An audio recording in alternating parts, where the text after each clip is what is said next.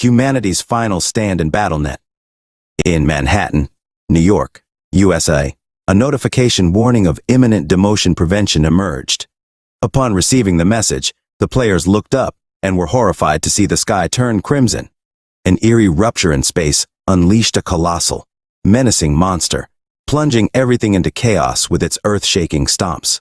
The players felt overwhelmed by its immense pressure, realizing that defeating this behemoth was necessary for humanity's survival. Its deafening roar trembled them, but they knew they couldn't surrender and maintained their formation, pressing forward against the looming threat with the fate of the world hanging in the balance. The tragic chain of events traces back to 2010, when Battle.net began as a competition between nations.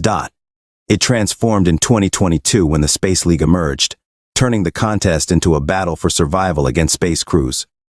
As losses mounted, only 10 nations survived. By 2023, the attacking behemoth was one of these formidable opponents, and humanity barely survived its onslaught until a mysterious man appeared. With disdainful eyes, he faced the behemoth and even withstood its powerful attack, ultimately delivering a devastating punch that shattered the surroundings. The players trapped in the area praised themselves for surviving the impact. To their astonishment, the mysterious man single-handedly vanquished the behemoth, signifying the triumph of the US divisions. Witnessing this, they pondered whether this was truly the power of martial artist Saint Xiangjian, the 7th-ranked player worldwide, as Baron Williams, the top-ranked player and guild master of Xiangjihan, commended their country's victory. A priestess approached Xiangjihan, undeterred by the players trying to stop her, while Baron marveled at the behemoth's power and the man's ability to defeat it. The priestess cast her regeneration skill on Jane's arm, warning of the pain due to the behemoth's evil energy.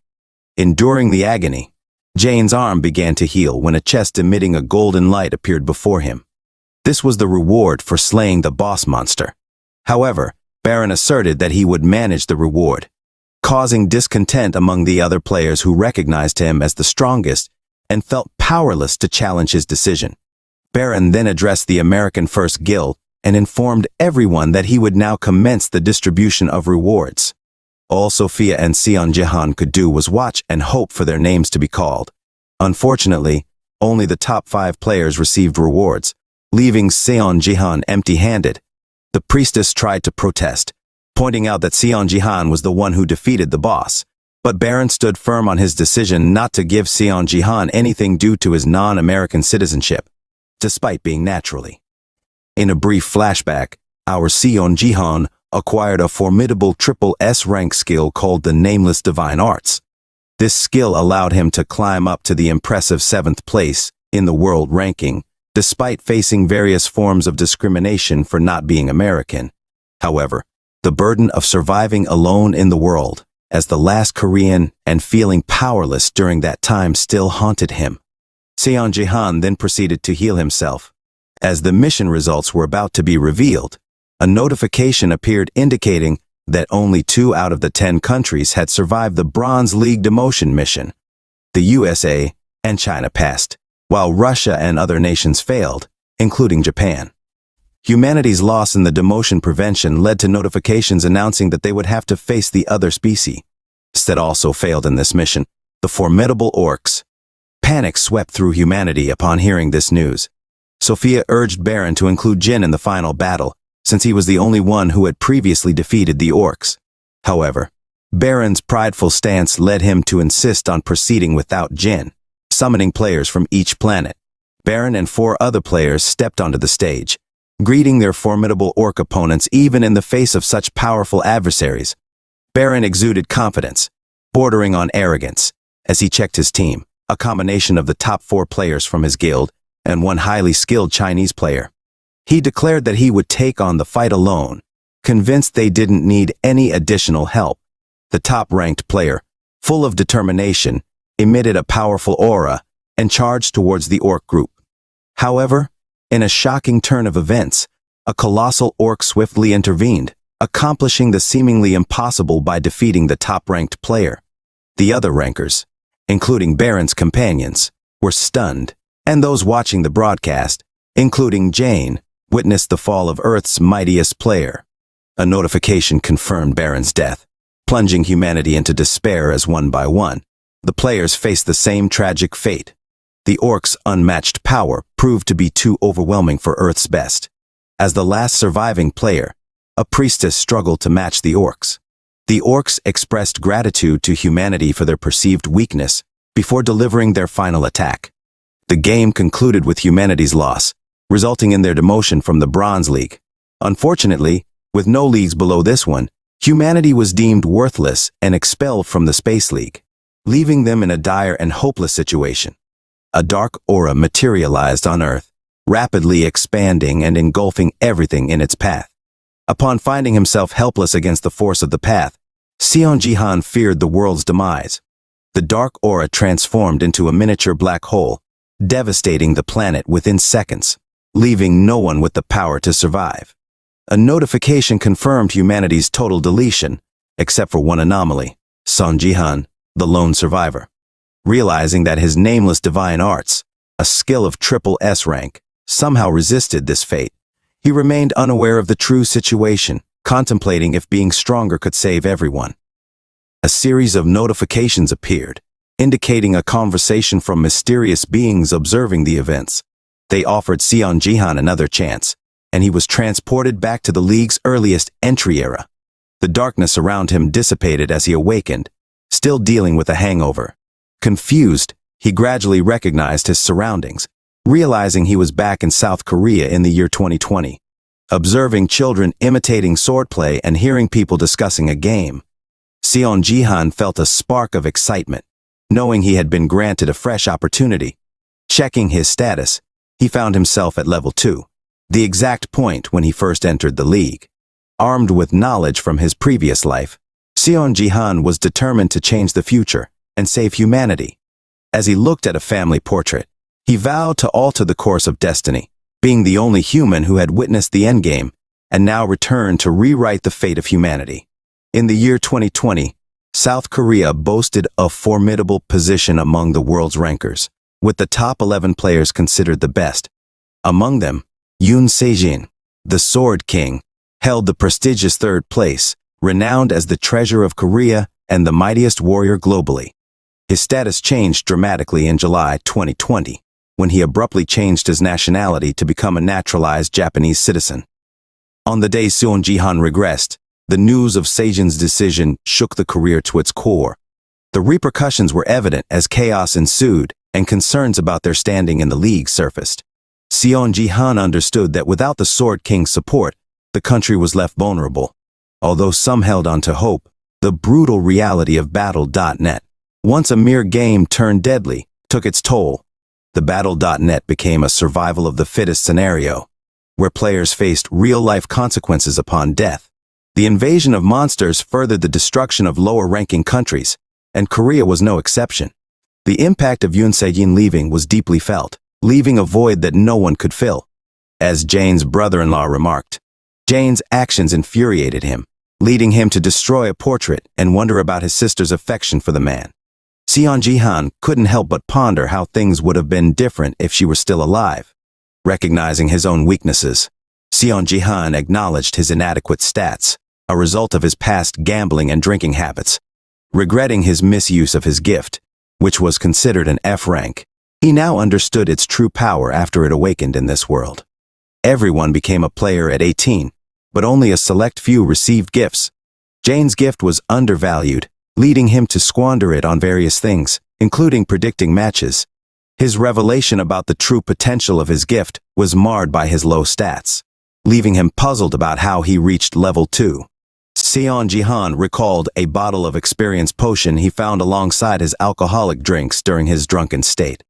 Realizing that he might have consumed the potion, he also discovered mysterious 100,000 achievement points, the source of which baffled him among his possessions. He found an X-type achievement points exchange coupon, a reward he received as the last survivor in the previous challenge. Thoroughly impressed, Seon Ji-han concluded that this opportunity was tailor-made for him, prompting him to utilize the coupon. Subsequently, the system informed him that he'd unlocked an achievement store displaying the current items available for purchase. Seon Ji-han felt enticed to enhance his choices considering the lack of usefulness in the current selection. Consequently, he upgraded the store to level 2, but even then, it didn't offer any practical items. Despite this, he proceeded to elevate it to level 3, but luck wasn't on his side. The upgrades came at a cost, and the subsequent ones were even more expensive. Seon Ji-han deliberated between gambling or purchasing the available items, but his inherent gambling nature led him to upgrade the store. That decision proved fruitful when he discovered the urgent restoration skill, allowing him to repair faulty items to perfection. The moment he struck the jackpot, excitement washed over him. Seon Ji-han then accessed the room using his fingerprint, recognized as a family member, which belonged to Yoon Se-jing. He marveled at the advanced technology in the room and used his access to open the inventory of the Battle.net connector. His target was Dongfang's shoes broken, brush and a rank item. But with the help of the urgent restoration skill, it transformed into a double S rank item, revealing its link to the martial god as he held it. The item reacted, and soon after he received a notification about the tutorial for the Bronze League. Realizing that time was limited, he quickly checked his status window and utilized the brush to combine his basic stats, a process that made him the 7th ranked player in the world and earned him the title of Marshal. He repeated this process to gain the martial power, once again, a power that awakened him in the first place. His base stats merged into one, but the timer was running out. Just as it reached 0, he logged into the Battle.net League, where survival was his primary mission. The Coliseum housed 100 players and monsters, and the game ended when half of them were eliminated. Seon Ji-han found himself amidst players with higher levels, causing him to panic momentarily. However, checking his status window confirmed that his awakening was complete, granting him a unique stat and 10,000 achievement points. Although Seon Ji-han was delighted to possess this unique stat, the system warned him that logging in without a battle connector meant experiencing 100% of the in-game pain. He recalled this pay-to-win feature, with only the wealthy enjoying pain reduction. Yoon Se-jing, with his advanced technology, managed to minimize the pain by 99%. Seon Ji-han decided to use the connector later, once he gained access to Se-jing's room. Additionally, the system assigned him a limited quest, achieving the top spot in the tutorial, promising 1,000 achievement points as a reward. This feat would undoubtedly be easier now with his newfound martial power. Shortly after the game commenced, a player sneaked up behind Seon Ji-han, ready to attack, but his strike was halted by 2 fingers. This reminded Seon Ji-han of the thrill he found in killing other players in this game. Guilds also existed, organizations that trained and managed players. The global excitement over Battle.net led to a focused effort in nurturing players worldwide. Similarly, in South Korea, well-known companies made aggressive investments to swiftly establish large guilds. The Bronze League that Seon Ji-han found himself in served as one of the grounds for these guilds, where they kept an eye out for potential players moments before the game began. A side character assessed the other players. He acknowledged that the Gangnam League was a formidable challenge, but he wouldn't let his nervousness overpower him. The side character named Do Hook considered himself the luckiest in the arena, being part of the Divergent Guild managed by the Divergent Group. This guild was renowned for handling numerous rising star players. Moreover, Do Hooju had received a gift named Agility, granting him a significant plus 25 stat boost in agility. This gift bolstered his confidence as it was a rare and exceptional ability bestowed upon only a few players. As the game commenced, Do Hooju scanned his opponents, keeping an eye out for potential adversaries. Some players from prominent guilds were equipped with high-rank items, but what truly captured his attention was Seon Ji-han, who appeared to have no equipment on him. To Do Hooju's disbelief, realizing it was a golden opportunity, he saw Seon Ji-han as an easy target for a swift kill. Do Hooju lunged towards Seon Ji-han, but to his astonishment, Seon Ji-han effortlessly intercepted the attack with just 2 fingers.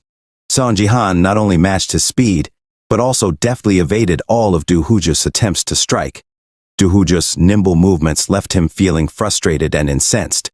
Despite Do Hooju's confidence in the Bronze League, thanks to his gift, he couldn't match Seon Ji-han's exceptional abilities. Ultimately, Seon Ji-han vanquished Do Hooju with a single swift strike, leaving him swearing vengeance for their next encounter. Seon Jihan earned 100 achievement points for securing the first kill in this mission, and as a consequence, his defeated opponent's weapon disappeared after the intense encounter with Doohooju. Seon Jihan assessed his surroundings to locate his next opponent and strengthen his position in the game.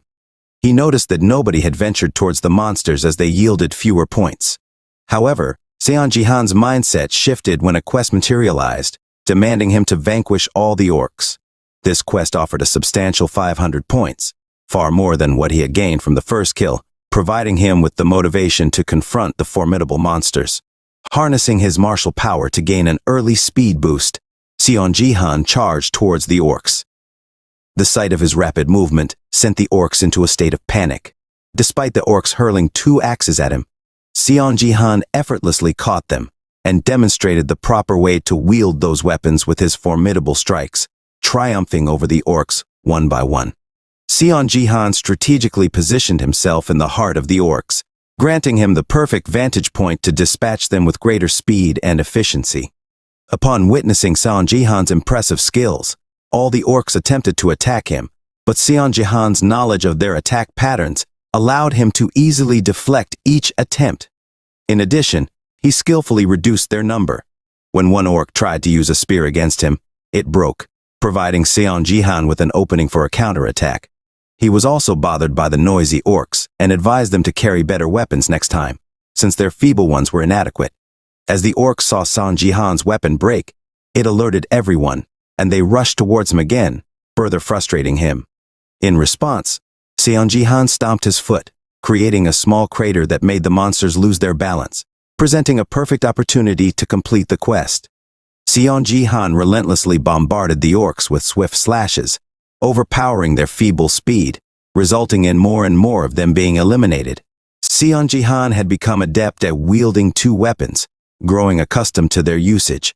He threw a spear towards the remaining orcs, and it effortlessly penetrated through, leaving only one orc standing. He realized that their current opponent was not human. Considering Seon Jihan a monster, he ended the battle with one final slash. The quest was completed, rewarding Seon Jihan with an additional 500 points and the mid-game level up, an unusual occurrence since experience points were usually calculated at the game's end. Without questioning the anomaly, Seon Jihan checked his status window to find a stat to allocate his points to, and he noticed the martial power stat, a combination of strength, agility, and stamina that doubled the effect of the basic stats. Reaching 30 stat points in martial power would grant him access to the nameless divine arts. Again, he decided to invest his points in martial power, though he found it confusing how it could be increased so easily. Now, in the past, becoming a well-rounded warrior with battle experience and training was required to raise this stat. Nonetheless, he welcomed the progress. However, his thoughts were interrupted when an archer launched an arrow at him. Seon Jihan effortlessly dodged it, and he noticed that the arrow came from 2 players who seemed impressed by his evasion. The duo then decided to swiftly finish the battle. Seon Jihan suspected they may have teamed up, though the game allowed for players to form teams in this PvP-style map. Moreover, they belonged to the prestigious Turtle Guild, one of the top 10 guilds in Korea. The game system notified all players that only 60 players remained, signaling the game's imminent end. Seon Jihan realized that if he could dodge their attacks, he had a good chance of surviving. However, he observed that the 2 players were disregarding him, with the warrior even trying to rise up the archer. Consulting the scoreboard, Seon Jihan saw that he currently had 6 kills and maintained the top spot, but he wanted to ensure he secured that position. An idea struck Seon Jihan when the archer attempted to reload her bow while mocking him, but he swiftly struck her down. The warrior was left alone, filled with fear and anger after witnessing the ease with which Seon Jihan defeated his companion. Seon Jihan approached the warrior, and despite the warrior's boast about his durable equipment, Seon Jihan repeatedly struck the same spot, eventually destroying the armor. Seon Jihan felt annoyed as these players continued to flirt around, unaware of what was to come. Suddenly, a loud scream echoed within the Colosseum. Meanwhile, Leon, the 3rd division head of the Divergent Guild, and her bodyguard, Lingam, were watching a recording of the game on their screens. Lee Han was surprised by the development she witnessed and engaged in a conversation with her bodyguard. She expressed relief that game, likely a teammate, didn't face the strange player Seon Ji-han. The final scoreboard showed that Seon Ji-han had 6 kills, while Game had 4, which irritated her as her boss had believed she would lose against Jan. However, Hyan, likely Game's boss, reassured her and confidently stated that she could defeat Jan. The two of them planned to fight Seon Ji-han to gather more information about his fighting style. Game continued watching how Ji-han defeated high-level players from the Turtle Guild and felt a sense of familiarity with Jane's demeanor. Lin Gang, a talented player from the Divergent Guild, possessed a powerful talent that surpassed normal players. She was known for having an S-rank gift and being among the top players in the guild. In the previous Bronze League, she was expected to secure the first place, but her ranking was overtaken when Seon Ji-han appeared. This mysterious level 2 player now held the top spot, leaving everyone curious about their true identity. Meanwhile, inside a tall building, Seon Ji-han checked the scoreboard to confirm his ranking. His first place position granted him a 50% experience boost, raising his level to 6. Seon Ji-han felt delighted with the multiple level-ups, enjoying the benefits of being a rookie player. With the points gained from leveling up, he allocated all points to martial power, increasing its stat from 6 to 9. Additionally, he received a new nickname, Tutorial Conqueror, which provided a 1 to all attributes and a 20% experience boost in the Bronze League. Although the boost was primarily advantageous in the early game, Seon Ji-han still appreciated the benefits. With 10 martial power points, Seon Ji-han realized he could dominate the Bronze League. To promote to the Silver League, players needed to be level 25 and above. While reviewing his status window, Seon Ji-han made an important discovery. He had the opportunity for class advancement, a critical phase in a player's journey that unlocked new classes. These included Archer, Mage, Support, and Warrior classes. Seon Ji-han chose the Warrior class in his previous life, making him more inclined to master it. However, he could still obtain another class by purchasing it in the achievement store, allowing him to learn 2 classes. Eager to explore this game-breaking chance, Seon Ji-han decided to choose a different class this time.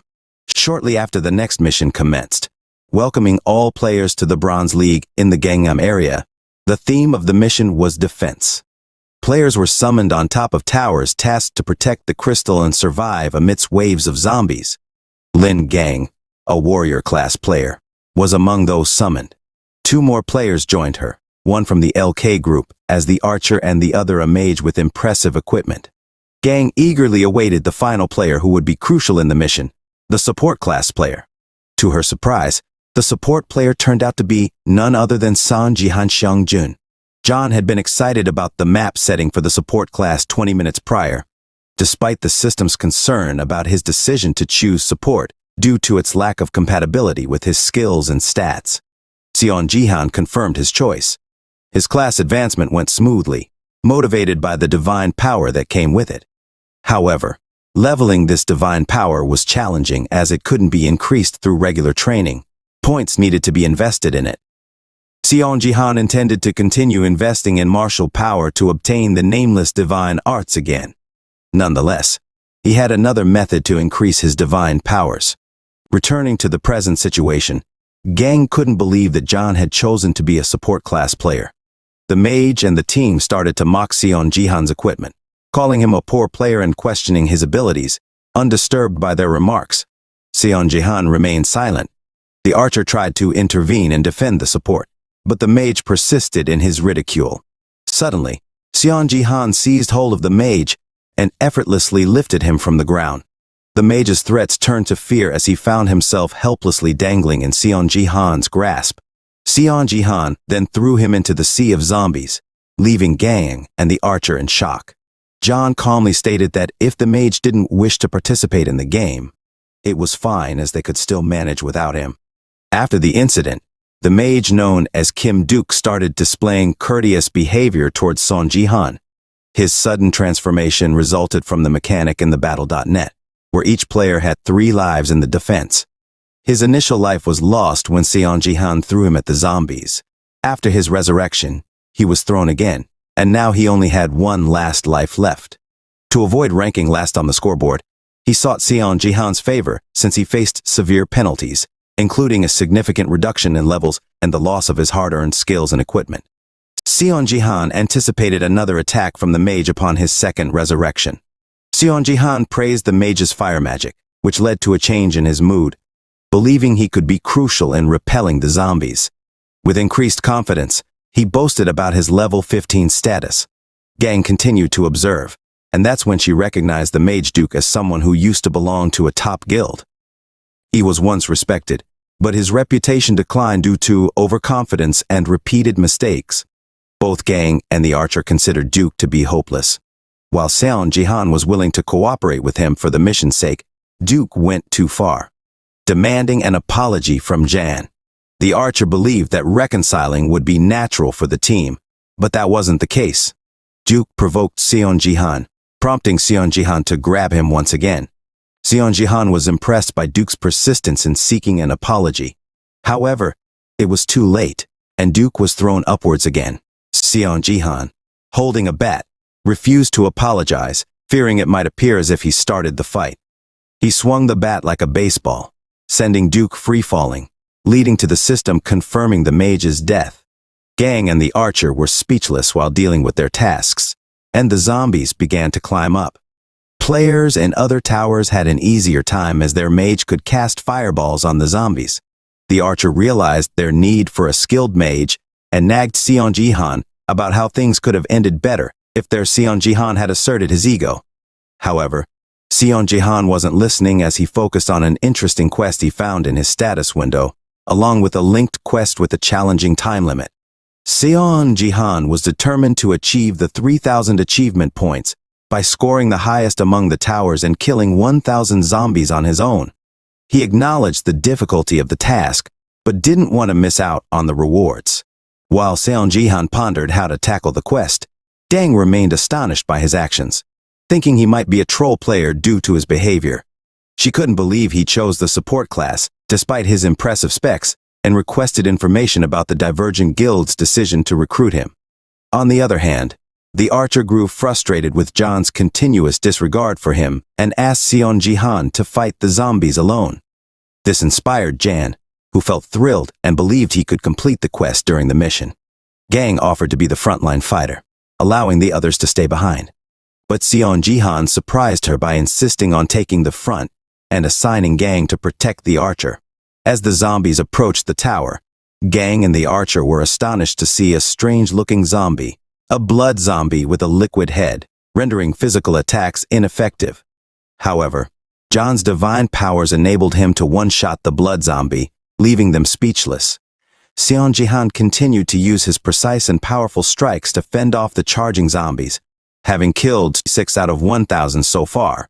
Unsure if he could complete the linked quest, Seon Jihan continued to assault the zombies.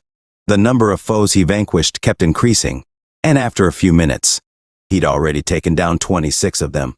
The only obstacle hindering him from defeating them all at once were the blood zombies, which required him to employ divine powers to deal with. Seon Jihan then made up his mind to eliminate these zombies in one go. Meanwhile, Gang and the archer were in awe as they observed Seon Jihan lead the mission. The archer was impressed, seeing Seon Jihan as a seasoned professional with a bright aura around him. Gang shared the same admiration, marveling at Jane's exceptional control. Seon Jihan had already eliminated 210 zombies and was steadily approaching his target. Seon Jihan also noticed an increase in the divine powers surrounding him as he raised this stat by 1 point. He was delighted to see that the method he knew for increasing divine powers worked. Divine items were a type of equipment scattered all over Earth, considered sacred objects that players used to sell at high prices, believing they held hidden secrets. However, with time, their value declined, and many players were unaware of their existence. John's perspective changed when he met Sophia, who revealed that these sacred items were effective in increasing divine powers. Sophia, who became one of the saints, would hold a divine item and pray for an extended period, significantly boosting her divine power stat. Some items required different methods, but they were still effective. John was amazed at how easy it was to increase this stat. Sophia managed to buy many of these items at low prices since they were unwanted by others. However, she informed Seon Ji-han that someone else knew about this method too. Seon Ji-han discovered that this person was none other than his sister Jeon Jaya, considered the best support player in South Korea, who fought alongside the Sword King before they both tragically passed away in the past. Among the divine objects she left behind was a steel pole that didn't have much divine power but was still useful. Seon Ji-han used it as his main weapon in this map, smashing skulls and absorbing its divine power. Gang couldn't help but be amazed by the skill and control displayed by this support player. The archer then informed Gang about a nearby tower that had failed the mission. As they watched the other player struggle, the archer was unaware that a zombie was approaching him. However, Gang's swordsmanship skills saved him from danger. Seon Ji-han turned his head toward Gang, recognizing her as the Plum Blossom Sword, a name he remembered from his past life. She was the interim Sword King but met a tragic end being killed by the original Sword King Yoon Se-jin. While Seon Ji-han was reminiscing about this information, Gang approached him and asked if she could also participate in defeating the zombies. She believed that it would be easier for them to reach the top spot with this approach. Seon Ji-han checked their current rank, finding they were in 5th place with 398 kills, with 397 of them done by Seon Ji-han. With only 1 hour and 28 minutes remaining, Seon Ji-han knew they had limited time. He was confident that Gang could handle it without his assistance, and since he was also aiming for the top spot, he agreed to let her join. He then plunged into the sea of zombies, leaving the defense to Gang. This decision surprised them both. But Seon Ji-han had a plan in mind. He intended to gather all the enemies and eliminate them in one powerful strike. After some time, the archer was astonished to see that they were the sole survivors of the mission, securing the top spot. Seon Ji-han felt relieved for completing the limited quest event, but he couldn't complete the linked quest, only managing to defeat 560 zombies, officially ending the game. Seon Ji-han received continuous praise and gratitude from the archer, but Seon Ji-han was lost in thought, contemplating trying the stage again when he became stronger. However, he wasn't certain if this quest would reappear in the future. Gang remained in shock, unable to believe that a support player with a much lower level had achieved such incredible results. She wondered if it was a bug, and watched as one of her teammates, the archer, logged out in Cloud 9 approaching. Gang expressed her admiration for his skills, and felt he would be a valuable asset to their guild. She asked for his number in a moment of excitement, only to realize her impulsive action later, and blushed, becoming flustered when Seon Ji-han tried to ask about it again. Realizing she was a member of the Divergent Guild, she apologized, mentioning that he couldn't remember his number at the moment. Seon Ji-han bid farewell and left. Gang felt embarrassed and thought she might have been rejected. Meanwhile, in the real world, Seon Ji-han walked home, unsure of his career number since he had spent recent years in America. He couldn't ask anyone for it as it would seem odd. He considered that he might have been on the verge of getting recruited by a guild, but he had no plans to join one.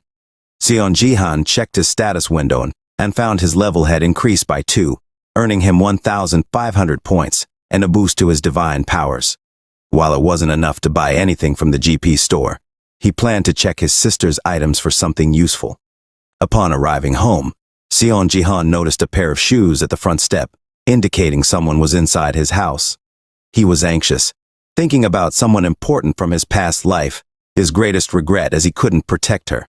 To his surprise, the lady inside was someone who cared for him in his past life. She had promised to protect him, but that promise was broken. Her presence reminded him of the time he lost his niece Nuncia, which brought him immense grief. However, seeing her alive and well in the present filled him with joy and nostalgia for her sweet smile. She turned 18 this year, and was the daughter of the Sword King and Johanna's sister. Asked if the group living in Cheju had already disbanded, Sia explained that she was the only one who ended it earlier than expected due to the overwhelming response towards her father's decision. Despite being abandoned by her father, she maintained a bright smile, which made her the most important person. Seon Ji-han felt annoyed hearing about his brother-in-law's actions and asked if he had contacted Si. Yoon said Jin had indeed contacted his daughter earlier, but something was wrong. He confessed that he had fallen in love with someone else and was required to leave everything in Korea to start a new life with her in Japan.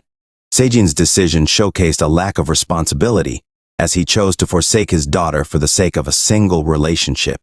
Johan's anger grew, but he couldn't express it in front of Sie.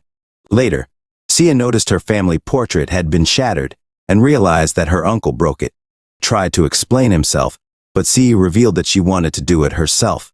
Seon-jihan understood that she had always contained her emotions, putting on a bright smile and laugh even during tough times like her mother's death and her father leaving. He realized she had been looking after him, but from now on, he vowed to protect her. Sie thanked her uncle and appreciated his support. At the Divergent Guild building, Dang felt embarrassed after her rejection, and her boss couldn't help but laugh at her story. Haein apologized for her laughter and expressed her frustration with what happened in the game. Dang asked for the man's number, but he refused, which hurt her confidence. She remarked that she wasn't as beautiful as Han, which worried her boss about the impact of the incident on her. Haein assured her that she was popular, and every man in the building wanted to ask her on a date. However, she advised Gang not to spread the news, as it might lead to unwanted attention. They both went to the lounge where Gang asked if they would still recruit Yan. Her boss revealed they had no other choice as the higher-ups were pressuring them to have Jihan in their guild. While they were having tea, Haein received a notification about a live broadcast she planned to watch, her favorite gambler's broadcast, even though she didn't know his identity. During the live stream, Hyun was surprised to see someone familiar. Her favorite gambler turned out to be Shang Jian. The significant revelation was that Seon-jihan announced he was the Sword King's brother-in-law, and viewers started to believe him as they saw him atop the Sword Palace. Seon-jihan asked Sie to step back to show more of his background to the viewers, further convincing them due to Sie being recognized as the Sword King's daughter. A viewer panicked as they noticed a powerful aura surrounding Jiang Jiang's feet, and he stomped the ground, creating massive cracks, even targeting the statue of the twin sword, a prominent Korean landmark. Despite the shock, Seon-jihan didn't seem to care about the consequences of his actions. He charged his fist towards the statue, and the viewers were curious about what would happen next. Eventually, Seon-jihan destroyed the twin sword statue, causing the number of viewers to skyrocket, reaching more than 1 million concurrent viewers. The system showered Seon-jihan with numerous notifications as he achieved milestones during this spectacle. Seon-jihan then turned to the camera and announced that he would begin talking about the naturalization, leaving the viewers eager to hear more. The platform he was using right now was called BattleTube, the streaming system of Battle.net, which possessed an unrivaled market share in the world. Since this was a part of Battle.net, all of the achievements here would also reflect the players. And since our Seon-jihan used the name of the Sword King on his title, he easily raked in all the rewards he could get. Seon-jihan just became an internet sensation in a matter of minutes. He also noticed the amount of dislike his stream got from what he did. Most of the people who were furious had this twin sword logo on their pictures, indicating their affiliation with the fervent and obsessed fan club of Yoon Sejin, known as the Sword King family, which tragically played a role in driving Sia to her untimely demise. These individuals started to defend the Sword King's decision, but as time passed by, their admiration turned into hatred. And since Sie was the only one related to the Sword King, they turned their attention towards her. Consequently, this sequence of events culminated in the tragic passing of Sie. Seon-jihan seethed with anger as he recollected the past, but his current mission was to alter the future and garner attention, whether positive or negative. Seon-jihan addressed the viewers, declaring that Yoon Sejin wouldn't return. With a solemn expression, he presented a recording revealing that the Sword King had abandoned his daughter for another woman. The revelation stunned the nation, leaving Haein, Dang, and the chat window in silence. After playing the recording, Seon-jihan checked his niece's expression, and Sia smiled, relieved that the whole country now knew the reason behind their abandonment. She then introduced herself as the Sword King's daughter and announced her decision to donate the Sword Palace to the government of Korea, refusing the inheritance. From someone who deserted his country and family, the building would be repurposed to nurture players in the country. 30 minutes prior, Sie was taken aback by the suggestion of donating the house. She even checked if her uncle was under the influence, but Seon-jihan couldn't provide an immediate answer. struggling to simplify things for his niece. In his past life, the people's rage against Sejin escalated, leading to the confiscation of all his assets by the Korean government. Leaving Sia with nowhere to go, Seon-jihan had no other way to explain to his niece that he already knew what would happen. Fortunately, Sia unexpectedly agreed, confusing Seon-jihan, as the suggestion seemed nonsensical. However, the lady revealed her trust in her uncle's decision. Impressed by this side of him she hadn't seen in a long time, Jang Seon-jihan was amazed at how much his niece had grown. Meanwhile, members of the Sword King family persisted in warning Si about Sejin, aiming to shield her from further harm. As for the final act, Seon-jihan took over the camera, discussing Sejin spontaneously, even though it wasn't part of the script. The statement that the Sword King was a has-been caught everyone's attention, indicating Sejin's loss of importance in the country. Seon-jihan personally addressed Sejin, mentioning his move to Japan due to his struggles in Korea, leaving viewers dumbfounded. Seon-jihan advised the Sword King to remain in Japan as he would eventually be the one to defeat him, sparking excitement about a Korea versus Japan match. When the stream ended at sunset, Si questioned if her uncle needed to go to such lengths, causing an uproar in both Korea and Japan. This development made her feel that her uncle had truly changed, appearing like a different person. Now, she wasn't surprised, considering his rebirth and regress state. During their conversation, the doorbell rang, leading to Si's panic, thinking people were coming after her uncle. But this guy knew that this was not the case. The one who rang the bell was someone who could help them earn a lot of money. Meanwhile, in Tokyo, Japan, Yoon Sejin was in a room hearing news about Japan and Korea. Shizuru, his new lover, woke up beside him, addressing him as Sejin. He told her he now goes by the name Yu Hei. She hugged him, affirming that to her, he remained Yoon Sejin, the #1 player of Korea, the Sword King. Shizuru expressed her affection and love for him, stating that his identity would never change. The two were surrounded by a peculiar aura, and it was evident that Shizuru desired the Sword King's Excalibur exclusively for herself. Seon-jihan swung open the door to greet him, and the individual before him was genuinely astounded by Seon-jihan's reaction upon their encounter. It almost seemed as if our Seon-jihan had anticipated the visitor's arrival, though Seon-jihan refuted this notion, asserting that it was only natural, especially considering the recent prominence of their family matter. The visitor in question held the position of department manager at the South Korean Battle.net branch, identified by the name Park Hyun-sik. In a previous chapter of their lives, the department had ceased its visits after the Sword King's departure from South Korea, leaving only this man as the steadfast guardian of. He displayed a genuine concern for their welfare, which had led him to re-enter their lives once again, extended a warm and inviting welcome, her gestures imbued with sincerity. As this newcomer crossed the threshold of their home, Seon-jihan's lips curled into a smile, recognizing that the stage had been meticulously prepared for the forthcoming events. Simultaneously, he harbored a desire to gather all that he needed for the upcoming journey. The discourse commenced, centering around the enigmatic figure known as the Sword. Manager Hansik relayed to Seon-jihan that the government had already conceded that Sejin would not return after his live stream. However, this admission was intended to remain undisclosed to the general public. Furthermore, Manager Hansik voiced concern about the impending clash between South Korea and Japan. Resonance Network Control was already privy to these developments, prompting Hansik to concisely convey his message. Seon-jihan was also aware of the government's desire for the two of them to reassume possession of the Sword Palace. They were advised to withhold their donation until the Sword King's situation had reached resolution. The enigmatic figure now pondered how Seon-jihan seemed to possess an understanding of his purpose. He marveled at the transformation of our Seon-jihan, who had previously been known for indulging in alcohol and gambling. Manager Hansik then divulged that the government's relinquishment of the Sword King's return wasn't a definitive abandonment. Instead, he proposed a different approach, opting for a contract-based agreement rather than a donation. This arrangement would involve a transfer of ownership to a third party, charged with the responsibility of managing an organization or business. The government's proposition was for Seon-jihan and Seer to serve as custodians of the Sword Palace until the Sword King's eventual return. Our Seon Jahan sought Yoon's confirmation of this proposal. Alongside this proposition, Yoon-sik presented contractual documents to formalize the agreement.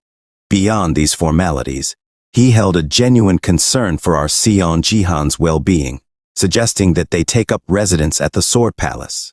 He meticulously detailed the clauses within the contracts, ensuring their mutual benefit. Our Seon Jahan was duly impressed, recognizing the substantial efforts put forth by the government this time. Although they had been willing to relinquish the Sword Palace immediately, this setup ultimately better suited their circumstances. In a display of concurrence, Seon Jahan voiced his agreement with all the terms, yet he apprised manager Hansik of one final requirement. Tia found herself bewildered, unaware of her uncle's impending revelation. Simultaneously, a notification sprang to life, announcing that a player by the moniker of Golden Light had commenced a live stream. Those who had arrived early to the chat were abuzz with excitement upon witnessing this spectacle. The reason for their delight was evident, as this player was perched atop the head of the Colosseum statue, an audacious feat that amused the audience. The player in question was none other than Golden Light, who greeted his viewers with a radiant smile and a captivating aura. He announced that the day's stream would unfold within the blood and dusty Colosseum. Making a grand entrance, he strolled into the arena, reintroducing himself as the streamer Golden Light. A viewer even made a generous donation of 100 GPs, urging the streamer to impart valuable lessons to the bronze level. This gesture evoked a gasp from Golden Light. However, the players surrounding him reacted with disdain, having long recognized his infamous persona. This player was widely known for his handsome appearance and cheerful demeanor, but his most distinct characteristic was his penchant for trolling. Despite being originally classified as a Gold League player, he deliberately demoted himself to the Bronze League to target less experienced players, referring to this strategy as deep-sea traveling, an approach that demonstrated his indifference to the game itself as long as he derived amusement. Golden Light had earned a reputation as the epitome of trolling. Despite his stats and equipment still being on par with Gold League players, he effortlessly dominated the Bronze League competitors. Consequently, he had become synonymous with recklessness. After a while, he decided to shift the mood of his stream, revealing his intention to search for his first in-game residence. While undertaking this task, his attention was snagged by the sight of Seon Jihan. Our Seon Jihan stood there in sweatpants, clutching a peculiar weapon, addressing him directly. Golden Light perceived an opportunity to incorporate Seon Jihan into his content for the day. Swiftly approaching him, he inquired about the Sword King, hoping to glean information. Meanwhile, Seon Jihan found Golden Light's constant chatter irksome, deeming the streamer quite noisy. Observing this stream also sparked an idea, prompting him to open his status window. Golden Light humorously informed his audience that he was being brushed aside by Jen. Yet our Seon Jihan remained engrossed in his own activities. Seon Jihan's own live stream had commenced, causing viewers to divert their attention from Golden Light's stream to his. This turn of events set off panic within Golden Light, who believed he had inadvertently granted Seon Jihan free publicity. He desperately needed viewers to focus on his own content rather than Jan's. However, his concern was momentarily overshadowed by a new notification that captured his focus. A mission had been assigned to him to eliminate Seon Jihan within the Game League, ensuring he ended up in last place. The reward was a staggering 2,000 GP. Golden Light soon noticed the icons associated with the Sword family, recognizing them as the orchestrators of this mission. More and more members of the Sword family joined his stream, collectively increasing the bounty reward. While Golden Light was aware of the Sword family's grievances with Seon Jihan, the extent of their vendetta surprised him. The bounty reward continued to escalate, sparking trepidation within Golden Light as the GP tally steadily climbed. Eventually, the bounty reached a remarkable 31,978 GPs. Suppressing his excitement, he yearned for it to reach the coveted 50,000 GP mark. However, his anticipation was abruptly cut short as the system announced the initiation of the game. The final bounty settled at 42,713 GP. In a sudden outburst among the Colosseum's participants, Golden Light voiced his frustration. his disappointment evident as he desired the reward to hit 50,000 GP. One member of the Sword family pledged to donate an additional 10,000 GP should Golden Light succeed in his mission. This promise fueled his determination, prompting a swift change in his demeanor. With renewed determination, Golden Light began channeling his skill. A radiant glow enveloped his form as he prepared to engage Yan. His chosen move charge enabled him to dash forward at remarkable speed. Closing the distance rapidly, he grinned with anticipation, convinced that he was on the brink of securing easy money. However, his assault was thwarted as Seon Jihan expertly countered the impact of their exchange. Evident, Golden Light found himself bewildered by the pain in his hand, realizing that Seon Jihan had wielded a mere cooking set, a club-grade item.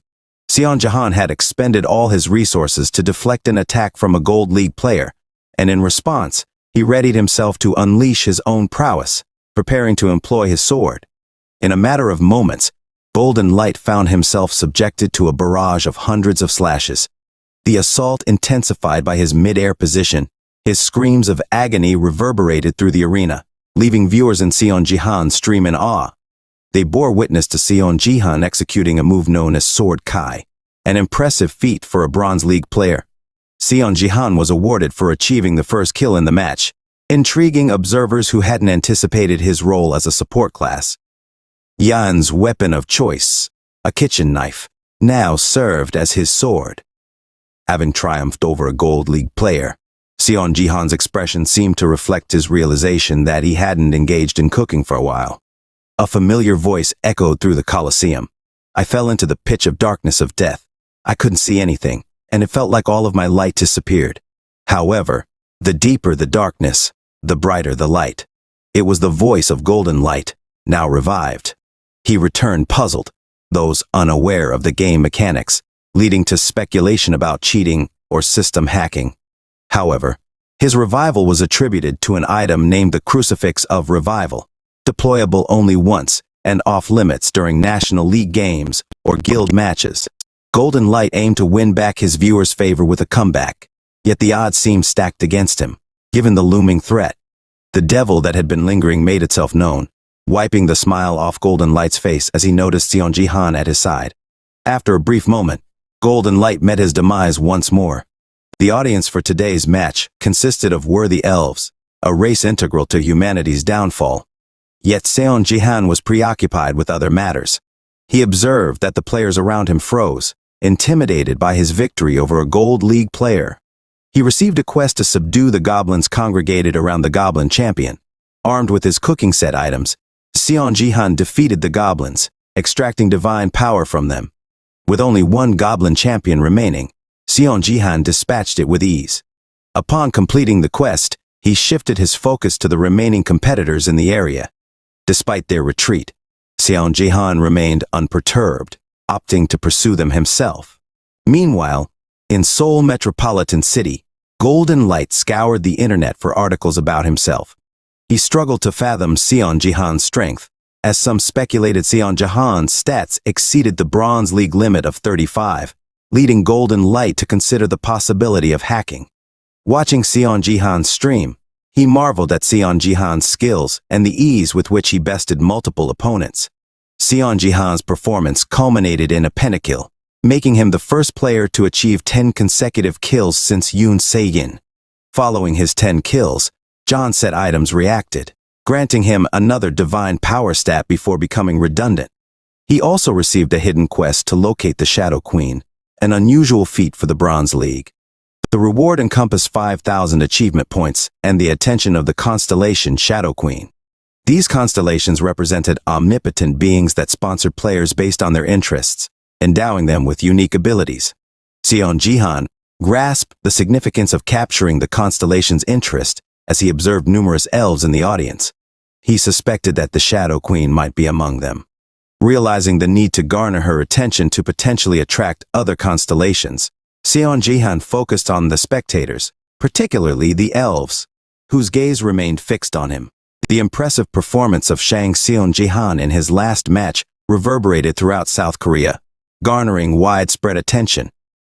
News outlets showcased his exceptional achievements, emphasizing his distinction as the first player to accomplish such feats since the Sword King. His BattleTube channel witnessed a surge, gaining 10,000 subscribers and an impressive 4,000 simultaneous viewers. Some members of the Sword family also extended their support. This group's attention shifted towards Golden Light, who had faltered in their previous mission, prompting their interest. Golden Light couldn't help but notice the repercussions of his defeat on his reputation and was driven to salvage his standing. He contemplated becoming a fan of Shang Jian to improve his image, even aspiring to become Jihan's editor. Meanwhile, back at the Sword Palace, C saw her uncle again, and she was now asking him when he got that strong. This question got Seon Jihan's attention. Dad told her uncle that she really felt bad for those who got defeated by Jan, but he just shrugged, saying that the competition world was cold and cruel. She also mentioned the people who wanted to donate some GP towards Jan. This guy forgot to set this feature beforehand. She also mentioned it to her uncle, suggesting that he should also set a minimum donation for his stream. Seon Jihan then thought of raising it to a minimum of 10,000 GP. This amount nearly equates to 10 million and won. Sia was shocked as this amount was just too much. But along with this thought, Seon Jihan was still thinking about the epic quest he got. He really needs to find the Shadow Queen, and based on his last battle, he still had no idea how to locate her. His brainstorming was then cut off by C. She asked her uncle if he needed some help for something. This lady knew the face of her uncle, and things weren't going his way. Seon Jihan smiled as he remembered her sister. She also used to have this trait. But since his niece has offered help, he gladly accepted it. Seon Jihan then started to explain the epic quest to C. He told her that he needed to find some clue about this Shadow Queen, and the only thing he knew was this person was among the audience. Sia was really determined to help her uncle, and she had this bright aura around her. Following this interaction, Seon Jihan retreated to his room to consider involving his niece in his quest further. As he contemplated the idea, he experienced a mix of pride and uncertainty. With a renewed focus, Seon Jihan tackled more pressing matters. He accessed his status window, attending to one of his priorities, the second class allowed by the system. Having previously bought an extra class slot for 10,000 GP, Seon Jihan faced the choice of 3 classes, opting for the mage class. A dark aura enveloped him, marking the initiation of his new class. A distinct power flowed from within, different from divine power.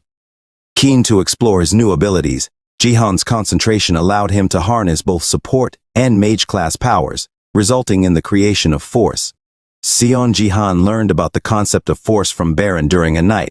When his guild leader was intoxicated, Baron revealed the secret behind his potent skill and discussed force, a stat attained by combining divine power and mana seamlessly. Despite Baron's usually brash demeanor, he casually shared this information, knowing that he was unique in having 2 classes. This secret, hidden in Jihan's past life, represented the pinnacle of human power and was deemed a triple S-class gift. Seon Jihan's curiosity was piqued, leading him to inquire further about force. He discovered that achieving it required both divine power and mana to be at level 10 or above. Seon Jihan appreciated Baron's arrogance for sharing this knowledge, as it enabled him to harness the same power that dominated the realm. However, he soon realized that comprehending the requirements wasn't enough. Using this power proved challenging. Jihan persevered, endeavoring to fuse divine power and mana. While he struggled, he was resolute in his commitment to use this power to save Earth. Recognizing that he was the sole individual capable of doing so, despite his determination, he struggled to control the newly acquired power, likening it to his previous experience with creating a race he couldn't manage. After moments of intense focus, the force within him calmed, leading Seon Jihan to believe he had succeeded. However, the gathered energy suddenly erupted, wreaking havoc and causing severe pain. Undeterred, Seon Jihan resumed his efforts, recognizing that strength alone wasn't sufficient to master this power. He contemplated whether he needed more mana for his attempts, considering that his mana had depleted during the process.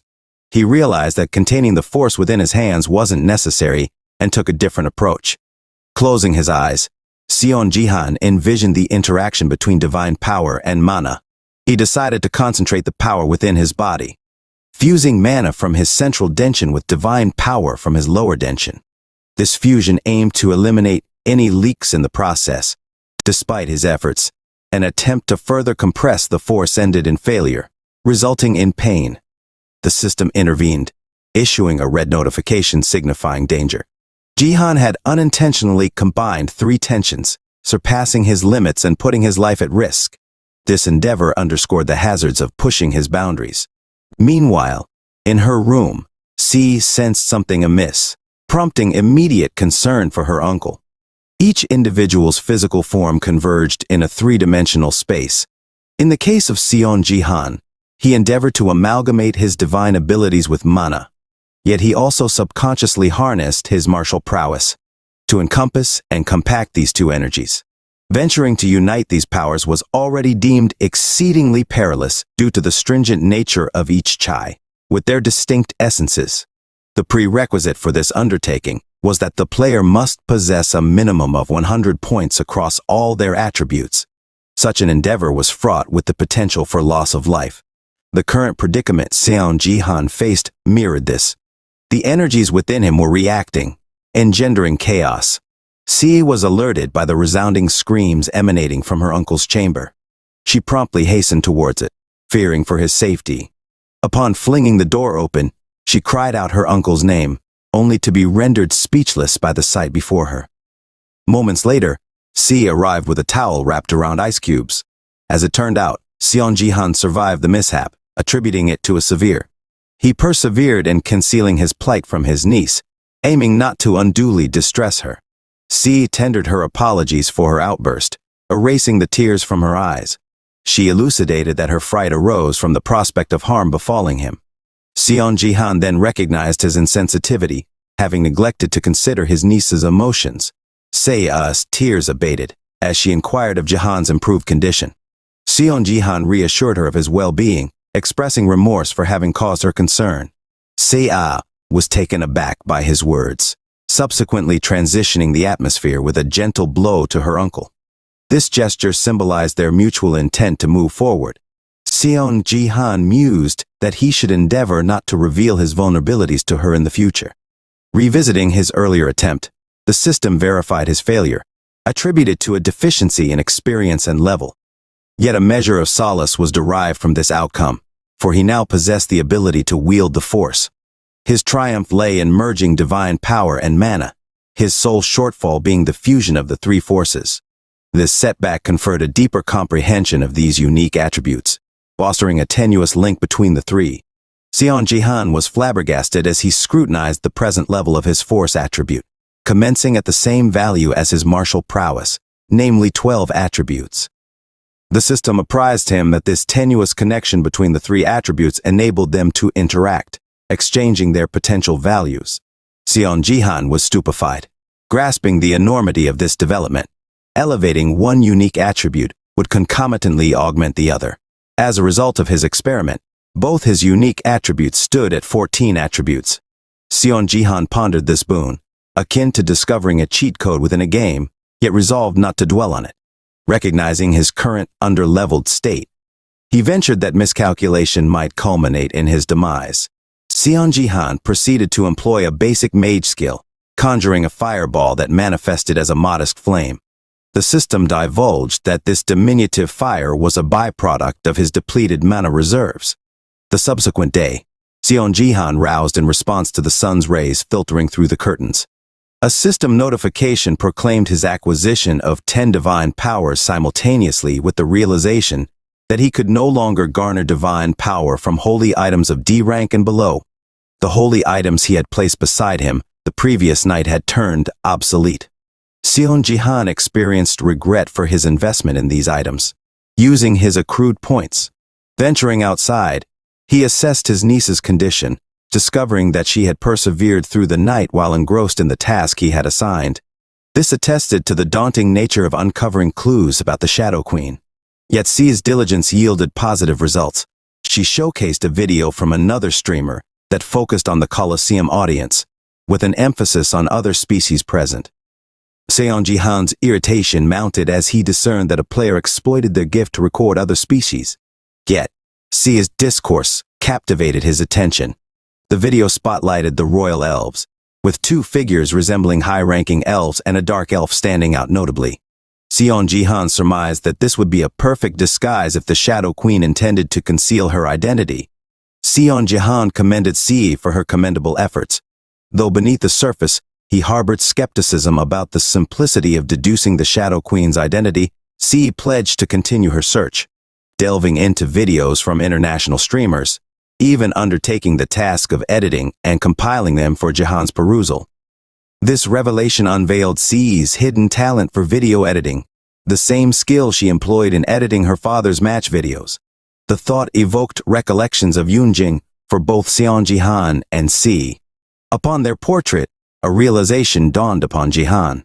He contemplated whether Sejin truly possessed the qualities to forsake his daughter for another woman. 2 days prior, this introspective moment coincided with a visit from manager Unset to their abode. The manager unveiled Shizuru's identity, disclosing her as Ito Shizuru, endowed with a triple S gift, termed a woman of matchless beauty. This ability bestowed upon her the power to induce adoration from the entirety of a single nation. Both Seon Ji-han and Seer were flabbergasted by this revelation. Seon Ji-han entertained the notion that Shizuru could have manipulated her gift to ensnare Sejin's affections, rendering him infatuated. This guarded secret was vigilantly shielded by the South Korean government, explaining their unwillingness to relinquish the Sword King. Manager Unset cautioned Ji-han, underscoring that Shizuru's influence was not limited to Sejin. Other rising players had altered their nationalities to Japan after encountering her, and with Seon Ji-han attracting attention, he could very well be her next target.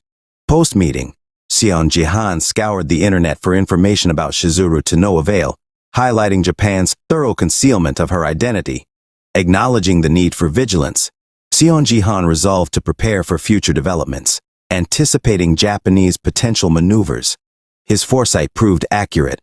As the Neo Self-Defense Force of Japan arrived in South Korea the following day, Si appeared resplendent in her elegant dress, prompting her uncle to hasten their departure as they risked being late.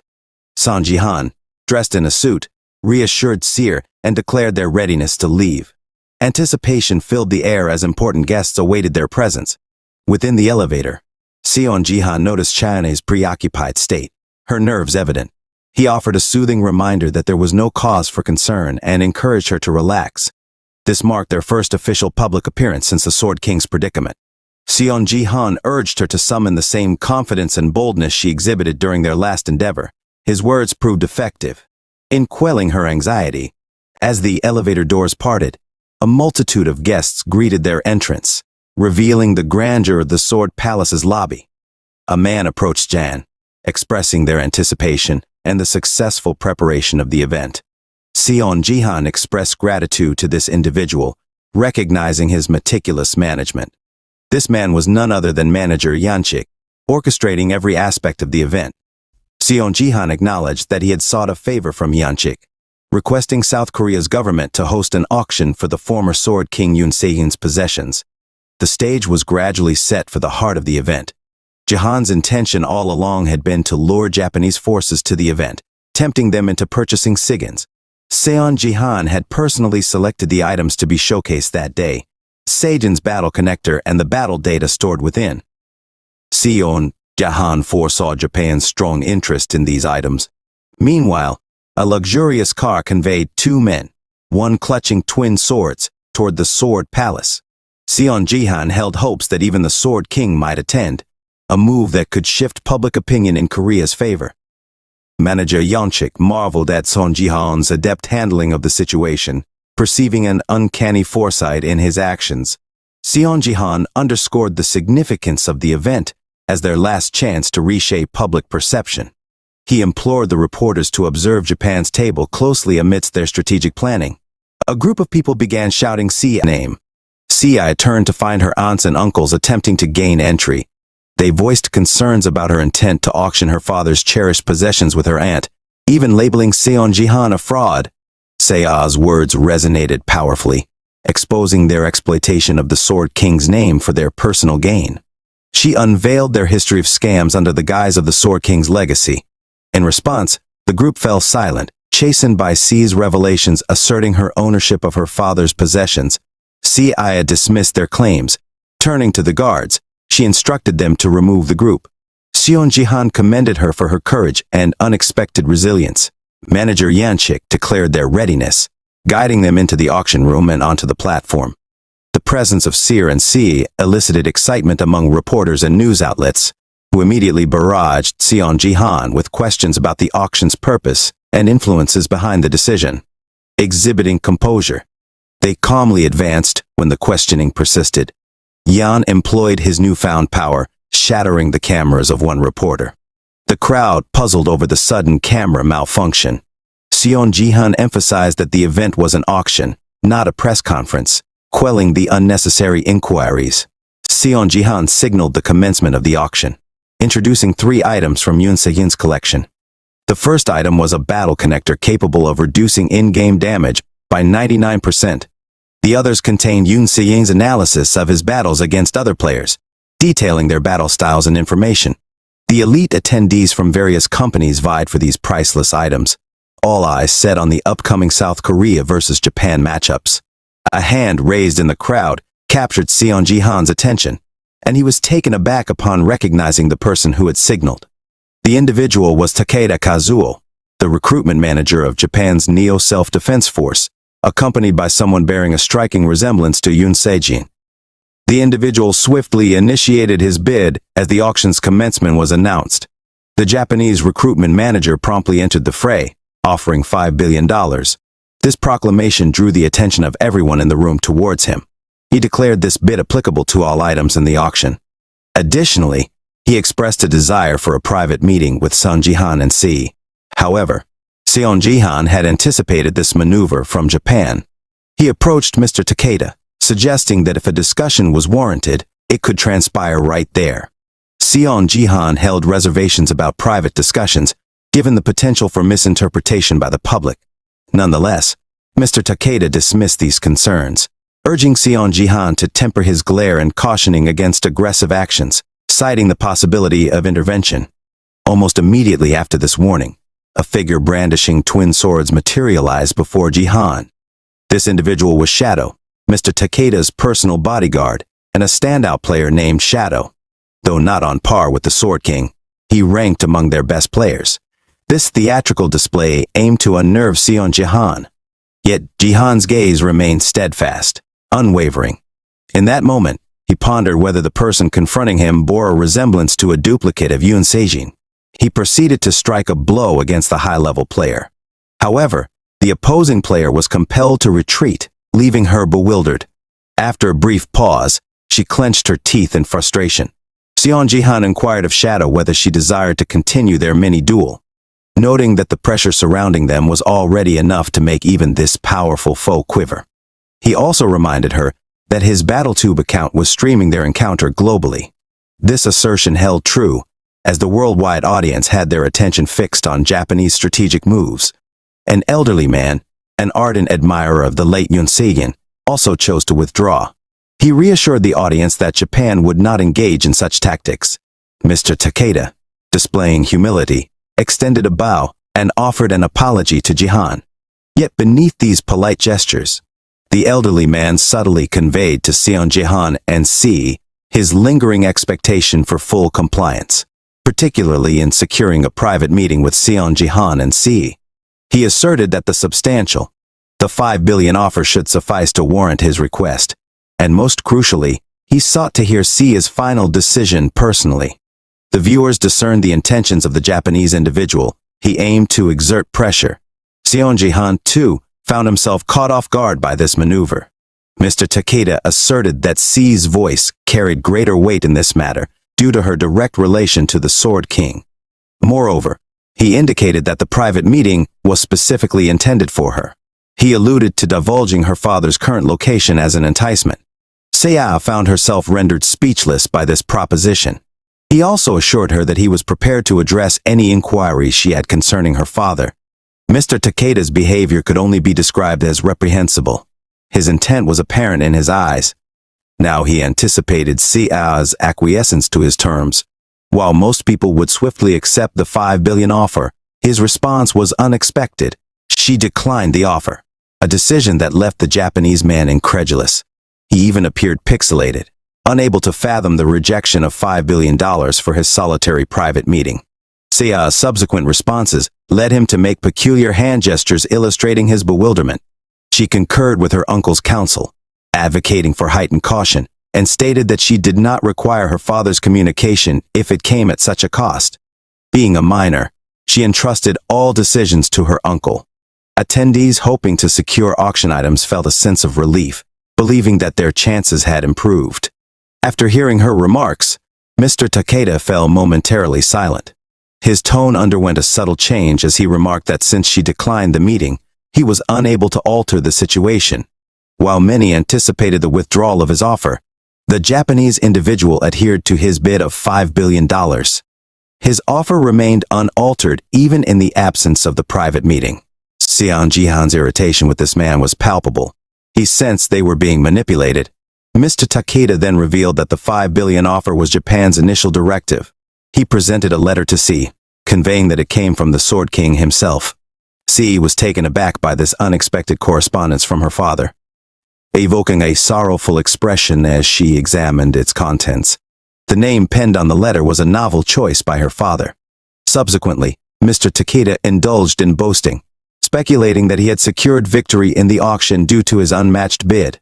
After several minutes of silence, Japan was declared the victor of the Sword King's items. Sion Jihan recollected this man's identity from a past life, recalling that the Neo Self-Defense Force had been banned in the USA. This individual displayed adeptness in recruiting players from different countries. Mr. Takeda, also known as Japanese Calamity, potentially had connections to the Triple S skill user, warranting wariness. Recognizing the discontent in the venue, Sion Jihan perceived the abrupt conclusion of this pivotal auction, suspecting premeditation. The prevailing mood shifted when C's voice pierced the air. All eyes converged on the platform center as she began reading aloud. It transpired that she was reciting the letter her father had given her. Addressing everyone present, the Sword King conveyed that this would be his final gift to her, advising judicious use. The letter also marked the cessation of their father-daughter relationship. A heavy silence enveloped the audience as they absorbed this revelation. Watching her tears welled in C's eyes, the authenticity of the letter was apparent to her, evident in her father's handwriting. In this moment, Sion Jihan found himself powerless to assist his niece. A conjecture that Japan had orchestrated this move, potentially influencing the Sword King through the enigmatic woman of great allure. Sion Jihan had first-hand knowledge of Seijin's character. He may not have been a perfect husband, but he was an exemplary father. Witnessing C tear the letter, he hoped that Mr. Takeda might convey a message from her father. She aimed to inform her father that she was relieved to sever their bond, despite her remorse for the mess she created. Sea's spirits lifted when Uncle Sion Jihan assured her it was acceptable. Employing a red orb, Rance collected the torn pieces of paper, assuring her he would handle it. Sion Jihan then closed his fists, incinerating the suspended paper fragments. Onlookers were agape, struggling to fathom that Jihan had harnessed mage skills.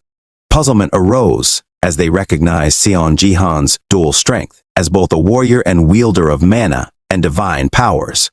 Mr. Takeda's attention was recaptured. His excitement was palpable, driven by his desire to recruit this remarkable individual. However, his reverie was interrupted as influential guild representatives offered their contact information to Sion Jihan to fervently enlist him in their ranks. Jan, taken aback, conveyed his lack of interest in joining a guild at the moment, directing his attention to C. He wanted her to go first as he was still dealing with these people, but she was not able to comply. She told her uncle that her head hurt so much. This scene was then followed by Sia falling on the ground. Sion Jihan was clearly shocked. He then immediately ran towards his niece. As Mr. Takeda attempted to approach, guards intervened, blocking his path. He shouted apologies to Jan, extending a business card for a future invitation. However, the card was unexpectedly torn into shreds by an unseen force summoned by Jihan. He conveyed that this was his response, firmly declining the offer. Viewers of the stream relished this turn of events, astonished that the leader of the fourth-ranked guild in the world had been rebuffed by a bronze player. Internally, Mr. Takeda remained quiet, his excitement still palpable. He recognized the genuine power possessed by Seon Ji-han, a display of an unknown force. To be sure, the business card hinted that Seon Ji-han had much more to unveil.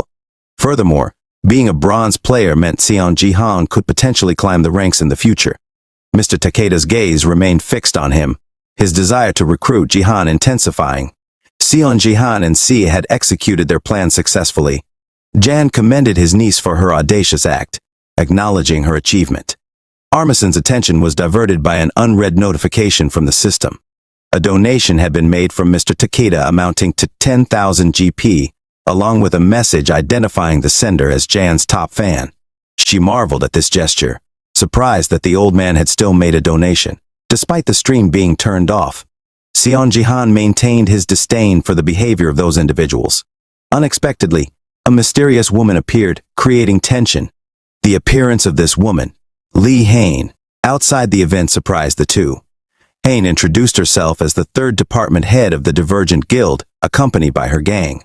She offered apologies for the abrupt meeting and expressed her strong desire to meet Seon Ji-han. Seon Ji-han inquired how she had managed to bypass the guest restrictions.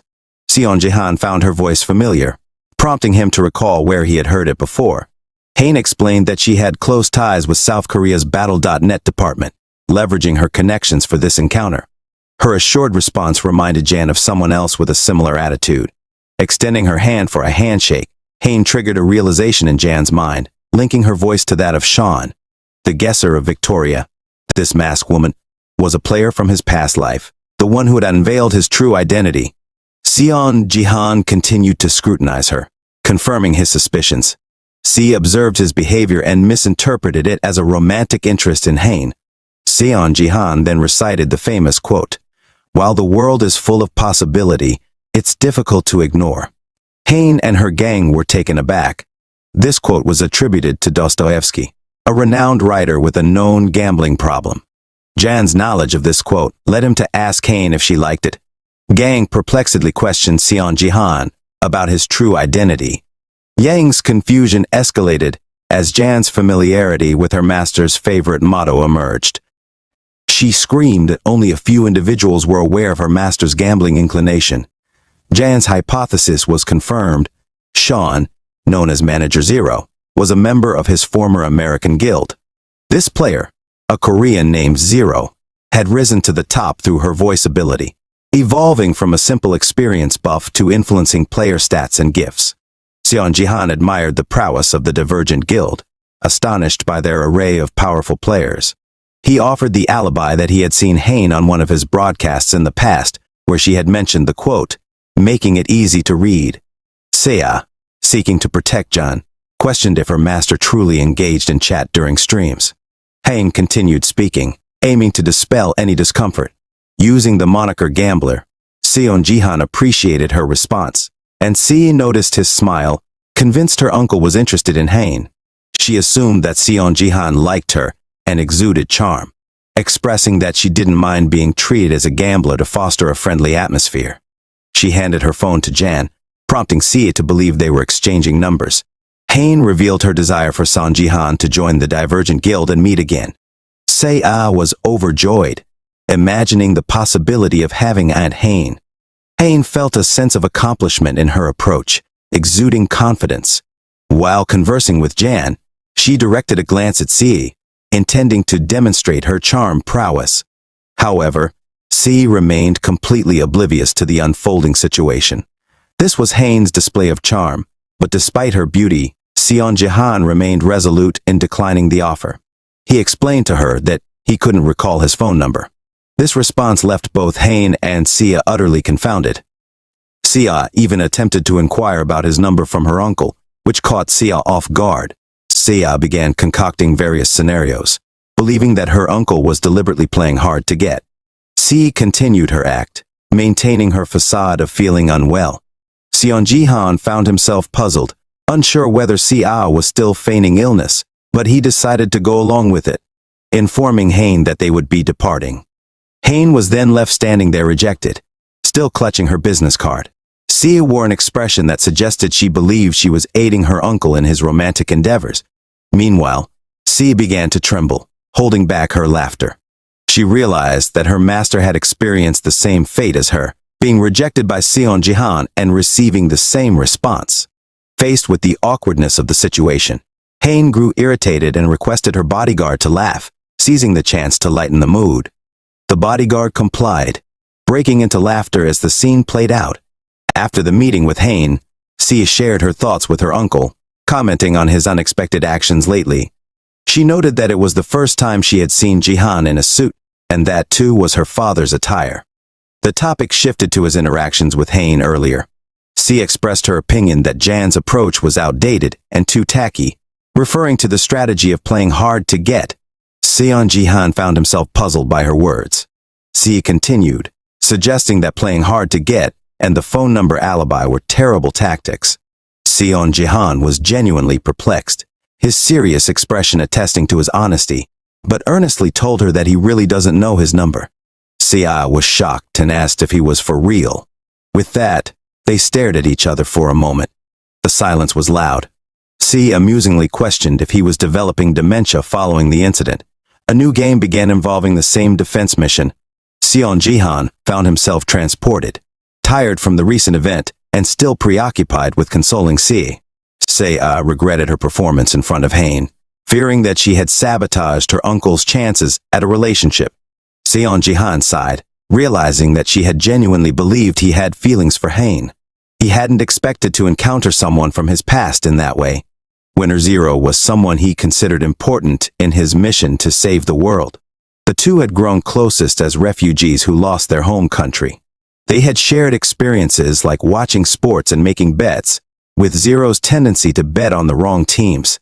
Their bond deepened over time, fueled by self-hatred and guilt over their perceived failures to protect what mattered to them. Seon Jihan contemplated changing the past, motivated by the chance to do so. However, the atmosphere shifted as viewers reacted to his sentimental moment. Some viewers questioned his choice of attire, wondering why he wasn't wearing sweatpants. Others became intrigued by the large weapon on Armison's right hand, known as the Pontiff's curse-slaying sword as a C-grade item. Seon Jihan treated the sword casually, swinging it as he familiarized himself with its use. Each swing caused a significant impact on his surroundings. Viewers' curiosity grew, many eager to see his status window, leading to comments. Jan paused his training due to annoyance. His viewership had grown to 12,000, prompting him to consider displaying his status window. He addressed his stream. Seon Jihan introduced himself as Sanseon Jihan, and with strategic thinking, he declared that he would reveal his status window upon reaching 200,000 subscribers. However, achieving this number seemed an impossible task considering he had around 10,000 subscribers. Seon Jihan added a condition to the challenge. He promised to rank first in any game from now on, and if he failed to do so even once, he would reveal his status window. This announcement sparked excitement among viewers who wished for him to be teamed up with trolls to fulfill the challenge. 3 bright lights appeared in the sky, signaling the imminent revelation of his defense game teammates. Turning his attention to them, Seon Jihan discovered who they were. The unexpected lineup prompted the viewers to burst into laughter. Jan's teammates were Golden Light, Kim Duck, and Diego Mason. The person featured on his passback, the third member's identity, was not clear, but Seon Jihan felt he was familiar with the player. Seon Jihan's recollection shifted to his understanding of their roles in the game: support, warrior, and mage. However, a discrepancy arose when he realized the supposed mage Diego was labeled an archer. Seon Jihan began to question what happened. Meanwhile, Kim Duck, upset at encountering Jihan once again, received a reward mission from a member of the Sword family. Shockingly, the task was to destroy their own crystals and rank Jihan last, earning Kim Duck 50,000 GP. Subsequently, the game commenced promptly, and these individuals initiated the defense of their tower. Diego now showcased his extraordinary prowess in ball handling in the game. People were taken aback as an archer utilized a ball as their primary weapon, but this feat wasn't beyond the grasp of this man. He even earned the moniker Soccer God. This individual then engaged in conversation with Jan, requesting some enhancements to bolster his power. Seon Jihan understood that as a support, this was his genuine role in the game. Moreover, it marked the inaugural occasion he was poised to unleash buff spells. previously insufficient divine power had hindered him from casting such spells. Rance concentrated and enacted the strength enhancement, thereby bestowing the entire team with an increase in their strength. Golden Light felt elated to receive such substantial backing from Son Jihan. This reaffirmed that he was indeed a support class, despite wielding a massive sword instead of the norm. If Dodik was taken aback by the unexpected buff granted by Son Jihan, particularly given the prior interactions, Son Jihan directed his attention towards Dok, inquiring whether he was willing to fully participate this time around. Considering the ongoing broadcast of the game, Dok promptly agreed. Golden Light deduced that these two shared a familiarity, suggesting they were friends. Son Jihan felt a sense of relief at this realization. Following this, the supposed support player leaped down into the midst of the zombies, informing everyone of his intention to entrust the tower's defense to them. This action perplexed his teammates, excluding Golden Light. Diego Mason found himself questioning Johanna's sanity. Conversely, Dok still harbored resentments towards Son Jihan, disliking the notion of being treated as a subordinate. Nonetheless, he exercised restraint, recognizing that the rewards for his covert mission were still escalating. For the time being, he would allow Son Jihan to dictate the course of events. Meanwhile, this individual proceeded toward the throngs of zombies, capturing their attention as they awaited his approach. With his skills conjuring a flame in his hand, which he then imbued with his divine power, Son Jihan stood on the brink of unleashing these azure flames upon the zombies. The precision of his strike was impeccable, creating a vortex of flames that engulfed the undead, causing them to burn akin to paper dolls. While the zombies remained entranced by the flames, Armisen equipped his hefty sword, utilizing it to dispatch those who had survived his initial attack. Son Jihan pierced the ground, generating a substantial impact that struck the zombies and further intensified their fear in the face of the blazing inferno. Diego and Golden Light watched in awe, astonished as they were carried by a Bronze League support player. This remarkable scene was now being broadcasted across the battle, as spectators pondered the origin of this seemingly overpowered player. Son Jihan had just eradicated 100 or more zombies with that impressive combo. Subsequently, blood zombies surged forth to assail Son Jihan, but an anomaly became apparent upon nearing Jan. These creatures ceased, their movements trembling in his presence. A smirk graced Son Jihan's lips. He had anticipated this outcome, convinced that his newfound power was unequivocally valuable.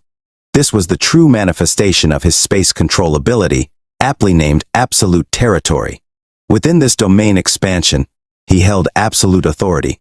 Any intruders within his territory had their actions restricted and manipulated, subjected to intense pressure.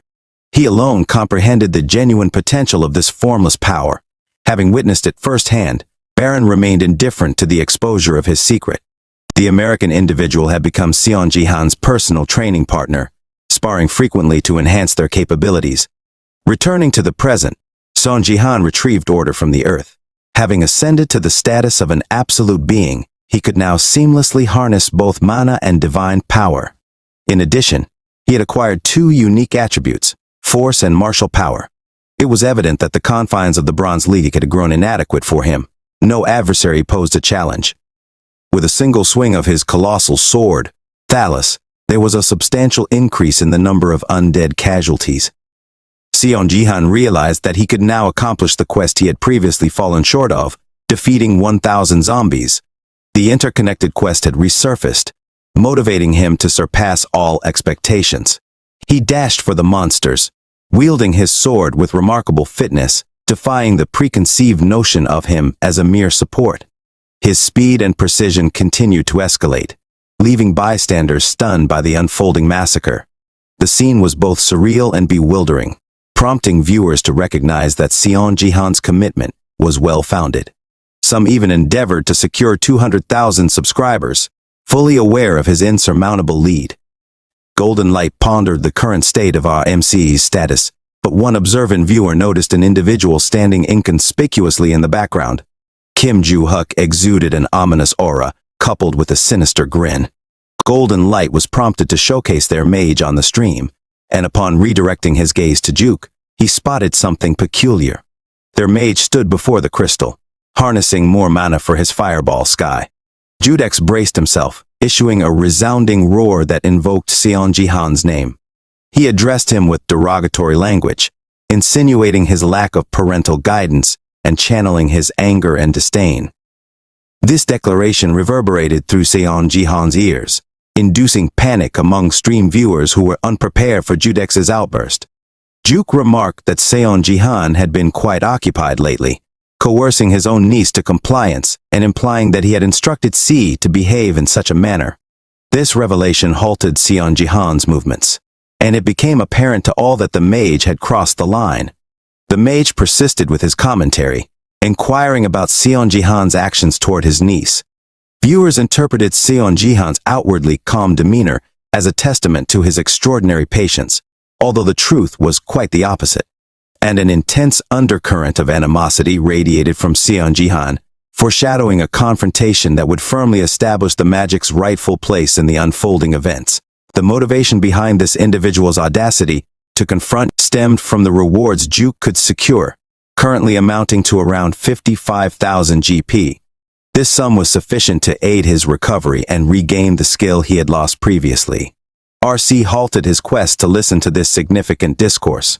Discerning Judex's underlying intentions, the crux of Judex's actions was the involvement of someone behind him.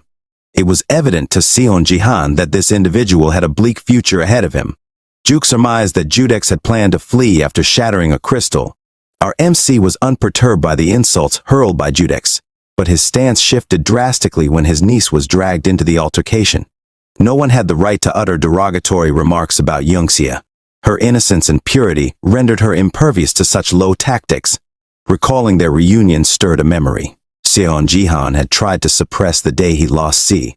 Seon Jihan vividly remembered his niece being concealed beneath bandages to conceal the scars inflicted upon her by the Sword King family on that fateful day.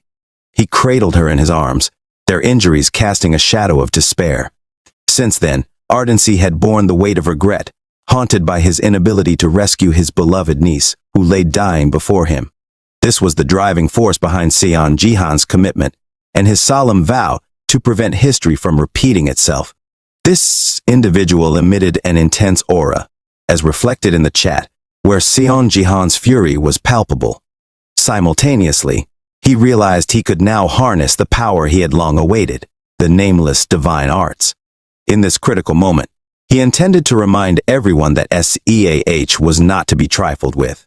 With a gesture, Seon Jihan activated the immensely powerful skill he had mastered in his previous life, magnifying its impact. As he combined his three dangers, he sensed the power within reach. A malicious expression adorned Judex's features.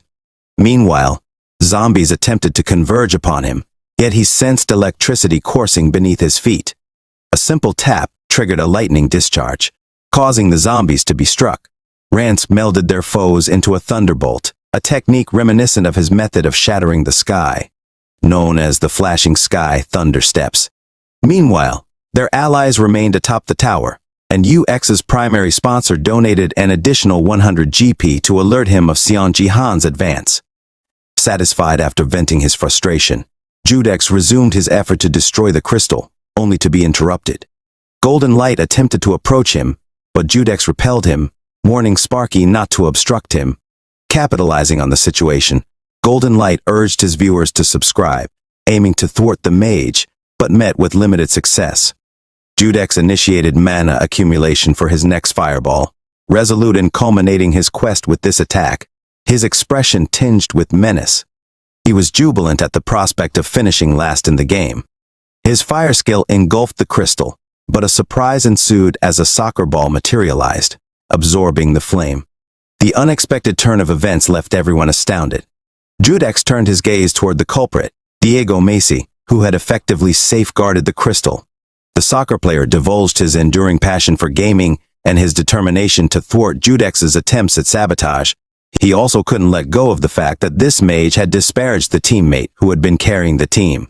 Further fanning Judex's ire, the initial plan was derailed at the time bought by Golden Light, and Diego proved sufficient for the arrival of the hero. A lightning bolt struck near Judex, generating a sense of relief as they realized a divine figure had descended. Judex turned to ascertain the situation.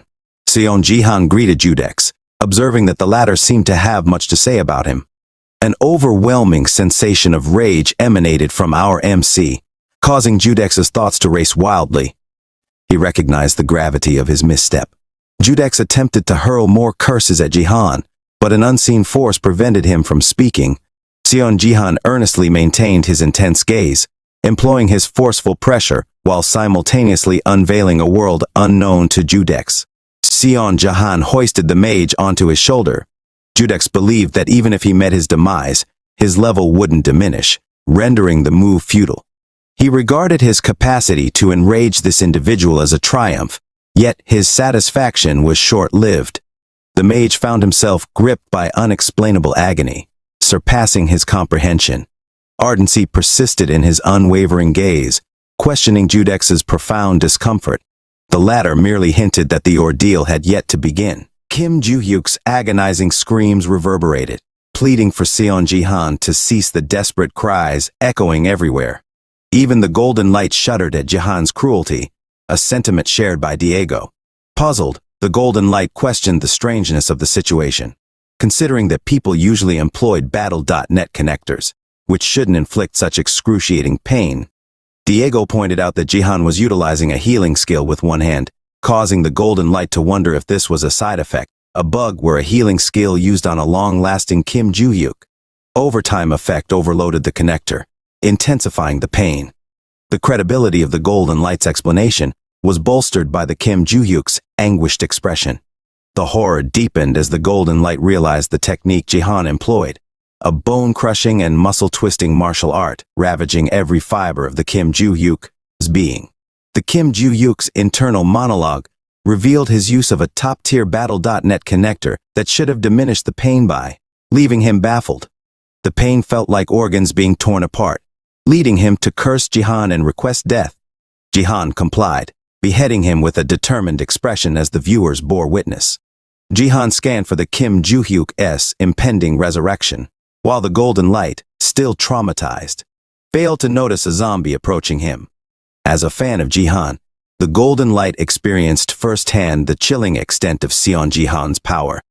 Upon resurrection, Kim Ju-hyuk displayed terror and pain, prompting viewers to speculate on the familiarity of his expression. Kim Ju-hyuk implored for salvation, but met his demise again, with one viewer attributing it to shock. Jihan claimed Kim Ju-hyuk couldn't handle his power, adjusting his approach. After yet another resurrection, Kim Ju-hyuk crawled backward, pleading with Jihan to stay away and expressing remorse. Jihan responded with seriousness, indicating that Kim Ju-hyuk should have been prepared for the consequences. Jihan's attention was diverted by a 10,000 GP donation from Sia, urging her uncle to stop as he was going too far. She warned that he might lose viewers if he continued, a sentiment echoed by the audience who expressed concerns about PTSD and excessive violence. Sears called for Jihan to focus on the game, surprising him, acknowledging her calm demeanor with a piercing gaze. Jihan admitted he still thought the punishment wasn't enough, but decided to halt, reasoning that they were in peaceful times, and this lesson was sufficient. Kim Ju-hyuk, still on the floor, begged to be saved or to build, prompting Jihan to feel a need to investigate and ask Kim Ju-hyuk, who instilled the courage in him. Panicked, Kim Ju-hyuk confessed it was Sword King FC 898, who offered 50,000 GP, revealing he'd lost his mind due to the amount and deserved death. The Sword family members commented that Kim Ju-hyuk was ungrateful, but even though they failed today, it would be different next time. Jihan sensed an oddity in this, suspecting an organization's involvement due to the hefty payment. He grabbed Kim Ju-hyuk, thanked Sia for intervening. Kim Ju-hyuk became happy and thanked Sia. Then Jihan threw Kim Ju-hyuk out of the tower, ending his life once more, holding an 10-score sign that golden light highlighted as a lesson in educating a trolled player. Jihan contemplated continuing zombie hunting despite the interruption, reflecting on his progress of killing 921 out of 1,000. He realized he could efficiently eliminate 80 more. An unread notification startled him, revealing the completion of the chain quest zombie source. Looking outside, he understood that his previous leap generated electricity, eradicating the zombies. Although the outcome was positive, he felt embarrassed for not using his optimal skills and resolved to train hard. Golden Light's call caught Seon Jihan's attention as he sparkled and asked to accompany Jihan down. Ignoring Golden Light, Jihan directed his attention to Diego, and they exchanged a handshake. Jihan expressed gratitude to Diego for safeguarding the crystal, to which Diego humbly responded that he merely did what was necessary. With a gentle smile, Jihan proposed repaying Diego at a later time and mentioned there was something personal he wanted to discuss. However, their conversation was abruptly halted by an earthquake that shook the surroundings. Amid the tremors, confusion reigned as they tried to comprehend the unprecedented situation. Golden Light conjectured that an explosion might be imminent, prompting him to query everyone about their course of action. Suddenly, Diego directed their attention to a specific direction. Jihan's shock mirrored that of the viewers as they witnessed a massive entity emerging from the ground.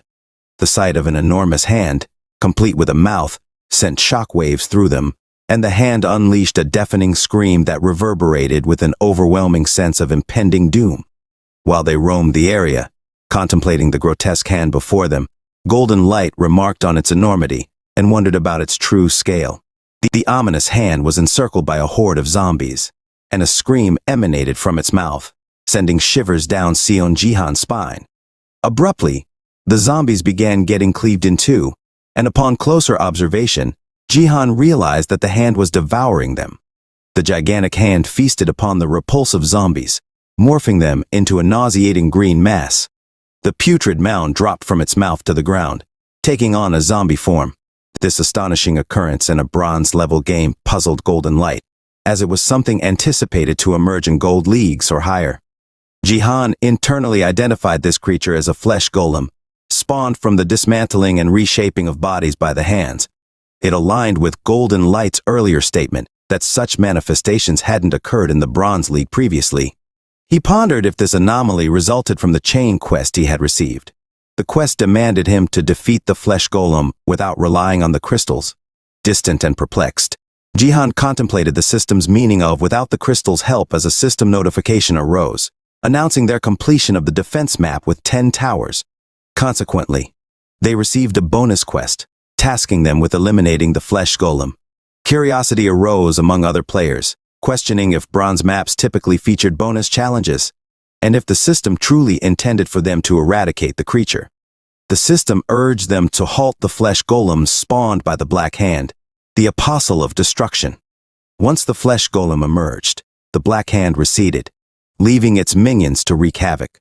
Viewers pondered the system's provision of a single buff to aid in the hunt, while some debated about employing a nuclear bomb. Doubts surfaced about the quest's feasibility, even for Gold League players who struggled against these monsters. Jihan privately speculated that it didn't seem like a quest designed for easy completion. After all, if it were simple, such substantial rewards wouldn't be granted. The system unveiled the bonus quest rewards, 10,000 achievement points and a crystal fragment. Jihan acknowledged the crystal fragment as the primary prize, with the added rewards being uncommon as he gazed at his sword. He concluded that it qualified as an epic quest, at the very least. Considering it was a bonus quest, Golden Light asserted their need to give it their all. As Jihan extracted his sword from the ground, Golden Light suggested he first receive the blessing. Jihan inquired of its necessity, prompting puzzled looks from his two teammates and speculations among viewers. Some suspected Seon Jihan's fear or resignation, while others considered this an exception, given the sudden daunting challenge. Sparks enveloped Jihan's foot as he advanced toward the flesh golem, his movement accompanied by an electrical aura. The narrative shifted to describe the flesh golem in detail, an undead entity known for its resilience. Its core must be destroyed to defeat it, but with its composite of numerous corpses and massive form, this was no easy feat. The flesh golem was classified as a mid-difficulty boss in the Gold League, presenting a formidable challenge even for someone surpassing Bronze League level like Jihan. In a bold move, Jihan instructed his teammates to step back. With remarkable speed, he dashed forward, leaving an indelible mark on the ground. Golden Light and Diego stood amazed by the imprint, with Golden Light gazing upward, spotting Seon Jihan soaring through the air toward the flesh golem. At the core of the nameless divine arts lies a foundational technique, the three talents art. This art draws inspiration from heaven, earth, and man. In this context, Heaven symbolizes the sky, correlating to a vertical cut, while earth represents the ground, corresponding to a horizontal cut. Men signifies people and manifests as a piercing. Like this lays the groundwork for the nameless divine arts building. Upon this foundation, there's the Mount Tai Crush technique, an embodiment of overwhelming power. With this understanding, Jihan executes the three talents technique, Mount Tai Crush, cleaving the towering flesh golem from top to bottom in a single strike. The sheer astonishment leaves both Golden Light and Diego speechless. Their amazement is so intense that Diego drops his soccer ball amid Sion Jihan's astonishment. While passing through the golem, he privately acknowledges that the technique's name may sound grand, but it's essentially a vertical cut. A system notification confirms Jihan's victory against the flesh golem, signifying the clearing of the bonus quest's fourth tower. Some viewers experience a shiver of excitement, while one viewer consistently posts, "Don't underestimate Sion Jihan." Another commenter theorizes that Jihan is akin to a nuclear bomb, the only plausible explanation for his triumph over the formidable flesh golem. The instant Jihan wields his sword, a melange of complex emotions envelops Golden Light: fear, despair, anticipation, desire, ultimately converging into respect. Overwhelmed, Golden Light collapses to his knees. Internally, he admits to never having experienced such emotions before, initially regarding Jihan as merely an entertaining subject for streaming. He now recognizes the significant difference and seeks to chronicle Jihan's journey to ascendancy. He is determined to document how Jihan evolves into a legend, despite Golden Light's initial determination to offer his call to Jihan. That was the moment when Song Jihan and Diego Mashi's friendship began. The other players were left helpless as they were overwhelmed by the colossal monster. A notification emerges indicating that the third tower bonus quest has been unsuccessful for those unable to vanquish their respective foes. The system further announces the conclusion of the bonus quest, promising players who completed it tripled experience in GP. With a contented expression, Jin-hyuk praises the substantial rewards of the game. However, his demeanor changes as he fixes a stern gaze on Diego, mentioning that there's another matter he requires. He approaches Diego and proposes a meeting outside the game. Diego responds by expressing gratitude for the substantial bonus resulting from Jin-hyuk's feat of slaying the monster, implying that he doesn't desire any further reward. Undeterred, Jin-hyuk reveals that he wishes to discuss Diego's unique abilities, asking if Diego would be willing to listen. Taken aback, Diego seeks clarification regarding the nature of his abilities. Jin-hyuk responds by conjuring a flame in his palm and utters mage. Jin-hyuk suggests that he won't divulge everything at this moment, intending to converse over dinner. Internally, Diego questions the potential meaning of becoming a mage. While he might have dismissed such a notion from anyone else, Jihan's astonishing display captivates Diego's interest. Considering the possibility of finding a suitable class, Diego eventually agrees, sending a message to Jihan. Jihan responds positively, inquiring about Diego's culinary preferences to select an appropriate venue. Golden Light expresses interest in joining the gathering, but Jihan politely declines, deeming it troublesome. He explains that the occasion is meant as a reward for Diego's persistent attempts. Golden Light tries to broach the subject of streaming, yet Jihan stands firm in his decision. Undeterred, Golden Light proposes to be Song Jihan's steadfast partner and even offers to serve as his editor. Jihan remains disinterested, stating that it's all right. Golden Light momentarily believes his plea was accepted, but Jihan clarifies his refusal before logging out of the game. Golden Light is left stunned as the chat mocks his rejection. The scene transitions to the twin sword building, where Jihan receives a notification confirming the completion of the chain quest involving zombies. As a result, he gains 10,000 achievement points and a crystal fragment.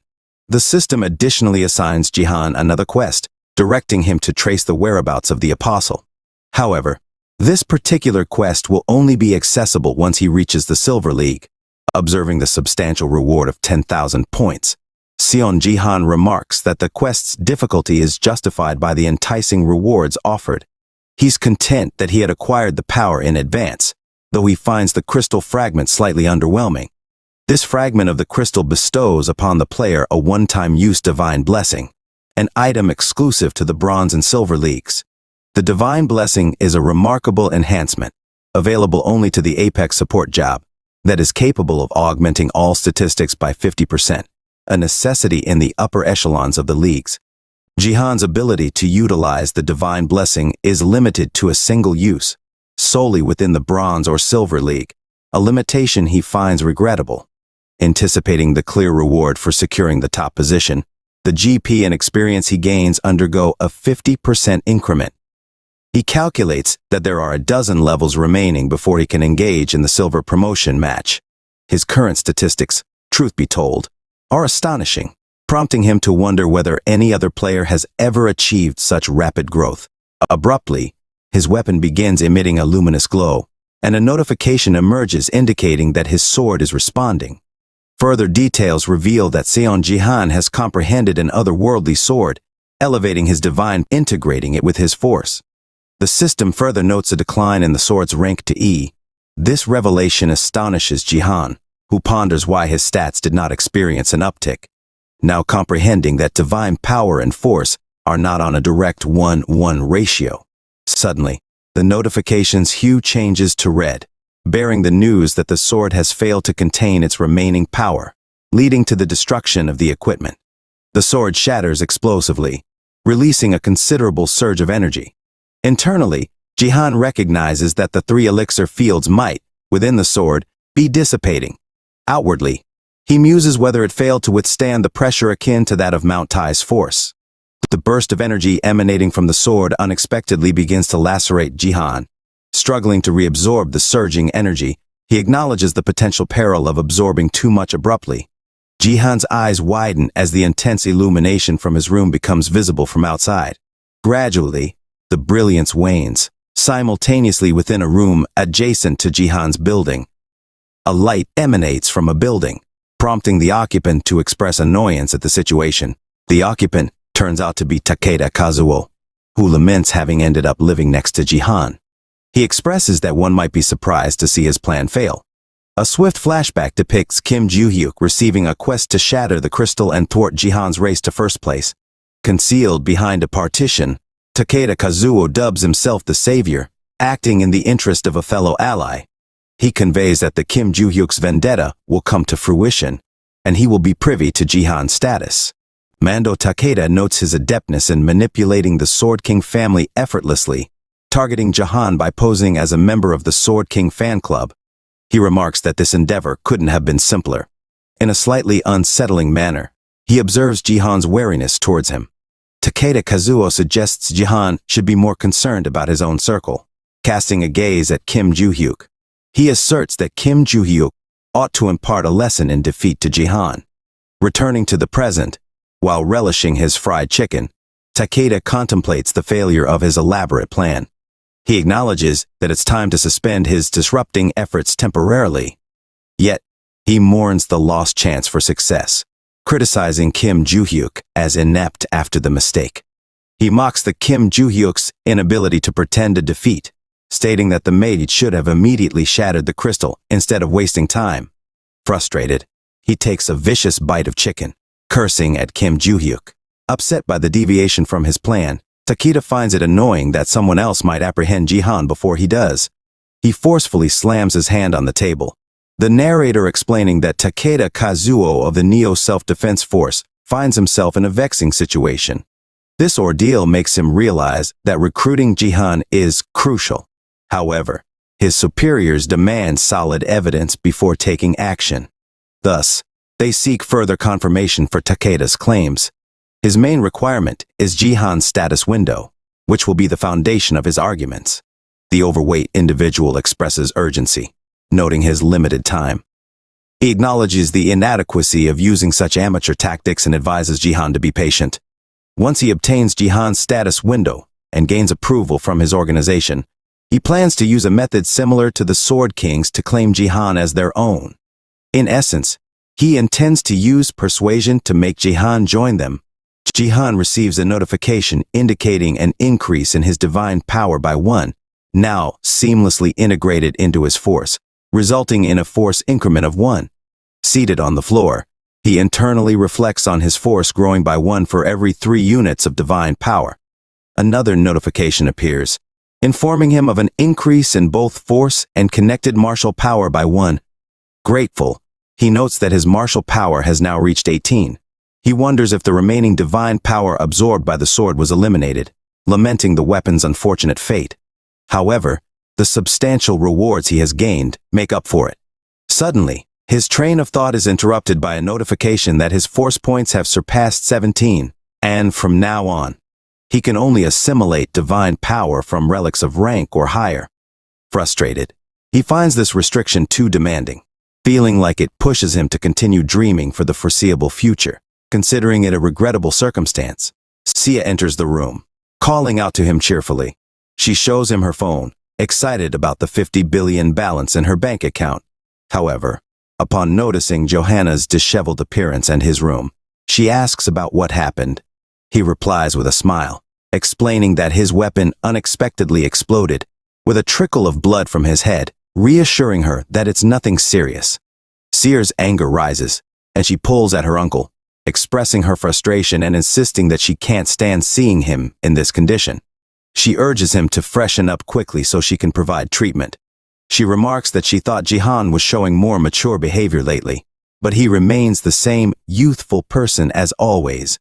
These words leave Jihan momentarily stunned.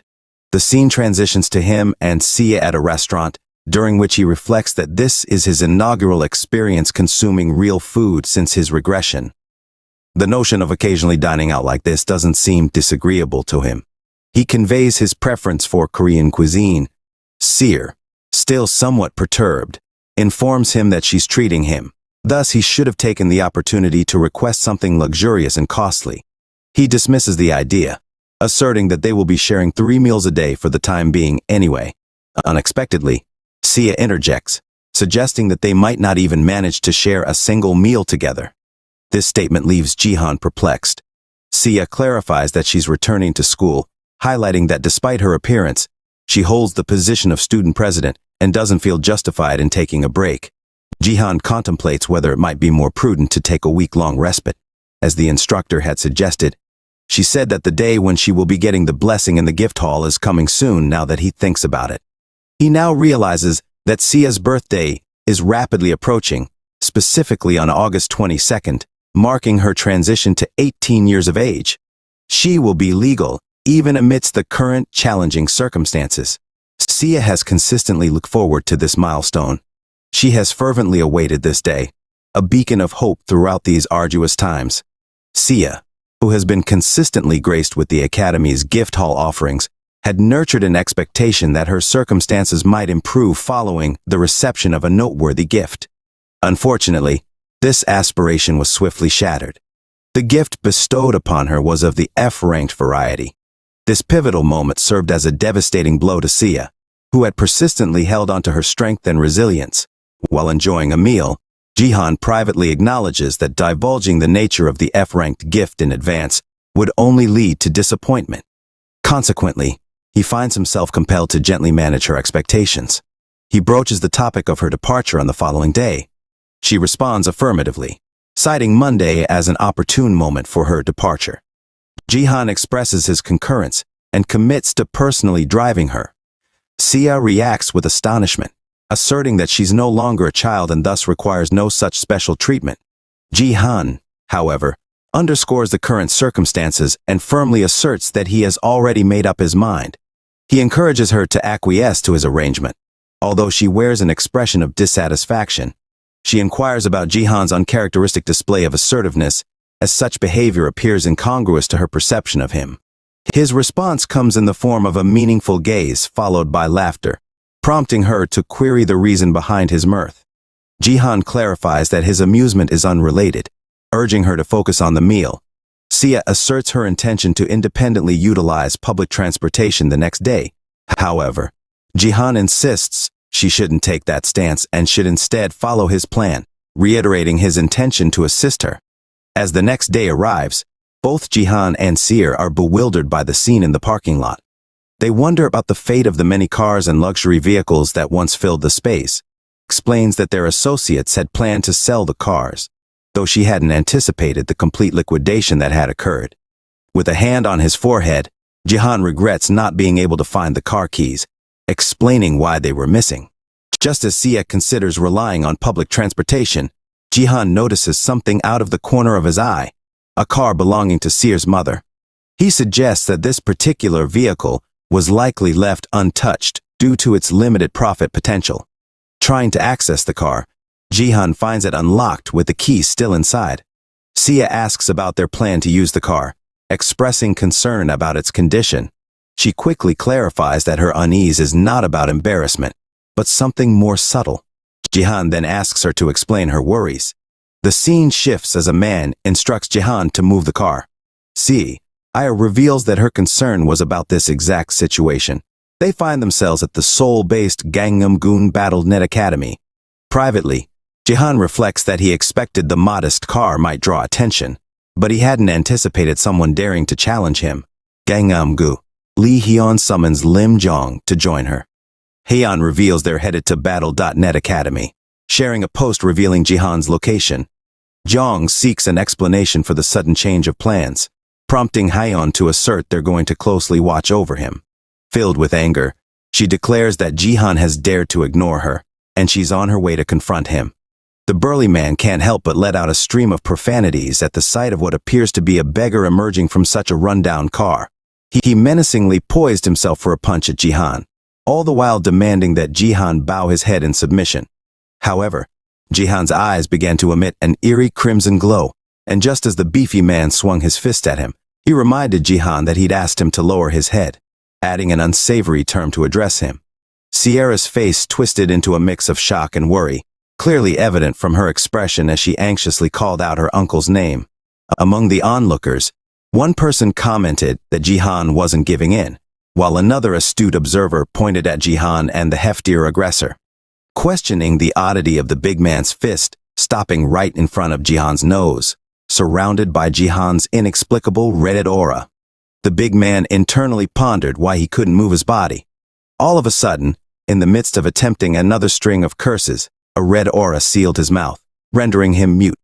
With a casual gesture, Jihan compelled the big guy to bow before him, then disdainfully looked down upon him, deeming his behavior vulgar. He speculated that this bully was probably someone who ferried students to and from the academy. Jihan admonished him amidst the prying eyes of the crowd, suggesting that if he couldn't set a good example, he should at least refrain from bullying others. In response to the spectacle, Sia implored her uncle to cease his actions. Suddenly, someone called out Sia's name, catching her off guard. It was a girl seated in a car expressing disbelief at the sight of Sia. This girl was none other than Battle.net Academy's 18-year-old student vice president, Kim Hae-soo. Inwardly, Jihan deduced that Hae-soo must be a friend of Sia's. Sia noticed her and exchanged greetings, remarking long time no see. As Hae-soo stepped out of her car, she inquired about the fallen big guy, humorously asking what he was doing on the ground. In response, the big guy made the absurd claim that it was slippery there, prompting silent amusement from both Sia and Jihan, who shared the sentiment. What a joke. The big guy, Ajusi, proceeded to apologize to Hae-soo, and she appeared genuinely concerned, asking about her father's missing cars and why she had arrived in such a shabby vehicle. Sia explained that her dad had sold all his cars, causing worry to wash over her. Hae-soo insisted on giving Sia a ride home after school, though Sia initially declined.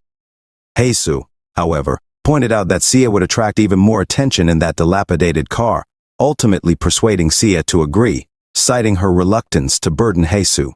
Hae-soo reassured her, promising to speak to her father about it. As Jihan observed their interaction, he couldn't help but ponder.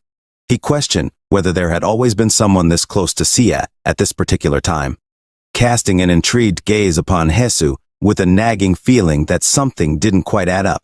As they both arrived at the scene, Lee Hyun exclaimed, asking what was happening. She inquired about Jihan's whereabouts, as he had just arrived 10 minutes ago, and it seemed unlikely he'd already left. Witnessing Lee Hyun growing furious, a bystander informed her that Jihan had recently departed in his car. Lee Hyun, nervously biting her nail, voiced her concern that if this continued, overseas scouts might reach Jihan before them. Suddenly, Lim Ga-young urged Lee Hyeon to stop and withdrew her fingers from her mouth. Lim Ga-young mentioned that Lee Hyeon had asked for her help, explaining that simply biting her nails wasn't solving the issue. So she had been requested to step in. Lee Hyeon nodded in agreement, inwardly admitting that she had fallen for it. Turning to leave, Lim Ga-young inquired about Lee Hyeon's plans. Lee Hyeon questioned if they had any other options. She opened BattleTube and started watching the Hun's livestream. Wearing a smirk, she declared they would track Jihan in real time, now that the chat was live. Viewers expressed confidence in Jihan's victory as he effortlessly dismantled opponents, showcasing his formidable power by shattering shields and armor with his bare hands. Jihan paused briefly, closing his eyes to employ his nameless divine technique, the footwork heavenly thunder steps. He moved at lightning speed, swiftly dispatching anyone who came too close to his electrifying attacks. As players fell before him, Jihan clenched his fist, realizing he was adapting faster than expected thanks to his heightened senses. Glaring at the remaining players, Jihan cracked his fingers and resolved to persevere a little longer.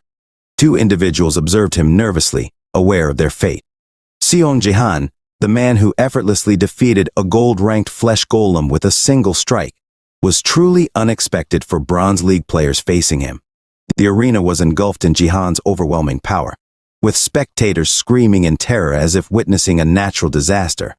After the game concluded, Jihan was teleported back to the real world, securing the top rank. The system notified him of his 5th consecutive victory, granting a 200% increase in experience points. Jihan considered this a jackpot, receiving another notification announcing a level increase of 2 and a bonus for reaching level 15, unlocking the game map known as the Dungeon. This revelation left Jihan momentarily stunned, but he soon remembered that the system had promised this milestone at level 15. He mused about the fresh game mode reserved for level 15 and up, unlike other modes that focused solely on combat. This new mode was a mix of traps, mazes, and mind-bending puzzles. However, there was a catch. Solo runs had their limits. Battle.net was all about teamwork, requiring players to find a party to conquer the dungeon. Yet, a cloud of concern loomed over Jihan as he stepped into his apartment. He realized he could be in for trouble if his team decided to play tricks on him. Briefly considering joining a guild for added protection, he quickly dismissed the idea, knowing they might hassle him once he left. With a determined nod, Jihan resolved to tough it out, even if it meant dealing with a bit of trouble. After all, he was on the verge of reaching silver rank, and once he did, he had grand plans to establish his very own guild. Jihan then started cooking some eggs, asking Sia to set the table, to which she gladly agreed. As the meal was served, Jihan announced it was time to dig in. The room fell into a hushed silence as they savored the food. However, Sia broke the silence, curious about her uncle's culinary skills, and asked him how he became such a great cook. Jihan admitted that he didn't really cook. He just grilled some ingredients that were already on hand. Sia complimented the delicious taste, insisting that Jihan was indeed a fantastic cook. Jihan promised to prepare a proper meal for her next time, secretly thinking it was worth cooking every meal back when he was in the US. Sia was delighted that her uncle would cook for her more often. Jihan then asked if she planned to use his friend Hesu's car to go to school like she did yesterday.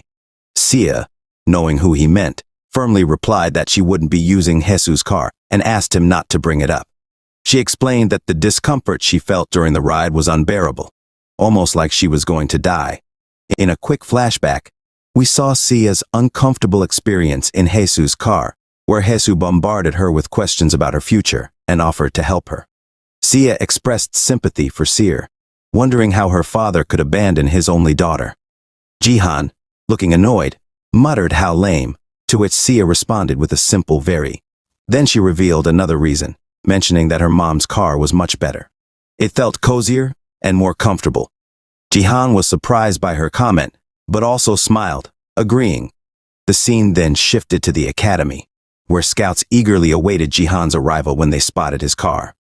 Jihan couldn't help but wonder if those people were scouts or reporters. Sia, with a sigh, remarked that they stood out like sore thumbs yesterday. Jihan agreed, stating that at this point these people seemed more like stalkers than reporters. He suggested they change their car quickly. However, Sia's attention was elsewhere as she asked Jihan to look at the people up ahead. These two individuals were none other than Lee Haiyan and Lim Ga-young. Spotting Jihan's car, Lee Haiyan exclaimed, "Ah, Jihan is finally here."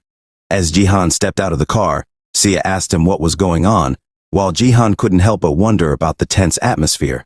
Addressing Lee Haiyan, Jihan commented on their unexpected meeting in this place. Lee Haiyan explained that she had come early to wait for him, which left Sia privately thinking that Lee Haiyan was incredibly obsessive. Lee Haiyan mentioned that she had given Jihan her business card, but he hadn't reached out. However, Sia saw their interaction differently, thinking that Lee Haiyan might be interested in dating Jihan. Lee Haiyan then moved closer to Jihan and asked if he could spare some time for her right now. They decided to head to a cafe for a chat. The scouts, seeing this, grew frustrated, with one lamenting that Lee Haiyan had beaten them to it again. Another worried about the gold-level contract they had prepared, fearing they might not get a chance to hand it over. Yet another urged them to give it a try. First, Jihan expressed concern to Lee Haiyan about standing out even more outdoors and asked if they would be all right. Lee Haiyan replied casually, maybe mentioning that she was quite used to these stairs.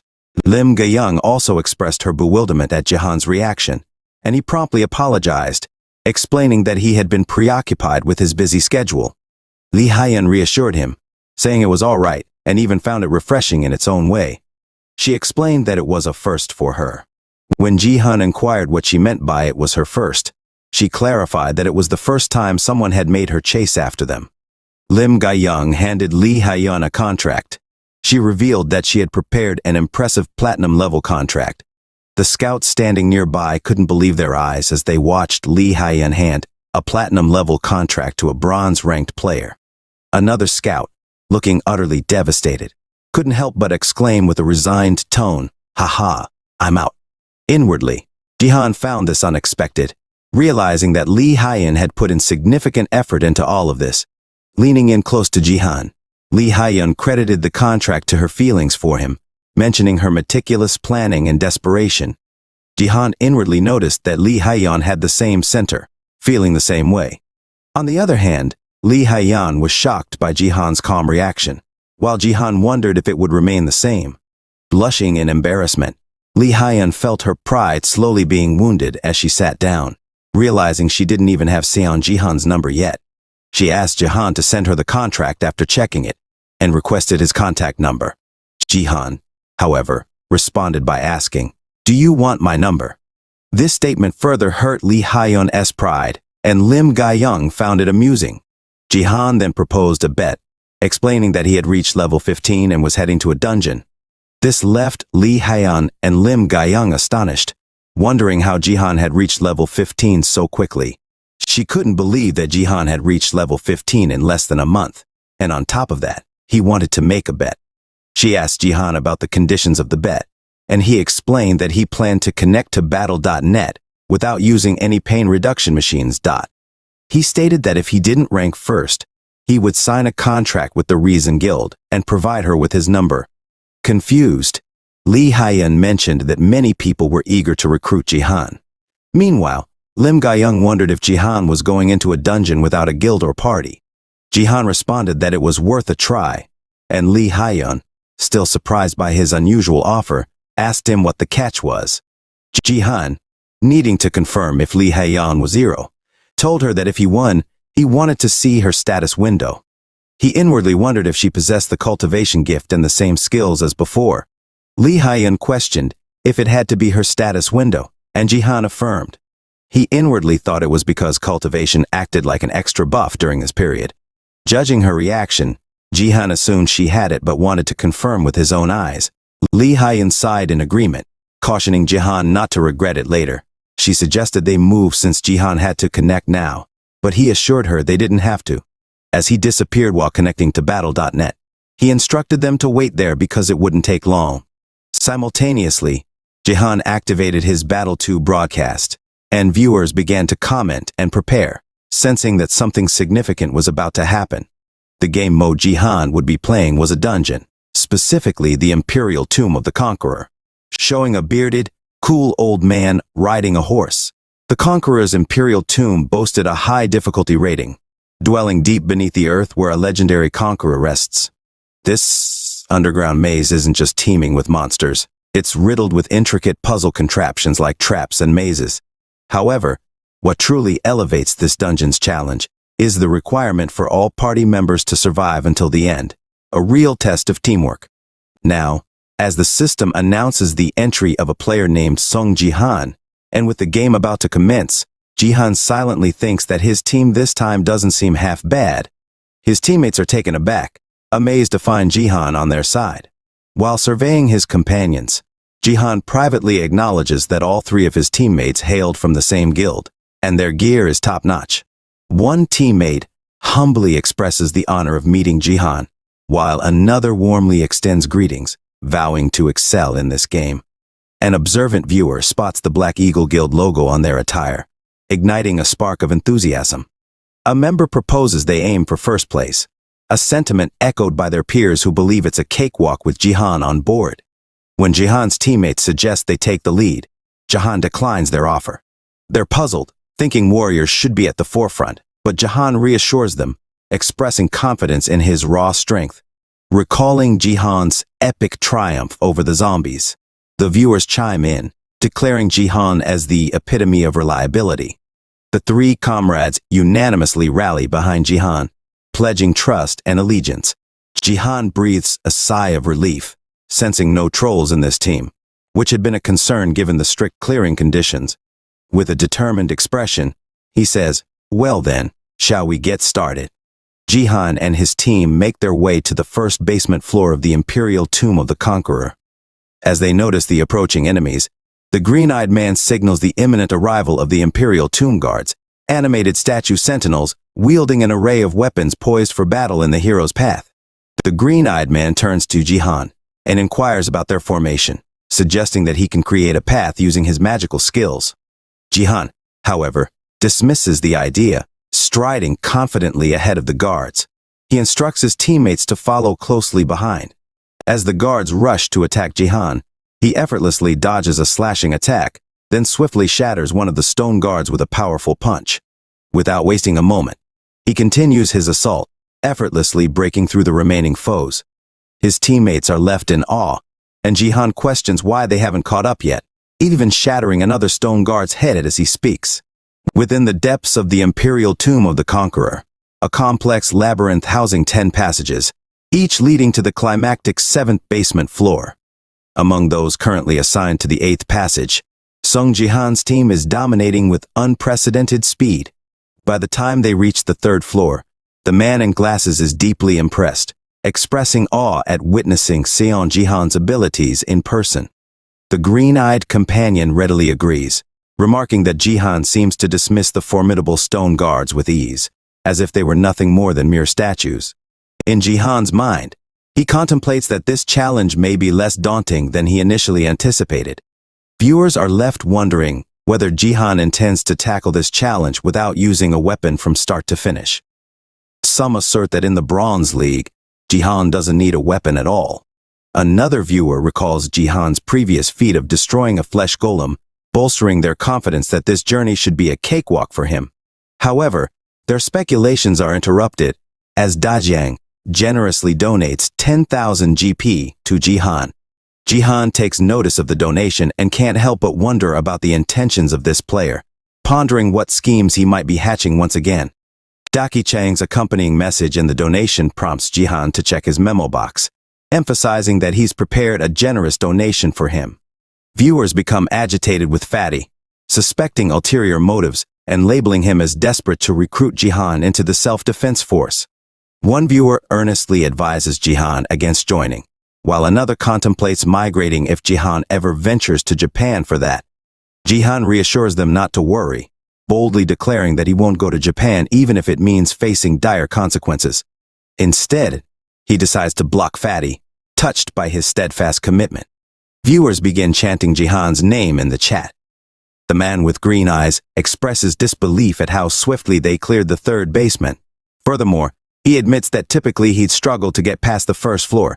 The heavily armored companion quips, "Isn't Ji-han essentially carrying us at this point?" as he attempts to strike down a stone guard with his sword. He marvels at how Jihan dismantled such a robust adversary using only his bare hands. Suddenly, his attention is diverted by a system notification he received as they ascend the stairs. The man with green eyes preemptively thanks Jihan, confessing that it feels like they are entrusting everything to him, offering his apologies. Jihan reassures him, stating that no apology is necessary as long as they aren't intentionally sabotaging the game. Upon reaching the fourth basement floor, they encounter a straightforward corridor, rife with traps. The walls and floors are adorned with warning signs for traps. The man with green eyes initially believed there would be no traps, but it appears that every conceivable trap has congregated here. Jihan inquires if they could increase their pace, and the green-eyed man enthusiastically consents. However, the others hesitate, displaying a degree of nervousness as if they are concealing something. Jihan reassumes the lead, leaving the rear to them. The archer and the knight appear distinctly suspicious, tightly gripping their respective weapons. The knight privately ruminates, indeed, hurry up and proceed ahead, while both the knight and the archer inwardly contemplate that once Jihan departs, a notification materializes indicating that Sword King Clan has registered a reward mission. The notification succinctly advises them to commit suicide swiftly and avoid capture, with the reward being 1 million GP. The members of the Black Eagle Guild are currently all being commissioned to commit suicide, reads the notification. Meanwhile, Fatty lounging at his desk while streaming remarks on Rihanna's antics displayed on a massive screen. He comments that Jihan is in a tight spot now, admitting he didn't plan on resorting to the same tactics, but at this point, all he can rely on is his wealth. He shrugs and says, "Guess it can't be helped." With a sly grin on his face, Fatty wonders aloud about Jihan's next move. He mentions how he's greased quite a few palms with a hefty sum to keep things discreet. Chuckling, he declares that the moment Jihan decides to make a run for it, that's when his downfall begins. Fatty can't contain his amusement, laughing heartily as he believes he's won this round, adding that there will be no exceptions unless someone informed him beforehand. The scene then shifts to a golden light, seated proudly amidst a constellation of stars, sporting a self-satisfied expression, as if he's accomplished something truly significant. Returning to Jihan's predicament, he navigated a treacherous hallway riddled with traps. As the hazards approached, the emerald-eyed individual assured Jihan that his skill could ward off the impending arrows. Yet, Jihan nonchalantly responded that he was perfectly fine. In a swift motion, Jihan invoked his extraordinary power, Force Absolute Zone, as the arrows encroached upon his expanded dominion. They came to a sudden halt, perplexing the viewers who wondered which incredible skill Jihan had employed to thwart the arrows. Even the man with the green eyes, taken aback, turned his attention to his fellow teammates to check if they had witnessed Jihan's astonishing feat. To his astonishment, his two companions were in the midst of preparing to take their own lives. The green-eyed man immediately realized this dire situation and urgently relayed the information to Jihan, imploring him to intervene swiftly and prevent the tragic act. Jihan swiftly employed his nameless divine art steps, evoking energy beneath his feet. The archer, taken aback that his companion, the knight, shared the same mission, watched in astonishment as Jihan utilized his heavenly thunder step in the blink of an eye. Jihan materialized before the archer, delivering a forceful punch to his face, disarming both the archer and the knight in the process. The archer crumpled to the ground from the impact of Jihan's blow, while the knight grimaced in pain from the strike. Turning around with a simple gesture, Jihan enveloped them in a crimson aura, rendering them completely immobile. The green-eyed man arrived, expressing concern about Jihan's well-being and inquiring whether the game was nearing its end. Jihan, breathing a sigh of relief, quipped, "That was a close one." The knight, with a touch of sarcasm, labeled the archer as reckless, insinuating that he might have been on the brink of fulfilling his mission to end his own life. This revelation startled the archer, leading him to inquire if he had been assigned a similar task. The knight tersely advised him to keep quiet, asserting that the situation was painfully apparent. The green-eyed man, puzzled by the sudden altercation, inquired about the cause. Jihan explained that it appeared they had received identical missions wherein the game concluded for the first person to commit suicide. The green-eyed man placed his hand over his heart, sighing in relief, and questioned why anyone would resort to such a dishonorable act. He then extended a heartfelt apology on behalf of his guildmates. With a wary glance, Jihan reassured the green-eyed man that there was no need to apologize, emphasizing that he had prevented the tragedy. As he noticed the green-eyed man preparing to end his own life, Jihan swiftly surrounded his hand with a crimson aura and prevented him from proceeding. He concluded by explaining that it was because he knew the green-eyed man was also part of their group.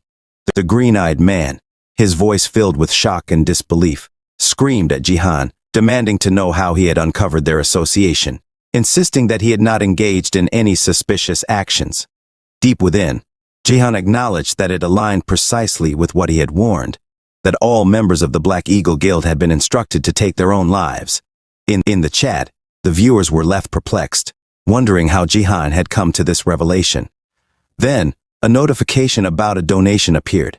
The generous contribution came from Golden Light, who donated 10,000 GP and left a message cautioning Jihan to be vigilant, as someone had paid the entire Black Eagle Guild 1 billion GP to end their own lives.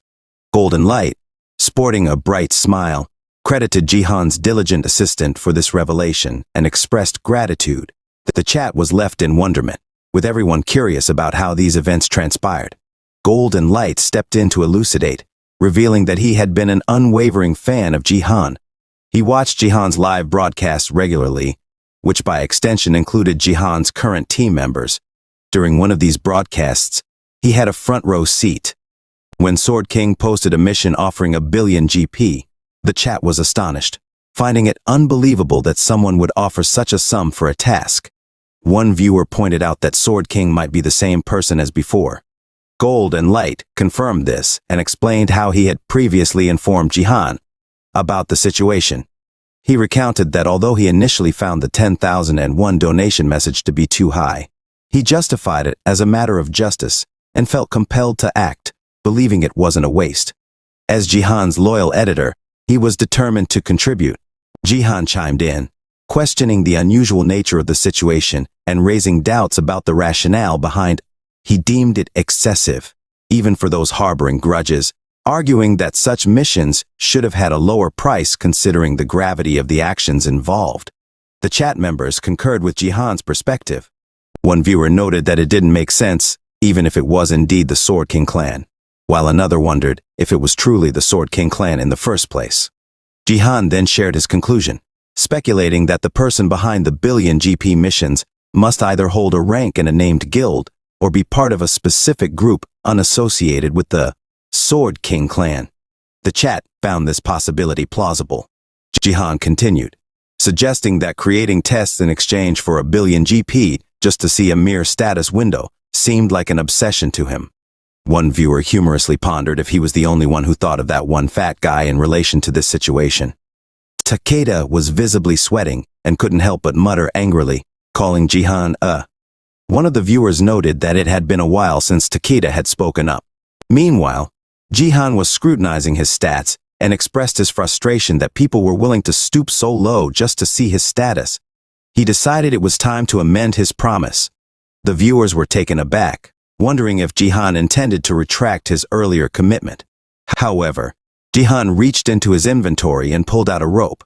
He announced that he was increasing the subscriber goal from 200,000 to 1 million, vowing to keep his promise of securing the top rank. The viewers were left wondering when Jihan would reach that impressive subscriber count, and although they were frustrated with the situation, they were relieved that Jihan hadn't revoked his pledge. Inwardly, Jihan was quite pleased with the development because he had been concerned about his subscriber count approaching 200,000 too quickly. He realized that this change would likely lead to greater profits, imagining how fantastic it would be if he reached 1 million subscribers. As the viewers noticed Jihan's smile and wondered about the rope's purpose, Jihan proceeded to tie up his 3 teammates with the rope, and the viewers burst into laughter. Taking satisfaction in seeing the troublesome individuals restrained, Jihan decided it was time to move. He pulled the rope, causing the tied-up men to hit the floor, writhing in pain. Upon arriving at their destination, the tied-up archer, terror-stricken, questioned what they were witnessing. Suddenly, voices echoed, cautioning against disturbing someone's slumber and declaring the Emperor's eternal nature. Numerous golden eyes emerged, repeating the warning not to disturb the slumber multiple times. Jihan found himself on the 6th basement floor. A few moments ago, while Jihan was pulling those three along, they couldn't help but think to themselves that what Jihan was subjecting them to was absolutely messed up. The chat found the whole situation amusing, but they were also puzzled by the clown's silence. It was way too quiet. Little did they know, Jihan was using his powers to seal their mouths shut, rendering them speechless. One of the knights began to wonder if Jihan was truly a bronze like them, considering how much stronger he appeared to be. 10 minutes earlier, Jihan had a change of heart and allowed them to speak. Their first words were far from kind, as they called Jihan names and threatened to seriously harm him. It was their final warning, urging Jihan to release them if he didn't want to make enemies out of the entire Black Eagle Guild. In response to their threats, Jihan effortlessly poked holes in the knight's armor with his fingers. The knight was left in shock, wondering if Jihan was using some kind of secret technique. Jihan questioned whether they genuinely believed their guild would support individuals like them. Suddenly, the strength seemed to drain from the knight's body, possibly due to Jihan's earlier finger attacks. Jihan proceeded to do the same to the archer. Observing Jihan's actions, the knight pondered if Jihan was using a particular attack he had in mind, wondering how it made sense. The knight explained that Jihan was targeting their pressure points, a technique that only advanced warriors in the martial artist class could execute. As Jihan continued applying this technique to the green-eyed man, the knight realized that he had misjudged Jihan's role, thinking he was just a supporter. Now it seemed they were being dragged along by Jihan's actions. With a malevolent grin, the knight recalled a time when the mage insulted Jihan, believing that Jihan was sensitive about his niece. He had intended to showcase his insulting skills from his keyboard warrior days. However, before he could utter a single word, Jihan swiftly silenced him, rendering him unable to speak or insult. As they were dragged across the ground by Jihan, the knight admitted that he didn't care about anything at that moment, except for the pain he was experiencing from being dragged. Suddenly, Jihan proceeded to heal the three individuals, a gesture that the archer appreciated while the green-eyed man told him to be quiet. It was comical how regularly Jihan healed them, because he couldn't let them die. Now on the 6th floor, Jihan expressed his hope that if he could clear this floor, he would reach the final stage of his journey. As he entered the underground 6th floor, Jihan was greeted by countless golden eyes, making it difficult to see clearly due to the darkness. These golden eyes belonged to clay soldiers. Suddenly, Jihan's eyes widened as more clay warriors spawned behind him, surrounding him from all sides. The soldiers rushed to attack them, and fear overcame the three individuals. Jihan acted swiftly, turning around to block an attack from a clay soldier that was about to strike one of the clowns. He then grabbed the rope and flung the three clowns out of harm's way. Jihan continued to block attacks and counterattack, cutting through the clay soldiers as if they were made of butter. The chat was highly impressed by Jihan's swordsmanship, especially because it had been a while since he had used a sword. A system notification informed Jihan that the tomb was in a state of shock, and voices repeatedly warned against interfering with the rest of the emperor, proclaiming the emperor's eternal rest. Jihan noticed the soldiers' glowing eyes and speculated that they must be in berserker mode. Jihan received a notification presenting a limited quest that required him to eliminate all of the guards with a reward of 1,000 achievement points. Inwardly, Jihan noted that it had been a while since he had received a quest, the last time being during the defense map. He decided to use his shield skill to protect the three clowns, ensuring they wouldn't be killed. He also tested the shield's durability, finding it much sturdier with the force field on top. Now that the clowns were safe within the shield, Jihan used his skill force absolute territory, expressing his continued amazement at how powerful it was within the absolute territory. All movements of anyone who entered were significantly slowed down, and with just his hand, Jihan could exert overwhelming control, creating a region where he had complete dominance. Jihan felt it was a shame that Baron had used his remarkable skill merely to reinforce mana. Deciding it was time to put an end to the situation, he swiftly slashed his sword, easily evaporating every clay soldier. A grin spread across Jihan's face as the system notified him of successfully clearing the quest. The boss materialized out of thin air, extending a warm welcome to the group. He expressed that gold was both mankind's plunder and the plunder itself, promising to grant their deepest desires. with a casual reminder to maintain their decorum. Jihan couldn't help but think that the conqueror's tomb could only be conquered if everyone made it through the adventure alive. The ultimate test required a reverential bow from each player. The online chat buzzed with excitement at the fact that Jihan had already reached the boss stage, situated in the underground 6th floor. The final frontier. Out of nowhere, 4 small circles materialized in front of the boss, marking the designated spots for their respectful bows. In a surprising twist, Jihan deftly dispatched the trio of jesters, leaving the chat wondering if that was his unconventional way of making them bow. A viewer speculated that Jihan might employ telekinesis for the task, and he was spot on as Jihan proceeded to demonstrate his telekinetic powers, expertly severing the ropes binding the 3 clowns. Another curious observer wondered how Jihan would manage such a feat from a distance. Jihan briefly closed his eyes and reopened them, revealing a striking crimson hue. Inwardly, he confidently affirmed that it was achievable. With a subtle motion, Jihan guided the 3 clowns to follow his lead. The system chimed in, providing Jihan's impressive force stat of 18. Jihan noted that the absolute territory's area and effect had always held certain advantages. The boss, with a commanding tone, ordered them to begin. As they all stepped into their designated areas for the bow, Jihan acknowledged the challenge of the distance, but positioned himself in the center to effectively control the 3 clowns without hesitation. Jihan orchestrated a synchronized bow orbit, causing one of them to accidentally bump their nose on the ground, much to the amusement of the chat. They also praised Jihan's improved control. After the bow, Jihan followed suit, anticipating a perfect clear. The boss expressed his satisfaction, granting them permission to leave. The system confirmed their successful clearance of the underground 7th floor, leaving the chat astounded at Jihan's remarkable dungeon clearing lead, especially as the 2nd place team had just reached the 4th floor. A gate materialized, identified as the Gate of Return, and swung open. The archer expressed satisfaction at securing 1st place, even if the coveted 1 billion hadn't been granted. The green-eyed man, however, wondered why Jihan remained motionless. Observing Jihan placing his hand on his face, the chat speculated whether he knew that the adventure was only truly over once he left the dungeon.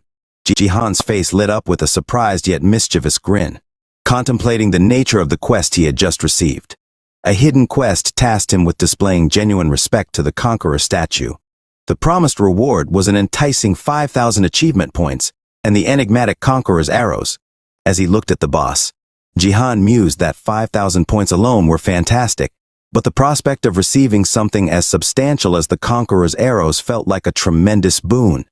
He couldn't help but cast a sidelong glance at the green-eyed man, pondering the meaning of genuine respect.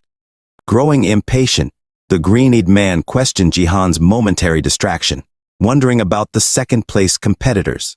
Suddenly, Jihan's telekinesis gripped him, and with sharp focus on the boss, Jihan called him the King of Plunderers. He proceeded to explain that this was his sincere act of respect. Startled and bewildered, the green-eyed man found himself hurled toward the boss, and the Emperor's horse devoured him, resulting in a gruesome death. The knight was traumatized, and the chat was in shock, questioning Jihan's actions. Curious and slightly taken aback, the boss asked Jihan if he had indeed referred to him as the King of Plunderers. Jihan clarified by elaborating that a conqueror epitomized the art of plundering. Jihan claimed that he was showing his genuine respect, rather than seeking gold, expressing his desire for the weapon the boss held, the era. He explained that he wished to take one of the conqueror's arrows included in the reward, knowing their true value, and regarded it as a form of plundering to demonstrate his genuine respect. Jihan stated that this was the clear condition for the hidden quest. For a brief moment, the conqueror paused, then his face transformed into a wide, menacing grin. He burst into uproarious laughter, expressing his appreciation for Jihan's audacious act and declaring that he was genuinely touched. As Jihan reached for the sword, the conqueror commended him and presented his treasure as a reward for the display of genuine respect. Jihan thanked him and poised himself for a fight, expressing his readiness to accept it.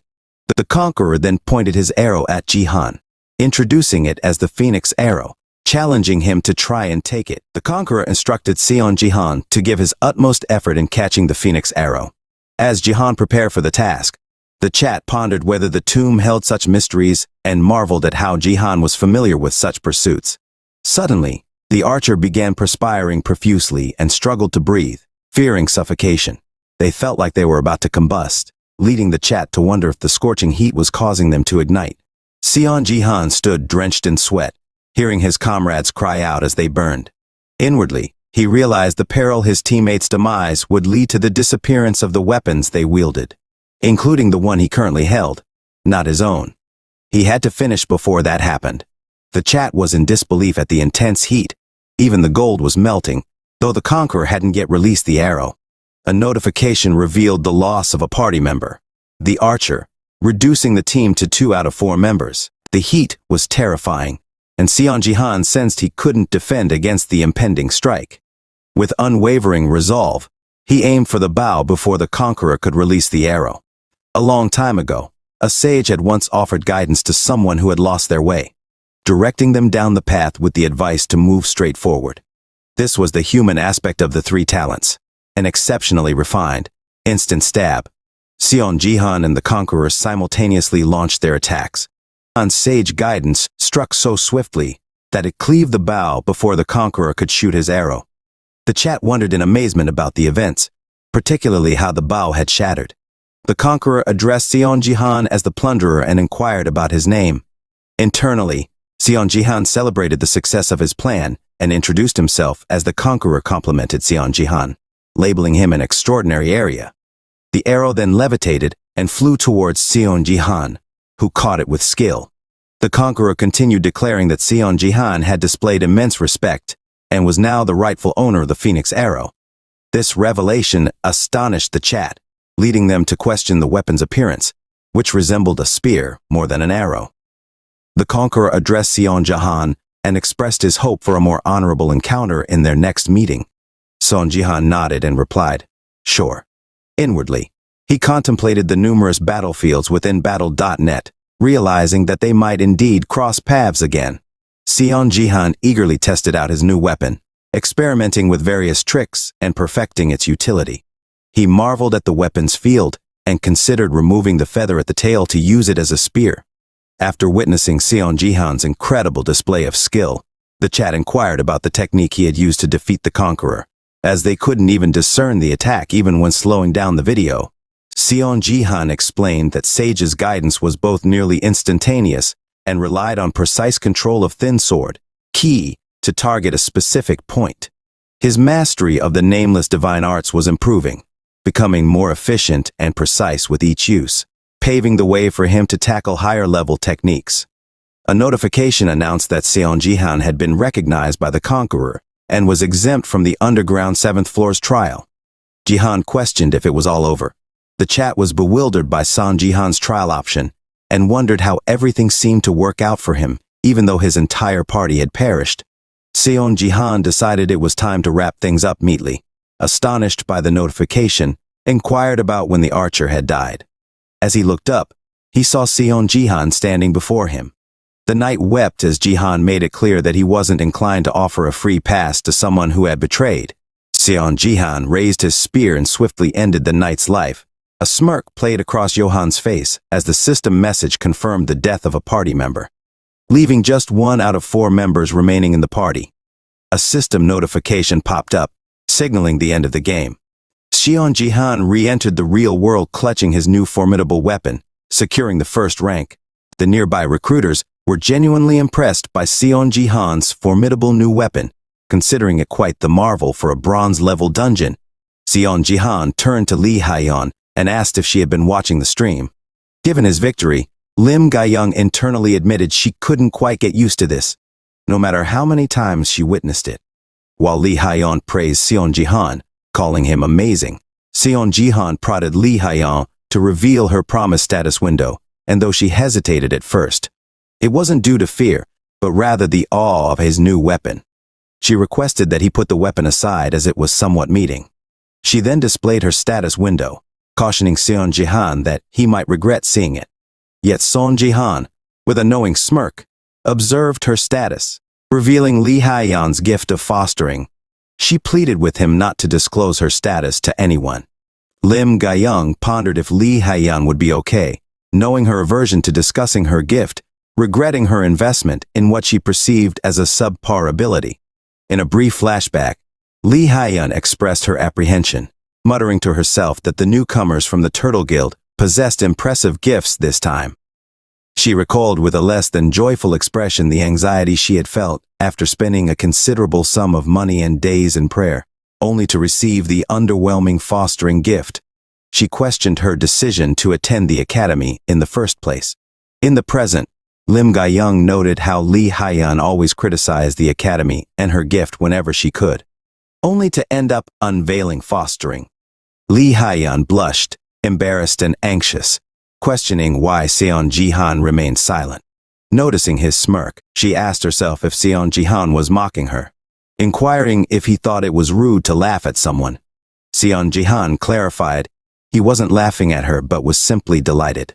Pulling out his phone, he requested her number, and she retorted that she had lost their bet. Seon Ji-han casually explained he just wanted her number, and she mentioned it should be on the business card she had given him last time. However, Seon Ji-han casually admitted he had lost the card, rendering her speechless. This response indicated his lack of interest in joining her guild. Inwardly, she couldn't help but think that Ji-han had lost her business card and was now asking for her number. A thought crossed her mind, wondering if Ji-han's interest was in her fostering ability, but she was baffled by the idea. She felt like he might be toying with her, and her ego couldn't easily surrender her number. Despite her initial hesitation, she reluctantly shared her number with Seon Ji-han. As Seon Ji-han glanced at the name she'd entered, he couldn't help but smirk. Upon noticing a heart next to her name as she was leaving, she turned around, smirking, and shot a challenging glare at Seon Ji-han, wondering what he made of the heart symbol. However, her confusion deepened as she observed Ji-han's continued smirk. She was taken aback by his demeanor, and as he walked away, she pondered what could possibly be wrong with Seon Ji-han, finding him incredibly annoying. Inside the academy, people were engrossed in Seon Ji-han's stream, including Sia and her friends. One of Sia's friends praised her uncle's amazing skills, to which Sia commented that it felt like Seon Ji-han grew stronger every day, especially given his remarkable performance in clearing the Conqueror's tomb. Hee-soo, however, seemed to be watching Sia with an irritated expression, biting her lip in what looked like anger. Suddenly, one girl in the group asked Hee-soo if she noticed that Seon Ji-han appeared vastly different from when they last saw him a month ago at Seer's house. Hee-soo inquired if they were referring to that visit, back when he seemed like an unemployed, disheveled individual. Another girl in the group requested Sia to introduce her to Seon Ji-han, clearly intrigued by his transformation.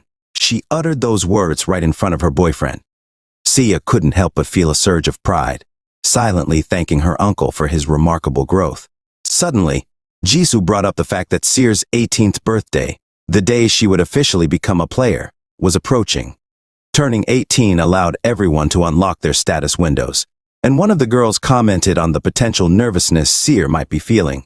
Another girl agreed, acknowledging that this transition was significant, as they would soon have access to Battle.net. The anticipation of this day was palpable among the students at Battle.net Academy, given the various classes and training it offered. The gift room was a major attraction, and students were eagerly interested in their gifts. A guy asked if Seer would receive a good gift, and a girl responded positively, predicting that Sia might get at least an S-class gift at best. She cited Sia's impressive lineage, with her father being SSS rank and her mother SS rank, plus the additional title of Saint S. Rumors even suggested that her uncle possessed at least an S-rank gift.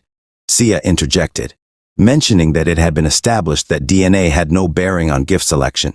The guy countered with statistical evidence, but Sia laughed it off, expressing her hope for a good gift. With Seer's birthday approaching on March 22, 2024, since it was March 13, 2024, she admitted to feeling unusually anxious, placing a comforting hand on Seer's and urging her not to worry.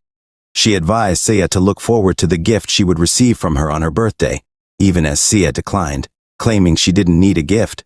Hee-soo kindly insisted she accept, though her eyes suddenly held a hint of disdain. The scene then shifted to a man lying dead on the ground in Tokyo, Japan at the Neo Self-Defense Force First Training Hall. While Seer's father stood ominously over numerous fallen men, one man expressed shock at the Sword King's power, and his friend noted that it had become apparent that the Sword King had grown stronger through this practice round. A bespectacled man observed that all of the Sword King's abilities had improved, and the man beside him eagerly anticipated the first stage of the Itoruhai, an upcoming Battle.net international competition, where Korea would face off against Japan on August. At 17 o'clock in the Gangnam Seoul Divergent Guild headquarters, Lee Hae-yeon found herself in a heated conversation, questioning the sanity of the person on the other end, or even contemplating marrying their daughter off to a man like that. She emphasized that he couldn't have free reign, though the other person's responses remained hidden, for some mysterious reason, explaining that this was precisely why she had left in the first place, declaring her intention to decide for herself whether she would marry or not. As she hung up, it became clear that she had been talking to her father. Lim Ga-young entered the room expressing concern for Lee Hae-yeon's well-being. In response, Lee Hae-yeon admitted she was far from all right. Lim Ga-young inquired if she was looking away because of her anger, to which Lee Hae-yeon confessed, and Lim Ga-young acknowledged her visible upset. Lee Hae-yeon then vented her frustration, musing that she had initially thought she was meeting someone from the Neo Self-Defense Force, and being dragged into an arranged date was already infuriating. However, discovering that her date was a balding man seemed utterly crazy to her. Lim Ga-young agreed, acknowledging that the situation was pretty bad and noting that being rich didn't necessarily equate to an easy life. Grateful for the understanding, Lee Hae-yeon thanked Lim Ga-young as Lim Ga-young suggested that Lee Hae-yeon go home and rest. Lee Hae-yeon declined, insisting she was comfortable there. Lim Ga-young gazed at the beautiful city view and simply said, "I see." Unexpectedly, Lee Hae-yeon apologized to Lim Ga-young. Startled, Lim Ga-young asked for clarification. Lee Hae-yeon explained that Lim Ga-young didn't have much time for herself due to her demanding job, and with her exceptional S-rank abilities and talents, she could be doing much better. Understanding the sentiment, Lim Ga-young too reaffirmed her commitment to being a wife. One's bodyguard vowed to hold on until Lee Hae-yeon inherited the company. However, Lee Hae-yeon confessed her reluctance to inherit the company, expressing a desire for independence to earn her own money and live life on her terms so her parents wouldn't pressure her about marriage. In response, Lim Ga-young commented that it was unfortunate that Lee Hae-yeon's chosen method for independence was gambling. Lee Hae-yeon defended her gambling habit, claiming that predicting wins was perfectly legal and a form of investment. Lim Ga-young, with her finger on her chin, questioned whether it could be considered an investment without a tangible return. Lee Hae-yeon confidently asserted that she would win big this time. Lim Ga-young inquired if she meant the Korean versus Japan round, considering it a relatively safe investment. She noted the irony that many Koreans were secretly betting on Japan, winning 30 even though they didn't openly admit it. Lee Hae-yeon agreed, but her attention was suddenly diverted by a message notification from Seon Ji-han, leaving her puzzled. As she read the message, she exclaimed, "What's this?" The scene then shifted to a city restaurant where meat was sizzling on the grill, and the one in charge of the grill was Diego Masad. He eagerly eyed the food, expressing his delight at trying Korean beef for the first time. He felt a bit guilty about the cost, but asked Jihan if it was all right. Jihan reassured him and offered to get more if he wished. Diego then requested a drink, to which Jihan suggested wine. Diego expertly opened 2 bottles and poured drinks for both of them. They clinked glasses, and Jihan silently acknowledged Diego's skill in mixing soju and beer. Diego savored the meal, and the exceptional taste left him almost speechless, surrounded by sparkling delight. Seon Jihan was pleased that Diego enjoyed the food. After they finished eating, Diego confessed, feeling a bit resentful about his current life, crediting the Battle.net for the lifestyle he now led. He delved into his own history as a renowned soccer star, but his world had come crashing down in the blink of an eye. Financial struggles had driven his wife and daughter away. Inwardly, Seon Jihan empathized with Diego's plight, recognizing that Diego Masad had enjoyed the status of a global soccer sensation with everything one could desire. However, The advent of the Battle.net had led to a steep decline in interest in traditional sports, causing him to lose his fans and become a forgotten figure in the world of soccer.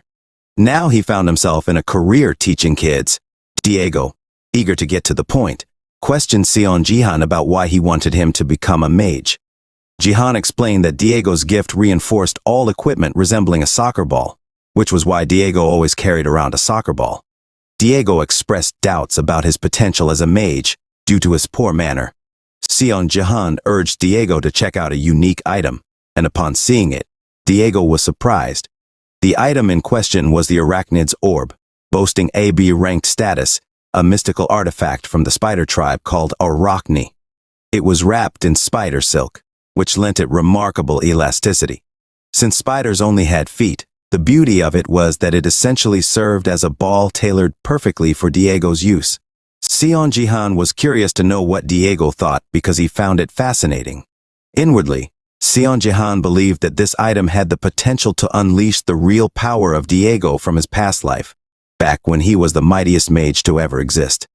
Diego's interest was piqued, prompting him to ask about the price of the orb. Seon Jihan revealed it to be a hefty 500,000 GP, roughly 50 million in regular currency.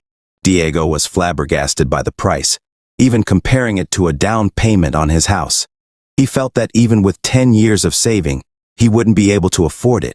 But he thanked Seon Jihan for the information.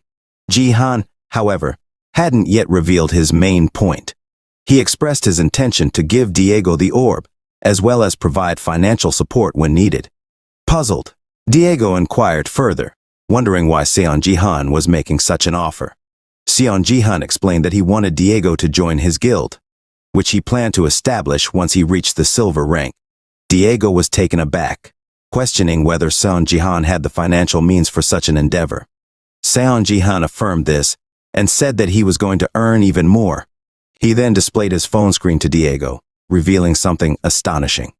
Diego couldn't help but ask if Seon Jihan was out of his mind. Meanwhile, Lee Hyun was engrossed in her phone, pondering the perplexing nature of her choices as she glanced at her phone. She received a message from Seon Jihan, who referred to it as a gift. The message displayed the results of the game, with Korea winning one round and losing the other. She couldn't help but scoff, believing that Korea stood no chance against the formidable Sword King. The Korea versus Japan battle was on the horizon. The Sword King, with a steely determination, opened his eyes, and the announcer greeted the audience. He introduced the Korean representative and acknowledged fans worldwide after the Battle.net's global influence.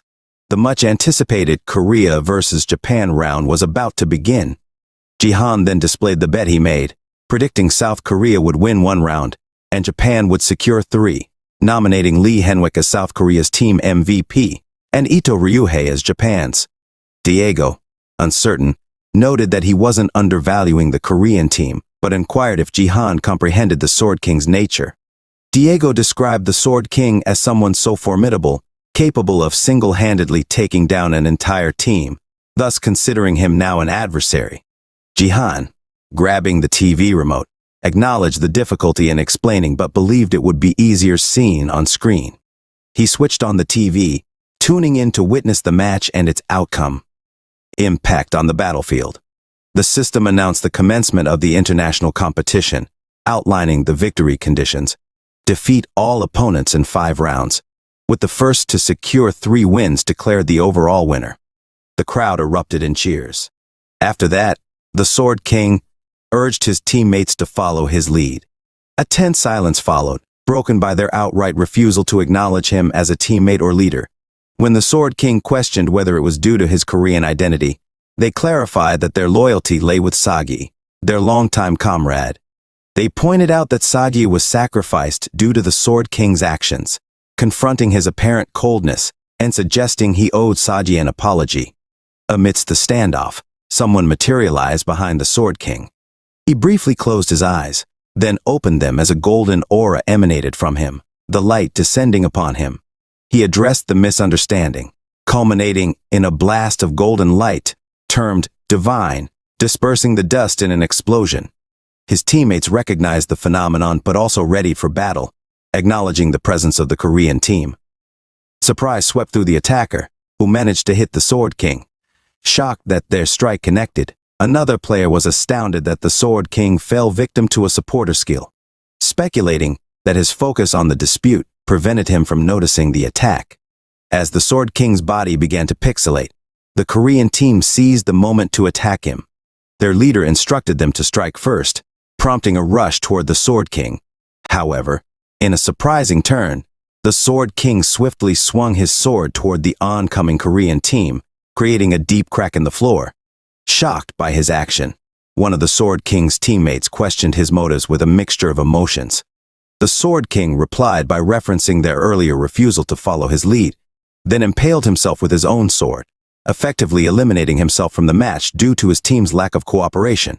Before fading away, he conveyed his understanding of the situation and announced his withdrawal from the match.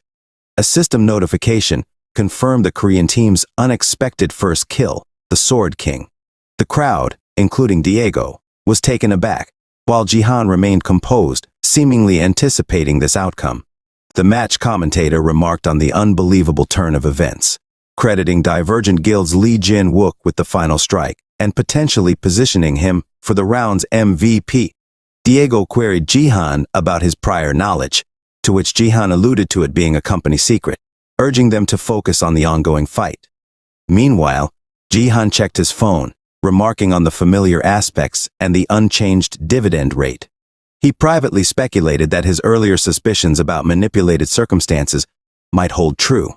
On the battlefield, the Korean team effortlessly overwhelmed the Japanese team, securing a resounding victory with the first round concluded.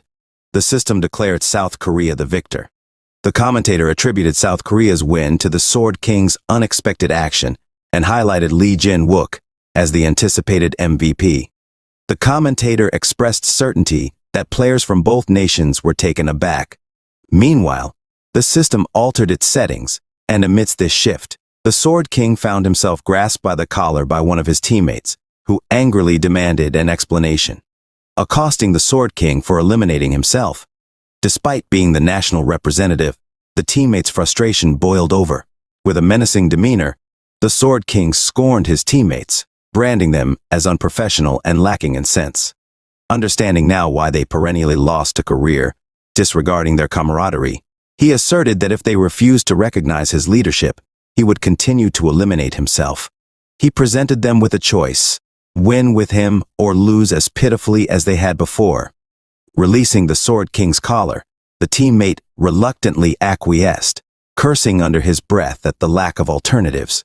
The system announced the commencement of the second round, and as the Korean team entered the fray, confusion lingered among them regarding the Sword King's actions. Speculation arose about the Sword King potentially being a spy. Internally, the Korean team's leader doubted this theory, sensing a different foreboding aura emanating from the Sword King as he stood menacingly before them.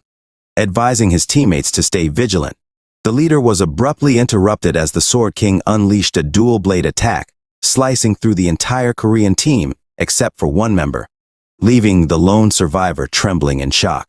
The crowd, including Seon Jihan, was stunned by the Sword King's inhuman display of power, which left an indelible impact on the battlefield. Marked with astonishment, the formidable Sword King effortlessly sliced through the leader and another member of the Korean team. The crowd erupted in cheers for the Sword King after witnessing such a remarkable display. With just 2 attacks, Sword King took out the entire Korean team, leaving the commentator excitedly exclaiming as the 4th round commenced. The commentator announced Japan's victory in the 3rd round, now leading 2-1. He urged their country's players to rally, hoping to avoid another disheartening loss like the 3rd round, describing it as a different kind of overflow in scoring compared to the 2nd. One of the Korean team members swung his sword at the Sword King, who easily dodged it and countered the subsequent slashes, while the Korean urged teammates to keep the Sword King on the defensive. Responding to the call, one of them transformed his hand into gold, chaining the Sword King's hand, while others clad in helmets rushed to attack. Undeterred, the Korean encouraged his teammates to give their all, even if it meant taking hits. Unexpectedly, the Sword King released his sword, summoning a magical blue blade that intercepted an attack from a helmeted assailant. Breaking free from the golden chains, He swiftly struck down the helmeted opponent. When a mage attempted a magic attack, bewildered by the Sword King's unexpected strength, the Sword King effortlessly overpowered the chains, swiftly defeating the mage. Nervous, the remaining Korean players focused solely on the Sword King, forgetting his teammates, who swiftly dispatched one of their members. A man on the Japanese team warned the Koreans not to overlook their opponents, but soon found himself sweating as the Sword King appeared, floating behind the Korean players. Startled, the Korean turned around to find the Sword King levitating behind him. He sarcastically asked if the Sword King had traveled all the way to Japan just to perfect his cool levitation skills. Stating it looked far better than standing on the ground, the Sword King retorted with a touch of disappointment, remarking that if only the Koreans' combat skills matched their insult game, they might not be lost. Without delay, the Korean gathered a blue aura, challenging the Sword King to witness his abilities. The Sword King, unfazed, lifted both swords and announced his intention to test a new skill. As a golden light emanated from his weapons, he unleashed an attack, summoning a colossal golden sword from the sky that forcefully struck the Korean, leaving a massive crater and ending the round with a Japanese victory at 3-0. The spectators were stunned by the destructive power displayed, leaving the commentator acknowledging the unfortunate loss for Korea, but emphasizing that one defeat doesn't define eternity. Meanwhile, Diego was amazed by the round and asked Seon Ji-han how he accurately predicted the outcome. Seon Ji-han humorously mentioned dreaming about it, leaving Diego incredulous. Seon Ji-han admitted winning a substantial amount from the bet, but privately acknowledged the unexpected intensity of the Sword King's prowess. Reflecting on the Sword King's formidable abilities and his own pursuit of the elusive SSS rank skill, the nameless divine art, Seon Ji-han pondered the challenge ahead. He recognized the difficulty in awakening this skill, considering the Sword King's possession of the formidable twin sword peak. However, determined to surpass him, Seon Ji-han resolved to become even stronger, promising to confront the Sword King soon. Meanwhile, Lee Ha-yeon was trembling with excitement, gazing at her phone screen and exclaiming, "Holy smokes," in disbelief as she realized she'd actually won. Overwhelmed with joy, she proclaimed that her initial bet of 5 million had transformed into nearly 200 million.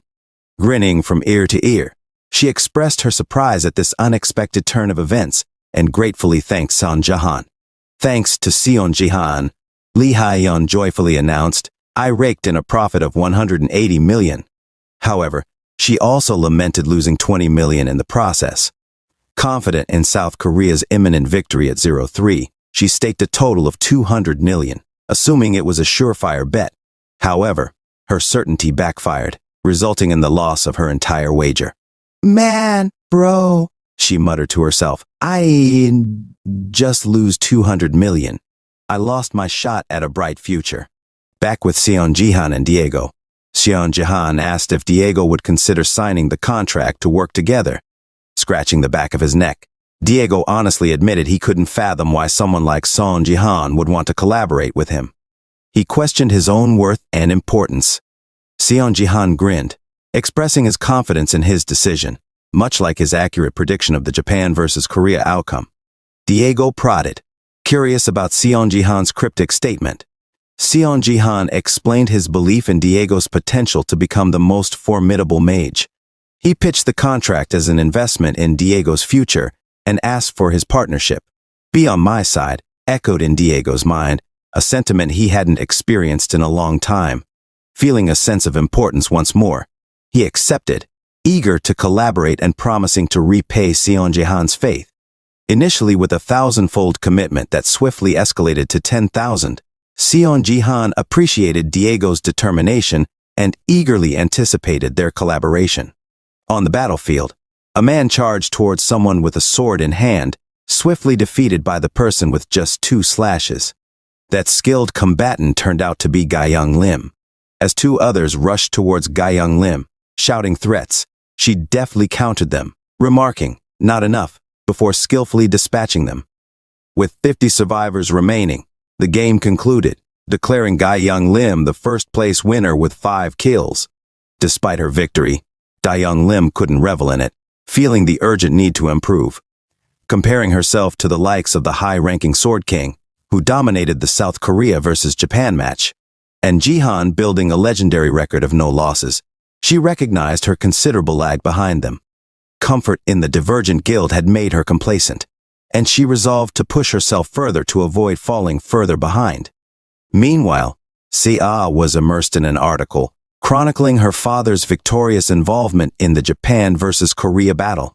She sat quietly in the car, but her friend broke the silence, asking if she was okay. Wearing a sad expression, replied that she was all right. Yet her friend urged her not to lie as she didn't seem okay. Her friend then offered to stay with her today, noting it's nice to have company when feeling down, but Sia declined, saying it's okay. Sia expressed gratitude for the ride home, mentioning her uncle's appointment and how she was pondering her return. The driver acknowledged a previous mistake, asking Sia to let him know if he could help. Sia smiled, acknowledging his awareness. Suddenly, her friend asked about something she mentioned, offering to prepare it right away if Sia approved. Sia admitted uncertainty, prompting her friend to ask why not as there's nothing to lose. Sia felt it might not turn out great, but her words were interrupted as the driver abruptly stopped the car, causing her friend to hit her head on the seat. The nervous driver explained they had arrived at the Sword Palace, leaving Sia stunned at the sight of numerous people outside, prompting her to ask, "What's all this?" Seon Jihan leaped from building to building, soaring high in the air.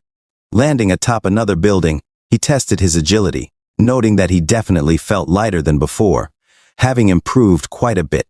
Glancing into the distance, he remarked that a high place like this was definitely much better.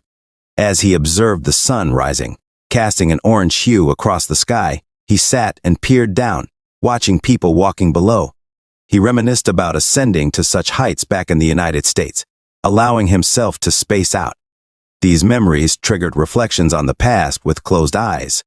Jihan reflected that he now fully understood the kind of person Yoon Se-jin, the Sword King, was during that period. Admitting that he had never actually fought Yoon Se-jin before, he remembered the time when half the nation's population had vanished and top rankers had gathered. Yoon Se-jin, who consistently held the first position as a warrior, had suddenly disappeared. Seon Jihan still didn't know the reason, but the present Yoon Se-jin matched Seon Jihan's peak strength from his past life. Despite his rapid growth, Seon Jihan realized he couldn't relax. He needed to surpass his past strength. Determined, he stood up, affirming his need to master the nameless divine arts faster. He declared that he must leave, then disappeared from his standing position. Back at Seon Jihan's building, the car driver was shouting at people to get out of the way, particularly at reporters who were doing their best to take pictures and interview Sia. Someone from Right to No TV called out to Sia for a few words. Another person asked her about the Sword King's match and today's interview. Her supposed friend advised her to ignore them, but the reporters persisted. Mentioning that some believed her previous statement had provoked the Sword King further, they asked for her thoughts on these claims. The driver, understandably frustrated, did his best to keep the reporters at bay, questioning the chaotic situation. As the reporters requested an interview in Seon Jihan's absence, another person mentioned they were simply doing their job. Meanwhile, Sia's supposed friend wore a grin, pretending to pity her. Suddenly, Seon Jihan appeared with a menacing voice, asking them all what they thought they were doing. With an angry expression, he used his powers to command them to leave. The reporters were sent flying and fell to the floor. As Seon Jihan passed them to reach the car where Sia was, a reporter complained about a hurt back. Another person called out, questioning if Seon Jihan dared to lay a hand on reporters, concerned about his image.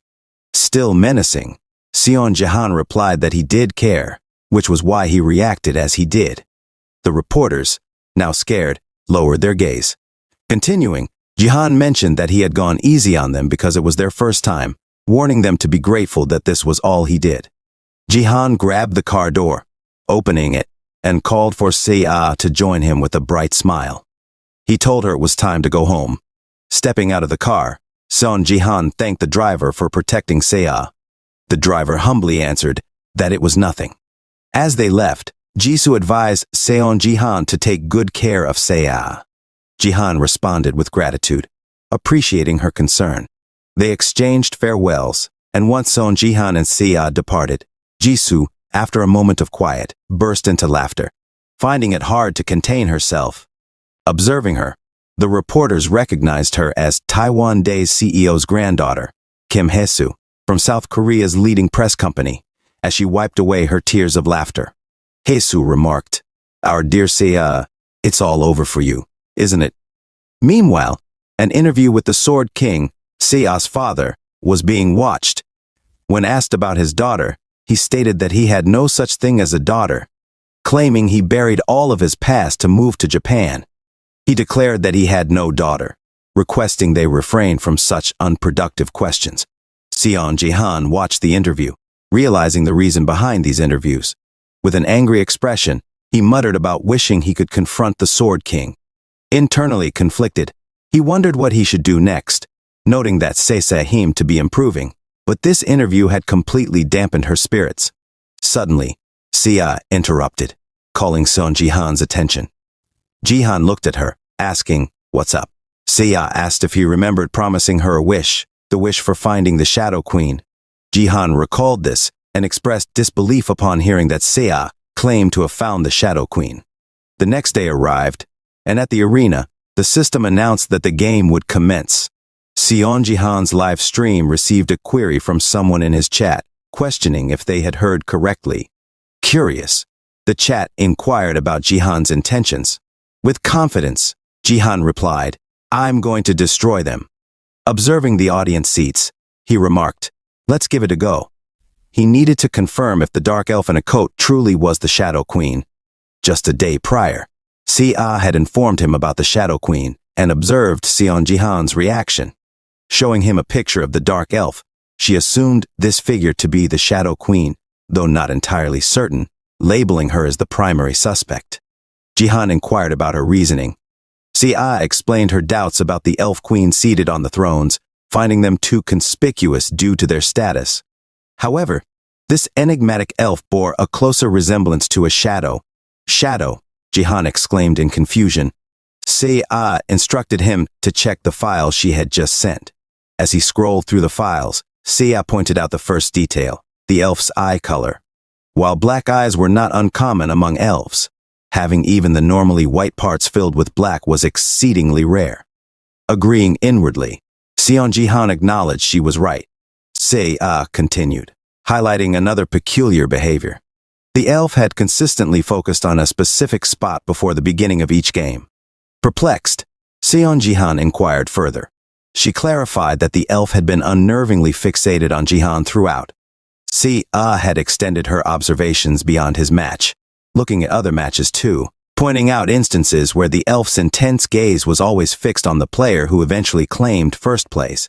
It seemed almost as if she were predicting the future, a highly unusual behavior that caught Seon Ji-han's attention. Seiya wasn't finished. She emphasized the significance of the last video file, directing Seon Ji-han's attention to the shadow beneath the elf's feet. Despite the poor quality, Seiya believed that the oddity wasn't just her observation. Seon Ji-han concluded internally that this certainly warranted investigation. He told her to wait and asked if she found all this on her own. Seiya replied affirmatively, explaining that she'd been working on it whenever she had free time. Ji-han asked if she wasn't overworking herself because of him. She replied, "Nah," adding that she didn't have much to do lately anyway. Seon Ji-han thanked her and said that he would have to check next time. With a smile, Seiya said it, of course, hoping that she was right. Seon Ji-han then reminded her that he should keep his promise, asking her what her wish was and telling her that it could be anything, and he would make it come true. Seiya thanked him, and then shared her wish. Back in the present, Seon Ji-han was seen completely annihilating an orc with his sheer power. The system announced that he had attained 10 kills. Inwardly, Ji-han thought that should get him first place. He lifted his head and looked at the barrier, stating that he would break the audience barrier like he had promised. The chat now understood Seon Ji-han's intentions. Initially, they thought he was going to blow away the audience, but now they realized he meant breaking the barrier. Seon Ji-han explained that the Colosseum had a barrier built between the stage and the audience. He said that the strength of that barrier was comparable to that of a diamond-rank support's barrier skill, working to stop all attacks and skills from leaving the games. This explained why he couldn't see her real identity with Wanderer's eye. He needed to create a gap to see through the barrier. As he held his spear firmly and prepared to attack, the chat expressed disbelief, questioning if he was really going to try it. Someone told Seon Jihan it seemed pointless because it was impossible. Seon Jihan insisted that it was possible with his weapon, the phoenix arrow he obtained from the dungeon. While he couldn't unleash its full force when throwing it due to the risk, just stabbing with it should be enough to break the barrier. He readied himself to utilize the 3 talents of martial devotion to unveil the true identity of the elf. With a powerful attack, he struck the barrier, but to his surprise, not a single scratch appeared. The chat anticipated success, but the barrier remained unaffected. Undeterred, Jihan continued his assault, repeatedly targeting the same spot with determination. Employing the path of the martial sage, he struck again, and finally, the barrier yielded impressively. The chat, in awe, exclaimed, "Holy crap, it actually broke." Now it was time for Jihan to activate his skill, Wanderer's Eye. He needed to check before the barrier regenerated. Focused on revealing the elf's identity, he used it on the elf only to find himself suddenly in a dark place, disoriented and uncertain of his whereabouts. A glimmer of light emerged behind him, and swiftly turning around, his eyes widened at the sight of 2 large white eyes peering at him from the windows. Later in the day, Seon Jihan lay on his bed, feeling exhausted. That was a tiring day, he muttered, unable to relax. There was no way he could unwind after facing something as daunting as that whole incident in the body of a bronze rank. The experience had been terrifying. Even if he had been in that body before his regression, he thought inwardly with a grin. He got up and remarked, its power should be very helpful. Opening his achievement store, and with the rewards he had collected until now, he leveled up the achievement store to level 4. The new feature that came with the level up was the Constellation Slot Edition. Now he could choose several constellations, but of course, it was still too early for that. The system informed him that Earth was currently in its tutorial season, so even if he purchased the Constellation Slot Edition, it would not show up in the status window. Since he didn't need it right away, he decided to postpone buying it and opted to add a title slot first.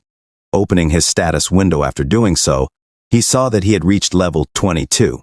Now, there were only 3 levels left for the silver promotion. With the possessed force of martial power and a title, he had basically become a silver rank. However, there was a reason he chose to add another slot for a title.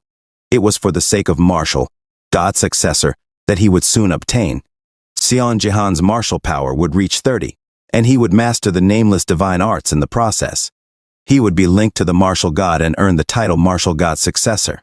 It had been a title he used until his death in his previous life, so he needed to acquire it this time too, no matter what.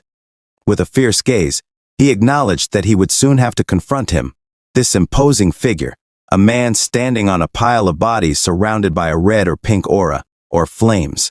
The next day, a man explained that this place was the very center of Gangnam and well connected to public transit.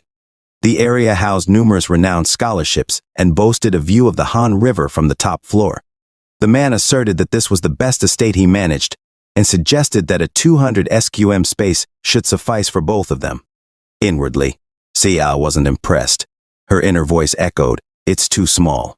Nonetheless, the man encouraged her to explore other rooms, and hesitantly, Sia agreed. Seon Jihan sensed her pleasure, surmising that it was expected, since she had spent her entire life in the Sword Palace penthouse. A regular apartment wouldn't meet her expectations. Recalling Sia's wish in a brief flashback, she had expressed her desire to move, to depart from the Sword Palace. It seemed evident she was in a hurry to leave due to the memories tied to her father. Jihan felt the place must be suffocating for her. Returning to the present, the man highlighted the spacious rooms and perfect layout, emphasizing the scarcity of empty apartments in the building.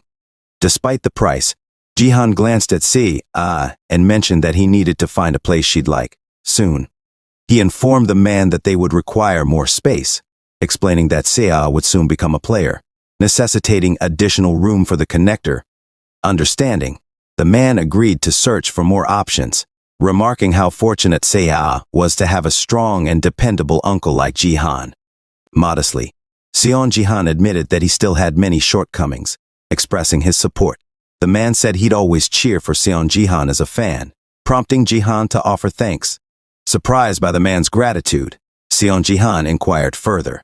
With a smile, the man revealed his connection to the Sword King family, mentioning the shock of the Sword King going to Japan and his subsequent resignation. He had been genuinely worried about Seiya when she left, considering how tough it might be for her, but was relieved to see her doing well. He extended advance congratulations for her awakening, emphasizing that she still had a long way to go. He assured her of receiving a good gift. Touched by his words, Jihan felt concerned as attention on Seiya increased after the Japan-Korea map. He anticipated everyone's interest in her awakening and gift. However, he worried that once she received her F-rank gift, the attention would turn into poison. He recalled past comments criticizing Seiya for receiving an F-rank gift, branding her a failure with hurtful remarks like SS-rank traitor and his frank daughter. Seon Jihan needed to stop that from happening no matter what. He would have to prevent people from approaching her for a while, especially the reporters. The scene shifts to Hesu laughing while talking to someone on the phone. She was discussing Seiya's birthday scheduled for the 22nd of August, mentioning that Seiya would be at the school gift center. Assuring the person on the other end of the phone, she promised to facilitate an interview. After a laugh, she hung up. She wasn't alone. A man sat on a couch in front of her, calling her a derogatory term and labeling her as fake, perfect for someone in the media family.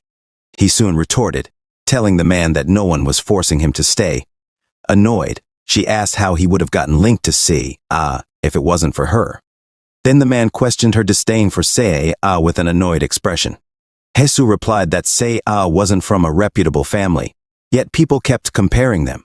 She continued, saying Seiya would just be an ordinary person if it weren't for the battle.net. The man asked why she was arranging an interview for Seiya.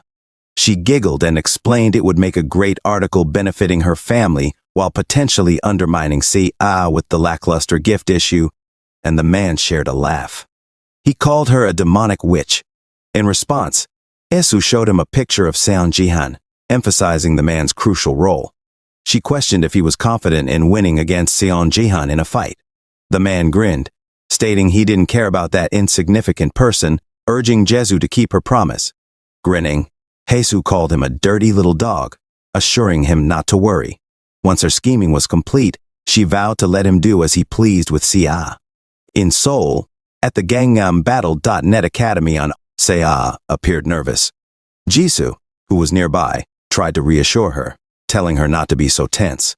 However, Seiya snapped back, telling Hesu to stop because she had already mentioned that she wouldn't do the interview. Jisoo persisted, pleading for Seiya to reconsider, insisting it was for her own good. Seiya remained resolute, stating, "We didn't want to do it." Hesu expressed her disappointment, explaining that due to the Sword King's recent controversy, Seiya was unfairly receiving criticism, despite her innocence. She suggested covering it with a positive spin, and mentioned how hard she'd pushed her grandfather to assist. Seiya, getting up from her seat, assured Hesu that it was okay, thanking her for the concern but stating she didn't need it right now. She then excused herself, stating she was going to the restroom. Once Seiya had left, Hesu, visibly angry, muttered, calling Seiya an obnoxious. She declared her dislike for Seiya but then shrugged it off, saying it didn't matter as they were waiting to ambush her at the gift room. Tonight was Seiya's birthday, and Jisoo pondered what gifts Seiya would receive. She grinned, remarking that since the awakening was inevitable, it would be great if they could spin a positive article out of it and make Seiya suffer, suggesting it would be even better if she received an. Meanwhile, in the restroom, Seiya found it tough to contain herself. She revealed that she was already aware of everything, including Jisoo's true intentions. In a brief flashback, someone had called Hesu, questioning why she was always with Seiya, as if they were best friends. Hesu, irritated but defending herself against the remarks, continued to explain her plan. Her friend questioned if Hesu wasn't planning to sever ties with Seiya and send her to hell. Jisoo explained that before she could do that, She needed to extract everything possible from Seiya. Another friend mentioned hearing that Seiya's father was a lost cause, prompting Hesu to clarify that her family owned a media company. She emphasized that the best time to gain leverage over someone was when they were facing downfall. Jisoo laughed, expressing her desire for Seiya to receive an F-rank gift, hoping to capture Seiya's shattered and despairing expression in numerous photos. She found the situation intriguing, anticipating fun and a high number of views in return. Unbeknownst to them, Seiya was in the bathroom overhearing their conversation. Initially shocked by Jisoo's true nature, Seiya's unease grew as she feared receiving an F-rank gift.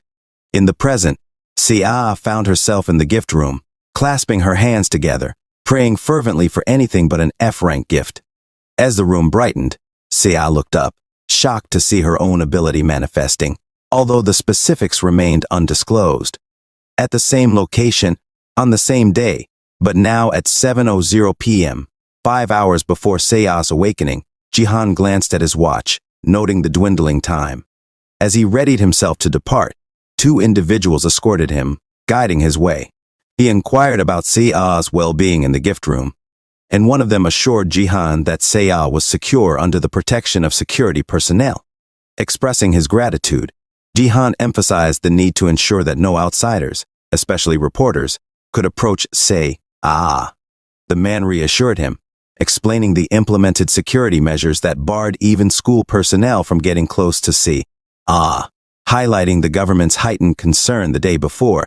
Around the same time, Seon Jahan had a serious conversation with manager Park Han-sik regarding the Sword Palace donation.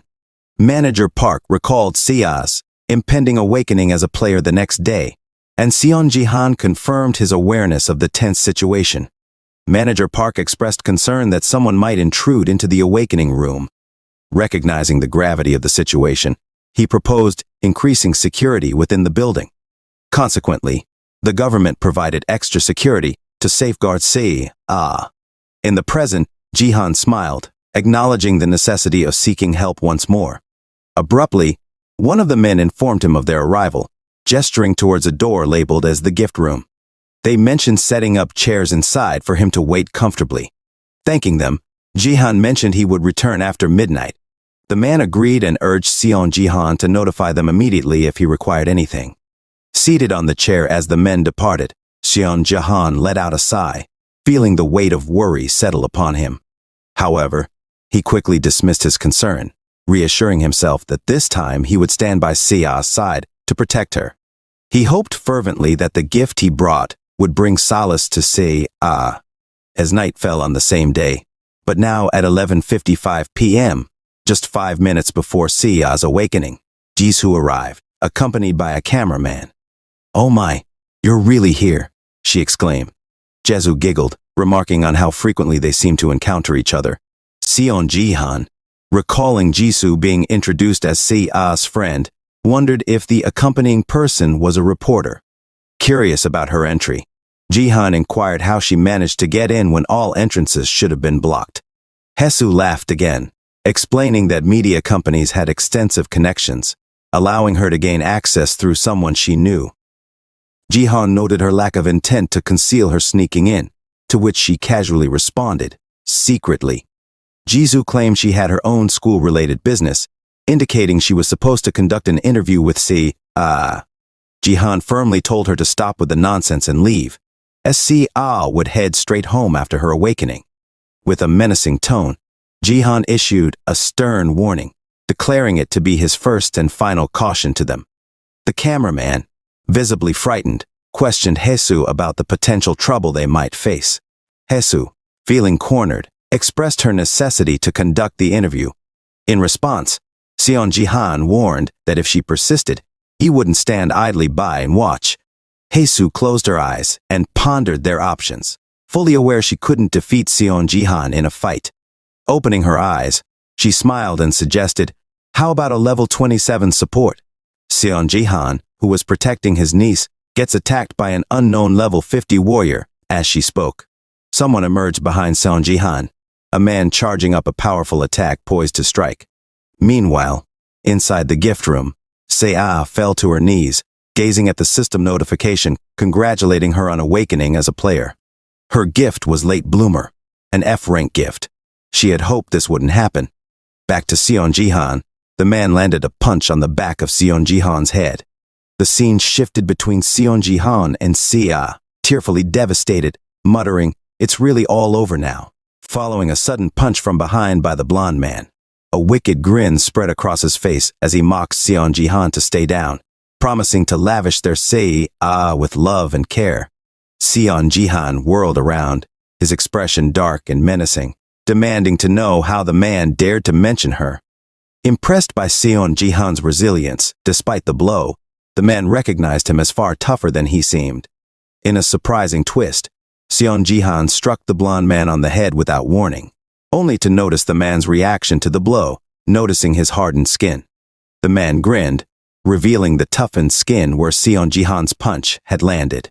He acknowledged Seon Jihan's knowledge, but questioned his lack of surprise with a forceful blow. Pushing Seon Jihan back, the man questioned his confidence. He soon observed the intense fight with a grin, while the cameraman diligently captured the unfolding scene.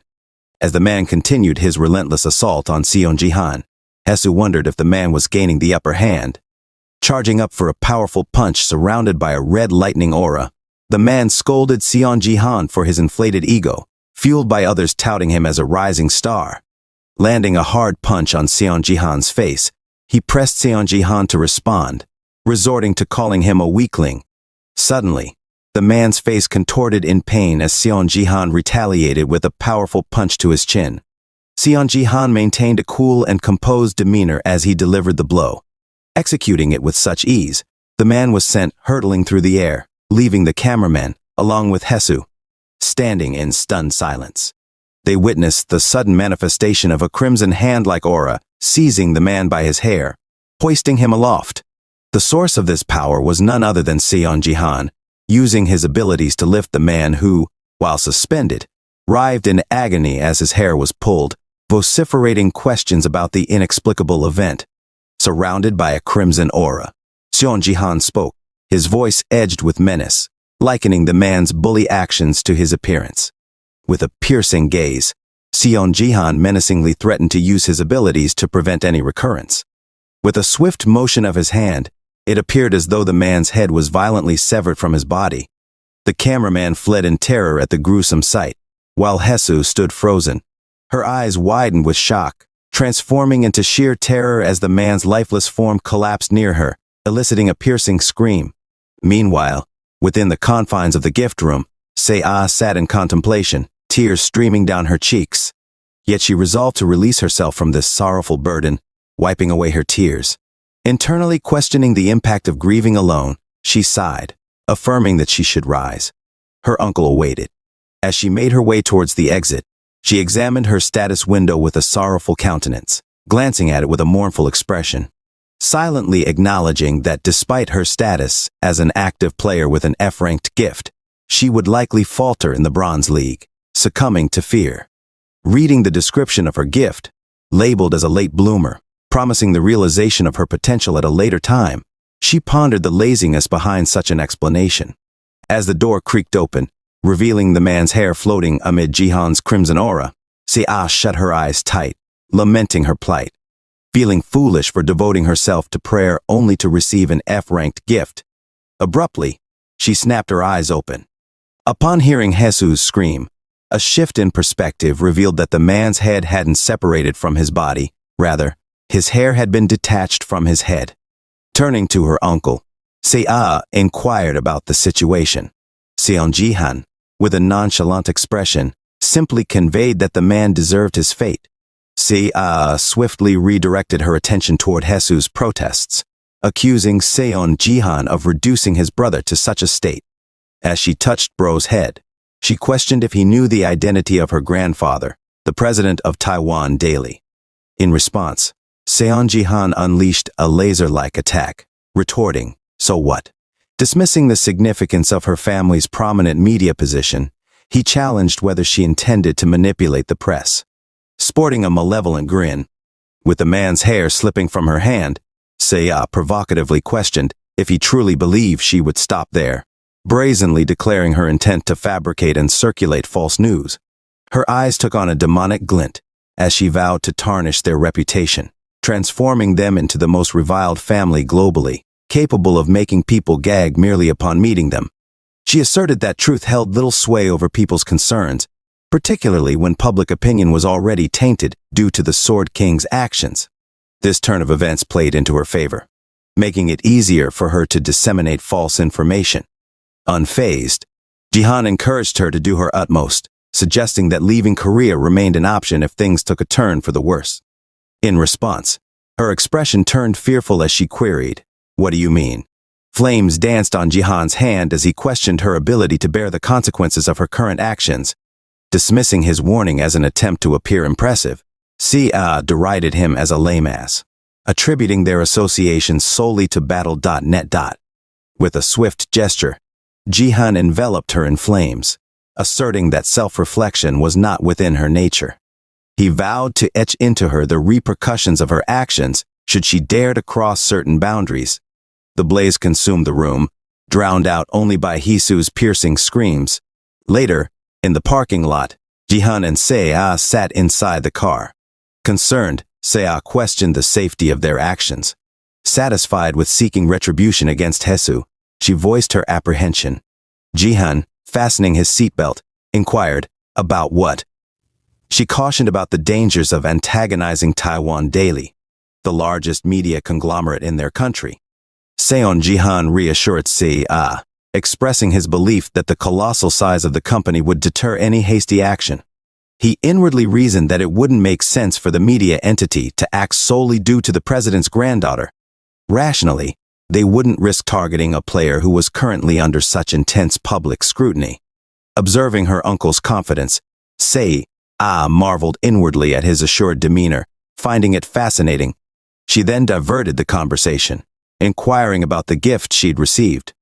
Her expression shifted to one of melancholy as she confessed to having obtained late bloomer, an F-rank gift.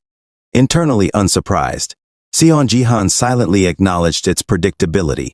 While Sia accessed her status window, she expressed doubts about her potential success as a player. Abruptly, Jihan directed her attention to his status window. Confused by the sudden reveal, Sia questioned if it was indeed his status window. Confirming it, Jihan shared that it was his first time showing it to someone else. Sia was taken aback as she noticed something unusual within his status. Puzzled, she inquired about the presence of an F-rank gift, despite his evident strength. Seon Jihan calmly directed her to the stats above, revealing martial power and force, which intrigued her. She questioned if these were authentic Battle.net stats, to which Jihan explained they were unique stats. Their acquisition conditions shrouded in secrecy. Seon Jihan emphasized that gift rank wasn't everything. He enlightened Sia about the possibility of attaining unique stats, hinting at her potential. Before delving deeper, he presented her gift, asserting that it would illuminate the path on her journey towards strength. In a brief flashback, China's top player, Jin Yuhua, the former second ranked in the world before Jihan's regression, possessed the same late bloomer gift as Sia. At the time, Jihan couldn't believe it, even witnessing it with his own eyes. The F-ranked gift that had plunged Sia into despair and led to her demise held a hidden secret. Returning to the present, Sia gazed at her late bloomer gift through the item Seon Jihan had given her. With this mysterious item called the Hermes Monocle, a remarkable A-rank tool from Olympus, a one-time use item capable of revealing the true essence of a gift. Jihan acquired this extraordinary tool after repairing the C-ranked messenger's broken monocle, which he had meticulously crafted a day earlier as Sea's birthday present. She discerned the various paths to enhance her F-ranked gift. For instance, she discovered that after participating in 50 Battle.net games, her gift could be upgraded. The game participation requirement increased daily by 1, and her natural status growth rate could surge by 100%. Sia was astounded by the prospect of upgrading her gift and its fundamental effects. Sporting a smile, Seon Jihan confirmed that the item performed as expected, clarifying that it was a special birthday present that transformed the messenger's broken monocle.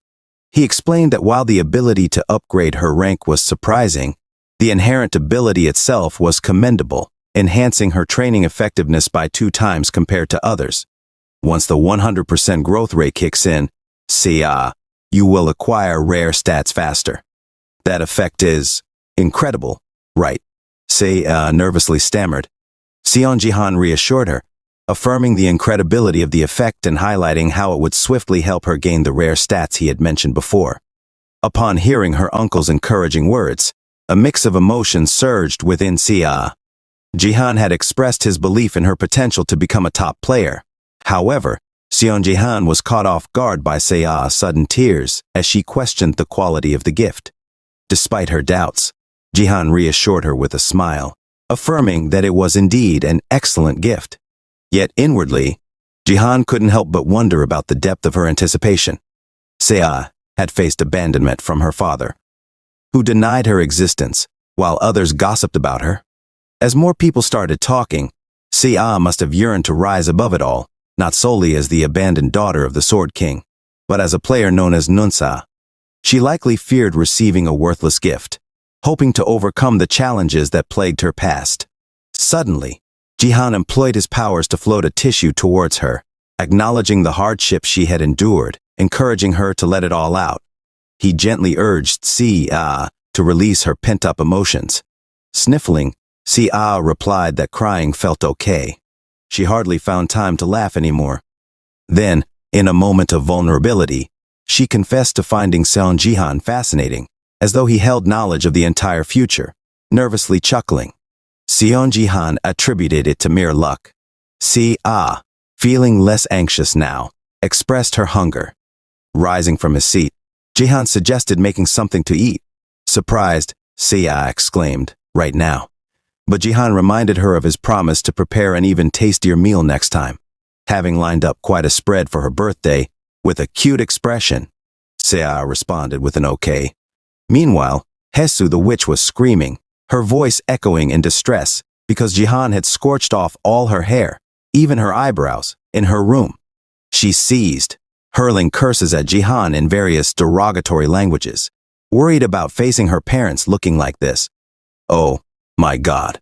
What am I going to say to Mommy and Daddy?" she raged. Just then, the driver barged in, prompting Hesu to hastily throw on a beanie, scolding the driver for not knocking.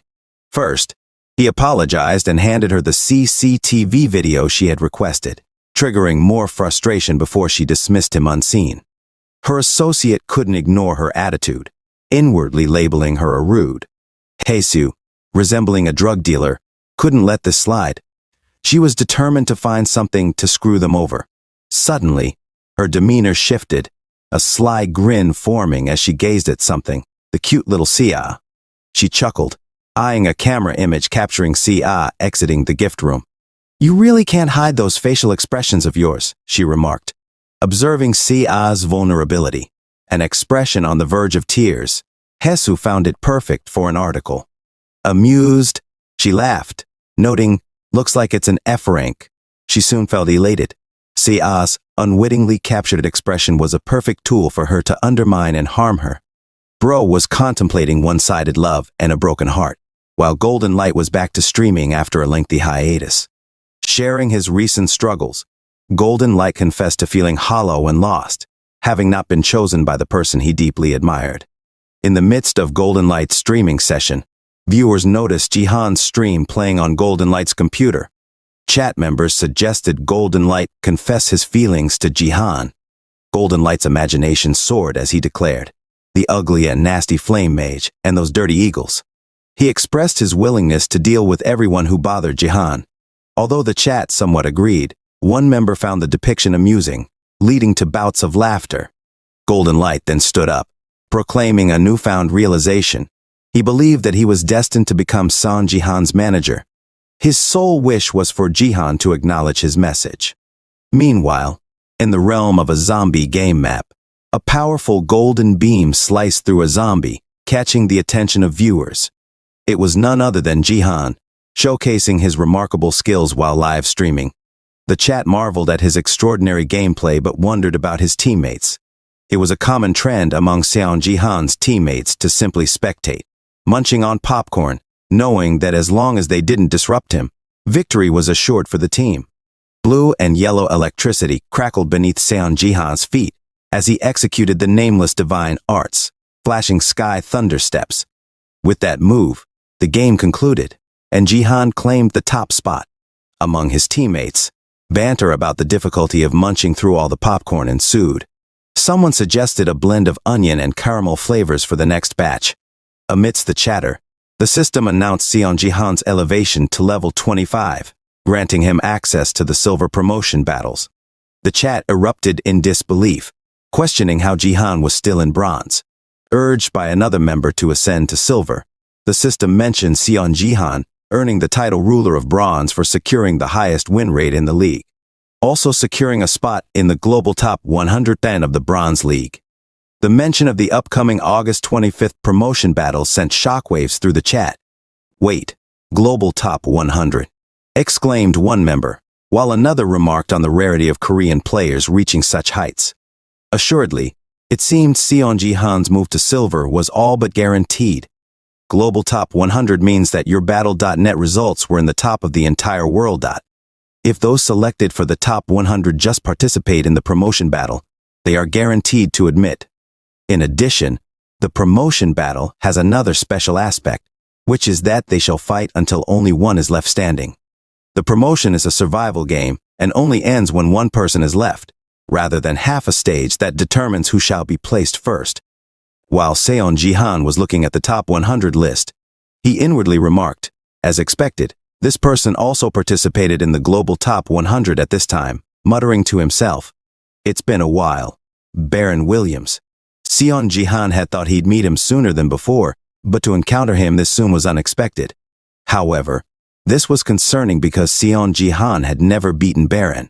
He wondered if he would lose.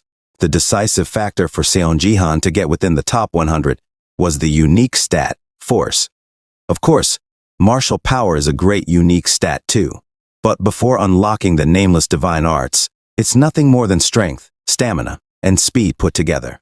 It cannot match up to force, which is a power that transcends reality, such as absolute territory, mana reinforcement, and telekinesis. Even then, there are different weight classes. The power of the force Baron used was on a different level. Force is a stat in proportion to mana and divine power. Baron had been born with great mana, so his force was at least double that of Seon Jihan's.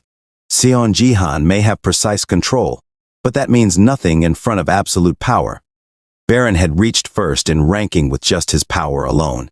He wasn't keeping his first place because of luck. He had been famous for his diamond rank mana ever since he was a bronze. Fighting him head-on would be an act of suicide. He needs to unlock the nameless divine arts as soon as possible, or he will get on by Baron. After his brief exercise, Seon Jihan checked his status window. He gazed at Baron's portrait, and no matter how long he looked at it, Seon Jihan couldn't believe this was truly the same person. He had heard that Baron attempted to appear more mature upon becoming a guild master. But Seon Jihan wondered what Baron had done to change so drastically. Suddenly, Seon Jihan's phone started buzzing. He picked it up and saw it was Lee Hyeon. He wondered if she was calling to thank him. Jihan greeted her with a hello, and Lee Hyeon asked him for advice on whom to bet on in the silver promotion battles. Taken aback by the request, Jihan paused before responding. The next day in the Divergent Guild, someone suddenly called Lee Hyeon, and turning nervously, she answered. It was Lim Ga-young, who explained that she was there to escort Lee Hyeon to the next meeting location. Lee Hyeon, realizing it was already time, apologized and asked for 5 more minutes to finish her tasks, inquired if something was wrong, and Lee Hyeon confessed that she had asked Seon Jihan for more pics earlier. Looking at her with disappointment, Lim Ga-young questioned if she wasn't ashamed. Lee Hyeon replied that she had already suffered losing money and requested Lim Ga-young to be a bit more considerate. Lim Ga-young inquired about Jihan's advice, and Hyeon responded by mentioning that Seon Jihan is participating in the global top 100. She also shared that Baron from the US is attending. Lee Hyeon explained that Jihan recommended placing a bet on him for first place. Lim Ga-young remarked on Jihan's confidence, and Hyeon agreed, stating it made sense. Lim Ga-young then said, with Baron in the mix, How would Jihan win against someone who flies around raining down attacks? Lee Hyeon responded. She continued by stating that Baron would be the safe choice, so she was a bit shaken because Seon Jihan predicted the betting results too accurately for the Japan-Korea match. Even though Jihan advised her to vote for him, she contemplated betting on Baron. However, inexplicably, Lim Ga-young found herself inclined to disagree with Lee Hyeon. Suddenly, Lee Hyeon inquired about Lim Ga-young's well-being, asking about her Battle.net scores and acknowledging the evident dedication she had been displaying lately. After these words, Lim Ga-young fell silent, clenching her fists wrapped in bandages.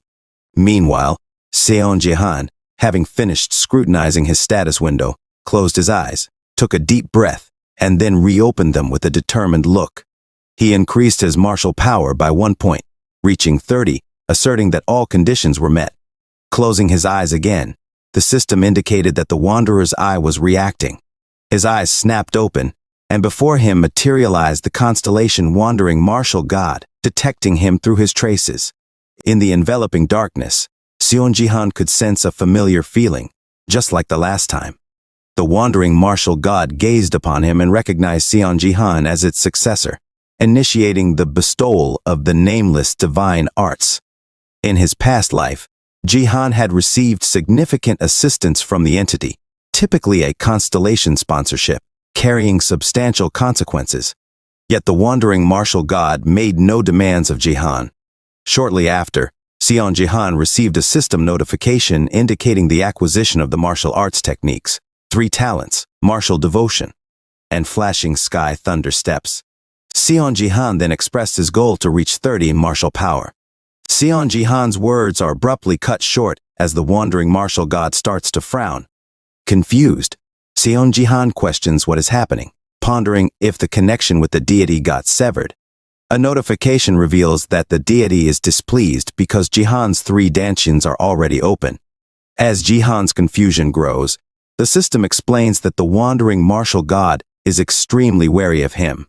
Seon Jihan remains puzzled, wondering why the deity is cautious just because his 3 dantians are open. He questions why a divine being would be wary of such a thing, expressing his bewilderment. Suddenly, the deity begins canceling the martial arts technique succession and retracts its traces. Following this, a sharp pain surges in Jihan's right eye, and as he opens it, he finds himself on his knees, confused about his return. Swiftly checking his status window, he exclaims that it's a disaster because his gift has vanished. The message reveals the previous world ranking top 7th in the world, Song Jihan, with the top 100 promotional round just ahead of him. He had lost his most important aspect. The next day, as Se-ah returned from school, she was picked up by Jihan while riding through the road. Jihan asked her if she felt like the burden had been lifted off her shoulders. Se-ah agreed, stating that he was completely right. She felt refreshed. After awakening, Se-ah decided to drop out of the academy. The main reason students attend the academy is for the gift, and most drop out after awakening. If you continue with the academy, your friends sign contracts with guilds and undergo training, putting them ahead of you in life. Se-ah chose to take training from Jihan, giving her even less reason to continue with the academy. Jihan's mind is at ease now, knowing Se-ah won't face any more problems. However, his biggest concern is himself. The top 100 tournament is tomorrow, and he wonders what he will do. Not only did he lose the Wanderer's Eye, but he also failed to completely inherit the nameless divine arts. An S-rank skill passed down through fragments. It's a skill imbued with a fragment of nameless divine arts, currently encompassing the 3 talents: martial devotion, flashing sky thunder steps, and upon the customization of the 3 divine secrets to suit the user, or upon discovering the true name of the nameless, the user can wholly awaken nameless divine art. With a change in Seon Jihan's expression, Se-ah remarks that he doesn't seem to be in a good mood and asks if it's due to the top 100 promotion round. Seon Jihan, with a nervous expression, replies, "Ah yeah, sure." However, he inwardly admits that it's really more of his twisted future that's bothering him because of what happened yesterday. His future got completely changed. Suddenly, Se-ah expresses her confidence that he will win anyway, citing his knack for finding solutions. She playfully envisions him coming home and declaring, "I got first again." She giggles and contemplates getting into betting confidently, stating that she would bet everything on him securing first place. Jihan advises her against it, warning that she could get into trouble. Seo playfully argues, "Ooh, you even streamed a betting live, so you can do it, but I can't." Jihan tells her she can't bet because she's too young. Seo protests, calling it ridiculous, but then casually dismisses the idea, claiming she doesn't want to do it anyway. As Jihan prepares to respond, his eyes suddenly light up white, and he touches his face, wondering about the strange sensation just experienced. Later that day, Jihan went to the playground, closed his eyes, and began meditating. He sensed something strange as his left eye felt off. This sensation was unfamiliar to him, and he decided to address it. Slowly, he approached the issue, using force to pinpoint its precise location and eliminate it. Suddenly, he felt a sharp pain in his eye, making him wonder if it was even okay at the point. A notification interrupted his thoughts, stating that he had successfully eliminated the traces of the wandering martial god. The message continued, indicating that he was now completely free from the constellation's domination. Confused, Jihan pondered the meaning of free and questioned what it meant. As he got up, the system clarified that he could now receive sponsorship from another constellation, leaving Jihan perplexed by the timing. He wondered if this meant he couldn't receive sponsorship before, since the system window never lies. Grinning, Jihan sat back down, realizing that the wandering martial god wasn't benevolent like the giving tree, but more of a parasite. Suddenly, a notification arrived stating that the wandering martial god was now even more wary of him. Reading further, another notification revealed that the god had suddenly vanished. Jihan wonders what's up with that deity. He's wary of a bronze, and why is he running away? He's supposed to be a god of martial arts, so what's with him? It's Jihan's second round of life, but it's still full of questions he can't answer. Either way, he won't be able to use his powers then. He brushed it off, stating he will use this opportunity to look for another constellation. Plus, it's a new opportunity at the perfect timing. He reads an epic quest, instructing him to find the Shadow Queen somewhere in the audience of the Colosseum map and provoke her. The reward is 50,000 achievement points and the interest of the Shadow Queen. Let's say the Shadow Queen will sponsor him. But then what about tomorrow? Jihan thought. Inwardly, he needs to somehow compensate for the lack of the martial god. Suddenly he stopped his sentence and remembered that he had this. We are not shown what he meant by this. The next day at the Colosseum, fireworks are being ignited, coloring the sky in different colors. Today, the Bronze Top 100 promotion round begins, and the game will continue until one player is left standing. It instructs them to prove that they are the best. The chat was excited, counting down and people cheering for South Korea because of Jihan. The round started, and Jihan said that he doesn't have any intentions of fighting each and every extra. So he tells the people surrounding him to come at him, all at once, with a determined expression planning to make this quick. Jihan's punches were so powerful that he killed many who came towards him. The chat was confused, wondering why everyone was after Jihan. Someone explained that Jihan is popular over Seos too, known as someone to be feared, as people attacked him from the front, others attacked from behind. Being the legend he is, he used his force to deflect a purple attack aimed at him from behind towards the man attacking from the front. He then rushed towards the purple mage, who charged up multiple magic attacks, only to be punched squarely in the face by Jihan, sending him flying. Inwardly, Jihan remarked that aside from Baron, they were all pretty weak, so he decided to go easy instead of wasting energy. However, his words were cut short as a sword was about to pierce his face. Blocking the attack, Jihan turned around. His eyes widened as he found Lim Gayang was the one who attacked him, leaving him shocked and wondering why she was there. As the Space League began, people started getting used to the fact that dying in the game meant dying in real life too. The Northeast Asia League final began with Japan's representative player, of course, being the Sword King Ito Ryuhei, Seo's father. At the time, there was no one in South Korea who could put up a fair fight against Ryuhei. Too afraid of death, the South Korean rankers avoided fighting him. The person who stepped up against the Sword King as the representative of Korea was the Sword King's successor candidate, Plum Blossom Sword, Lim Ga-young. However, as Jihan was being attacked by her, he wondered why she was here. She was never in the top 100 in his past life. As she continually attacked him, he dodged skillfully, while inwardly wondering if the future has changed. He then blocked her attack with skilled hand movement and activated his flashing sky thunder steps. The blue and yellow energy from his attack landed on her face as both of them stepped back to make some distance between them. Jihan then clenched his weapon firmly and went for a vertical stab on her. But fortunately for her, she managed to dodge the ground-crushing attack from Jihan.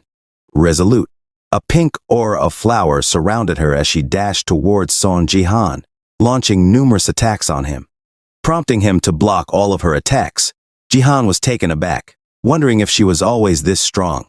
However, it wasn't that. She's grown. She's on a different dimension from the last time he saw her. She has decreased all of her unnecessary movements, and all of her attacks are heavy, while her footsteps are light. With a confident expression, she dashed towards him with a strike, but he managed to block that attack as well. As he looks at her, he wonders what happened during the time he didn't see her for her to get this strong. In a brief flashback, we return to the time when Lee Hye-in asked her about her Battle.net grades. She noticed that she seemed to be grinding these days. Lim Ga-young was silent for a moment, then told her that she actually got into the bronze top 100. Lee Hye-in was taken aback, asking if she's already level 25. Lim Ga-young answers that it just kind of happened. She got first place all the time, except for when she met Seon Jihan's. Lee Hye-in was happy for her, asking why she didn't bring up such important news earlier. Lim Ga-young then told her that it was because she wanted to ask her a favor. Lee Hye-in asked what favor she wanted. Clenching her fist filled with bandages, she nervously asked if she could ask for new equipment. She said that she doesn't want to blame her equipment, but she realized, after all that use, that her sword is too heavy for her. She tried to get used to it, but her hands can't handle it. It's a precious sword that she gave her as a gift, so she is sorry to be saying that. Suddenly, with a serious tone, Lee Hye-in asked her if she's out of her mind. She wasn't mad, though. She just wondered why she would say that now that the sword has been preventing her from doing well all this time. Lim Ga-young replied that she still received pretty good grades, so she thought it would just sound like an excuse. However, Lee Hye-in told her that it just meant she could have done even better if she had a more suitable weapon. She then vowed to get her a better and lighter weapon, even if she had to use her own personal money. She asked to throw away the current weapon. Right now, Lim Ga-young then remarked, "Didn't you throw away all your personal money through gambling, though?" With an embarrassed expression, Lee Hye-in denied it. She then called her an idiot and promised to get her something else as soon as possible. Lim Ga-young asked if she was sure, to which Lee Hye-in replied that it was fine. She urged Lim Ga-young to show everything she had in this promotion round and assured her that she could win against Seon Jihan if she set her mind to it. Do it. She reminded Lim Ga-young that regardless of what anyone said, she'd always been the rising star of the Bronze League in Korea. She just needed to prove herself and aim for the top 100 battle. After those words, Lim smiled and answered okay, thanking her sincerely. Inwardly, however, she knew that Lee Hye-in understood. She was comparing herself to Seon Jihan, yet genuinely cheered her on, saying that she could rise higher in the ranks. However, she doubted she could keep that promise, because the current her couldn't win against young Seon Jihan. Inwardly, Seon Jihan knew she understood. She couldn't win against him, but he wondered why she was trying so hard. She could have survived for quite a long time and she had fought those weaker than her. It was the same thing in the Northeast Asia Final too, back in his past life. Suddenly she spoke, admitting that she knew better than anyone she couldn't win against him in her current state. And perhaps she might never be able to win against him, but if she gave up, then it would all be over. If she couldn't surpass him, then she would try her best to keep up. With resolve, she readied herself for a final attack surrounded by pink flowers and a beautiful pink aura. Inwardly, Seon Jihan remarked, "Yeah, that's the kind of person you've always been," acknowledging her relentless determination to improve despite the odds against her. In Seon Jihan's past life, the Sword King had killed her with his dual blades, but now in the top 100, Seon Ji-han wondered how much his regression would alter the future. Despite his reservations, he smiled, realizing he needed her on his side. As she charged her attack, she prepared to unleash her secret technique called Plum Blossom Hurricane. Suddenly, after images of her darted towards Seon Ji-han, ready to defeat him. However, Ji-han remained poised, knowing there was a skill perfect for this situation. 3 Calamity Martial Devotions. Earth. The blossoming 3 representing Lim Ga-young's attack were cut in half by a bright golden light known as Thousandfold Rampage. On the opposite side of the arena, a bald individual named Clark Jr., a warrior ranked number 3 in America as a bronze player, stood confidently with his followers. Facing America's first-place bronze-ranked player, Baron Williams, a support and mage. A system notification appeared, indicating that the game would continue until only one remained. Clark expressed his opinion that the world is coming to an end, describing it as a mess with some cowards who used to simply buff others from the back now holding the world's top ranking. He was referring to Baron Williams, asserting that he would demonstrate they were inherently on different levels. However, Baron Williams simply yawned in response, commenting that they all approached him like a swarm of ants, merely yapping away. Suddenly, a red energy formed on Baron's hand as he menacingly instructed them to cease their chatter and attack him all at once. Another system notification showed that they must prove who is the strongest. Baron Williams warned them to prepare to be burnt to ashes by his red flames, showcasing his extreme war-hungry demeanor. As the 3 individuals leaped towards him, one using fire, another water, and the third employing archery, Baron remained unfazed. He swiftly defeated Clark Jr. with a single attack, using his powerful red flames on him. The others did not relent in their determination to kill him. However, Baron Williams turned and looked at them with a wicked grin, questioning if parasites like them truly believed they could kill him. He unleashed a barrage of flames upon them, relishing in the massacre, laughing loudly as he shouted, "Die, you inferior creatures!" Baron Williams displayed no hint of humbleness. His demeanor was purely arrogant. Nevertheless, he began to take notice of Seon Ji-han, just as he had done before Seon Ji-han's regression. They witnessed what happened to Lim Ga-young, and as expected, Seon Ji-han utterly obliterated her with his attack, cutting her in half while simultaneously striking other players who were near him. Baron Williams noticed Seon Ji-han and became aware of him. Suddenly, he approached Seon Ji-han and asked if he was the undefeated Seon Ji-han. Seon Ji-han was taken aback by how Baron pronounced his name, but he sighed and corrected him, saying it's not Sun Chi-han, but Seon Ji-han. He explained that Chi-han doesn't have a good meaning in Korean because it means sexual harasser in Korea. Suddenly, Baron Williams put his hand on his face, showing one eye, and started laughing, saying that he didn't know the languages of a poor country very well. Baron Williams then launched a lightning attack at Seon Ji-han, saying, "I hope you'll understand, Seon Ji-han." However, he was momentarily taken aback as Seon Ji-han swiftly used his flashing sky thunder steps to dodge the attack and counterattack. Despite Seon Ji-han's quick response, Baron managed to dodge his counterattack, remarking that he knew Seon Ji-han wasn't bad and that he was at this level. As Seon Ji-han looked up, Baron was floating in the air, conjuring numerous spells, stating that he could see how strong Seon Ji-han was. With red laser attacks falling on the stadium, Seon Ji-han leaped into the air and attacked Baron, who confidently dodged the attack as ever. Baron then questioned Seon Ji-han, asking how dare an insect like him try to reach his level, and launched a red beam of fire towards Seon Ji-han. Unfazed, Seon Ji-han's eyes suddenly widened as Baron Williams conjured numerous red magic circles in the air, capturing everyone's gaze. Baron declared that he would show them an ending fit for inferior insects like them. With a gesture of his hand downwards, he uttered, "Die." Big beams of red fire jolted down the arena, slowly burning everyone they hit to ashes. Even though dying in the game wouldn't result in real-life death, the pain of slowly burning could still be felt. The entire arena was now filled with Baron's red flames as he floated in the air like a higher being. He burst into laughter, his face twisted with wickedness, declaring that insects like them deserved this fate. Suddenly, Baron was shocked as Seon Ji-han thanked him and unleashed his thousandfold rampage attack, swiftly killing the individuals slowly burning in the flames. Seon Jihan sarcastically thanked him for the easy kills. The system announced his pentakill with just one attack, catapulting him to first place in the rankings with 20 kills, while Baron Williams trailed in second with 17. Baron Williams was shocked and confused about how Seon Jihan survived.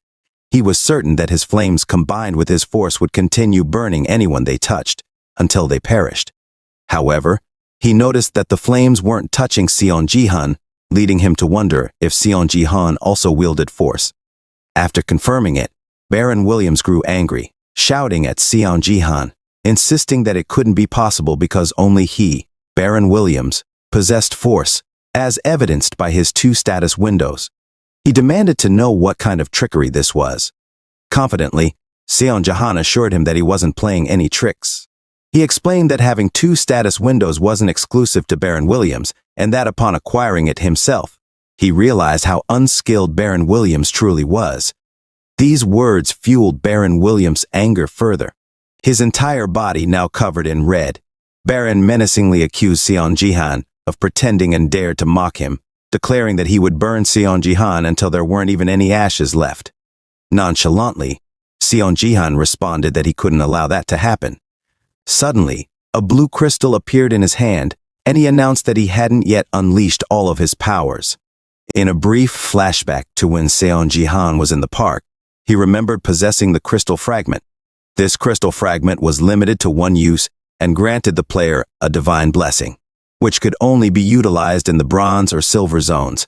After Seon Jihan used the crystal, he remarked that he had been anticipating this moment, the moment when he would unleash his full power and defeat Baron Williams. Now, with a 50% increase in all of his stats, Seon Jihan was fully prepared to defeat this coward. Baron Williams used to be seen as a coward. He wasn't as muscular or tall as the others, and he was shy. A player who feared battles. Others spoke of Baron Williams with disdain, lamenting what a waste of a gift he was. With 2 status windows and 2 classes, if Baron Williams had utilized them to his advantage, he could have dominated the battle.net. Instead, he chose to be a supporter and a mage, relegating himself to the rear of groups. However, Baron Williams' demeanor changed when he acquired force. Empowered by this newfound strength, he began to dominate the field, and countless rising stars fell to him. Players who faced him remarked that Baron had 2 disasters in the palm of his hand. The first, Fire Wave, allowed him to sweep through enemies with a tsunami of flames from which no one had yet to survive. So, what was happening now? Baron Williams thought inwardly as Seon Jihan used his attack to completely negate Baron Williams' so-called disaster attack. It took just one stabbing attack from Seon Jihan to nullify Baron Williams' powerful move. How was this possible? Baron Williams wondered inwardly.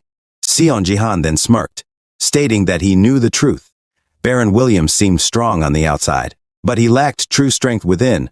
He was too busy trying to hide his lack of skills instead of compensating for them. No precision at all.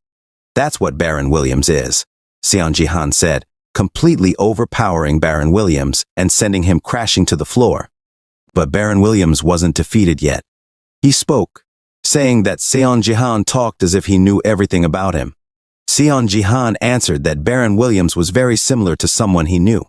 No matter how much Baron Williams pretended to be strong and act tough, he couldn't hide the feeling of inferiority and the guilty conscience deep inside his heart. Building muscles, changing his appearance, and using all those fancy skills were just coping mechanisms. None of it mattered, as long as he didn't change at his core. Baron Williams then got up, stating that he didn't appreciate Seon Jihan's arrogance.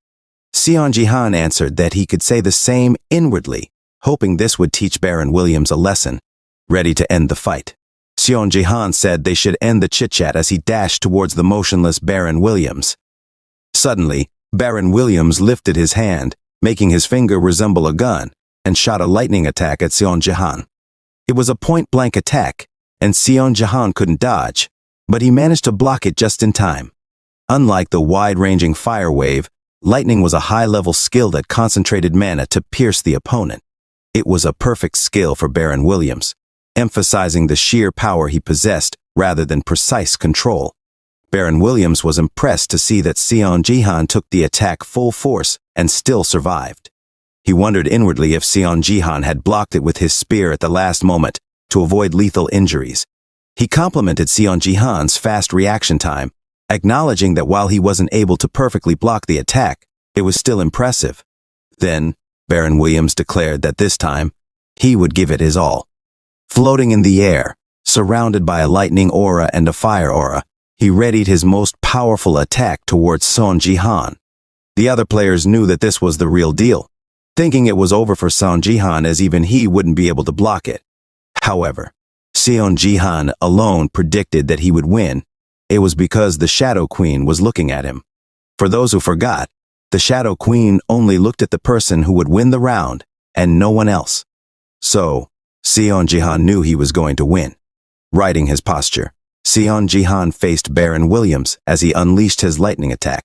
But as the Phoenix arrow left Seon Jihan's hand, it completely obliterated Baron Williams as it passed through his body. Seon Jihan did not hesitate, despite knowing that the Phoenix arrow would vanish once it's used 5 times. This was because the Phoenix arrow was not aimed at Baron Williams, but instead, it was aimed at the Shadow Queen.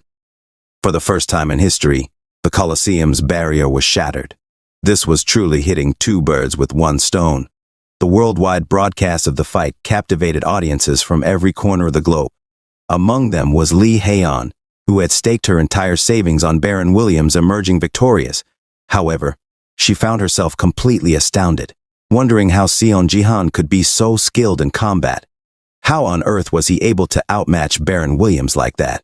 It just didn't add up, and frustration brewed within her, knowing that she was on the brink of losing all the money she had earned. Unbeknownst to her, Lim Ga-young returned after being defeated by Seon Jihan. She inquired whether Lee Haeyeon had even considered the possibility of her winning, catching Lee Haeyeon's attention. Lim Ga-young admitted that she had anticipated the outcome, but still felt a tinge of sadness. Lee Haeyeon urged her not to dwell on it, acknowledging that they knew she was essentially defeated the moment her match with Seon Jihan began. She continued, emphasizing the need for Lim Ga-young to make a greater effort to grab her attention. Those words clearly embarrassed Lim Ga-young a bit, but Lee Haeyeon just smirked. Then, with a cheerful tone, she advised Lim Ga-young to lighten up. It was as if a burden had been lifted off Lim Ga-young's shoulders. Lee Haeyeon was spot on because Lim Ga-young truly felt that way. She also realized she could learn from this conflict, seeing it as an opportunity for growth. Lim Ga-young vowed to keep improving, and high on her pledge to support her journey towards strength. Suddenly, the commentator's voice from the broadcast caught their attention. Something unbelievable had occurred as he questioned whether they were all witnessing history unfold. Player Seon Jihan had shattered the barrier. Baron Williams back at his facility seethed with anger upon realizing that Seon Jihan hadn't taken him seriously all along, focusing not on him, but on the barrier. Seon Jihan's weapon returned to his hand after the attack, which he caught effortlessly, fixing his gaze on the Shadow Queen. Seon Jihan grinned and said, "Long time no see, Shadow Queen." Suddenly, darkness engulfed her, spreading not only around her but also throughout the arena, shocking every present player. It was as if she had merged with the stadium, her menacing eyes casting down upon our hero.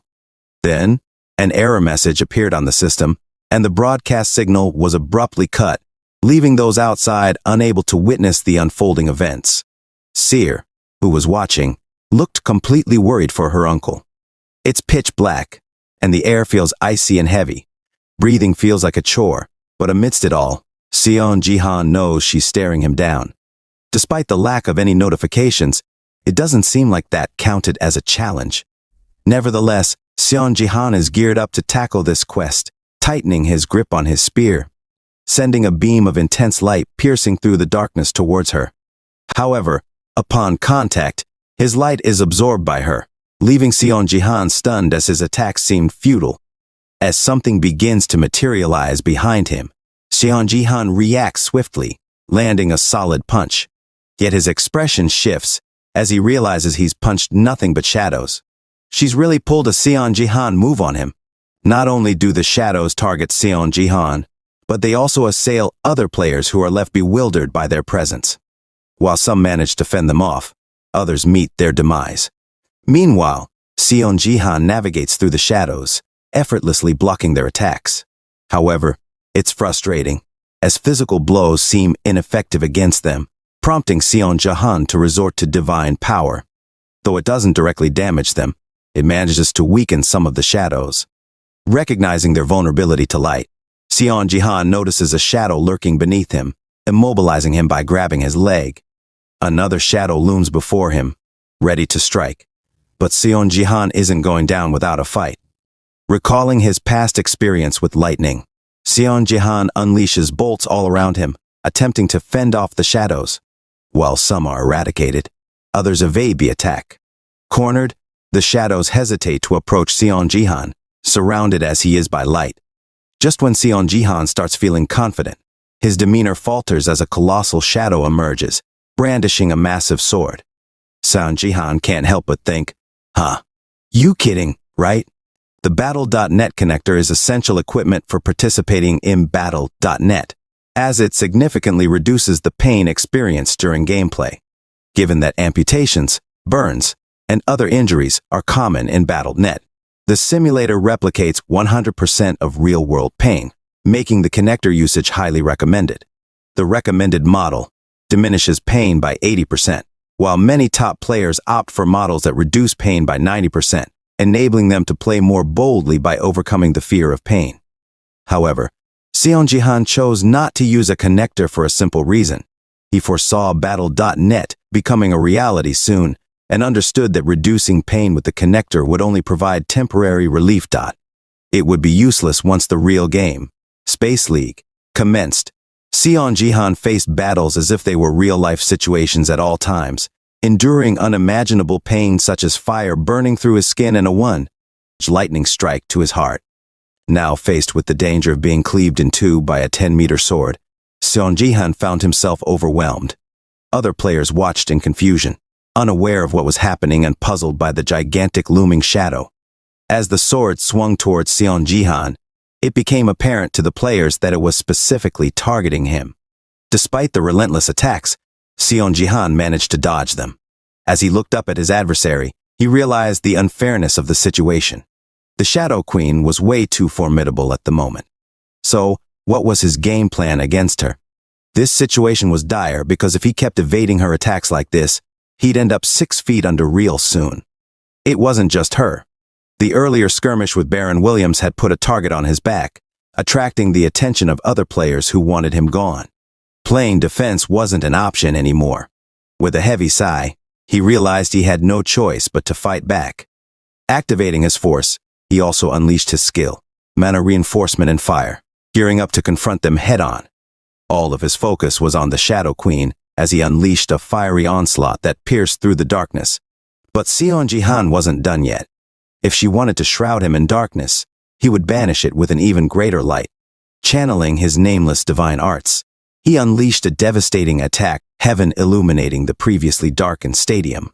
Following up with another powerful move, Seon Jihan felt confident in his strength. But as he finished, he looked around, wondering if it was over.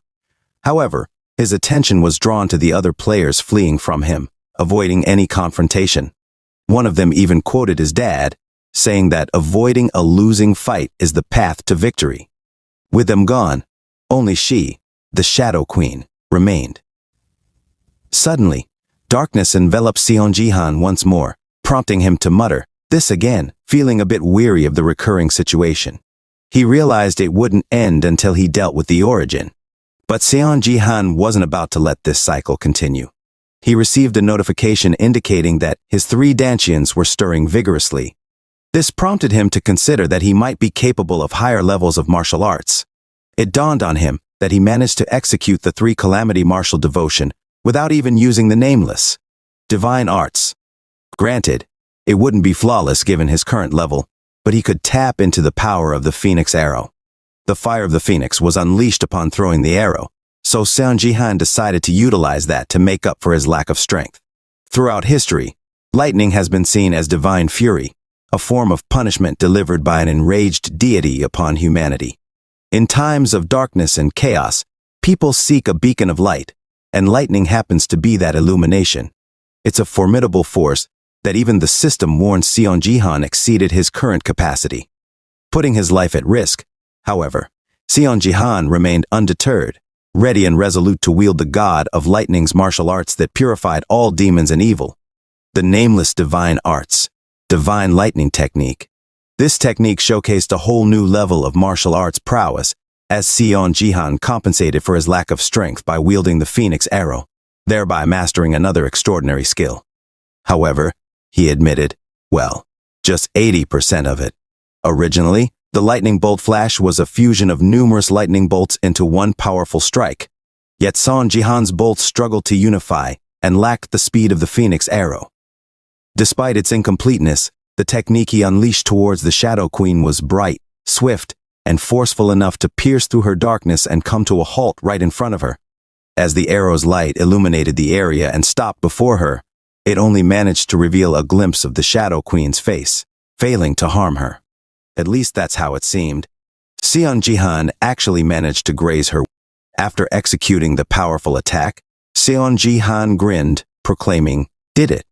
However, the hand he used to launch the assault was completely fried, and although it wouldn't suffer in real life, he could still feel the excruciating pain. Seon Jihan was fortunate, as the delayed timing of the lightning unexpectedly worked in his favor. It was surprising to think that his lack of proficiency in his skill would aid him in such a manner. Now he prepared for his final ultimate attack, wondering if his provocation was enough to grab her attention. Luckily for him, the system congratulated him on having cleared the epic quest, provoke the Shadow Queen. However, Seon Jihan didn't look really excited by that. The Shadow Queen began to attack him again. He skillfully dodged the initial attack, but soon found himself besieged by more adversaries, leaving him no choice but to defend himself. However, this task proved challenging, with one of his hands completely incapacitated from earlier exertion. Overexerting himself prior to this had left him with limited endurance, especially with his hand in such a state. More alarmingly, he noticed an ominous darkness enveloping the surroundings, not just around him but also ensnaring his fellow players. Their expressions betrayed their suffering, and Seon Jihan realized they were being held captive rather than outright harmed. What's her game? Seon Jihan pondered inwardly, but his moment of contemplation allowed the Shadow Queen to exploit an opening, seizing his legs and encasing his entire body in darkness.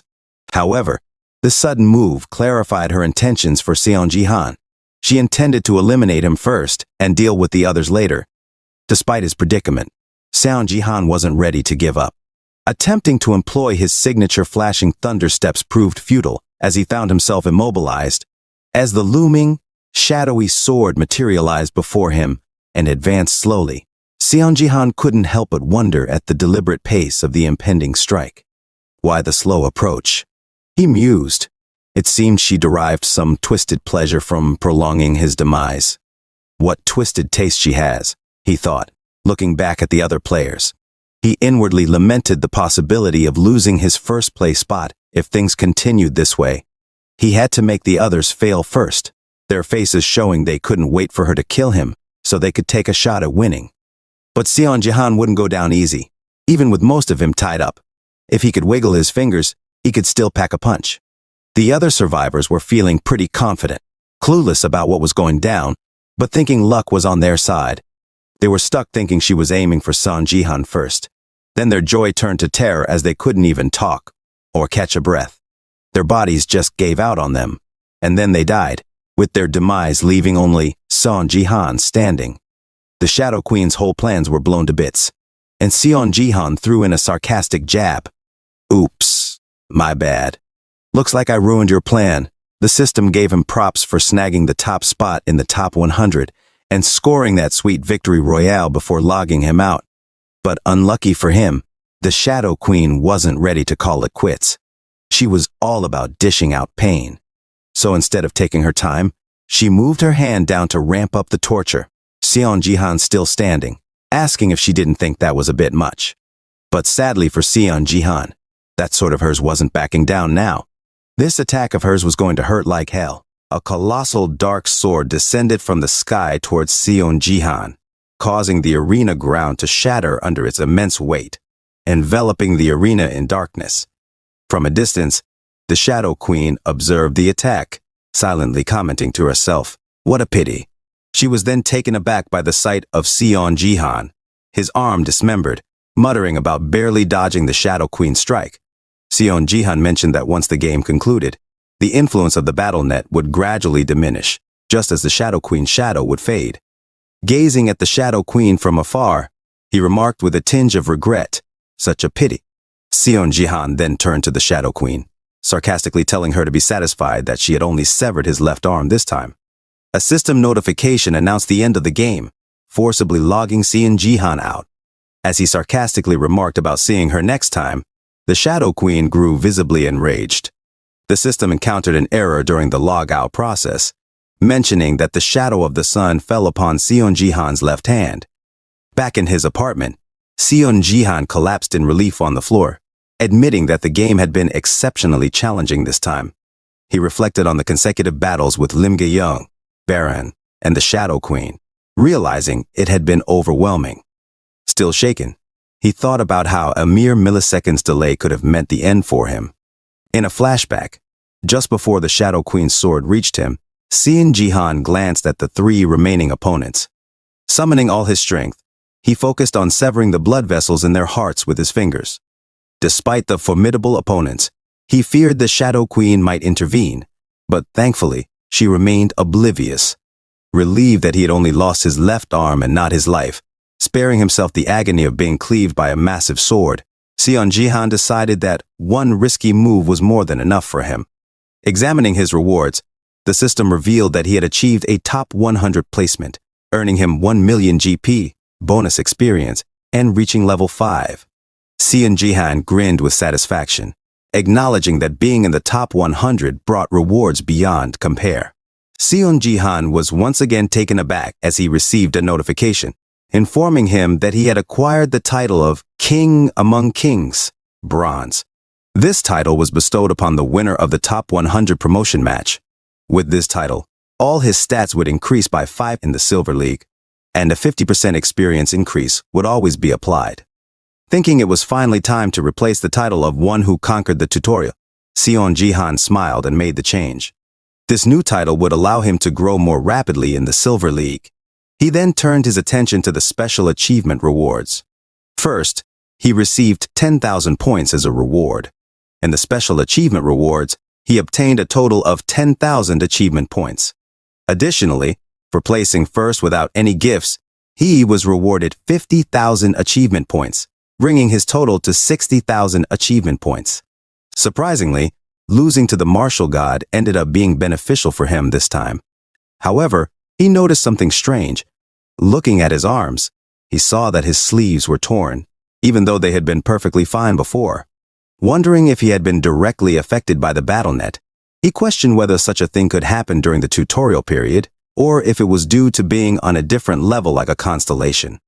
Despite inspecting his arms, he found no traces of wounds, leaving him puzzled about what was happening.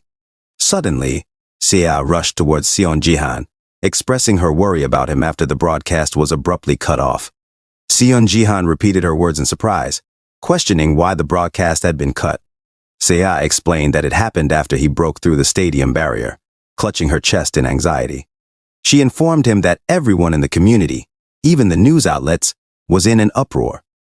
Some posts mentioned that the real-time top 100 Seon Jihan had caused the broadcast to explode, while others marveled at the fact that breaking a barrier like that was unprecedented, not even achievable in the Diamond League. Adding to the commotion, Seiya mentioned that it was the first time anyone had witnessed someone breaking the barrier, causing quite the surprise. Seon Jihan then checked his phone, noticing the flood of direct messages. Seiya then asked if the elf he faced was truly the Shadow Queen, to which Seon Jihan confirmed. Seiya was relieved, knowing that Seon Jihan had completed the task because of her guidance. She remarked that it was worth the effort, but her words trailed off as she noticed Seon Jihan's left arm. Seon Jihan assured her it was nothing, brushing off any concerns she had. Seiya was shocked to see Seon Jihan's arms turning black, and Seon Jihan himself was equally surprised, asking what was happening. The system alerted that it had detected a curse affecting Seon Jihan. Meanwhile, At the Reason Guild headquarters in Seoul City's Gangnam district, Lee Hae-on discussed Seon Ji-han's incredible feats. Even upon reviewing the footage, she found his movements impossible. She noted that defeating Baron Williams was impressive, but the scene of him destroying the barrier was truly shocking. Lee Hae-on pondered about Seon Ji-han's future, stating that a bronze-ranked individual breaking a barrier was a curiosity for her. She mused on how he seemed to be growing stronger with each passing day. Lee Hae-on felt the need to recruit him into the guild as soon as possible, but she also worried about his newfound fame. She deliberated on her next steps. In America, a conference was held discussing Seon Ji-han's recent actions. The participants agreed that he was worth the attention, with one person affirming that Seon Ji-han certainly was. They decided to contact him immediately. The conference took place at the United States First Tower in New York City, Manhattan. In Tokyo, Japan, another group discussed the situation, acknowledging that everything Takeda reported was true. They emphasized the need to recruit Seon Ji-han at all costs. However, they pondered on how to achieve this, especially considering their previous belief that they couldn't win him over with money or sincerity. One person, struggling with chopsticks while eating wagyu, mentioned their special group, suggesting they could use that avenue. However, there was hesitation due to concerns about the Sword King. The man eating wagyu remembered their previous agreement not to involve the Sword King. He questioned who would control her if she went to Korea. The others reassured him, saying they had their methods and not to worry. They discussed a plan to get Seon Ji-han's attention while managing the Sword King's involvement. Back on the rooftop, a helicopter and security detail escorted the Sword King and a lady, identified as Shizuru Ito. The Sword King, Ryuhei, asked Shizuru if she wouldn't reveal her destination until the end. Shizuru reassured him, asking him to wait patiently and love her as usual, her pink aura swirling around her. Ryuhei closed his eyes, veins bulging from the strain, before opening them again, now blank and pink. He agreed to wait as she requested. Shizuru then bid him farewell, expressing her wishes for his well-being before leaving for the helicopter. As they departed, Ito Shizuru admired the bright, cloudless sky, remarking that it was a good day to search for someone. Her eyes glowed pink as she pondered this. The scene shifted back to Seo and Seon Ji-han, the latter increasingly distressed as his left arm turned black. Meanwhile, Ito Shizuru mentioned Seon Ji-han's name, and an emblem was shown, hinting at mysterious connections and unfolding events. Kim Namtae said, "You should be grateful that you were even given a chance to apologize, but what is this behavior?" Seon Ji-han used his power to levitate the glass. Kim Namtae said, "You're going to regret this." Suddenly, he poured the drink on Kim Namtae's head. Kim Namtae trembled in anger, then grinned and said, "Seon Ji-han, you piece of crap, have you lost your mind?" Seon Ji-han looked at him. 10 minutes earlier, Kim Namtae was on the phone, saying, "Yes, sir, yes, I just got here." He walked out of the elevator, speaking to the person on the phone. "I'm so grateful that you're helping with this." Kim Namtae said, "Oh, it's nothing. I should be the one taking care of this after all that you've done. To repay you for all your efforts, I will make sure to relay your message to the two people who have wronged Taiwan daily." Suddenly, Seon Ji-han and Seo entered the room. A few moments later, Seon Ji-han said, "I didn't expect the department head of BattleNet to come visit us." Kim Namtae replied, "Haha, I'm sorry I couldn't visit more often. How have you two been?" Seo said, "Well, so. Seon Ji-han asked, "But what brings you here?" Kim Namtae said, "Oh well, the department decided to award you for all that you've done." "Isn't that great?" Seon Ji-han said. "Is that so? Thank you." He thought to himself, it wasn't a big deal. Kim Namtae said, "But before that, you and Seo need to officially apologize to Taiwan Daily." Seo asked, "Apologize?" Kim Namtae explained, "Apparently, you assaulted Taiwan Daily's CEO's family members. If you sign a contract to be their advertisement model and publicly apologize, they said they will just let this one go." "How generous of them," Seon Ji-han said. "I refuse," and stood up. Kim Namtae, confused, said, "Hey," Seon Ji-han said, "if that's what you came here for, you may leave now." Kim Namtae shouted, "I'm the department head. How can you just leave while I'm still?" "Hey, Seon Ji-han! Do you know that Taiwan Daily is preparing an article about your sister?" It's Taiwan Daily, of all the other press companies. Don't you know they can ruin a person's future if they want to? Even if you manage to launder your donations, people still look down on you because you're related to the Sword King. You should be grateful that you were even given a chance to apologize. Yet what is this behavior? Son Jihan used his power to levitate the glass of orange juice. Kim Namtae said, "You're going to regret this." Suddenly he poured the juice on Kim Namtae's head. Kim Namtae, confused and shocked, said, "Huh?" Seon Jihan said, "You and everyone else are using Sia to try and blackmail me." Kim Namtae, angry, said, "Seon Jihan, you piece of crap. Have you lost your mind?" Seon Jihan looked at Kim Namtae.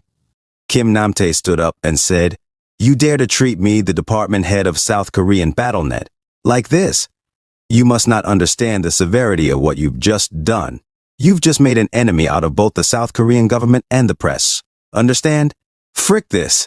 That article about Seiya. I'm going to tell them to release it everywhere. You better be ready." Seon Jihan and Seiya just stood there and listened to Kim Namtae ranting. They looked at each other silently. Seon Jihan asked Seiya, "Do you care?" Seiya said, "No." They both smiled. In a different scene at Taiwan Daily headquarters, Kim Namtae said, "Those arrogant little. I've never experienced anything like this before." The winds in BattleNet must have gotten to his head.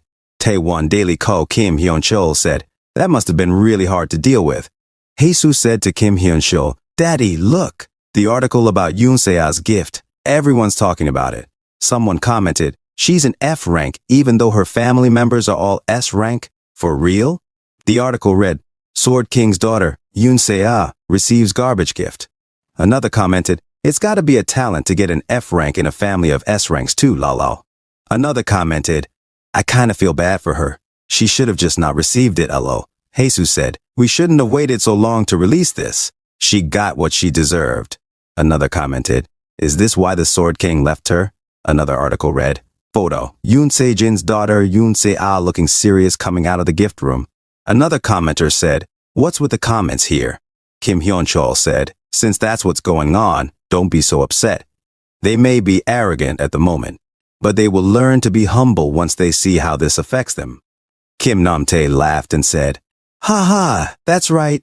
You're such a..." Suddenly he was interrupted when security barged into the room and said, "Sir," Kim Hyun-chul asked, "What's with this ruckus? Can't you see that we have a guest here?" The security replied, "I'm sorry, but I think you need to come see this right now. Player Seon Jihan is exposing Taiwan Daily and the BattleNet department on stream." In another scene on the rooftop, the voice of Kim Namtae in the recording said, "You should be grateful that you were even given a chance to apologize. Yet what is this behavior? You've just made an enemy out of both the South Korean government and the press, understand? That article about Seiya. I'm going to tell them to release it everywhere. You better be ready." Son Jihan said to the stream, "You get the gist of the situation, right? This is what Taiwan Daily and the BattleNet department have done to Seiya and me." A person commented on the stream, "The department head blackmailed a player?" Another person commented, "They should be treating him well for doing so well. What the fuck?" Another person commented, "This is why the Sword King left, lol." Another person commented, "What an amazing state our country is in." Seon Jihan said, "Taiwan Daily CEO's family members attacked me to release an evil article about Seiya, and the BattleNet department head was working with them and tried to pressure us.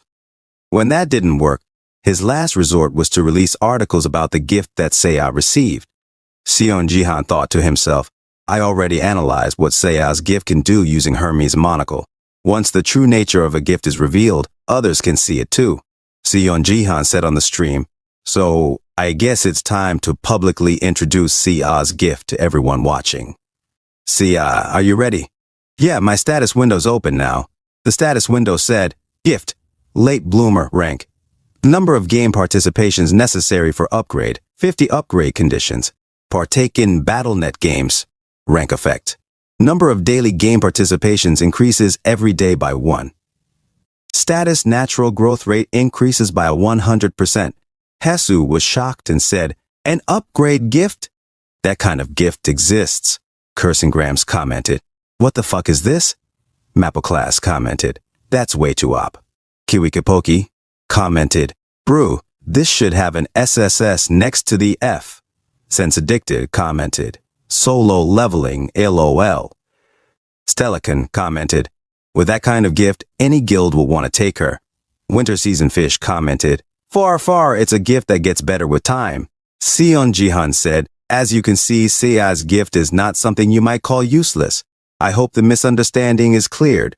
He thought to himself, this might be for the better, actually, although I would have preferred to screw them over even worse. A system notification said, Re Gates has donated 100,000 GP. Player Sion, this is American First Guild scouting agent Robert Gates. Sion Jihan thought to himself, American First.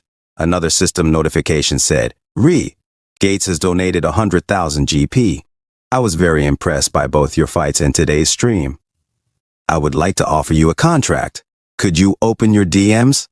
Sion Jihan thought to himself, this might be how I can screw them over worse. Sion Jihan said, well, I have no choice since you've donated such a large amount. However, is it okay if I show the contract on the stream? Another system notification said, Re Gates has donated 100,000 GP. Of course, I will reveal the down payment first. The amount we can offer you is $300 million. Kiwikipoki commented, sorry, how many zeros is that? Cursing Gramps commented, what the hell? Sense Addicted commented, is he gonna go to the US? Mapleclass commented, he deserves to go, LO. Look how much money they're offering him. Winter Season Fish commented, God damn, we're losing another good one. Stellacan commented, that's too much money to reject. I would give up my Korean citizenship right away. San Jihan thought to himself, all right, that should do. Sion Jihan said, thank you for your offer, Mr. Gates. Seiya in the background couldn't convert dollars to won and said to herself, how much is that? Sion Jihan said, to be honest, I had a small dream of creating a guild in Korea once I reached silver. But since not only did a big corporation like Taiwan Daily, but also the BattleNet department head want to treat us like this. Kim Namtae trembled in anger and said, Sion Jihan, that son of a lady dog. Sion Jihan said on the live stream, I can't really see how I could thrive in such conditions when I am not affiliated with a guild. However, I do love my nation, so I would love it if you could all help me. Cursing Gramps commented, don't act all sentimental. You're gonna leave anyway. Constance Addicted commented, as long as he's not going to Japan. Kiwikapoki commented, Jihan, I loved you. Goodbye. Sion Jihan said, so that I can stay in Korea. Stellacan commented, guys, stop saying your goodbyes and send complaints to Taiwan Daily instead. Mapaclass commented, what about the department head though? A national petition for him. Eternally Barking Dog commented, EKD, do whatever you can. Winter Season Fish commented, Jihan, please don't leave. Cursing Gramps commented with some gibberish messages. A system notification said, the stream has ended. Seiya asked, Uncle, what are you gonna do now? Sion Jihan said, you don't need to worry about it. I'm gonna go take care of some business real quick. He called Lee Haeyeon Zero Mobile. In another scene, Lee Haeyeon said, what should I wear? Why would he ask to meet me at this hour? Lim Ga-young said, what are you doing? Lee Haeyeon said, Ga-young, what about this? Or this? What looks the most like daily look, but also natural, but also professional, but also charismatic? Lim Ga-young asked, where are you going? Lee Haeyeon said, geez, what could he want to see me so urgently for? In another scene, Sion Jihan stood silently and looked at the people in front of him. He said, I don't assume you guys are just a group of ninja cosplayers passing by. Did the department head send you? Or Taiwan Daily? Must have been both. Sion Jihan thought to himself, should I take this chance to use that? Sion Jihan suddenly said, Ariel? And a shadow grew at his feet, darkness spreading in the area. Ariel said, arrogant human. You called me forth just to face some inferior parasites. Sion Jihan replied, just think of it as a warm-up. They're the perfect opponents to test your skills on. Ariel said, and we happen to be in an underground parking lot. It's dark enough. Now then, shall we get started? A few moments later, the cosplayers lay on the ground, pretending to sleep, writhing in pain. Sion Jihan said, not bad. Ariel corrected him. Not bad. Amazing. You should be grateful, human. Dark Spirit is a special stat that I have taken the mercy of granting you.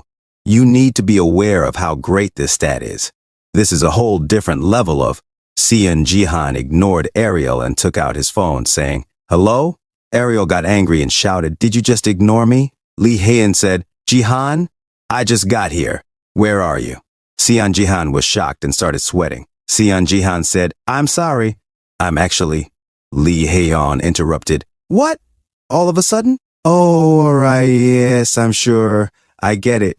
Lim Ga-young asked, "Did something happen, miss?" Lee Hae-in said, "Ga-young, I think I just got rejected." Both Lee Hae-in and Lim Ga-young felt a chill in the air and felt defeated. Lim Ga-young said, "After all that she's done to get ready?" In another scene, Kim Hyun-chul was smacked hard in the face, his life flashing before his eyes. Kim Hyun-chul coughed back to life and said, "Father, please let me speak. I can explain everything." Hae-soo watched as her father was beaten by her grandfather. She suddenly grabbed her grandfather's arm and said, "Grandpa, wait, those bastards started this." What happened is, he slapped the soul out of Hae-soo and said, "I raised you like a jewel because you're the only granddaughter I have, and you caused something like this?" It was Taewon Daily CEO Kim Taewon. He continued, "Do you realize how much our stocks have fallen? If you can't fix this crap, I'm going to disown you both. Do you understand?" Hae-soo trembled in anger and fear at the same time and said to herself, Crap. My plan was perfect. It's all because of that lady dog, Yoon Se-ah. In a different scene, Se-ah felt someone calling her from another place. In the arena, she said, "Do we just begin fighting now? Or not? I'm supposed to wait, right? I don't get the rules." A boy in the back said to himself, "What the hell? She looks confused. She's got to be an unaffiliated loser newbie." This man's name was Do Hyung-jun. He was the cousin of Do Hyokaju from the Divergent Guild. A system notification said, "Agility, gift rank A, raises your agility stat by 25. This ability is not capped by the league's stat limits." He was a prospect player who possessed an A-rank gift, agility. Do Hyung-jun thought to himself, "I'm so lucky to have a gift like this. I will definitely make it into the top 50 with a gift like this. And the first sacrifice will be you." As he tried to attack SSE, Do Hyun-jun shouted, "You're out, you newbie lady dog." Suddenly, he was confused and shocked. Se-ah blocked the sword of Do Hyun-jun and said, "So this is how it works." A system notification said, "Long life turtle armor, rank A." Another system notification said, "Artisan steel arm guard, rank A." Another system notification said, "Boots of speed, rank S." Another system notification said, "Necklace of stealth, rank A." Suddenly, Se-ah slapped the sword out of Do Hyun-jun's hands, disarming him instantly. Do Hyun-jun's hands trembled. Se-ah caught his sword and said, "Thank you," and then slashed Do Hyun-jun. She continued, "For giving me the first kill?" Do Hyun-jun's sword began to vanish. Seon Jihan watched her battle on the monitor and said, while drinking a cup of toilet water, "Not bad for a first-timer." Ariel said, "How good can she be when she's an inferior species?" Seon Jihan replied, "Yeah, and you're serving an inferior species as your master." Ariel said, "Silence you! I am here to accomplish the great mission that my original form has bestowed upon me. You need to be grateful that I am supporting you. Do you realize what a great and glorious power you have?" Seon Jihan remembered what happened before when Se-ah shouted in concern, "Uncle, your arm's turning black."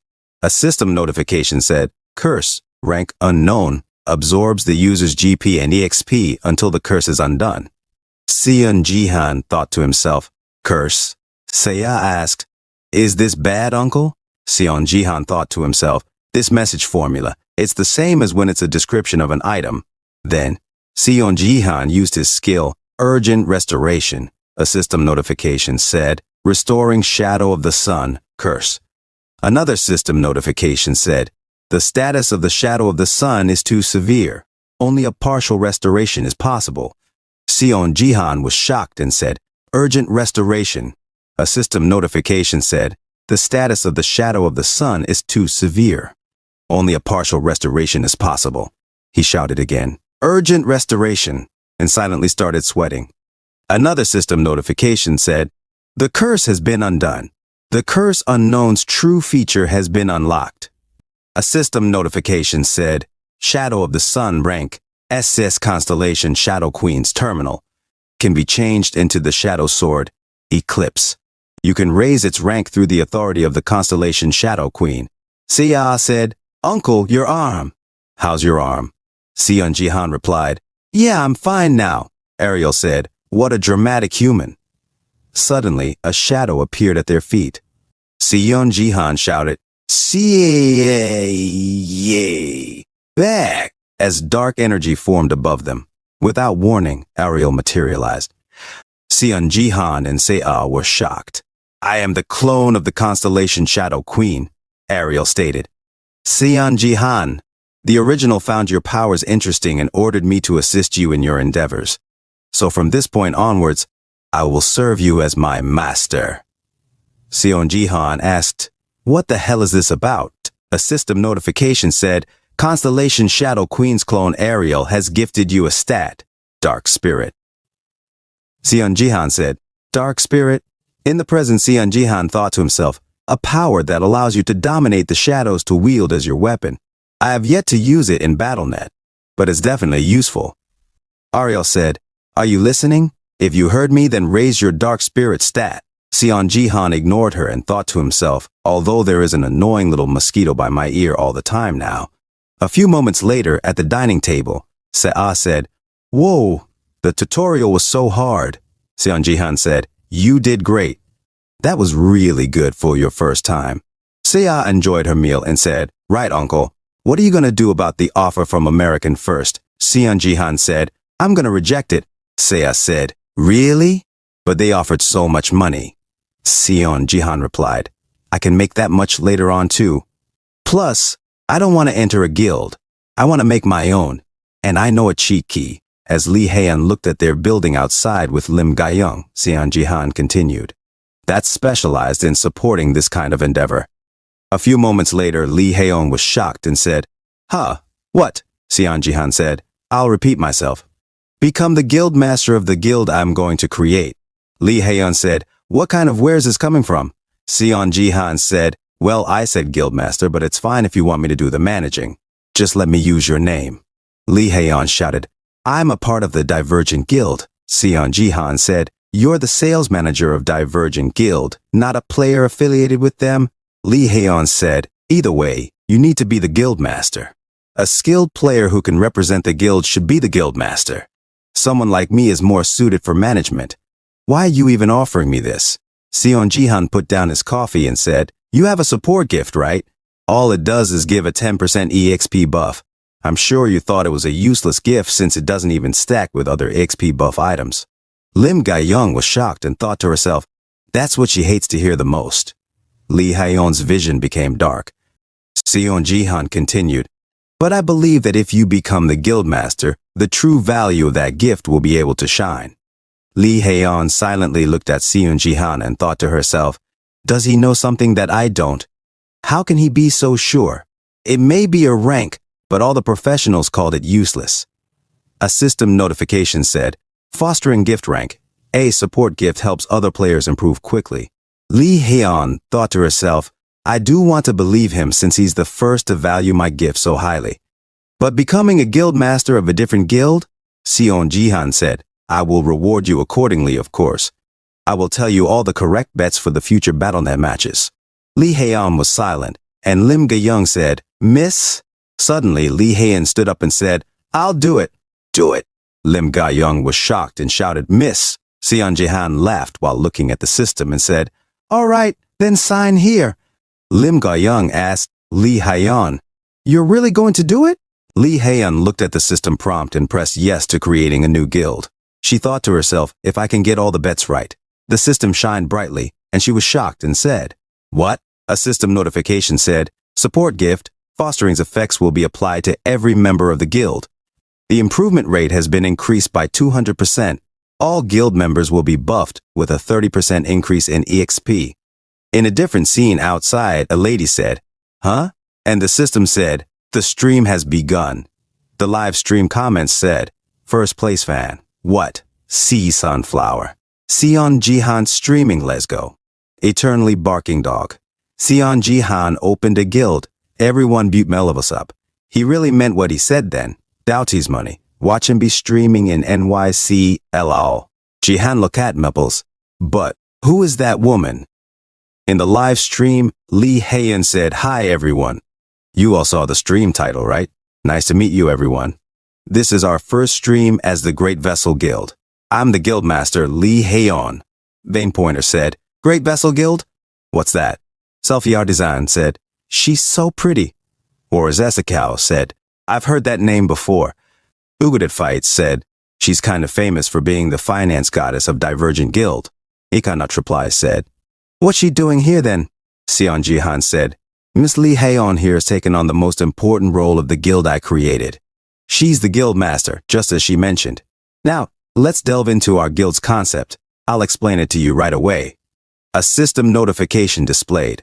Great Vessel Guild members, 5 out of 10 owner, Seon Jihan master, Lee Haeun guild buff level. Guild member level 1, 5/10. Stat increase level 1, stat 1. Improvement rate increase level 11 guild buff effects. All guild members' stats will increase by 1 each. All guild members' stat improvement rate will increase by 200%. All guild members' EXP acquisition rate will increase by 30%. Jihan Rips Monsters said, "Stat improvement rate of 200%, XP increase of 30%. Holy crap, lol." Passing By said, 200%. So, if it took 1 effort to increase a stat by 1, now it would get you 2, right? Oh, bark, bark, bark, said, "I feel like I'm having deja vu right now, lol." Imgonabishun Jihan Winnemolder said, "EXP increase of 30%? What the heck? I thought the max was 10%. Emobian said, "The improvement rate increase is at level 11, lol. They must have invested all their guild points into that." A Noatol said, "But those numbers are unbelievable, bro." Lee Haeun said, "Our guild's concept is fostering. We take pride in guaranteeing a faster improvement rate than other guilds. However, our maximum capacity is 10 people. For now, we'll remain a very small guild. Our current members include the guild's creator, Seon Jihan, myself as the guild master, Lee Haeun, Diego Masid, Yoon Seaho, who recently received her gift, and under a rental contract, Lim Gayong. That makes a total of 5. Pooh Bear said, "What you doing there?" Laughing my ass off, Green Hairpin said, "Rental." Nemazerhard said, "Aha, I get it. It's like a Pokemon foster care system." Mowari Ideas said, "Looks like Pokemon Sa doesn't know why she's there." Seon Jihan added, "You can follow our progress through our streams. Those interested in joining the guild or entering into a rental contract, please contact Guildmaster Lee Haeun." Seiya whispered to Seon Jihan, "Uncle, you also need to explain the name." Seon Jihan nodded. "Ah, right. The reason behind our name, Great Vessel Guild, comes from the saying, great things take time to mature, which refers to late bloomers. The first 2 characters mean great vessel, hence the name Great Vessel." Suddenly, in another scene, a blast erupted in the arena. Baron Williams exclaimed, "Man, this is too boring. Seon Jihan, I'll end this once and for all." He shot flames, causing the floor to explode. He continued, "Is that all you've got?" Suddenly, Seon Jihan attacked Baron Williams from behind. A bright light flashed, and Seon Jihan was electrocuted, collapsing to the ground. Someone commented, "Training's over." The system cleared the arena. Baron Williams smirked. How pathetic. "I knew you won last time out of sheer luck." A nerd chimed in, "Well done, Baron. You could easily defeat the 50% version of Seon Jihan. Next time, I'll set it to." Baron Williams snapped, "Shut up." Another nerd entered and said, "Mr. Baron, the guild owner wants to see you." A few moments later, at the American First Guild headquarters, Baron Williams exclaimed angrily, "What? A rental into Seon Jihan's guild? Are you out of your mind?" The American First Guild owner, Robert Gates, calmly replied, "It's worth it, Baron. You'll understand once you watch his recent stream." Baron Williams glared silently at Seon Jihan's picture, growing increasingly furious. Objects in the room began to levitate as he exclaimed, "You've gotten old, huh? This is clearly a scam. Do I look like someone who needs help from this fraud?" I'm already the strongest man in the world. Don't ever mention that bastard in front of me again. Robert Gates sighed, muttering to himself, Ha. I know he has an inferiority complex when it comes to Cian, but he can't even control his emotions. If I can't send Baron, then I better send her instead.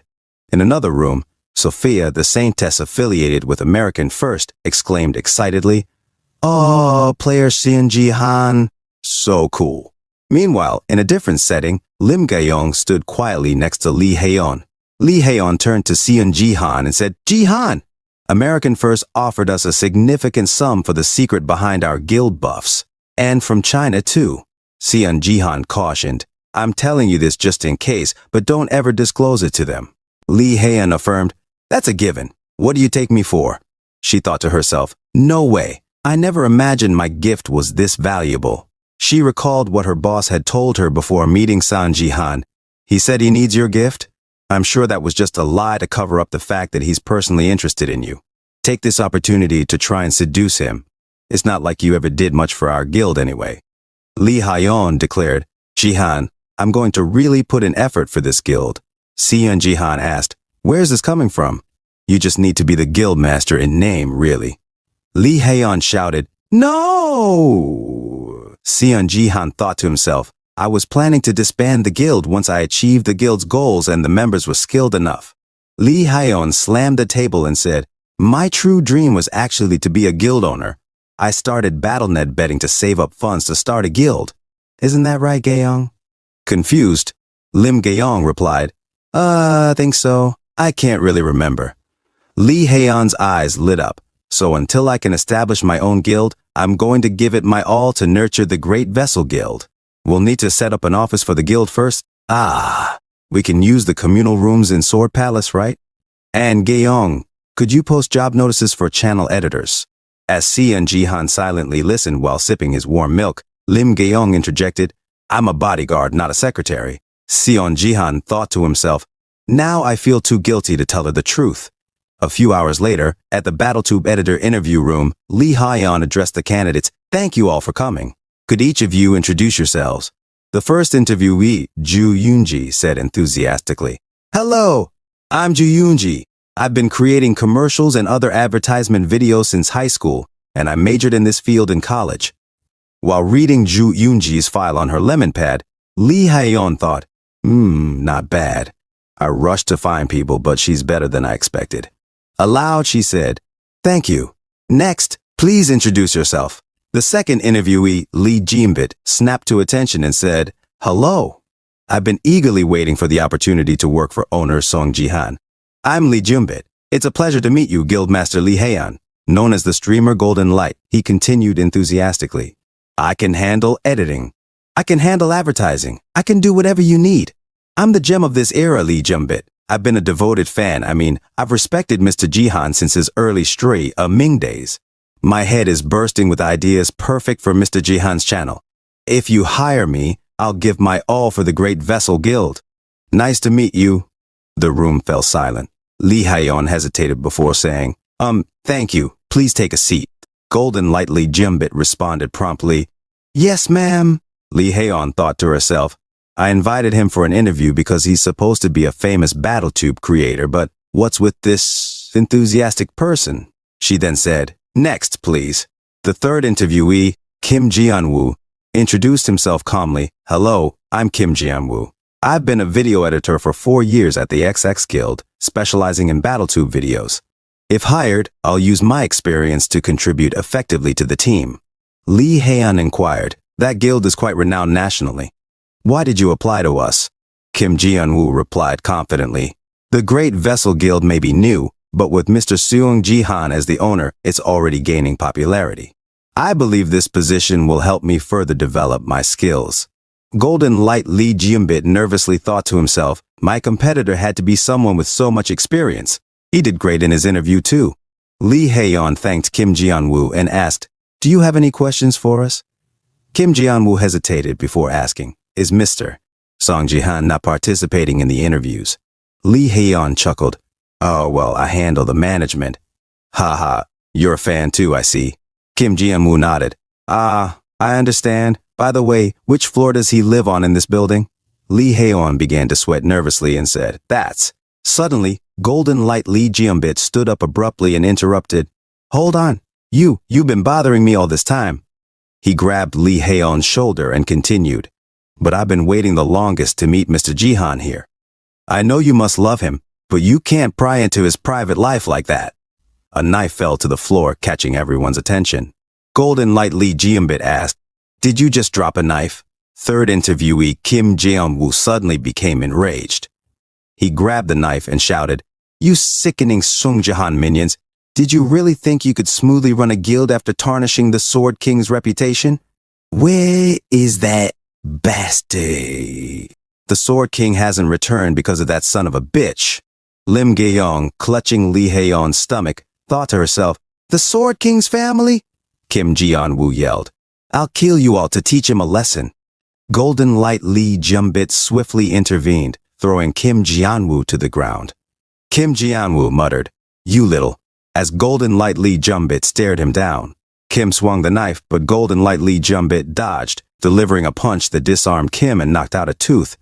Watching the scene unfold, Lee Haeon thought, "Wait, this guy? He was originally a gold leaguer but intentionally ranked down. His main content is smurfing to harass other users. His personality is odd, but his skills are impressive." Golden Light Lee Jeonbit adjusted his hair and exclaimed, "Wow, that was super awesome. I should have filmed it." "Key protected Mr. Jihan from the Sword King family terrorists" would have been a great title. "Hey, I'm gonna start streaming now, so don't bother me again, okay?" Lee Haeon instructed. Gae-yong, "Call the police." Lim Gae-yong nodded and replied, "Yes, miss." Hours later, Shin Jihan asked, "That happened? He was after me and not Seo, right?" "These bastards." Shh. Lee Haeon reassured him. "It's okay. It was resolved quickly." Seon Jihan apologized. "Sorry, I should increase security. I guess we'll continue looking for an editor." Lee Haeon replied, "Oh, there's no need. We found a good candidate, so I messaged them right away." In another scene, Golden Light Lee Jeonbit anxiously waited for a message on his phone, wearing pajamas. Frustrated, he muttered, "When will I get the results? It hasn't even been a day since the interview."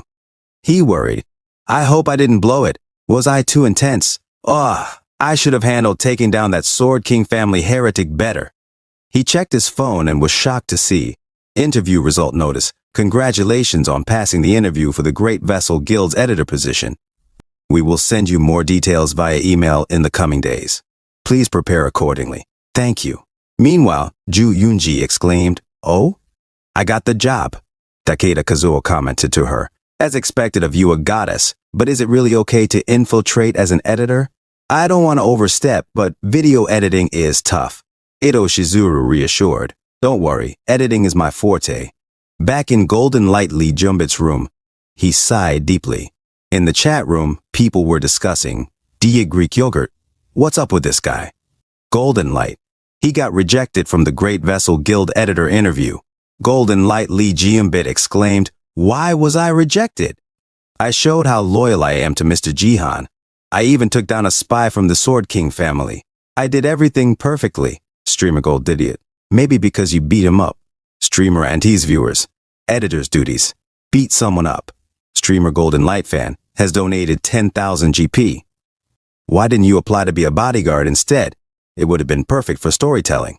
Golden Light Lee Jeonbit realized his fan had a point and said, "You're right. He must be worried about other assassins coming after him." Streamer Poop Light. "What are you even saying, lol?" Golden Light Idiot. "Are we talking about the same song, Jihan?" Golden Light Lee Jeonbit declared, "I've made up my mind. I'm going to try to become his bodyguard now." Golden Light Bro. "Lolo oh lolao." Golden Light Money. "Know your place, man." Jihan Golden Light has donated 10,000 GP. "Hey, your Jihan is gaming right now, though. Jimmy's life." "What? OMG, since when did he start streaming?" Jimmy's life. "Then I'm off to watch his stream. Bye-bye." Jihan greater than Golden Light. "Me too, bye." "Is it funny?" "Bye." Golden Light Money. "Bye-bye." Suddenly, he grabbed the monitor and exclaimed, "Wait, guys, don't leave me here." In a different scene, Yanni Sejong Jahan. I've never seen this map on his streams before. Lower Than Silvano. What was this again? Hold on, Thather. Ah, it's that.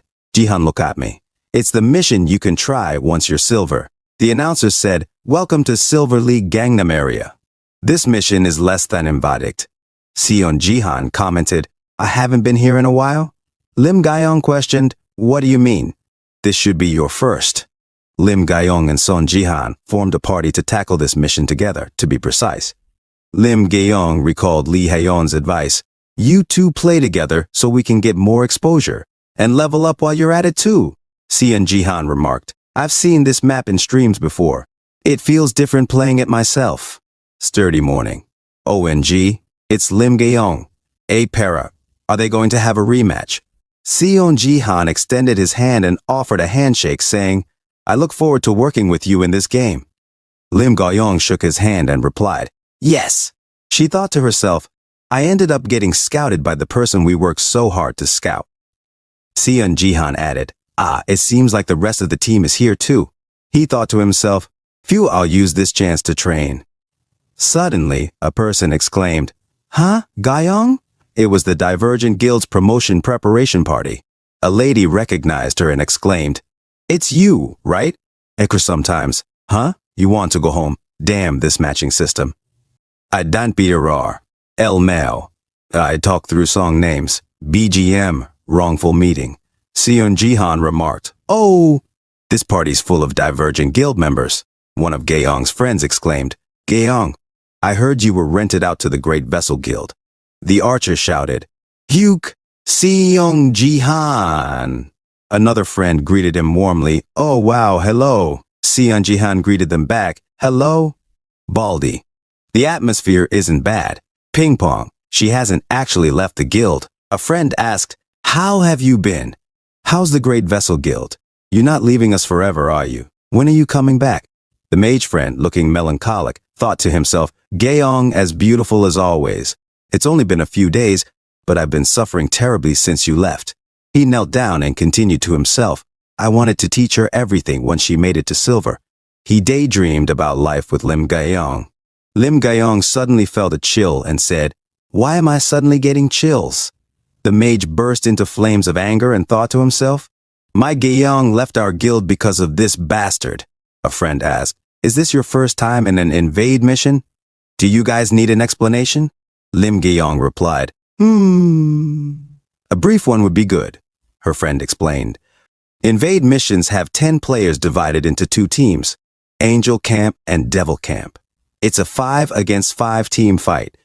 The left side of the map is top, the middle is mid, and the right is bot. The team that destroys the enemy's base first wins. Outside the main paths are jungles where players can defeat monsters for buffs. Sion Jihan thought to himself, "For this game, we're on the Devil Camp." Sion Jihan raised his hand and asked, "Aren't we sending anyone to the jungle on our team?" The archer chuckled, "Ha ha, you're not familiar since it's your first time." A friend added, "The jungle monsters are at least level 65, so we can't really handle them." Both of them were in their upper 40s, while Lim Gayong was level 25 plus, level 5, top 100 victory bonus. The mage thought to himself, "I see. I thought our team could manage. You're all high silver." He cleared his throat and added, "Well, I guess you wouldn't understand being a newbie. Jihan, don't worry about anything this mission. Just follow our lead. I'll give you some pointers. You two start bot first, okay?" A friend agreed. Sure." The mage thought to himself, Song Jihan. He may be popular these days, but he's still just a newbie. He said, "Shall we get going?" And continued to himself, "Trying to do more than necessary in this kind of team game just messes things up for everyone. I'm going to take this chance to show Gayong how good I am." The field exploded with different kinds of skills. He said, "Now you see those little guys, we call them minions. Their attack patterns are very simple, but it's hard for a silver to fight them. You should work with your teammates to fight them off. We'll be revived even if we die, but that would put us at a disadvantage, so don't act rashly." Sion Jihan said, "Sounds easy. So to summarize, fight without dying, right?" And he stretched his arms. The mage said, "Pardon?" Sion Jihan pointed his palms at the minions. He thought to himself, "I've never used Dark Spirit in BattleNet. I wonder how effective it'll be." As the minions moved forward, he continued thinking, It won't be anywhere close to the force the Shadow Queen had, but if it's against these little minions. The minions were covered in dark energy, and multiple swords surrounded them. Seon Jihan waved his hands down, and the swords came down, shattering the minions into pieces. Lim Gaeyong and the mage watched the attack silently. Lim Gaeyong told him, "I think you can go now." He said, "All right."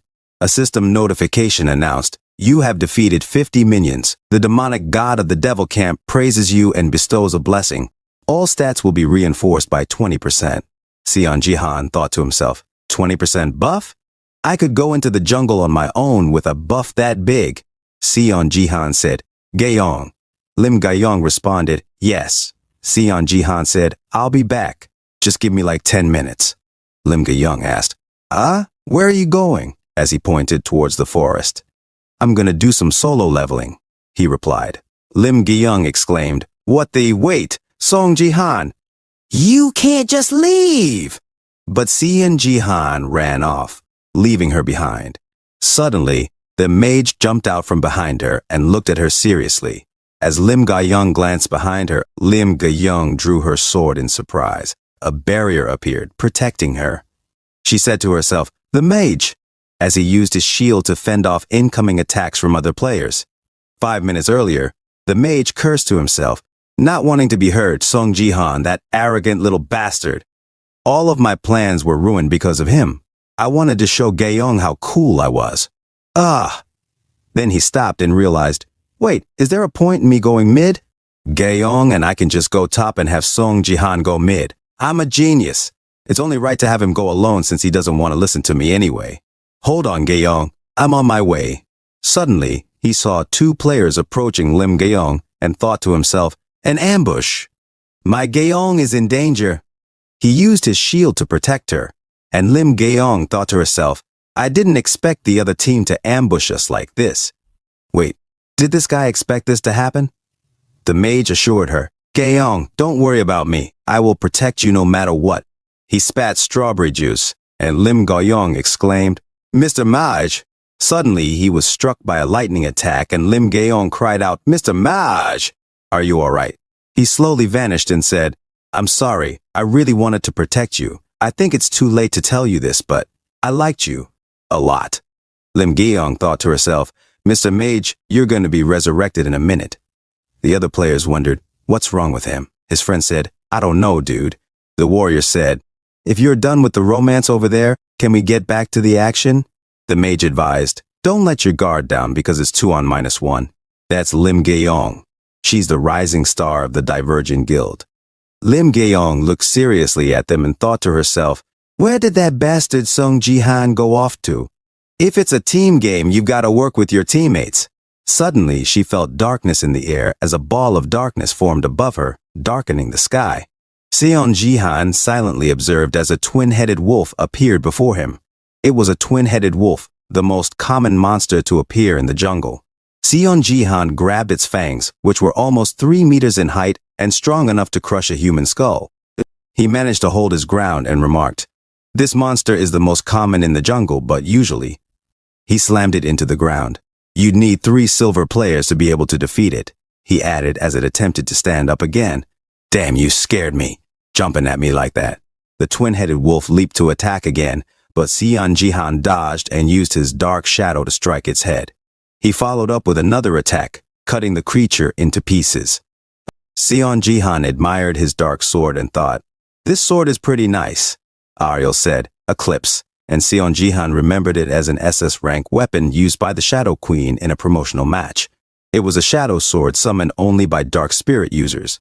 He thought, its form destabilizes as soon as you mess up the control, so it's hard to handle, but its force is guaranteed.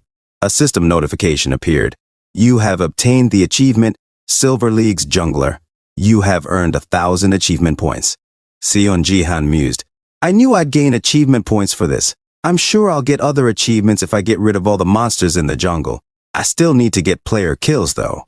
Another system notification followed. The demon team has gotten their first kill.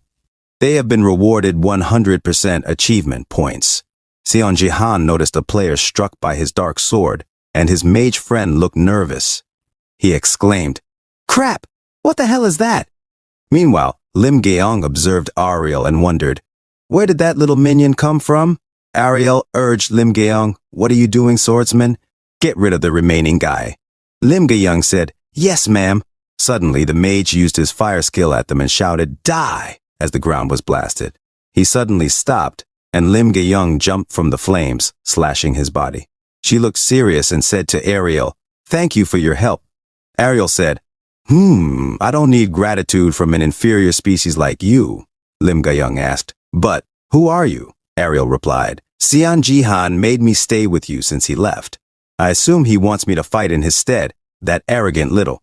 Lim Geong thought to herself, is she like Sion Jihan's summoned spirit or something? She then said to Ariel, well, I'm glad he didn't just run off without any backup plan then. Ariel responded, must have been pretty upset that he ran off on his own. Lim Geong said, no.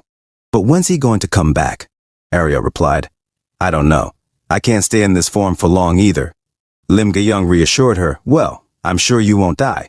In another scene, Sion Jihan knelt to the ground after defeating 2 more two-headed wolves. He felt pain in his body and dark energy, asking himself, why do I suddenly feel dizzy? A monster appeared behind him, and poisonous gases moved around him. A system notification said, status abnormality detected. Sion Jihan covered his nose as a huge toad appeared on his back. He looked back and said, when did it appear? The toad attacked him, but he evaded its huge tongue and skipped back. Sion Jihan smiled, holding his shoulder. Long time no see, poisonous toad. Poisonous toad, a jungle monster that uses poison as its main weapon. Since it's a high-rank monster, it rarely appears in the Silver League. In low-ranking dungeons invade maps, only monsters with low danger levels appear. It certainly doesn't fit the Silver League, Sion Jihan thought to himself. The system announced an abnormal status has been detected, less than poisoned. All stats are decreased by 50%. It even uses bothersome debuffs like this, Sion Jihan said. Check this out. I just arrived. What's going on? Break it. Sung Jihan is jungling. Check this out. In silver. Suddenly, the poisonous toad prepared for another attack. Sion Jihan said to himself, it's coming. The toad spat at him, but he evaded the attack. It then swung its tongue, and Sion Jihan used his dark sword to counter. Bald old man. He's doing a great job. Chi. It's like he's filming a martial arts movie by himself. Though it attacks from a range, it's incredibly fast. Its saliva is toxic, so I should take care not to let it touch me, Sion Jihan thought. Suddenly, the toad grabbed his arm with its tongue and pulled him. The tongue was covered in poisonous saliva. Sion Jihan formed another shadow sword in his right hand and used it to cut the tongue of the toad. He looked at his hands, which were burning from the poison. The toad suddenly slammed his arm into the ground, shocking Sion Jihan. Drunken niece, is it gathering a genkidama? The poisonous toad began charging its poison. Street cats tear my heart. It seems really angry. It spat at Sion Jihan, and the spit splashed on the ground. There's no way. Will Jihan die this time? The toad croaked, and Sion Jihan said, I seriously almost died. Somi, whoa, did he dodge that? Eat ramyeon. Top things survivors say, I seriously almost died. Sion Jihan remained standing with a barrier around him. I would have been in trouble without my stacked buffs, he said. A system notification appeared. You've eliminated the two-headed wolf. All of your stats have increased by 30%. Dark swords hovered above the toad and dropped towards it, making it lie on the ground. That wasn't enough to kill it. What an amazing defense. I should eliminate it quickly and... Sion Jihan thought as the toad stood up and looked at him. Z-Zone Moonlight Boy. What's wrong with this guy? A know-it-all. The poisonous toad is trying to attract females. It's okay. Won't die. F. Lol. Wait, this is... Sion Jihan thought as the toad's eyes suddenly illuminated and a huge explosion blasted in the forest. Director O. What the... Rara. Hey, quickly. Chant the immortality spell. Free water tissue. D. Did it die? Sion Jihan knelt to the ground and said, damn Iyiti, I never imagined it would self-destruct. A system notification said, an abnormal status detected and poisoned. All of your stats have decreased by 90%. Duration, 5 minutes. Greater than, I should have killed it right away. Thankfully, the debuff won't last long. I should wait until it runs out. Why hasn't the achievement window popped up? There should be an achievement for killing all of the jungle monsters, Seon Jihan thought. Suddenly, a huge foot stomped on the ground. He looked behind and saw another huge toad looking at him. Kneel before me. Did a female really arrive? LOL. Clean taste. Why did 2 of the frogs spawn in silver? Ahihi. D, darling. Fighting another one while in a poisoned state is dangerous. All of my buffs will vanish if I make a mistake and die. Still, giving up on the achievement like this would be a shame. Can I get an extra buff from somewhere else? Seon Jihan thought. Suddenly he heard something and said, "Is that the sound of a fight? Wait, where exactly am I?" He looked at the map, shocked and smiling. Yes. It's about time I returned to the lanes, right? Enemy warrior on the top lane. Enemy mage in the middle lane. Seon Jihan in the jungle. Enemy warrior and archer on the bottom lane. In another scene, the enemy archer shot her arrow, hitting Seon Jihan's teammate. Skill incoming. Be careful, she said. Eek, warrior, her friend exclaimed. Ooh, they looked at each other. Okay, we got the warrior. The Twin Star Guild is no big deal, the archer said. At the angel camp, the mage said, don't relax just yet. We have to take this chance to push forward. He thought, I heard the top lane is almost completely pushed, and the middle lane is a close match, so we have to gain ground here. Suddenly, the ground shook. What's this noise? The mage wondered. Seon Jihan jumped away from the female giant toad, landing on the ground. The archer and mage looked at Seon Jihan and the giant female toad. Found you, Seon Jihan said. My extra buffs. About 5 minutes ago, Seon Jihan thought to himself, I'll need to lure this guy to the bottom lane first. I'll kill it in one attack once I get the buff for killing a player. But why isn't it doing anything? He looked at the female toad. In the chat, World Shatismank said, what if it really thinks that he's a male toad? Taste the Doctor added, important to point out, toads have really bad eyesight. The female toad blushed. Ariufar commented in the chat, why is it blushing? OMG, laughing my ass off. Then they added, you were right, lololo. Seon Jihan was confused. Suddenly, the toad was slashed in the mouth, and Seon Jihan ran away, exclaiming, oof, I didn't mean to attack. Back to the present, the archer asked. Why is a jungle monster here? The lady toad attacked with a poison cloud. The archer and the mage spat strawberry juice after inhaling the poison. A system notification announced status abnormality poisoning has been detected. They all knelt to the ground, gasping, damn it, I can't breathe. The mage exclaimed, is he out of his damn mind? Why did he bring something like that here? Suddenly, Seon Jihan appeared and said, sorry, but I'll be finishing you guys off, and attacked the 2 opponents. A system notification then declared, status abnormality poisoning has been cancelled. Seon Jihan sighed in relief. Phew, finally feels much better. Thanks, I got some extra buffs thanks to you guys. Another system notification announced, double kill. Your stats have been increased. The lady toad suddenly vibrated and spat poison, but Seon Jihan jumped away, using his skill. 3 Calamity Martial Devotion, Big Mountain Press Plateau, cutting the lady toad in half. The archer was shocked and thought to himself, what just happened? A system notification said, you have defeated the venomous toad. Your stats have been immensely increased. Another notification added, hidden quest first to clear the jungle has been cleared. You have obtained 10,000 achievement points. Seon Jihan thought to himself, nice, it was worth all the hard work. He then looked at the system and said, a new quest? A system notification announced, serial quest Traces of the Disciple has been unlocked.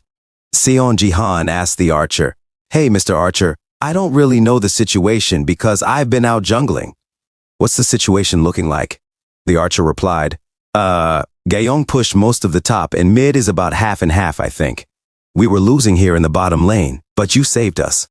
We just need to get rid of those minions, then we'll have the upper hand. Seon Jihan said, all right, then let's get this over with.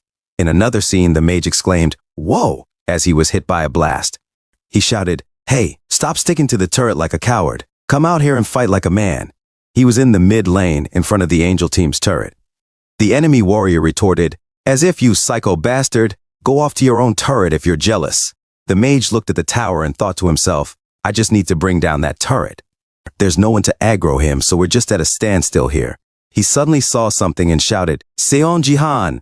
The enemy warrior asked, what? The mage, now looking like a happy maniac, charged at the warrior, his tongue out. His instincts kicked in, and he evaded the tower's attack. The enemy warrior exclaimed, "Oh, so you're pulling dirty little tricks like that now." The mage thought to himself, "I can't do this alone," the enemy warrior added. "But you held on for pretty long. It's time for you to die." Suddenly, the tower's crystal lit up brightly, confusing the mage. He then saw Lim Gaeyong charging towards the enemy tower. The enemy warrior shouted, "You think I will fall for the same damn trick twice, you idiot?" Lim Gaeyong evaded the tower's attack and destroyed it with one hit. The enemy warrior turned to see his tower explode. Lim Gaeyong called out, "Go for it, Mr. Mage." The mage charged his flames with one hand, forming a fireball, and then made the enemy warrior explode. Lim Gaeyong asked the mage, "Are you all right? I think this game will be over once the bottom lane is taken care of." The mage thought to himself, "Lim Gaeyong saved me." Seon Jahan and the archer arrived, and Seon Jahan said, "So you made it here first?" Lim Gaeyong replied, "Ah, Seon Jahan."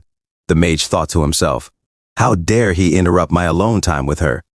Sorry for being gone so long, I owe you one." Lim Gaeyong reassured him, "No, the summoned spirit you left with me did pretty well."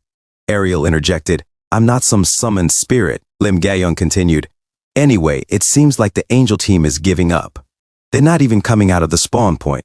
The mage noted, "We just need to destroy the last turret." Seon Jihan instructed, "I see. Then please finish it off." Lim Gaeyong looked concerned and said, "Huh?" Seon Jahan, "That way is the spawn point." The enemy warrior, frustrated, said, "Freak, why did they play the game like that?" His friend replied, "You're here? Just give up and rest. We lost anyway." Then noticing Seon Jihan, he asked, "What? Why is he coming this way?" The enemy warrior shouted at Seon Jihan, "Hey, there's nothing for you here." He then added, "Eh? He's going to attack?" His friend laughed, "Ah, that's funny. That's so newbie-like. The barrier will bounce it off anyway." Suddenly, Seon Jihan attacked the barrier, and they felt the intense power of his strike. One of the enemy players exclaimed, "Hey, you crazy bastard. You're not supposed to attack this place." Seon Jihan responded, "Oh, is that so? I don't really know the rules too well. I'm a newbie, after all." The quest that Seon Jihan received read, "Traces of the Disciple." A system notification announced, "Serial Quest, Traces of the Disciple 1. Objective, destroy the sacred artifact of the angel camp, the sword of the archangel, and the sacred artifact of the demon camp, the scythe of the death god, and retrieve their fragments. Reward, 20,000 achievement points. Note, the fragments of the sacred artifacts can only be obtained when they are in your opponent's camp. Current progress, Archangel's sword fragment 0 of 1, Death God's scythe fragment 0 of 1.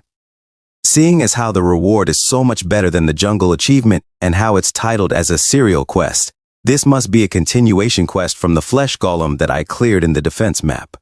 The problem would be the difficulty of the quest. The Archangel's sword fragment and the Death God's scythe, those are the symbols of each camp, which are placed in the resting area where players are revived at. They're protected by a barrier and a player can't destroy it. That's supposed to be the case. An enemy player shouted, "How can this be? It's really going to break at this rate. Someone do something about him." Another exclaimed, "What can we do against a lunatic that can break even barriers?" The enemy warrior, confused, asked, "Huh?" As Seon Jihan stopped attacking and looked silently. A system notification declared, "The Archangel has manifested," and the figure looked at Seon Jihan. Another notification added, "The Archangel is furious at the disrespectful behavior conducted in the resting area." Everyone was shocked. The mage asked, "What is that?" Lim Gaeyong urged, "We need to destroy the main camp quickly first." The mage agreed, "All right." Lim Gaeyong thought to herself, "Jihan, what on earth are you trying to do?" The Archangel pointed a hand towards Seon Jihan. A system notification announced, "The Archangel has strengthened the blessing of the resting area." The enemy warrior cheered, "What? It's being restored. Ha ha ha ha. This barrier is really sturdy." He mocked Seon Jihan, sticking out his tongue. His teammate cautioned, "Don't be stupid. Stand back." In the chat, Shubidubab commented, "Look at how quickly his attitude changed, lol." Yongdongpo resident added, "Wow, I guess the barrier can be destroyed, huh?" Bababak said, "Seon Jihan, the barrier slayer."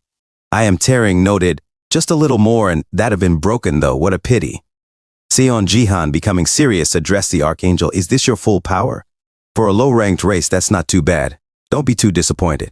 "Yes, that's pretty tough. I'll need to go all out from now on." He thought to himself about the 3 martial arts within the nameless divine arts that have the word God in them. The God-destroying technique, the divine lightning God technique, and the shadow God technique, which can cover the whole world in darkness. Seonjihan used his skill, Dark Soul Twister form, forming a dark twister. He prepared to attack and then struck the barrier, causing it to explode. The enemy warrior, bracing himself against a pillar, shouted, "We're getting sucked in, hang in there." "Just grab anything you can and hang in there," Ariel remarked in disbelief. "That can't be possible." This power. As the twister intensified, Seonjihan thought to himself, a little more, just a little more. A system notification announced, "The resting area has been destroyed," and the Archangel is greatly infuriated at the humiliation. Another notification followed. "The Archangel is meting out divine punishment onto the arrogant challenger personally." The Archangel looked at Seonjihan with awe, her eyes as he screamed, intensifying his attack. As the barrier shattered, a huge bolt of lightning covered the field. Despite the powerful attack, Seonjihan remained standing. A system notification declared, "Player Seonjihan has achieved a pentakill." Seonjihan sighed in relief. Phew, that was a close one. Another notification confirmed, "The game has ended with the demon camp as the victors." His teammates looked at the other base in amazement. In the chat, players expressed their disbelief and admiration. Hooray for Seonjihan, he succeeded at that. Crimson Headman, holy shit, that pentakill at that last moment. All hits. Wow, he destroyed it? He seriously destroyed it? Radical Pyongyang Cold Noodles fan, there was the jungling and now there's the barrier. Just how much history is he making today? Ruff ruff bow wow meow. I'm starting to lose interest because he's always making new history when playing the game. Less than 3 Seonjihan. I love Seonjihan. I love Seonjihan. I love Seonjihan. I love Seonjihan. I love Seonjihan. I love Seonjihan. I love Seonjihan. Rotten Smile Queen. America first. Maybe they'll need to pay $500 million now, haha. Seonjihan should bind Congress, as long as it's not a blank check. Jahanisa Patriot, please don't say something that unsettling. Ju Eunji, observing the events, thought to herself, Seonjihan, to think he'd really destroy the barrier. It's already an incredible feat for a silver player to dominate jungling, but on top of that, he keeps showing ridiculous results. At this rate, maybe he might surpass the Sword King. I need to do whatever it takes to recruit him, but it'll be hard to approach him as a mere employee. I need a way to approach him naturally. Suddenly a man greeted Lee Haeyeon. "Hello, guild leader." Lee Haeyeon responded warmly, "Hello. Have a good day today too." Ju Eunji thought, I just thought of a way to do that. In another scene, a series of system notifications appeared. You have cleared the hidden quest, Pentakill. You have obtained achievement points. You have cleared the hidden quest, destroy the resting area. You have obtained achievement points. Your record is rank 1 in the Invade game. As a reward for being rank 1, the amount of GP obtained will be increased by 50%. Seonjihan remarked, "The rewards are even better than I expected. The quest item is obtained automatically." Another system notification detailed, "Reward, 20,000 achievement points. The fragments of the sacred artifacts can only be obtained when they are in the opposite camp." Current progress. Archangel Sword Fragment, 0 of 1. Death God Scythe Fragment, 0 of 1. Seonjihan thought to himself, I just need to destroy the Demon Camp's sacred artifact now. Ariel said, "Hey." Seonjihan said, "Oh, you were pretty good. Great job. I'll continue to count on you from time to time." Ariel was just silent. Ariel, concerned, asked, "Who are you?" Seonjihan, caught off guard, responded, "What?" Ariel pressed on, "That power you used to destroy the barrier." Seonjihan hesitated, thinking, I can't tell her it's a martial art that I learned before I regressed. This puts me in a spot. He then said, "I can't tell you the details, it's a power that's related to my gift." Ariel, not satisfied, used her power and pointed her swords at Seonjihan, demanding, "Explain yourself properly. How do you have that power, lowly race?" Ariel seriously said, "Explain yourself properly. How do you have that power, lowly race?" Seonjihan replied, "I don't know why you're suddenly being like this. Are you so envious of this skill that you'd threaten me like that?" Ariel said, "That's the original body's power. The skill you used was the Shadow Queen's power." Seonjihan said to himself, "The Shadow Queen's power?" Ariel explained, "Dark mana made of pure darkness." It was way too similar. As far as I know, The only way to emulate that power so closely is. She was silent for a moment and then continued, so, explain. How were you able to use that skill? Seon Jihan thought to himself, the Shadow God technique is one of the nameless divine arts that I learned before my regression. For the Wandering Martial God and the Shadow Queen to have the exact same skill, are they related in some way? Seon Jihan said, I don't have anything to say. Ariel retorted, you wish to push me to. Suddenly Seon Jihan said, that gift is already gone. I don't know why, but the constellation I tried to get a contract with before took my gift away. I'm just a player who was given a gift and then had it taken away from me. Do you want to see my status window if you can't believe me? Ariel was silent and then asked, what is that gift's name? Seon Jihan thought to himself, I can tell her that much. He then said, Wanderer's Eye. Ariel was shocked and said, it's suspicious, but I shall let it go for now. Seon Jihan thought to himself, phew, I was worried she was going to wreck the place. Suddenly his phone rang. Hello? Lee Haeon said. Hey, Lee Haeon? Seon Jihan replied. Lee Haeon exclaimed, I just saw the stream.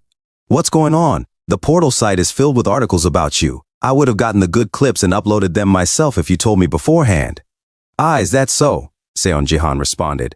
Lee Haeon said, well, at least we have new content to put up on the guild channel, but I feel like we've been posting too much of just BattleNet content. Is that a problem? It's a BattleNet guild after all, Seon Jihan remarked. What are you talking about?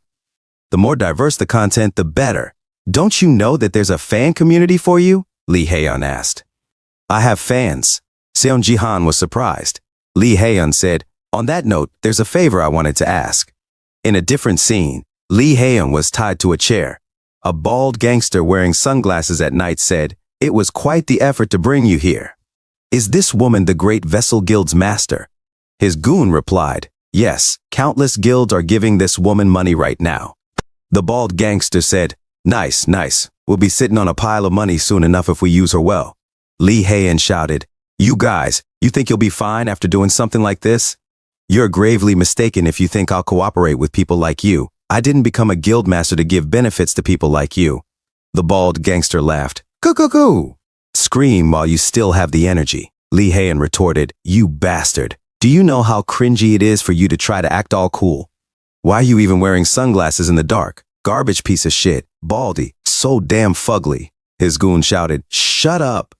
The captain isn't a baldy, he just shaves it. If you think that someone will come to save you, you better give up on that hope now. This abandoned building isn't even on the maps. I already made sure to mess with the GPS too. So chill if you don't want to die. Suddenly, Seon Jihan arrived dramatically and said, found you. They were shocked and turned around exclaiming, Mr. Jihan. The bald gangster said, Song Jihan? How did he? He pointed his 1911 pistol from the Korean War at Seon Jihan and commanded, damn it, shoot him. They started shooting. Suddenly, a bullet was about to hit Seon Jihan's eyes, but he stopped it with his telekinesis, and all the bullets halted mid-air like in the Matrix. The bald gangster shouted, crap, monstrous bastard. He dropped his pistol and yelled, it's all or nothing. He took out a bazooka as his goons cheered him on.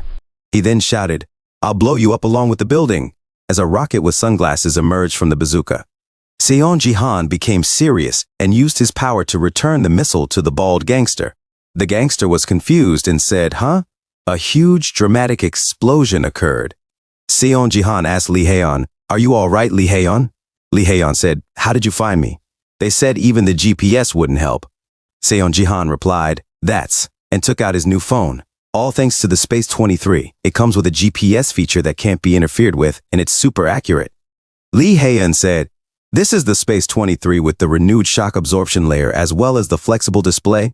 Smoother but sturdier than other foldable smartphones. Space 23, pre-purchase available now. Space 23. It was all a commercial that was shown in Seon Jihan's living room. Lee Haeon stood up on the couch and said, bravo. Seiya, sitting on the side, was about to pass out as she drooled on the couch and laughed like a mad baby girl. She eventually passed out laughing. Lee Haeon said, you're so good at acting. Seiya gave Seon Jihan a thumbs up as she trembled from laughing and cried, Uncle, you're really photogenic. You should become an actor. Oh, ha ha ha ha. Seon Jihan said, wipe your tears away before talking. I did it because you asked, but isn't this advertisement too exaggerated? Are you sure this won't harm our guild's image? Seiya took the remote and said, I gotta watch it again. Lee Haeon said, not at all. Divergent Electronics really put their blood, sweat, and tears into this one. Don't you know that they even use the Arcasic page for this? The Arcasic page is an SS rank item that can be earned from Platinum Leagues and above. A system notification appeared. Arcasic page, item rank SS, allows connection to the superdimensional Intel network. Lee Haeon continued, in the beginning, no one knew how to use it, but its price soared after a company figured out how to use it to improve technology. Ariel said, people use the Arcasic page for this trash? Lee Haeon replied, trash? Seon Jihan asked, Ariel? Ariel said, as expected of a lowly race like you, wasting a rare item like this. Tisk, tisk. Seon Jihan asked, is there some other feature to the Arcasic page that we don't know about? Ariel said, well, of course. Lee Haeon said, ah, the filming crew must be here. Seiya said, I'll get the door. Seon Jihan asked, what are we filming today? Lee Haeon said, training. I thought I'd get a few clips of everyone training in the Sword Palace training facility. Ah, right. I forgot to tell you, the Divergent Guild's editing team is going to help out today. As the team entered, Ju Eunji said, hello, Mr. Seon Jihan. Seon Jihan was enchanted. She continued, I'm Ju Eunji from the Divergent Guild's editing team. Nice to meet you. Lee Haeon said, Mr. Jihan? Seon Jihan suddenly snapped out of his daze and said, ah yes, is the editing team necessary for filming? Ju Eunji said, I asked to be a part of it. I'm your fan. I really wanted to meet you in person, so I asked Master Lee Haeon, could I ask for a handshake? Seon Jihan looked at her hands and said, yes, of course. Ju Eunji tried to use her powers. Suddenly, she was shocked. A system notification said, you do not have the authority to approach this target. Lee Haeon said, then shall we head for the training facility? Mr. Jihan, lead the way, please. Seon Jihan said, all right then, this way. Ju Eunji thought to herself, what was that just now? I've never seen that kind of message before while using this gift. It worked on even the Sword King. Seon Jihan, just what are you? A few moments later, Seiya shouted with extreme determination, wah! Seon Jihan encouraged her, all right, more, just a bit more. As Seiya pumped steel in the gym, her tiny body trembled. She said, wait, I really can't do any more. Lee Haeon said, whoa, can you see her muscles? People said in the chat, drop dab Bitcoin, what are her stats in the gym? Pot lit thriller, lol, LM now whoa. Her gift already isn't normal. Lee Haeon asked, Mr. Jihan, what kind of training is Seiya doing right now? Seon Jihan replied, Seiya is trying to up her tenacity stat. Lee Haeon asked, tenacity? Seon Jihan said, it's a rare stat you can get if you reach 10 in the max HP stat before reaching level 10. It doubles the efficiency of your HP. In the chat, people commented, see, love you. Damn, that's nice. Popcorn. Nah, dude, this is really hard to get. Lee Haeon said, oh, the effects are really simple and nice, but I've never heard of this tenacity stat before. Seon Jihan explained, there's an additional condition that you have to achieve this within 100 days of awakening, so it's very hard to get. But I'm sure Seiya can do it. She has our guild's buff and also my passionate guidance. Seiya thought to herself, just kill me in the group chat. People commented, goodness, is he healing her while having her work out? Lot of Winnie's my dream. I'm getting deja vu.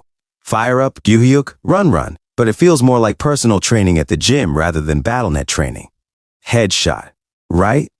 I thought they'd fight in an arena or something. Seiya shouted, this is torture. Seon Jihan said, you won't die, Seiya. Lee Haeon said, Mr. Jihan, do you think you could show us your training routine too? As Seiya laughed like a witch in the background. Seon Jihan said, then I'll show you my personal training room. Lee Haeon said, oh wow, that's great. In the chat, people commented, ha ha ha ha ha hoo, OMG, I'm so curious. Lottery Amp Donald King. Are you sure Sword Palace is going to be safe? Lee Haeon said, huh? There's nothing here. Seon Jihan said, yeah, I don't really need any equipment. Ariel said, what, you want me to do that again? Seon Jihan said, yeah, come at me with all you have. Ariel said, arrogant little human, you better be prepared this time. She started to attack Seon Jihan. Seon Ji-han suddenly moved forward, evading multiple attacks from Ariel. He managed to get near her. Ariel said, and summoned dark spears from the ground, looking at Seon Ji-han seriously.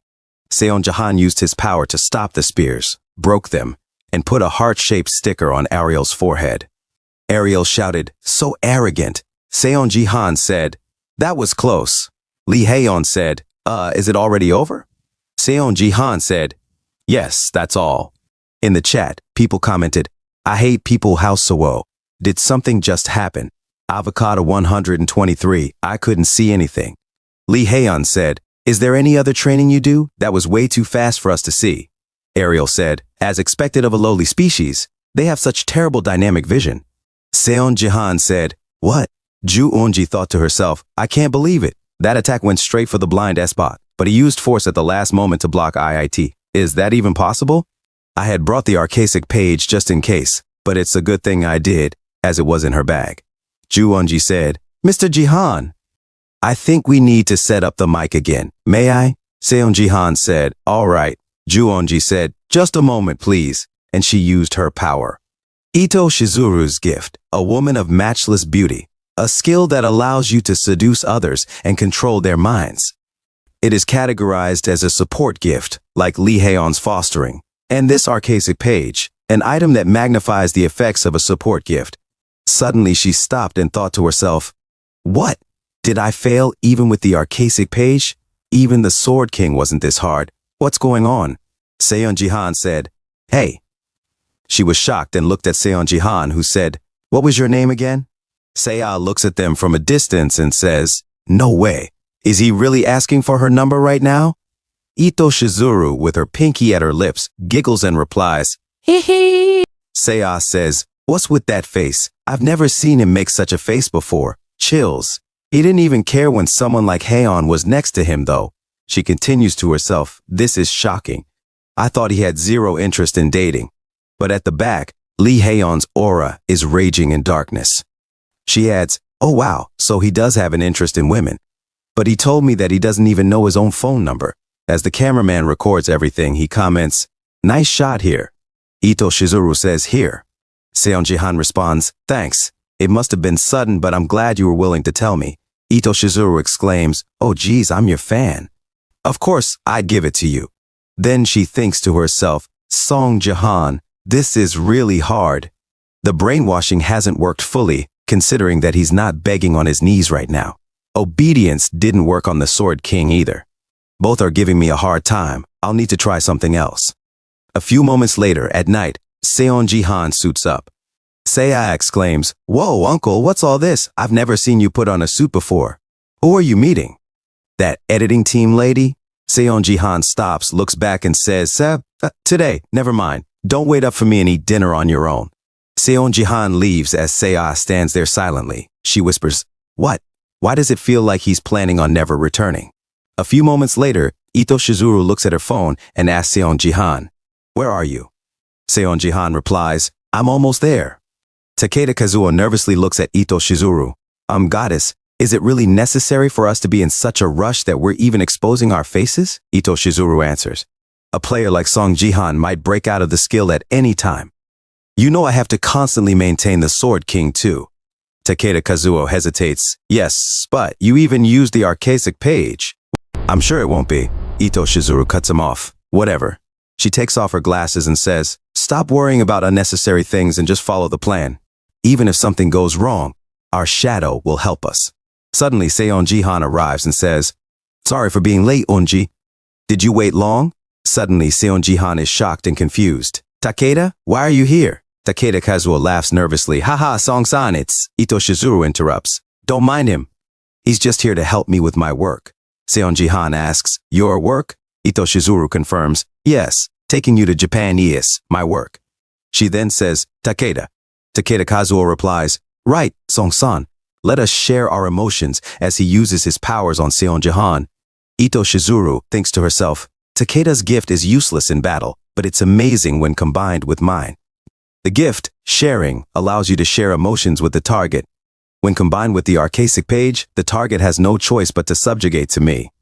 "It's over for you, Song Ji-han." Suddenly, Takeda Kazuo is confused and shocked as the archaic page flies out of his hands and bursts into flames. Seiya says, I was wondering why so many people chose to be with someone like you. I never imagined something as interesting as this, though.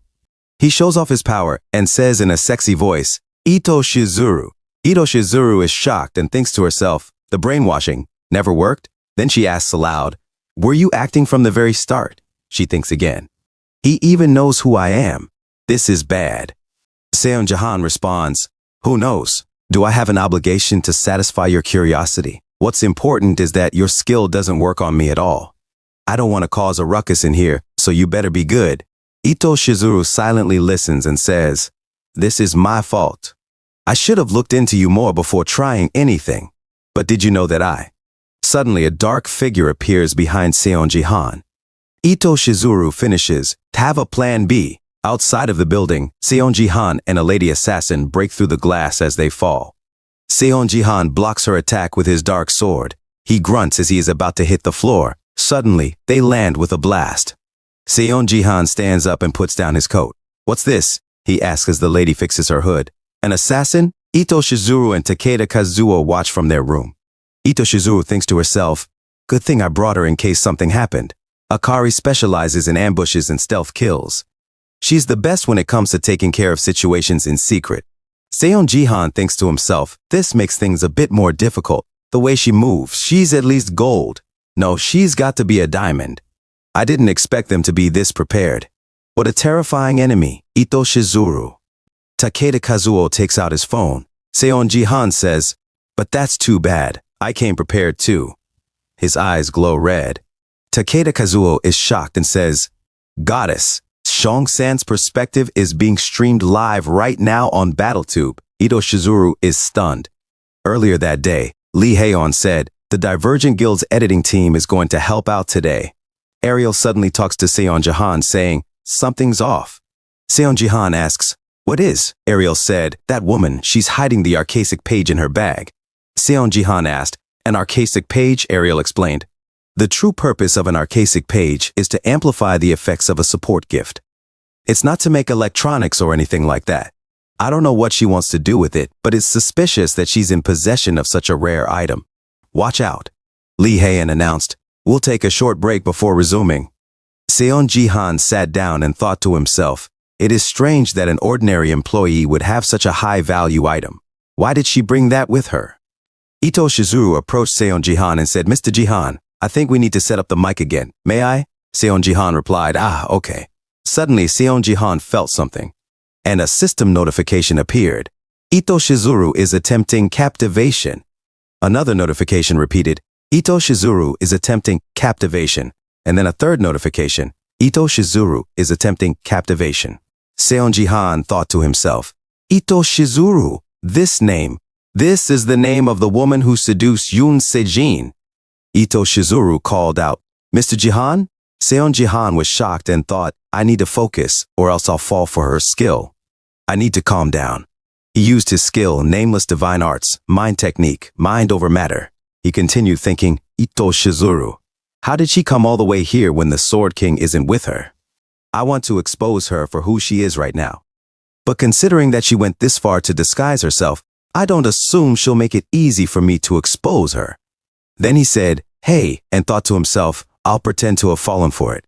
Seon Jahan asked, what was your name again? And thought to himself, the moment she shows her true colors. A system notification appeared, first-person perspective sharing. This skill allows you to stream live what you are seeing on BattleTube.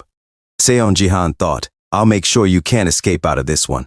In the present, Seon Jahan said, to be honest, I was worried that you had caught on to me. I guess my acting wasn't that bad. People in the live stream commented, Poopy Pie, what's going on? Is this for real?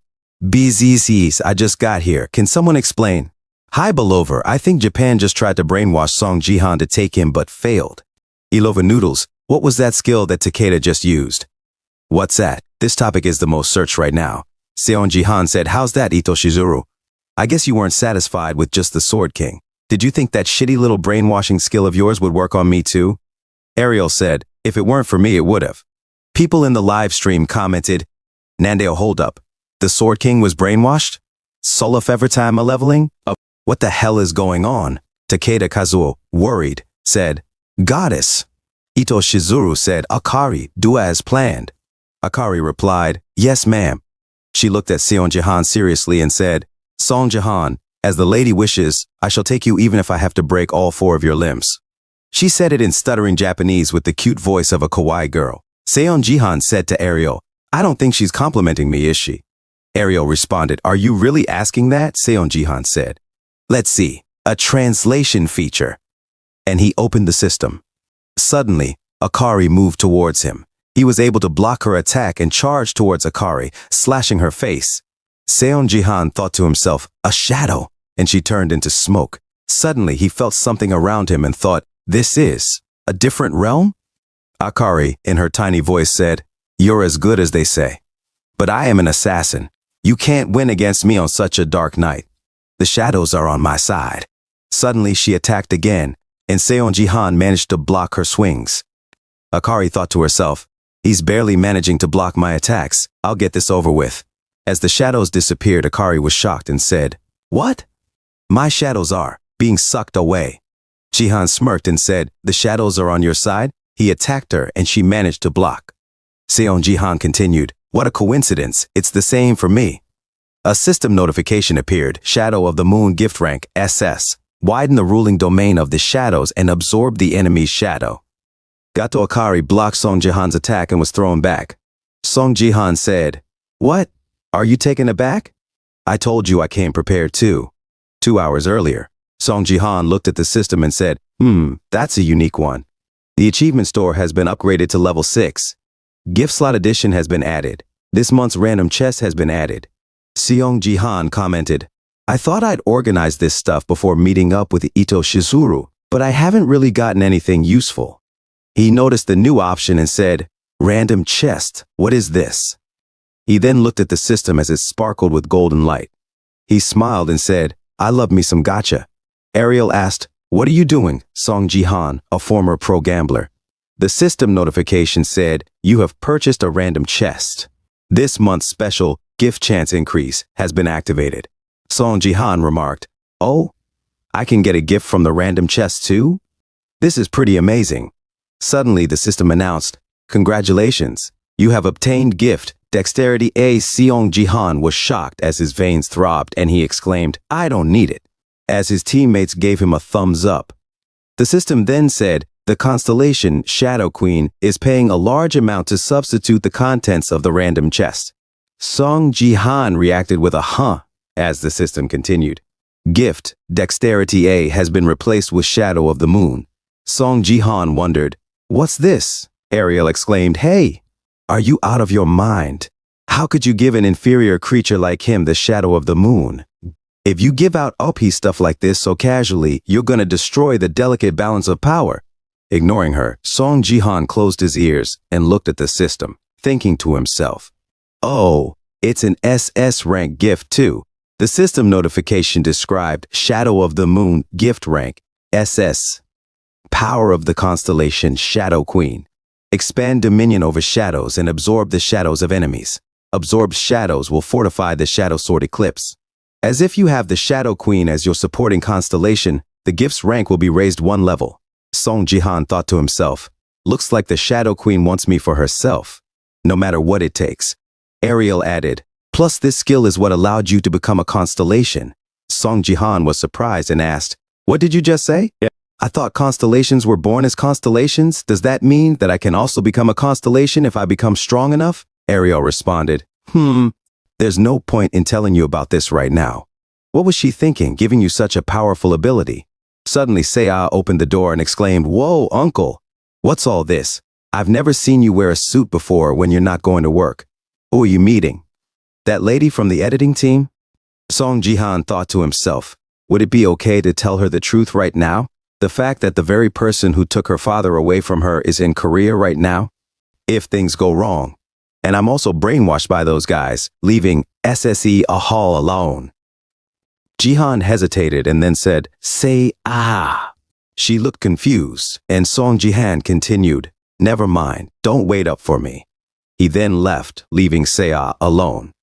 As he walked away, Song Jihan thought to himself, I assume Ito Shizuru is trying to take me too, despite knowing I'm the only family Seiya has left. Ito Shizuru. I will not let that happen no matter what. Back in the fight, Song Jihan showed off his sword and shadow aura. The commenters reacted, Lova Noodles, is a diamond player really losing to a silver right now? Pineapple and pizza. Where's the special forces? I don't to CPN, I don't think they're needed. Limbs, I don't think it's him that needs rescuing. Song Jihan remarked, I didn't expect to use this skill. He slashed the air, hitting a building, causing it to explode. Gato Akari took out her shurikens and stared at Song Jihan. She then threw them and said, why don't you try absorbing this too? As the shurikens were about to hit Song Jihan, he gripped his shadow sword tighter and, with intense speed, deflected all the incoming shurikens while moving forward toward Gato Akari. As he closed in, Gato Akari jumped away, thinking to herself, I can't believe it. How can I be losing to a silver player? I should be much more powerful than him. From a distance, Ito Shizuru and Takeda Kazuo watched. Ito Shizuru thought to herself, all of my predictions were wrong. He was able to fight off the brainwashing even though I used the archaic page, and even Akari is losing to him despite being a diamond player. How dare he ruin my plans like this? I'm going to have you no matter what, she declared. Ito Shizuru then said, Player Gato Akari, I'm undoing your restriction. Gato Akari felt her true power returning and began to show off her real aura. Song Jihan was shocked. What? The restriction, a system in which a player's stats are adjusted to be lower during the tutorial. This system exists to prevent players from misusing their powers in real life. Ito Shizuru just used a skill that allows the target to ignore this restriction for a certain amount of time, Song Jihan realized. Gato Akari, now fully powered, said to Song Jihan, now then, let's get started. She stared at him seriously. Song Jihan thought to himself, her whole vibe changed. Ariel warned, be careful, that human, her restriction has been undone. Song Jihan said, I didn't know that was possible. He looked up and thought to himself, Ito Shizuru's skill. Ito Shizuru smiled as Song Jihan continued to think, she could do more than just brainwash people? Song Jihan said, I didn't know that was possible. In the live stream, people commented, Pangyo Station Pigeon. Did that really just happen? Choo-choo, that's a system lock. It shouldn't be undoable. WTF? Gramsawo 3. What's gonna happen if a diamond player goes wild in reality without the restriction? Fact Spitter. What do you think, Fact Spitter? We're all just screwed. In another scene, Lee Haeon said, what? The restriction was undone? How is that possible? Gaeong, drive faster. Lim Gaeong replied, I'm not a professional driver. I'm your bodyguard. Lee Haeon exclaimed, this Ju Eunji. I was the one who insisted on hiring her. She dared to deceive me. She thought to herself, even if Song Jihan is abnormally strong, he's going to be lower in stats compared to a diamond. And if the restriction's been undone too, this might be really bad. As the daggers pointed at Song Jihan, Gato Akari said, you might have trouble blocking this one. She then used her skill, illusionary hand blades. Song Jihan looked at her with his red eyes and used his force. He was hit by the attack, but endured the pain. He thought to himself, I can't block this with force. I was able to weaken the attack by slowing it down, but it's going to be bad if she continues these kinds of attacks. Gato Akari was shocked and thought to herself, I didn't expect him to withstand that attack too. I have about 3 minutes remaining. I need to take him down before the restriction returns. It looks like he summons that shadow sword with his left arm. Gato Akari then said, sorry, but I'm going to need to take that arm. She summoned her sword and used her skill, Ghostly Slash. Song Jihan was shocked as he was hit, and his arm, along with the building, was cut. Gato Akari thought to herself, he was better than I expected, but he's still a silver. A few moments later, Song Jihan held his shoulder where his arm had been severed. A system notification stated, System, the restriction has been recovered. Gato Akari thought, since I removed one of his arms, he'll probably give up on the fight unless he's lost his mind. That was close. Gato Akari said, Song Jihan, why don't you? But she was suddenly shocked as her foot was covered in dark shadow. She thought to herself, I can't move. Song Jihan calmly said, how many times am I going to lose this arm? You should have gone for the leg or torso instead. I can't turn those parts into shadows. Although, I would have done my best to dodge if you had. Anyway, since you're giving it your all, I guess I should do the same. He took his spear and threw it towards Gato Akari with intense power. Gato Akari looked at the spear, and suddenly, a huge blast erupted. Seong Jihan watched the aftermath and saw Gato Akari still standing. People in the chat reacted. Jihan Shred's monsters, what? Did she just survive that? Jihan Shred's monsters, I guess she's a diamond after all. King God Song Jihan, I thought I was going to witness a murder live. I'm gonna be Song Jihan, but how is Song Jihan so powerful with the restriction? I'm gonna be Song Jihan. Silver with restriction against diamond without restriction equal to silver's win? WTF kind of logic is that? Suddenly helicopters arrived, and a voice commanded, Player Gato Akari, you're under arrest. Put down your weapons and surrender. I repeat, put down your weapons. Song Jihan said, I guess I'm done here, though. Takeda Kazuo exclaimed, Goddess, we have to get out of here. As Ito Shizuru's cover was revealed, her face started to crack. Suddenly, Song Jihan appeared near them and said, We do have much to talk about. Takeda Kazuo, in shock, stammered, Song-san, ha. Ito Shizuru, unfazed, said, My identity's been revealed, and I ended up wasting several archaic pages. Quite the loss, but, oh well.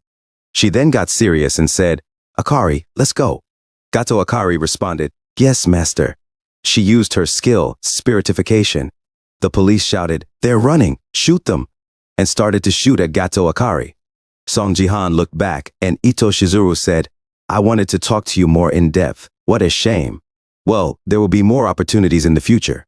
As she escaped, she added, See you next time, Song Jihan. She gently vanished into thin air. The police panicked. We lost them. Chase after them. Song Jihan suddenly said to Takeda Kazuo, Hey, I'd like an explanation of what just happened. Takeda Kazuo, scared, replied, Sure. In another scene, at Ito Shizuru's mansion, Yoon Sejin walked heavily. She opened the door fast and said, Shizuru.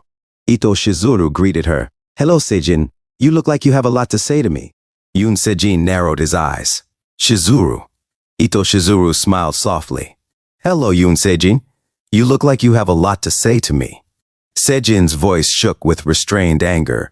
Answer me, Shizuru. Is what Song Jihan said in his stream true? Not only did you try to seduce another man, but you also used captivation on me. Shizuru's eyes softened, her tone turning sweet. Sejin, are you doubting my love for you right now? I was only trying to scout a talented individual for the sake of our nation. Seong Jihan is nothing more than a useful slave candidate. You're the only one I truly love. Sejin trembled, his mind clouded with conflicting emotions. This feeling again. I know something's wrong, but I can't resist when I look at her face, just like when we first met. His thoughts drifted back to the bar, where he sat alone, a drink in hand. Jia's death anniversary is coming soon. I need to stop drinking. His inner voice echoed, I told you not to drink when you're home. Seiya doesn't like it when you smell like alcohol. A faint smile crossed Sejin's lips, only to vanish as Shizuru's voice interrupted his thoughts. You seem troubled, she said, sitting beside him. How long has she been sitting here? He wondered. Shizuru gently touched his hand. Did you drink all of that on your own? There's nothing better than alcohol for comforting a tired mind. But too much isn't good for you.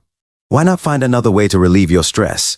Sejin jolted as he felt something strange. Without hesitation, he slapped her hand away and drew his sword. Who are you? He demanded. What did you just try to do to me? A system notification flashed, activating Ganjang and Moye's exclusive trait, Disobeyr. Status abnormality obedience has been cancelled. Another message appeared. Status abnormality fanatic has been cancelled. Shizuru's eyes flickered with surprise. Exclusive traits. Ganjang and Moye. The twin swords of the Sword King. I didn't know they had such traits. The system continued. Disobeyr. The user of this weapon is immune to status abnormalities. Shizuru sighed inwardly. He's harder to control than I thought. She put on a gentle smile. I didn't try anything, Sejin. I'm just an old fan of yours. I wanted to make you feel better. A new system notification appeared. Ito Shizuru is attempting status abnormalities, dependence, and obsession. Once again, Sejin felt something. His grip loosened and his sword dropped from his hand. What's your name? Sejin asked, his voice wavering. Shizuru's patience thinned as she muttered to herself, "He's so frustrating. I can't use obedience or fanatic on him, so he acts up like this." She continued in thought, "The brainwashing isn't undone because my real body remains here. But Ju-unji, my other body, was unstable and incomplete. I failed to seduce Song Jihan, and he realized who I am. I'll need to put more effort into crafting a new body." Meanwhile, in the BattleNet department, Song Jihan confronted Takeda Kazuo. "Ju-unji was just one of her bodies?" Song Jihan asked, slamming his hand on the table. Takeda flinched in fear. "Heek! No! This was the first time she used a body double. She didn't want to leave the Sword King behind. I don't know how many bodies she has or how she makes them." "Trust me, please, Song-san." Song Jihan grimaced. That was way too easy. Later that night, following the global stream exposing Ito Shizuru, the Japanese government released a statement, "We are unaware of a player named Ito Shizuru. We are currently investigating the matter. It is too early to conclude any connection to the Sword King." Song Jihan thought to himself, "They're avoiding direct conflict. Ito Shizuru must have deep connections in both business and politics. It's going to be impossible to corner her through normal methods." As he mulled over his options, Seiya appeared, her voice tinged with frustration. "What took you so long?" "I got bored waiting. I thought you were done with the testimony last night." Song Jihan replied calmly, "There were a few other things I needed to check." Seiya's temper flared. "Ugh, you didn't even tell me anything. How do you think I felt when I heard from someone else that you lost your arm? Seiya, do you know how shocked I was when I saw your stream? How hard is it to tell me things in advance? I'm an adult now too. Stop being so overprotective of me." Yeah, I'm sorry," Song Jihan muttered. "Listen to me." Seiya's voice broke as tears welled in her eyes. "What am I supposed to do if I lose you too?" Song Jihan's expression softened. "Seiya, are you crying?" Without warning, Seiya punched him in the stomach. "Wakyuk," he gasped in pain. "I know that even if you told me in advance, I couldn't help you," she cried. "But I'll work hard, really hard, so that one day I can help you. So stop trying to take on every burden by yourself, okay?" Song Jihan smiled at her determination. Song Jihan chuckled and said, "All right, I think you're going to be strong pretty soon, considering that punch just now." Seiya grinned. "Yeah, it won't take long, although there's still a ton I need to improve on." "Oh, now you're being humble too?" "Man, I've raised a monster," Song Jihan teased, laughing softly. Seiya's smile faded slightly. "Uncle, about D-Dot, you're certain that he was brainwashed by that woman on the stream, right?" Her voice trembled. "Then, do you think there's a way to undo the brainwashing?" Jihan glanced at her and thought, it makes sense she's not over him. No matter what people say about Yoon Sejin, he's still her father. He sighed. "Seiya, I don't know." Suddenly, Ariel appeared. "It's possible." Seiya was startled. "Ariel?" Jihan's eyes narrowed. "What did you just say?" "You can undo the brainwashing," Ariel explained. "But you'll need the help of Yu Il-shin, from the most arrogant species in the universe." Seiya frowned. "Most arrogant species? Who are they?" "Well, of course, the elves," Ariel replied with a sly smile. Both Song Jihan and Seiya were taken aback. Seiya blinked. "Elves are arrogant? Really?" Jihan muttered to himself. "Elves, huh?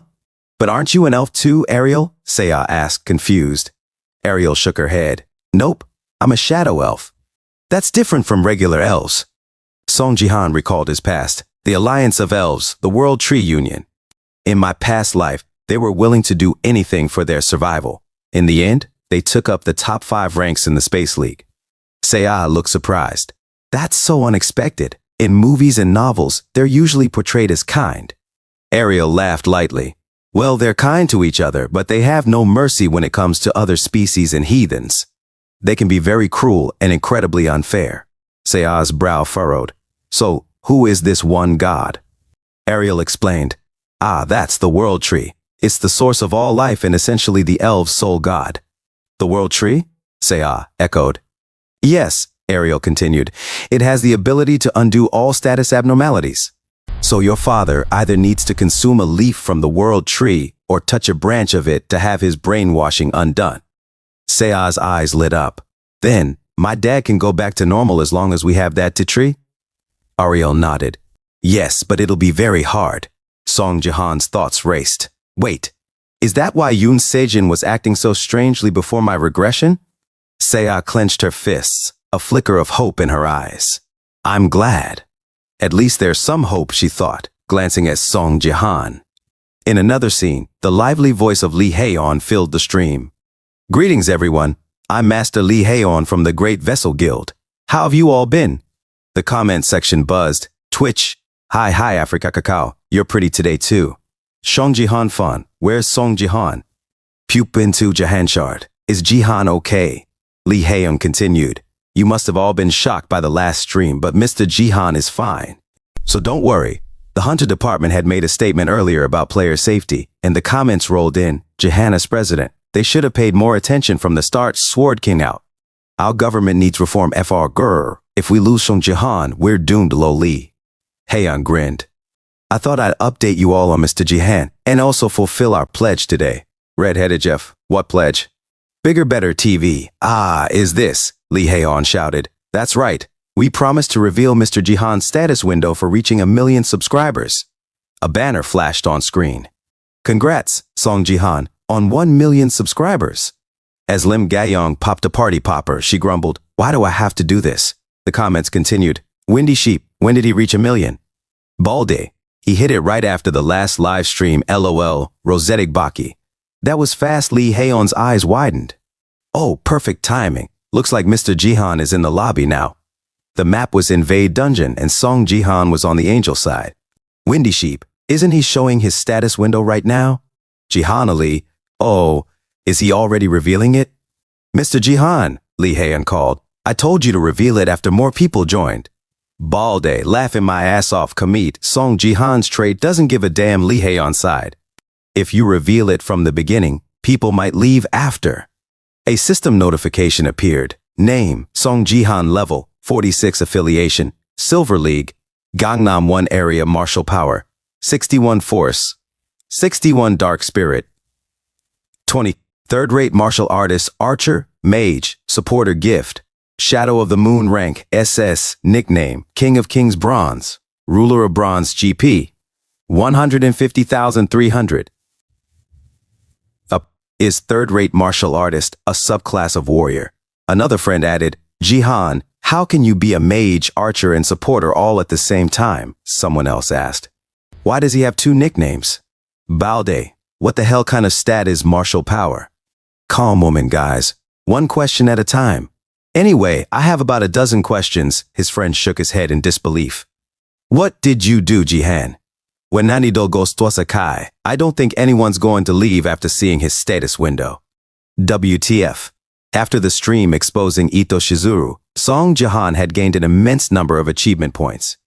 A system notification popped up. You have reached 5 million views within 24 hours.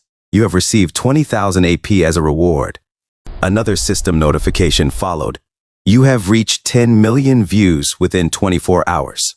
You have received 30,000 AP as a reward.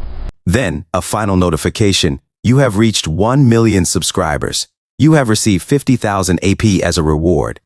Song Jihan stood, pondering how to use all that accumulated AP. A question suddenly popped into his mind. I currently possess both the supporter and mage classes, but what would happen if I also chose archer and warrior? If I combined all the class types, what would that look like? He chuckled to himself before speaking aloud. Yes, third-rate martial artist is technically a warrior subclass. I chose it because I recently fulfilled all the requirements for it. A nearby priest blinked in disbelief. Weren't you a supporter? The mage beside him asked excitedly. Whoa, can you tell us how? In the comments, viewers were just as bewildered. Forever barking dog. I expected his status window to be a bit insane, but this is. Red-headed Jeff, what the hell is going on? Balde, Lee Haeon. Can you explain? Lee Haeon silently clenched her fists in frustration, while the comments rolled in. Zero has donated 100,000 GP. What's with all those stats and classes? Someone asked. Lee Haeon finally addressed the crowd. Mr. Jihan, what are those stats and classes? In the comments, Rosetic Baki, she knows just as much as we do, LOL. Song Jihan, glancing at the donation notification, smiled. Yes, thanks for the donation, but please understand, I can't answer every question right now. I'm in the middle of a game, sorry. One viewer commented, Hakuna Matata. Did he reveal his stats during the game just so he could avoid answering questions? Who are you? That's smart. Suddenly, Song Jahan bolted across the map. Oops, the game's about to start. I'll take a lane on my own, he shouted. An archer from his team called after him. Ah, Mr. Jihan, in the comments, Rosetic Bucky, he's running away. In deja vu? A few moments later, the opposing team noticed him. Ah, why is Song Jihan on the enemy team? This is a disturbance of the Silver League ecosystem. He's basically an invasive species, Song Jihan smirked. Thanks for the compliment. 5 minutes into the game, he had already secured 10 kills with 0 deaths. One enemy player gritted their teeth. It's too early to accept defeat, Song Jihan. I've heard a lot about you. That beautiful, powerful swordsmanship. Every time I witness it, the dark dragon within me twists. With a challenging roar, the opponent shouted, Come, let's see who the best swordsman in the Silver League is. Jihan raised an eyebrow and quipped, You sure talk a lot. In one swift motion, he cut the opponent's head off, eliminating him instantly. Shaking his head, Jihan muttered, Holy cow, have some manners. A system notification appeared. The Reaper is wary of an aura threatening the shelter of demons. The Reaper has been manifested. Jihan smirked. Right, it's about time I cleared this quest. Ariel, appearing suddenly, warned, Song Jihan, be careful. That demon, its element is darkness. It's not good to fight it with the Eclipse ability. And using dark spirit powers will also be hard. Jihan nodded. Yeah, then it's clear what I need to do. Ariel blinked in confusion. What? Without hesitation, Jihan took out his spear, the sudden burst of light forcing Ariel to cover her eyes. He grinned. Darkness is weak to light. Let's see if hellfire can burn through. With a sudden surge of energy, Jihan used his skill, Divine Lightning God technique. Lightning too, he shouted, throwing his spear with all his might.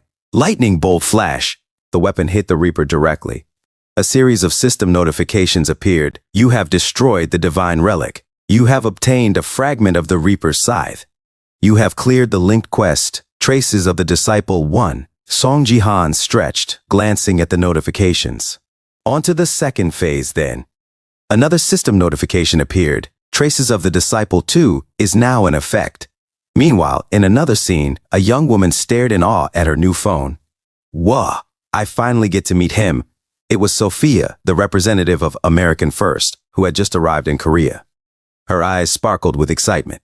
What if I stutter when I meet him because I'm too excited? I need to make a good first impression since I'm here to represent the American First Guild. Suddenly, something caught her attention. Huh? She murmured, looking up at the sky in confusion as her plane began to land vertically. The aircraft dropped to the ground with an abrupt thud, startling her. Beside her, Baron Williams clenched his fists in anger. Song Jihan, just wait for me. I'll show you what true strength is. Sophia, bewildered, whispered, Why are you taking your anger out on the plane? It was clear both Sophia and Baron had arrived in Korea with a singular focus, Song Jihan. Lee Haeun said in shock, Can you believe it now that you're seeing it for yourself? It really wasn't fake. Song Jihan replied, How could I fake a status window? Lee Haeun asked, Third-rate martial artist? Why did you choose this one? It looks really ordinary. There are no bonus stats, but it does give an experience bonus and a faster improvement rate. I'm sure this will be helpful with the guild's buffs. The system announced, Third-rate martial artist, a martial artist with many flaws, but that just means the only way from here is up. Evolution bonus, improvement rate of stats and skills related to the warrior class will be increased by 30%. Experience bonus, 10% increase. Song Jihan thought to herself, if I also add on another buff that only I have, the moment I have all the C classes. I was given 2 options. 1, All Master, which can improve all classes. 2, All for One, which focuses on improving just one class. I had picked Supporter and Mage classes just to earn Force, so my choice was, All for One, deactivate all classes other than just one and reinforce the chosen class. The stats and skills earned until now will disappear, and you will not be able to earn new skills from the deactivated classes. The reinforced class will be buffed 4-fold in class bonus and experience. Thanks to All for One, the effects of the third-rate martial artists were quadrupled too.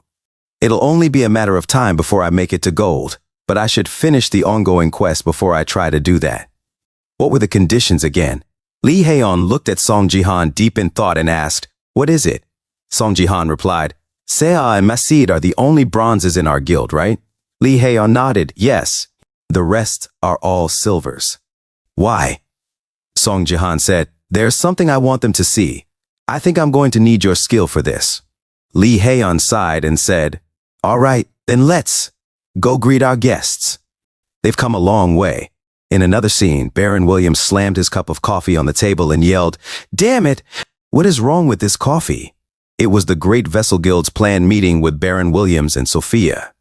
Baron Williams, clearly angry, shouted, is this how they treat their guests here? Does everyone here drink this terrible coffee? Sophia whispered to him, you don't even drink coffee. What's wrong with you? You were the one that begged to be here. Baron Williams yelled, what? When did I do that?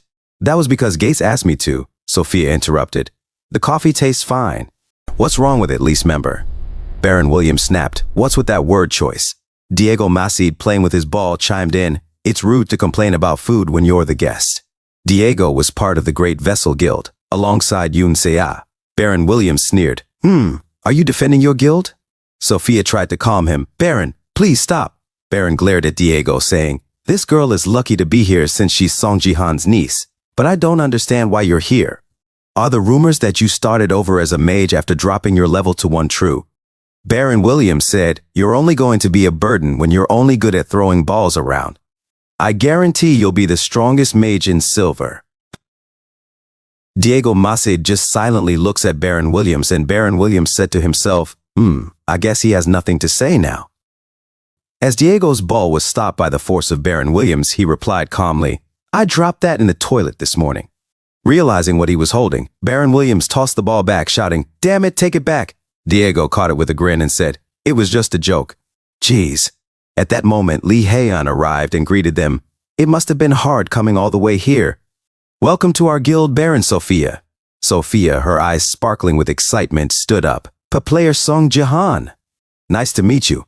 I'm your biggest fan. Baron Williams cut in. Who cares about introductions? Just proceed with the registration. Song Ji-han smiled. No need to rush it.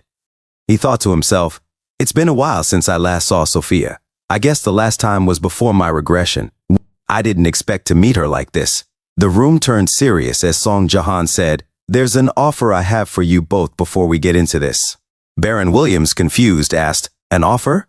Song Ji-han pointed to a monster displayed on a 180-inch OLED television and said, do you want to defeat Count Nessid with me? Baron Williams, Sophia, Yoon Se-ah, and Diego Macid all stared in shock at the screen. In Song Ji-han's thoughts, he explained, Count Nessid, a giant snake monster that appears from the Platinum League onwards.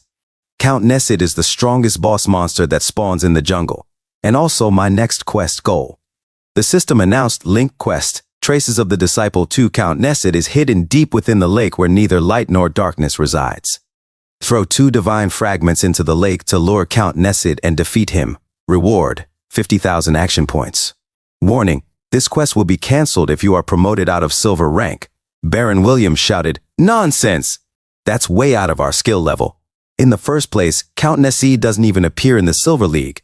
Song Ji-han said calmly, don't worry about that. I found a way to summon it. Song Ji-han calmly said, I'm going to be taking Se-ah and Macid, and I think it'll be doable if I have a couple of top players from Silver with me. Yoon Se-ah in fear said, me. Diego Macid said, you're telling me we can kill that thing? Sophia, still hesitant, chimed in, if it's possible, it'd be nice. But we can't form parties if we have different nationalities. We're here on a temporary contract. Song Ji-han reassured her. Don't worry about that either. Lee Hae-yeon added, there are ways. The system notification displayed, Guild's exclusive effect, party formations are possible for all Guild members, no matter the nationality or league. Party members' league gaps cannot be more than 1 rank. Lee Hae-yeon explained, it's our Guild's exclusive effect. We can form parties with people, even if they're in different leagues or have different nationalities.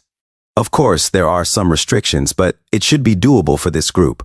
She thought to herself, the archaic page that Mr. Ji-han gave me a few days ago. I used it, and it granted us this unique effect, as well as increased gift rank. Song Ji-han had once handed her the page saying, I took it from Takeda, and Lee Hae-yeon had gasped, pardon? Later, Lee Hae-yeon mused aloud, if I sell this, I could bring in millions. Lim Gae-young had overheard and exclaimed, Miss! Returning to the present, Baron Williams scoffed, well, okay. It's possible, but we have 2 bronzes here. It'd barely be good enough if we were all top players. Song Jihan countered, stay out of it if you don't want to. I've already suggested it to others, like China's Wang Lin, Russia's Michael, and Scarlett. They all asked me to let them know if there are open spots. I'll go ahead and get in touch with them. Baron Williams, flustered, suddenly shouted, Ahem, I never said I don't want to. There are 2 bronzes. Of course, I should be here to balance it out. No need to thank me. Song Jihan shrugged. All right, then it's us 5. Baron Williams grumbled to himself. Shh, arrogant bastard. He only won in that promotion round because his item carried him. I'll teach you a lesson this time. In the game, the tower exploded 15 minutes in. One of the enemy warriors cursed, shit. The mage enemy cried, all the towers are down. The warrior added in disbelief, damn it. We got pushed back so fast. How did they even manage to form a party with those people? Hovering nearby, Baron Williams sneered, goodness, what a team difference. Silver League guys are nothing more than a warm-up these days. Well, I guess I should praise you all for enduring pretty well despite being some unskilled parasites. It was nice to see you struggle. Then, let's, suddenly, Song Jihan interrupted. We surrender. Baron Williams, deep in his zone, repeated, surrender? Without realizing. The enemy team was immediately confused as Song Jihan calmly waved his hand. Yoon Se-ah and Diego Masid exchanged confused glances. Even Baron Williams, floating in the air, was shocked by what he'd just said. Song Jihan kept his cool, we surrender. 5 minutes earlier, at the top lane, the enemy's second line of turrets had already been destroyed. Diego Masid's balls were blazing with fire as he charged like a bull. One of the enemies exclaimed, Diego, that piece of crap. I heard he was downgraded to level 1 because he trolled so hard. What the hell is he doing in silver? As Diego kicked his flaming ball, the warrior enemy raised his shield and shouted, from the front. But Diego's ball curved midair like Beckham's famous shot and landed a fiery blow straight to the enemy's face, causing an explosion. Diego Masid let out a breath. Phew! In the team chat room, players reacted. Calm woman. Whoa, UFO shot. Yummy Rosetic Baki. What's with that force? Was it because of Sophia's buffs? Wendy? Nah. He got stronger ever since he switched to mage LOL. Limbs? Never look down on soccer again. Sophia, amazed, thought to herself, goodness, what's with that control? I did buff him, but that wasn't a bronze level skill. Suddenly, a blast came from another direction. Sophia turned, realizing that way is where Seong is.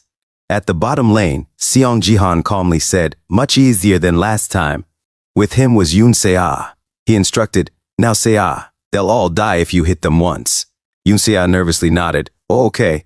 The chat room continued reacting, calm woman. LMA, oh what the fuck bruh. Nom nom, lol, gotta be nice getting kills like that with no work. Meatlover, uncle carrying her, must be nice lol. Meanwhile, Baron Williams in the middle lane could be heard shouting, die, die, die. As the lane exploded around him, Song Jihan glanced at the chaos. Looks like things are going fine over there too. Yoon Se-ah worriedly asked, but uncle, Song Jihan, the remaining time, we have to get Count Nesid. Isn't the game going to be over if we win like this? Song Jihan reassured her, don't worry about that. I know what I'm doing. Back to the present, Sophia gasped, surrender? Diego Masid, confused, asked, Seong, I know it's rude to ask, but are you out of your mind? Baron Williams shouted, we basically won the game. What the hell are you on? Yoon Se-ah thought to herself, is this what he meant? Song Jihan remained calm. Now calm down everyone. I wasn't just going to surrender. There is a condition. Do you guys want to work with us to take down Count Nesid? In the chat room, Yummy Rosetic Baki was confused. Shy guy, the Count Nesid that appears in Plat? Faker kick, what the hell did he just say? Baron Williams grabbed Song Jihan by the shirt, his voice filled with anger. What the hell did you just say? In the chat, a player named Tubarongo was laughing uncontrollably. Ah! Laughing my ass off. He's sticking to the script so well, lol. Baron Williams glared. You said we're enough. What? And now you want to turn around and ask for help from those trash? The enemy team went pale with embarrassment. And the chat filled with reactions. Cheers. He's being so mean. Sobs for the enemy Bronzeshard. The poor trash. Sobs for the enemy Song Jihan stayed calm, explaining, it's not over once we get Nesid. Even if we kill the entire enemy team, they'll resurrect at spawn in a minute. What are you going to do if they push into our lanes while we're fighting the Count? Meanwhile, the enemy warrior and mage casually strolled through their lane saying, "Yummy, no one's here." Over at the pond, Sophia, Baron Williams, and Yoon Se-ah faced Count Nesid. Baron groaned, "Ugh." Sophia finally understood. "Aha, that makes sense. I guess we wouldn't be able to take down Nesid as fast as Plat players." Yoon Se-ah, unsure, added, "Well, if you say so." Baron Williams muttered, "Shh, but Count Nesid doesn't appear in silver." Seong Jihan confidently replied, "I will make it appear here.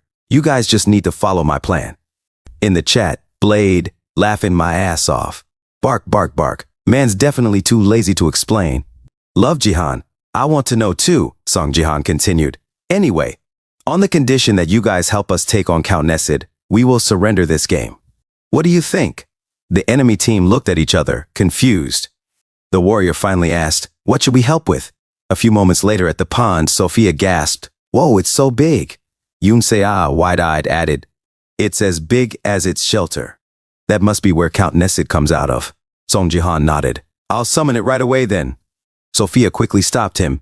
Wait, Seong, let me buff you first." She touched his arm, successfully casting a buff. Song Jihan smiled. "Ah, sure, thank you, Sophia." He felt the warmth of her buff and thought to himself, Sophia's buffs sure are great. Was it an SS rank gift called Trinity? She can stack 3 buffs at once thanks to it. He then turned to Yoon Se-ah, right, Se-ah. "It's going to be dangerous, so stay far back. I'll call you when it's almost dead." Yoon Se-ah nodded hesitantly. "Ah, okay." Song Jihan walked towards the pond and declared, "Then I'll really summon it this time." He took out 2 gemstones and dropped them into the pond. As they sank to the bottom, the air grew heavy with intense pressure. The stones began to glow, and suddenly Count Nesid emerged, screaming, "Qua!" Both the enemy mage and Diego Masid stared in awe. Count Nesid bellowed, "With the fall of light and dark, it's time for my ascension." The system notification popped up, "Invade dungeon." Ravine of the end boss monster Count Nesid, the enemy warrior, shocked, exclaimed, "Wah! It looks gross as hell." Song Jihan kept his cool. "Let's do as planned now. Those marked stones around the lake, the Count will become weaker if we destroy them. The stones are the source of Count Nesid's power, but they'll regenerate after a while, so we need to keep destroying them. Split into teams of 2. Sophia, confused, asked, "Pardon? Wait, but there are 9 of us. You want 8 people to take on the stones?" Song Jihan responded calmly, "Yes. I'm going to solo Count Nesid." Baron Williams, incensed, burst out, "I can't let that happen. You bring us all here and you want to take the spotlight for yourself? I don't care about these losers here, but having someone like me just destroy some stones? Isn't that a waste of resources? Don't come begging me for help later on." Suddenly, Sophia glanced back and shouted, "Baron Singh! Get out of the way." Count Nesid charged up an attack, and Baron Williams, realizing the danger, thought to himself, "Shit." But just as the attack was about to land, a barrier force appeared, blocking it. Song Jihan hovered above them, unfazed, and said, "What are you doing?" "Just carry out my orders instead of whining, Baron." Baron Williams broke into a sweat as he stared up at Song Jihan, frustration bubbling inside him. Sophia smiled. "Thanks, Seong. Baron, just do what he says." Baron Williams trembled with anger, gritting his teeth in frustration. Sophia noticed his silence and pressed him. "Baron, are you listening, Baron?" In Baron Williams' mind, he imagined Song Jihan laughing maniacally, saying, "Get out of here, you loser." Baron grinned in anger, muttering through clenched teeth, "Freak." As Count Nesid's attack missed Song Jihan, he deftly evaded, landing a few feet away. Ariel's voice echoed in his mind, "Hey, inferior human, that monster has an immense amount of dark mana. Just fighting it is increasing your dark spirit stat." Song Jihan smirked. "Oh, really? I'll farm the hell out of it then." He dodged another strike from Count Nesid, and as the creature stared at him, Seong Jihan unleashed a flurry of slashes. Sliding back to catch his breath, he thought, "I was a bit worried. But since these guys are blocking off the stones so well, Nesid isn't able to use its full powers. This is going to be easier than I expected." In the distance, the enemy mage and Baron Williams watched the fight. The mage commented, "Man, he's really strong. At this rate, this won't even take 5 minutes. Baron, you might have to give up your future first-rank title." Baron Williams, visibly shocked, stammered, "What?" The mage grinned teasingly. "Don't you agree? You may be superior in brute strength, but everyone knows you're not great otherwise." And it looks like Seong Jihan isn't even behind you in terms of raw power anymore either. Baron Williams's face twisted as his ego crumbled. Meanwhile, in the chat, the spectators chimed in. Balde, oof, that's gotta hurt. LMAO Windy Sheep, Jihan would definitely win against Baron, no contest. Ace, don't be sad, Baron. You're first ranked in being garbage. The mage continued, well, you'll still be first in the US, so don't get too down. Before she could finish, Baron Williams raised his hand, blasting her away with a powerful attack. Onlookers Diego Macid and Sophia were shocked. Sophia stammered, "Be Baron?" Diego Macid muttered, "What's wrong with him?"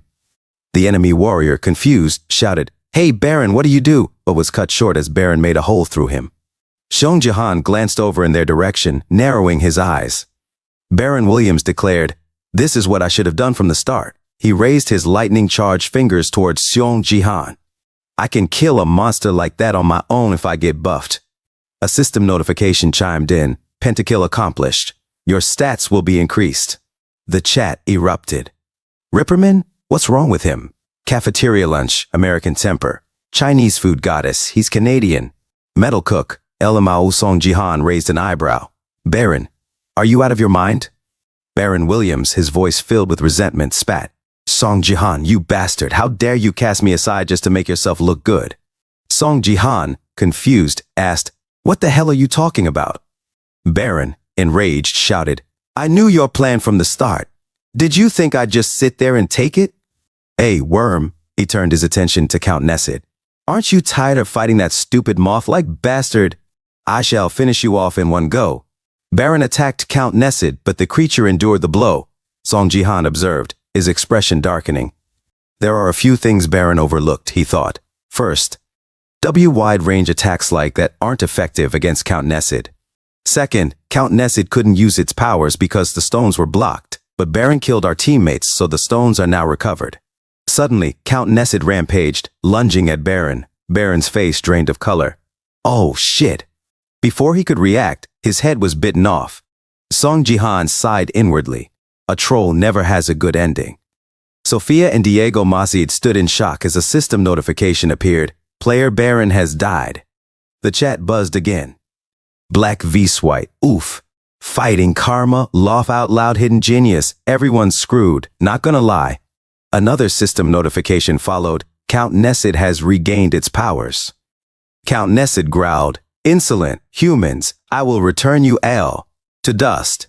A new system notification read, activating status abnormality, paralysis. Both Sophia and Diego Macid were immediately frozen in place. Sophia gasped, "Gasp!" Ariel's voice chimed in Seong Jihan's head. "Hey, are you all right?" Seong Jihan grumbled to himself, "Damn it, Baron. We were almost done with it too." Ariel's voice returned, "Guess not, huh?" Seong Jihan shook his head. "The other teams won't want to work with us anymore because of Baron. Do I have to try again next time?" "No. I'm going to be promoted soon. I'll have to endure this." Suddenly, arrow shot through the air, hitting Count Nessid's head. Seong Jihan looked up, puzzled. "Is that SCA?" Count Nessid turned toward Yoon Se-ah, who had appeared, panting from exhaustion. "Yue!" The monster lunged at her, but she managed to evade just in time. Seong Jihan clenched his fists as he felt the paralysis weakening. "Se-ah, what are you doing here? I told you to stay far away. There's no point in you attacking it. Just run away, I'll take care of things here," Seong Jihan shouted. But Yoon Se-ah yelled back, "Shut up, I saw the chat, and you were all on the brink of a full wipe. You should have put someone helpful on the team instead of me. I hate being treated like a useless teammate just because you're my uncle. That's why Baron kept looking down on me too." Sophia, still paralyzed, weakly muttered, "That's..." Se-ah interrupted, "I finally escaped my image as the Sword King's daughter, and now I'm being called Seong Jihan's niece instead. I have a gift too, you know? I'm trying my damned hardest."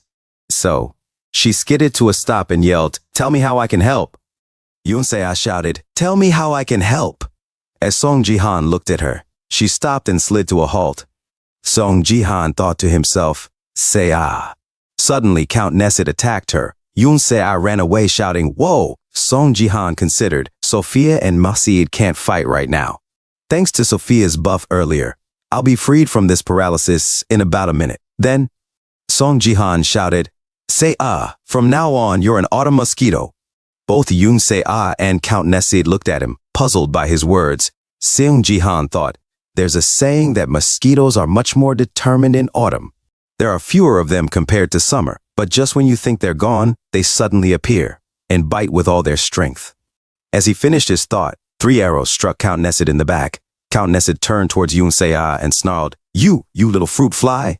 Song Jihan mused, it drives a person insane. Count Nesid attacked again, causing Yoon Se-ah to flee, screaming, Kya. Sophia observed from a distance and remarked, Whoa, she's doing really well at running away. Diego Masid added, Doesn't that monster sound like Baron? Song Jihan strained to stand up, muttering, Hoob, nice. Thanks to Se-ah aggravating the Count, I'll be able to move soon. He glanced at his sword and arm, confusion crossing his face. What's happening to the eclipse? He wondered. Ariel replied, It's gotten stronger. The dark spirit stat has increased quite a bit. It was worth fighting that guy. If the power of shadow has become this strong, I'll tell you again, to level up, you must invest in dark spirit stats. Hey, are you listening? Song Jihan thought it might even let me use the new technique, the Shadow God technique. Suddenly, he heard a screeching sound as Count Nesid called out, Inferior human. That's it for hide and seek. In the chat room, Mr. Whiskey commented, It can come out of its well. Fish joked, Se-ah was so good at aggro that she made an extreme introvert come out of its shell. Kya! Yoon Se-ah suddenly lost her footing and fell, exclaiming, Ah! Song Jihan shouted, Se-ah! She groaned, thinking to herself, I need more time, but I'm at my limit. From a distance, Sophia and Diego Masid watched her with concern. Yoon Se-ah thought, the only way I can help my uncle right now is by getting up, as she trembled, struggling to stand. Count Nesid glared at Yoon Se-ah, his dark aura intensifying. A system notification appeared. You have reached stamina stat 10. Yoon Se-ah urged herself on. Keep going. Another notification flashed. You have obtained the rare stat, tenacity. Count Nesid growled. How loud? Stop annoying me and die already.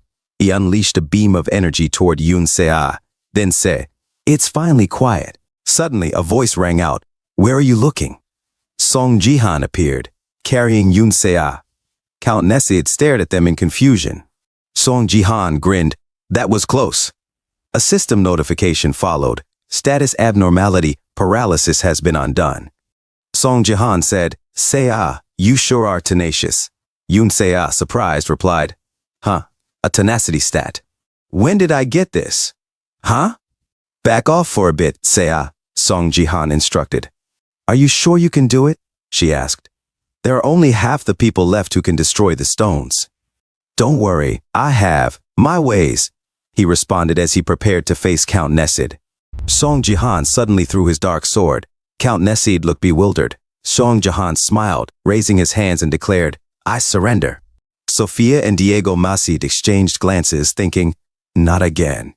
Yoon Se-ah blurted out, Uncle, what kind of joke is this? Ariel burst into laughter. Count Nesid smirked. All right, are those your last words? Not bad for a mortal. He then charged at Song Jihan and Yoon Se-ah, roaring, I will swallow you whole. Suddenly, dark energy erupted from Count Nesid's body, and he howled in pain, his expression twisted in confusion. Song Jihan said calmly, That's what I was gonna say. That shadow won't stop until you're dead. The second technique of the Shadow God technique is a power that defies reason and consumes even the darkness. Count Nesid screeched, Ki! As Song Jihan unleashed his skill, Shadow God technique, Dark Shadow Heaven Ascension. Dark energy surged out from the pond around Count Nesid, engulfing him. As Song Jihan was battling Count Nesid, Baron muttered, I would have won if I hadn't let my guard down in that moment. When are those guys gonna get here? Suddenly, Baron Williams spotted a burst of dark energy in the distance. Shocked, he gasped, What?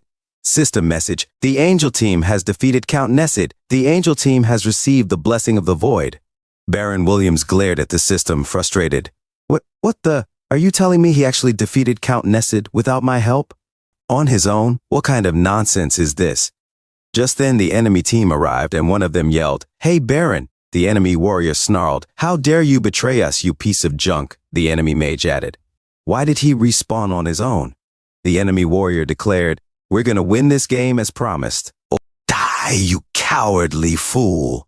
As Baron Williams grew furious, dark energy began to radiate from his body. The enemy mage noticed and stammered, "Hey." Something seems a bit off with him. Baron Williams suddenly burst with energy, shouting in a frenzy, "Die, die, die. Die, Song Jihan." System message, "Player Baron is going into a rage." The enemy mage tried to flee, yelling, "Why the heck are you taking it out on us?" "Kyak," Baron Williams proclaimed, "I am the strongest player." In a later narration, Song Jihan explained how Baron ended up getting the most kills he had ever achieved, leading his team to victory. Back at Song Jihan's apartment, Yoon Se-ah excitedly said, Uncle, look, I'm level 20 now." "Isn't that awesome? I was level 5 before the game started. I went up 15 levels in just one game. This is insane," Song Jihan replied. "It's a good thing you got your tenacity stat before hitting level 10. Yoon Se-ah pondered, I'll have to pick my first class soon. What should I choose?" Song Jihan asked. "You still haven't decided?" Yoon Se-ah replied. "What about an archer?" "I was pretty good with the bow and arrow." Song Jihan encouraged her. "I think archer would be the best choice for you." Yoon Se-ah hesitated. "But I want to be at the very top, and our country already has so many skilled archers." Song Jihan thought to himself, "She's got ambition. She really is related to me." Out loud, he said, "I still think archer is the best choice for you." "Why?" Yoon Se-ah asked. "Because I'll be at the top of the warrior class," Song Jihan teased with a smirk. Yoon Se-ah laughed, playfully hitting his chest. "Geez, uncle, you're insufferable." Suddenly her phone rang. As Song Jihan wiped away the coffee he'd just spilled, he muttered, "Maybe she'd do well as a warrior too." Yoon Se-ah answered her phone, walking away and saying, "Yes, hello." Song Jihan looked at his system interface, thinking, getting Count Nessid really paid off. "I'm already eligible for the promotion match." The system displayed, name, Song Jihan level 50 affiliation Silver League. He noted, "I got a lot of AP as a reward for that quest too. But what's this? Item obtained, Cloak of the Void item rank. Sis description, a cloak given to the disciple of the Void. Grants stealth by isolating the user from the world, allowing evasion of attacks up to SS rank. Stealth effect will cancel if the user's movements are detected. Prolonged wear may cause the user to become lost in the void." Song Jihan thought, an S-rank item as a reward, but isolation from the world? This side effect is odd. He called out, "Ariel, come here. Do you know what this item is?" Ariel appeared, visibly stressed and silent. "What's with your expression?" Song Jihan asked. Ariel replied, "The skill you use to take down that thing." "It's unsettling." "You mean Dark Shadow Heaven Ascension?" He clarified. "Yes, that one." Ariel confirmed. "What about it?" Song Jihan asked. Ariel hesitated before saying, "It's almost identical to the original form's final authority." Song Jihan thought to himself, what is the connection between the Shadow God technique and the Shadow Queen? He responded, "Again? I already told you, I don't know anything about that. I explained it last time." Ariel looked at him seriously and said, "Song Jihan, I'll be direct. It's about the constellation that took your gift from you. It was the wandering martial god, wasn't it?" Song Jihan froze in shock. Song Jihan thought to himself, how did she know? Ariel spoke firmly, "Don't even try to deny it. The reason the original form sent me to you is because she detected his energy within you." Song Jihan shrugged. "I just thought I was unlucky enough to fit her strange, twisted tastes." "Shut it," Ariel snapped. "Well, it's not like it's a big secret." "You're right," Song Jihan admitted. "But is the wandering martial god so powerful that the Shadow Queen would send her clone just to keep an eye on me?" "To us constellations, the wandering martial god is disaster personified. Usually a constellation considers the star it was born in as its mother and protects it." "Wait," Song Jihan interjected. "What do you mean by born? I thought constellations were like gods." "To be precise, they're more like beings who became gods by transcending their species' limits," Ariel clarified.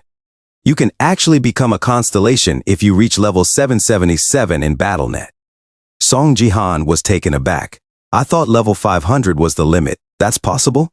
The system displayed rank requirements: Star, levels 450 to 500. Diamond, levels 200 to 300. Platinum, levels 100 to 200. Gold, Silver, and Bronze, levels 1 to 100. "I can't explain it all right now," Ariel continued. "You'll understand what I mean when the tutorial ends." "Anyway, back to the topic," Ariel said. "The martial god is unlike other constellations. He created his own star, which he calls the Martial Star, and hunts down constellations, imprisoning them on his star. He drains their power, leaving them suspended between life and death. That's why so many constellations fear him. The original form was wary of the martial god's energy within you, so she assigned me to watch over you. Using a skill from the martial god isn't unusual. He could have given you a technique he stole from another constellation. However, the Shadow Queen has never fallen victim to the martial god. So how is it that you're using her power? How is it leaked? How am I supposed to react to this? She muttered, more to herself than to Song Jahan. Song Jahan thought, I get it now.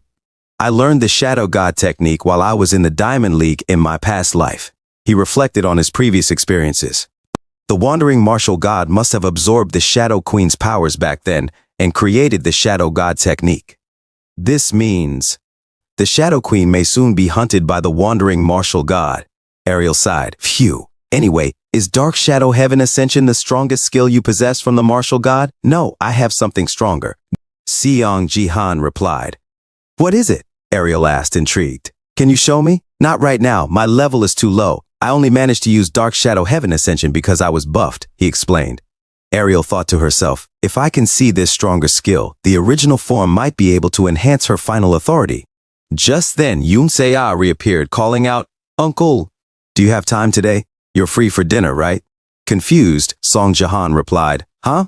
Why? You seem excited. Yoon Se-ah grinned. Well, your fans want to meet you. Meanwhile, Lee Haeon sipped her iced tea as Sophia waited quietly. Song Jahan, still confused, asked, My fans? In a restaurant, Sophia sat alone, fidgeting slightly as she waited. She took a deep breath. Phew. I hope this wasn't too rushed. Should I order drinks first? She looked down at the menu, then caught a whiff of her perfume on her wrist, wrinkling her nose. I feel like I put on way too much perfume. She rummaged through her purse and gasped, Ah, no, I forgot my lipstick. In another scene, Lee Haeon, having just applied her lipstick, pressed her pinky thoughtfully against her lips and sighed in frustration. As Lee Haeon checked her phone, she thought to herself, I hope my makeup isn't messed up anywhere. I was in such a rush. I'm nervous. Her date arrived and she looked up in surprise. Did you wait long? No, not at all, Sophia replied, standing up excitedly as she saw Seon Jihan. I didn't wait long at all. In another scene, Lee Haeon glanced at her posh blind date, looking annoyed.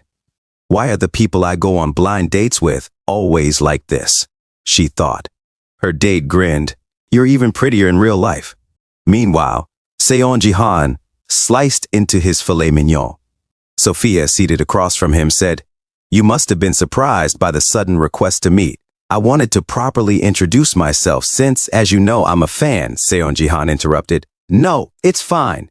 I thought it'd be nice to have a meal with our temporary guild members. But when did you start talking to Se-ah? Earlier, Sophia had told Yoon Se-ah, You must have been upset by what Baron said earlier. Just ignore that piece of, him. Yoon Se-ah replied, That piece oof what? Sophia had explained, We exchanged numbers after the briefing about Count Nesid. It was nice having someone my age to talk to an American first. I asked her if she could help set up a meeting with you, and she got right on it. Seon Jihan reassured her, Don't be nervous. We may be temporary, but we're still fellow guild members. Sophia relaxed, twirling a lock of her golden hair. Ah, really? Then, she looked up shyly. I heard that Korean women call older men appa. Can I call you that too? Seon Jihan blinked in confusion, blushing. Papa? He thought, is this her usual self? She seems a lot brighter than I remember. Right, she was more mature before my regression. Now she seems, well, younger. But I suppose that makes sense. He asked, Sophia, how old are you right now? Me, I'm the same age as Se-ah, 20. I'm an adult, she replied proudly. Then just call me Jihan, he said with a grin. Mind over matter, he reminded himself, while Sophia blinked. Huh?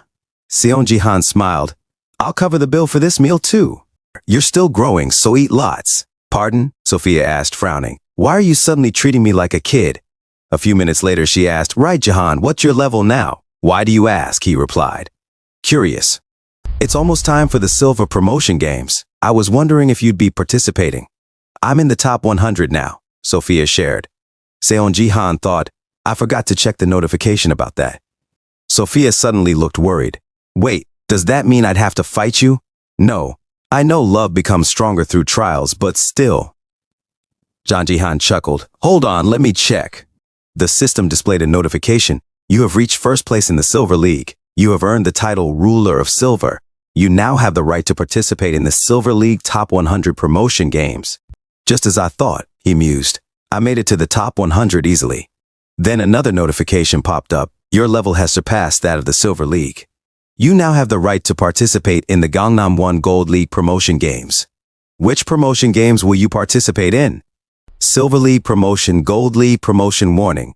If you choose the Silver League Promotion games, you will receive significant penalties to balance out the games. What's this? Jang Ji-han muttered, surprised. This is possible? Sophia noticed his expression. What is it? He thought, great penalties. That must mean my level really outclasses the other silver players. The system emphasized the warning again. Warning. If you choose the Silver League promotion games, you will receive significant penalties to balance out the games. Jang Ji-han thought to himself, if I pass the Gold League promotion games, I'll reach Platinum right away. That's faster than anyone has ever made it to Platinum. He paused, considering. In that case. Meanwhile, in Lee Hae-yeon's office, she ranted in frustration. Are you kidding me? Who proposes on a first date? She looked at the massive diamond ring her date had presented. A ring larger than her fist. He said he felt destiny, she muttered. Lim Gaeong raised an eyebrow. Why didn't you turn down the date in the first place? Lee Hae-yeon sighed, glancing at her phone. Easier said than done. You have no idea how much lecturing I'd get if I refused another blind date. It's just simpler to go. She slouched in her chair, muttering, honestly, the only things that keep me going are a busy schedule, ambition, and the thrill of betting. As she checked her phone, she noticed a live fight on BattleNet. Lim Gaeong smirked. I think you mean one thing keeps you going. Quiet, Lee Hae-yeon replied. Huh? There's a notice on the betting site. She squinted at her screen. Wait, what? Lim Gaeong asked. What's going on? Lee Hae-yeon read aloud. The promotion games rules have been changed, on her phone. A bold notice from BattleNet appeared. BattleNet urgent notice. Due to player Jang Ji-han's choice, the Silver League Top 100 promotion map has been changed. The game will now be held on the 24th of September at 1800 hours. All existing bets have been nullified. Lee Hae-yeon muttered, what on earth is he doing? Elsewhere, Jang Ji-han checked his phone, smiling. I'll just take the penalty and win. The narrator explained. Jang Ji-han chose to join the Silver League promotion game instead, although he could have skipped to Gold League and sped up his promotion to Platinum.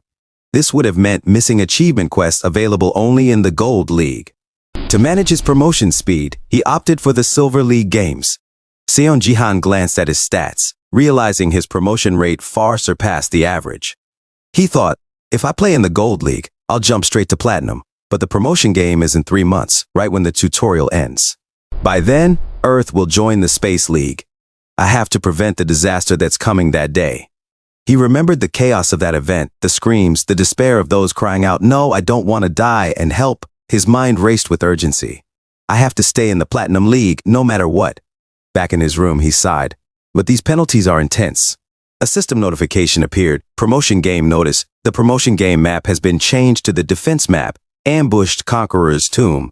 Team ratio adjusted from 50-50 to 10-90. Player Jang Ji-han will be matched with 9 players ranked between 91 and 100. Jang Ji-han will face stronger monsters than his opponents. All players have been notified. In his quarters, Baron Williams was visibly frustrated. What? Why don't I get a penalty like this? A mysterious man reading the notification chuckled. Oh. Meanwhile, Jang Ji-han reflected, the game's rules were changed just because of me. Lee Hae-yeon reading the update sighed. I've got to bet on Jang Ji-han losing this one. I'm sorry.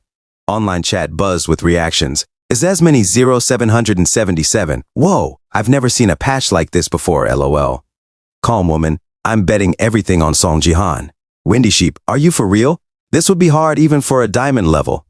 Golden Wrong. It's a given Jang Ji-han is going to lose. It's just a question of betting on Baron or Wang Lin. Buses. Dude beat a diamond. This'll be easy for him. Bibimbap Joyun say all the experts are betting on Jang Ji-han losing though. Jang Ji-han thought, this game has drawn the most bets and attention.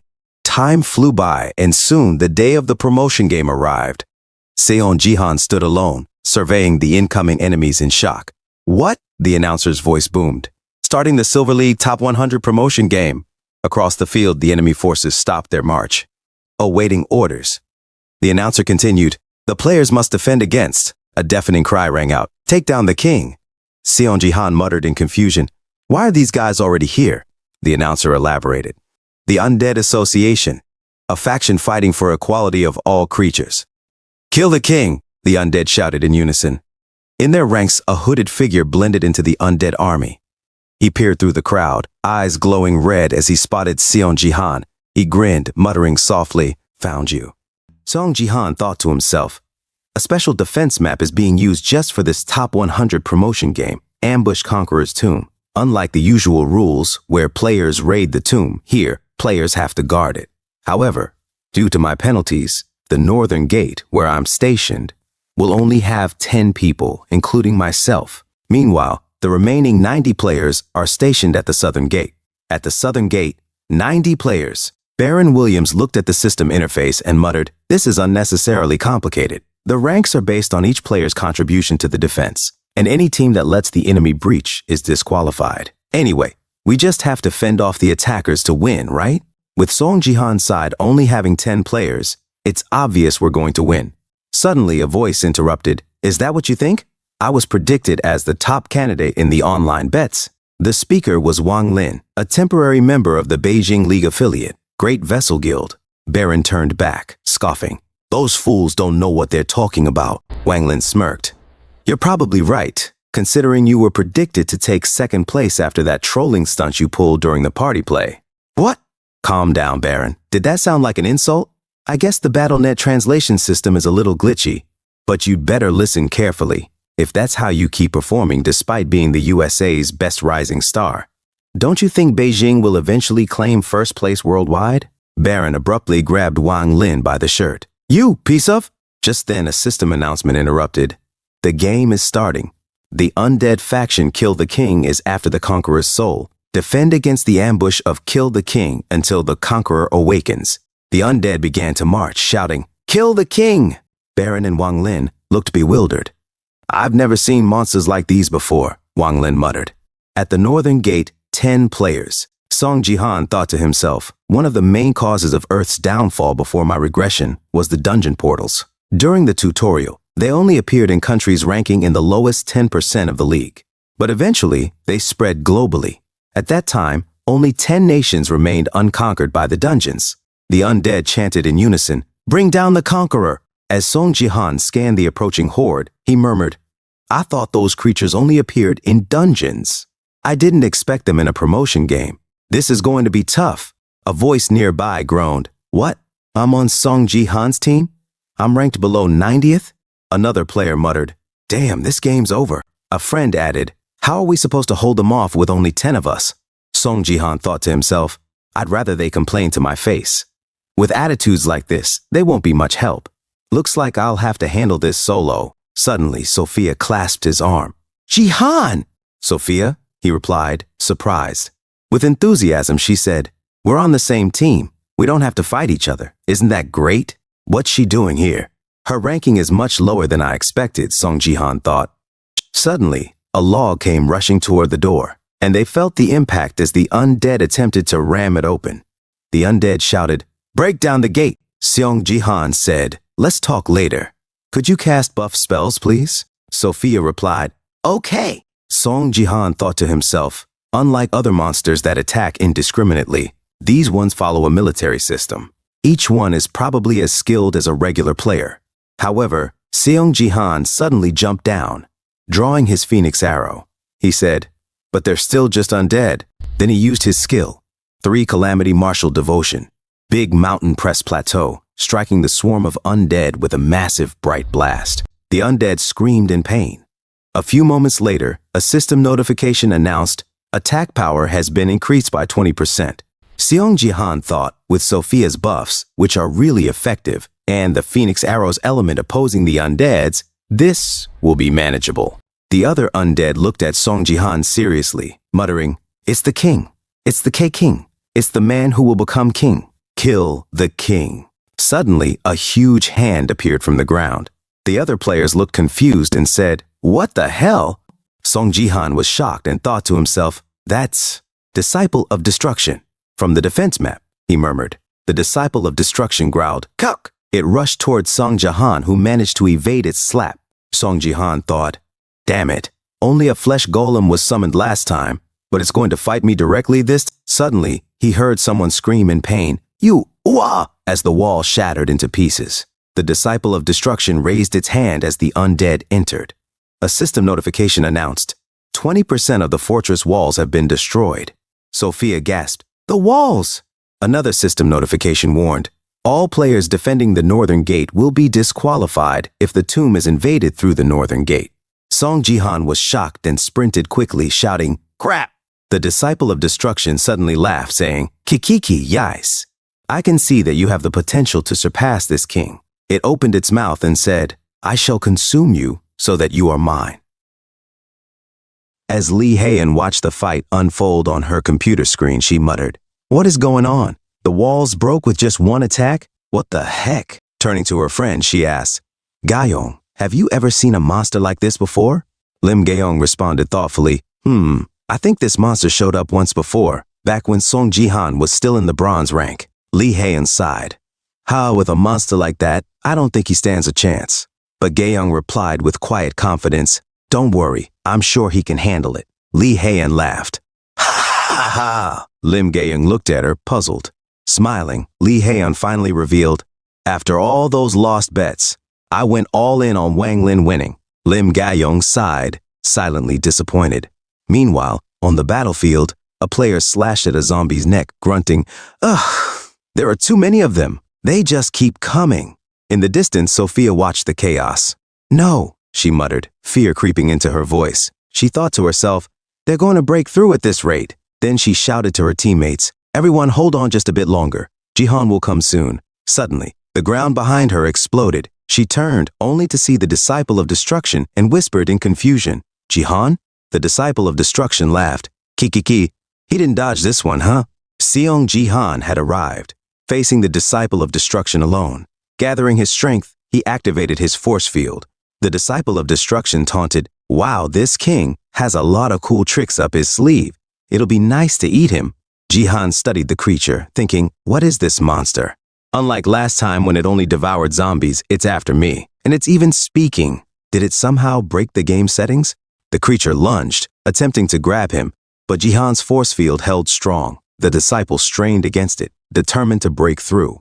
Jihan thought, "The wall's in danger right now. I can't waste time here. I need to take him down quickly." He gripped his Phoenix arrow, feeling a surge of lightning gather around him. The Disciple of Destruction blinked in confusion. As Jihan raised the Phoenix arrow to the sky, he said, "A technique that lets my body become one with lightning." To embody lightning itself, a bolt struck him, and he absorbed the energy. Feeling the searing heat, the Disciple of Destruction winced and shrieked, "Kah!" "I don't have time," Jihan murmured.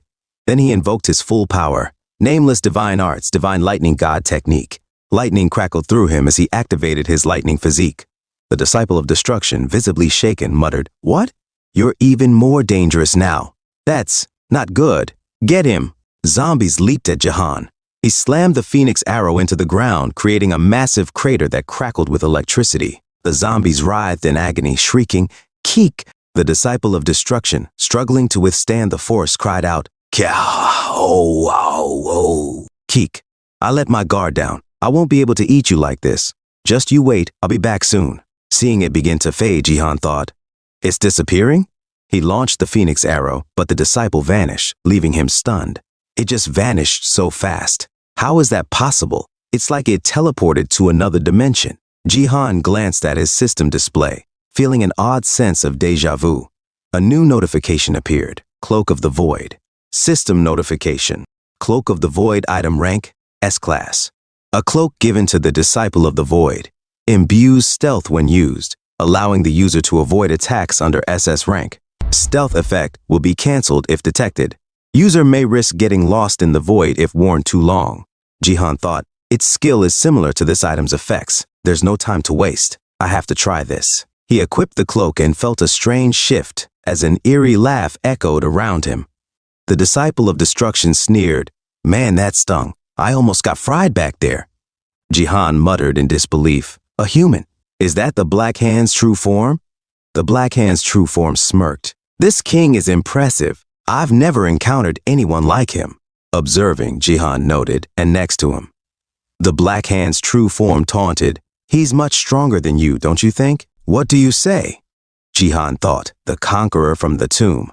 Then he reflected, isn't the goal to protect the conqueror's soul?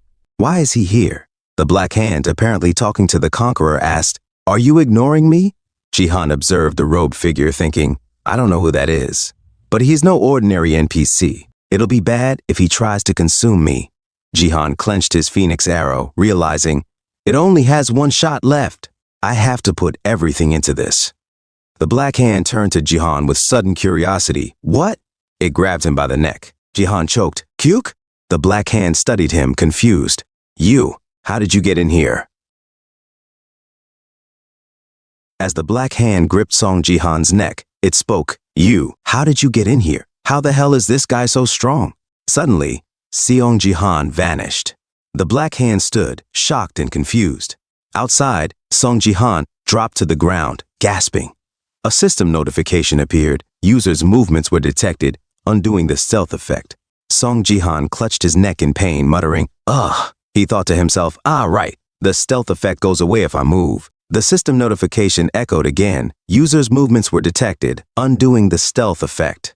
Song Jihan sighed in relief, muttering, that saved my life. Suddenly, undead skeletons appeared, shouting, it's the king, kill the king. As Song Jihan attacked, their skeletons shattered with each strike, their cries of keek echoing in the air. Sophia? A voice shouted. Are you all right? I thought you died when you suddenly disappeared. I'm fine, Song Jihan said. But are you? Sorry, Sophia cried. We're not fine at all. The area was swarmed with undead mobs. Song Jihan glanced around. Yeah, I can see that. I'm on my way. He dashed toward the fight in a flash of lightning speed, instantly cutting down all the undead in his path. The undead looked at him in confusion, muttering, Frrr. A warrior spoke, what? In disbelief, to which his friend replied, they're all running the other way. Wait, is Seong Jihan back? Song Jihan continued decapitating the undead as he charged up an attack, unleashing a massive blast at the opening in the wall. The other adventurers shielded their eyes from the blast, and the undead dropped like insects. Song Jihan spun his phoenix spear as the undead began to disappear. He muttered to himself, I'm sure they'll all come rushing back, but that bought us some time. The problem is, he turned and noticed the Black Hand. The figure spoke. Hey, so that's where you are, the Black Hand said with a smirk. You're not going to attack right away this time? Seong Jihan responded coldly. You're just going to run off after a few attacks, even if I do strike. The Black Hand chuckled darkly. Kakeki, you're right, so are you just going to be good and get eaten by me? Song Jihan gripped his phoenix spear tightly, an electrifying aura surrounding him. No! The Black Hand, despite lacking eyes, could feel the intense heat radiating from Song Jihan. Song Jihan's voice was filled with determination. This time, I'm going to make sure you can't run away by killing you in one strike. He thought to himself, I only have one throw left with the phoenix arrow, which means I only have one chance to kill him. With the flames of the phoenix arrow, Sophia's buff, the power of the lightning physique, and the divine lightning god technique, I will bring divine punishment. With incredible speed, he hurled the phoenix arrow. The Black Hand dodged at the last moment, crying out, Ooh, whoa, that could have been really bad. The Black Hand mocked. I thought you were going to kill me with just one attack, but you missed. That's too bad. That was close, though. Suddenly, the sky darkened, and thunder rumbled. A beam of light pierced the clouds. This is the master of heaven's judgment, a voice proclaimed. The Black Hand, confused, looked up at the sky and said, Huh? Then, Judgment Day struck the Black Hand with a mighty blast of energy. The figure screamed in agony as intense heat enveloped him. Sophia shouted, Kya!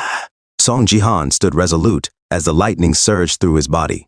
He spoke softly, It's over, before collapsing to the ground. A system notification appeared. The Phoenix Arrow has no more remaining uses. Another notification followed. The Phoenix Arrow has ceased to exist. Song Jihan sighed in pain. All right, I used it well while I had it. His arm throbbed with pain as he grimaced. Kyuk! I guess using Judgment Day is still a bit much for me. No, I can deal with the rest of these guys with just one arm.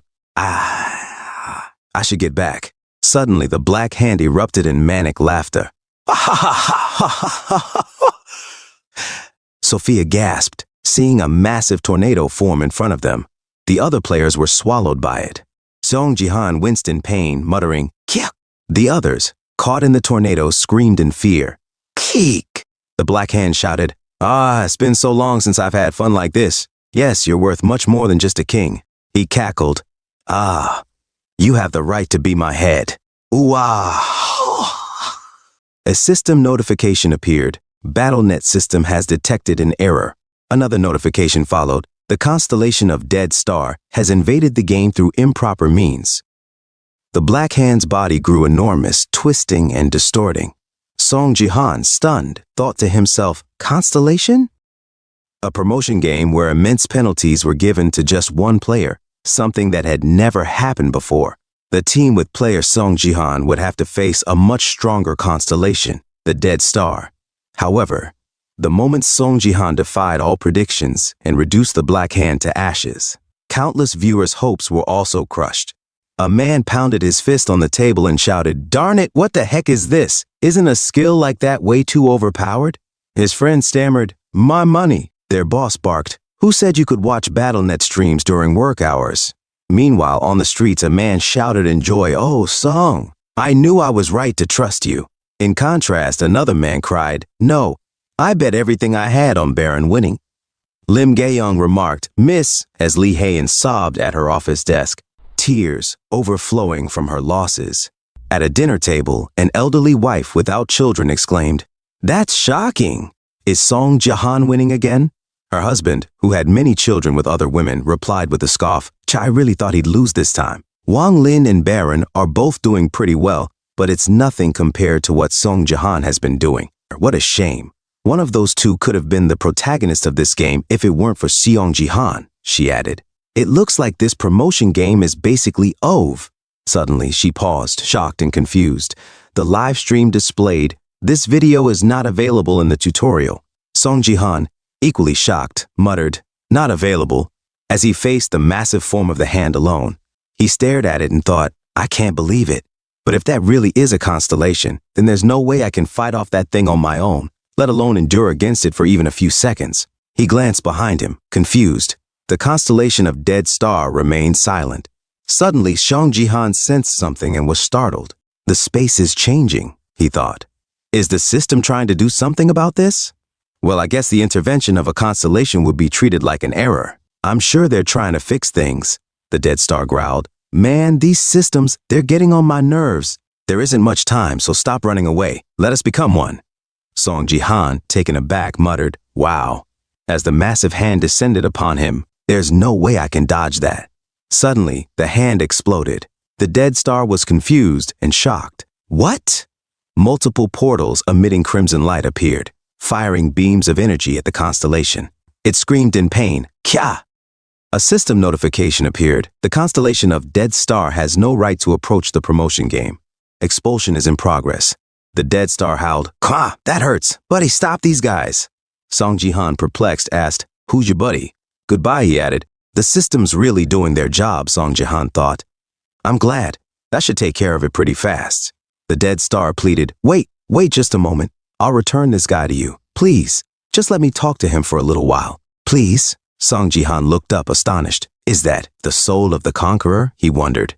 A system notification appeared. "Will you accept the constellation's offer? Yes or no? You will be immensely rewarded by the conqueror's soul, among other things, if you accept the offer.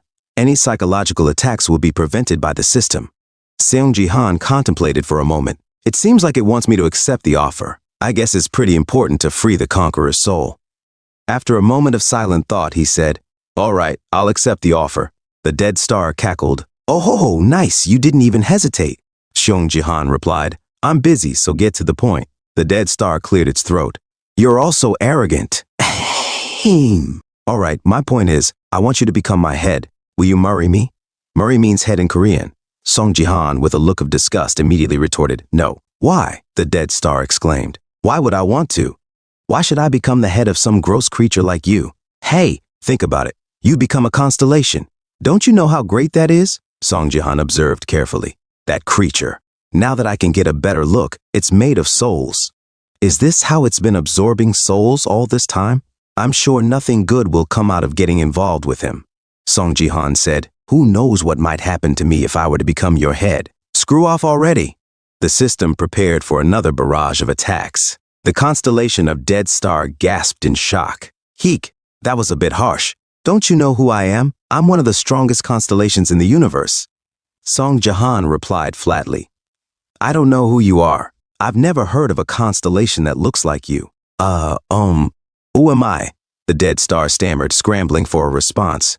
Song Jihan nonchalantly picked at his ear, clearly bored. Ah, right, the Dead Star exclaimed, as if struck by inspiration. On Earth, I guess you could say Karl Marx and Lenin had similar ideals as me. So let's say my name is Karl Marx Lenin. You can call me Kaplan for short. Wow, a nickname. Isn't it like we're already best friends? Song Jihan deadpanned, his face reflecting both shock and confusion. System, Song Jihan asked. How long do I have to listen to this nonsense? Huh? Oh? The Dead Star whined, clearly startled. Are we already done talking? The system launched its attack, beams of energy shooting at the constellation. In pain, the Dead Star cried out, Hey you, this is a really great offer, you know?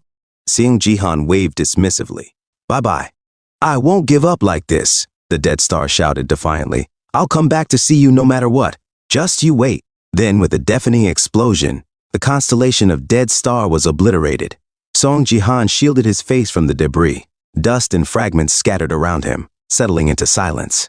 Suddenly, he looked up and thought to himself, I'm back. It's all over now. The entire army is gone because of that constellation, so there's nothing left for me to do.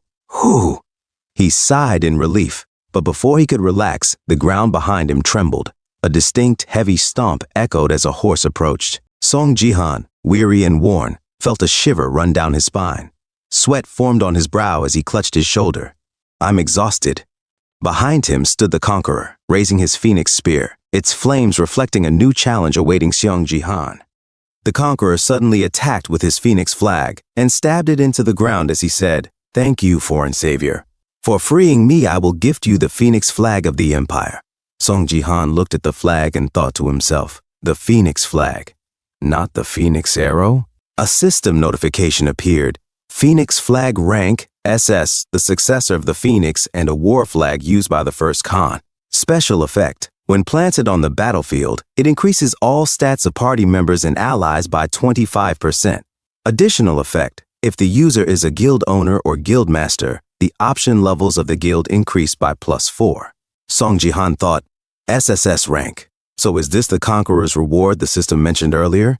He said aloud, This is such a valuable item. Thank you. I'll make sure to put it to good use. The conqueror asked, Have I given you a reward before? Confused, Song Jihan replied, You gave me the phoenix arrow before at the tomb. The conqueror said, At the tomb? That must have been a copy of me. It seems the copy was protecting the tomb in my place while I was with the Dead Star. In the first place, that place is nothing more than a false reality made to look like the real tomb, a fitting place for my copy. Well, either way, it doesn't matter to me. Song Jihan was shocked, but the conqueror continued, Savior, if it hadn't been for your help, I would have lived forever as a slave to that terrible constellation. Do not ever get involved with it, no matter what it might say to tempt you. And with that, the conqueror vanished. Song Jihan muttered, I wouldn't have, even if you hadn't told me, so no need to worry about that. He looked at the flag and picked it up. A system notification appeared. Player Song Jihan has taken down the special boss. Black Hand. Another notification followed. The winner of the Silver League Top 100 promotion game has been decided. Wang Lin and Baron were shocked as the system displayed. Player Song Jihan has won. The game is now over. Back in Song Jihan's apartment, he rested on his bed and said, Man, it's over now. A series of system notifications appeared. You have won the Top 100 promotion game. You have obtained 5 million GP as a reward. You have leveled up by 5. You have obtained the title King of Kings, Silver. Song Jihan said, Yeah, that's all obvious. You have cleared the special achievement, facing a constellation. You have obtained 1 million AP as a reward. You have cleared the special achievement, attacking a constellation. You have obtained 200,000 AP as a reward. Song Jihan remarked, Oh, that counts as an achievement too? He thought to himself, on that note, I wonder if it was streamed. It probably wasn't, considering the system intervened. He left his room and called out, "Say, did you watch my stream?" He was shocked to find no one there and said, "Huh? Ah, right." Sia hissed in the middle of her own promotion game. At the Bronze League promotion game, 3 players remained. Yoon Se-ah evaded an attack as the mage, exhausted, panted, "Huff, huff." She dashed to the side, moved swiftly behind him and shot an arrow into his head. The mage cried out in pain, "Quack!" Yoon Se-ah cheered, "Yippee!" Now there's just one left. A warrior leaped toward her and slashed but missed as Yoon Se-ah ducked. She countered with an uppercut, sending him flying. The warrior groaned in pain, "K-hyuk!" As he fell, Yoon Se-ah pointed her arrow at him mid-air and shot, saying goodbye. Breathing heavily, she heard the announcer declare, "The winner of the Bronze League promotion game has been decided. Player Yoon Se-ah has won." Looking behind her, Yoon Se-ah smiled and jumped for joy, exclaiming, "The game is now over." "Woohoo! I won! I'm in silver now." A system notification appeared. "You have met all requirements for an upgrade. Your gift rank has been increased." Yoon Se-ah exclaimed, "Ah, nice. Is it E rank now?" Suddenly she stopped and muttered, "What is this?" The system responded, "To upgrade, you need to either become the only late bloomer gift owner or be the first to reach gold among all gift owners. Failure will result in the gift's automatic elimination." She said, "I have to be the first to reach gold." In a different scene, a lady watched the live broadcast of Yoon Se-ah jumping for joy. Meanwhile, a man groaned in pain. "Ah." His friend added, "Ugh." The man pleaded, I apologize, miss. Please have a mercy." The lady scoffed. "Ah, you have the audacity to ask for mercy after betraying me?" His friend broke out in a cold sweat. The lady commanded, "What are you doing? Shut them up." As another man with a spear prepared to strike the kneeling man, he swiftly delivered a fatal blow, silencing him forever. The remaining man trembled, crying out, "Miss." The lady smirked coldly, watching the scene. "Kahok, pathetic," she muttered. She turned her attention to her subordinates and asked, "You know that Korean who earned the late bloomer gift? Was her name Yoon Se-ah?" "Yes, that's right," one of her subordinates replied nervously. The lady narrowed her eyes. Looks like we'll need to get rid of someone in Korea." It was China's Hong Kong League player, Jin Yuhua.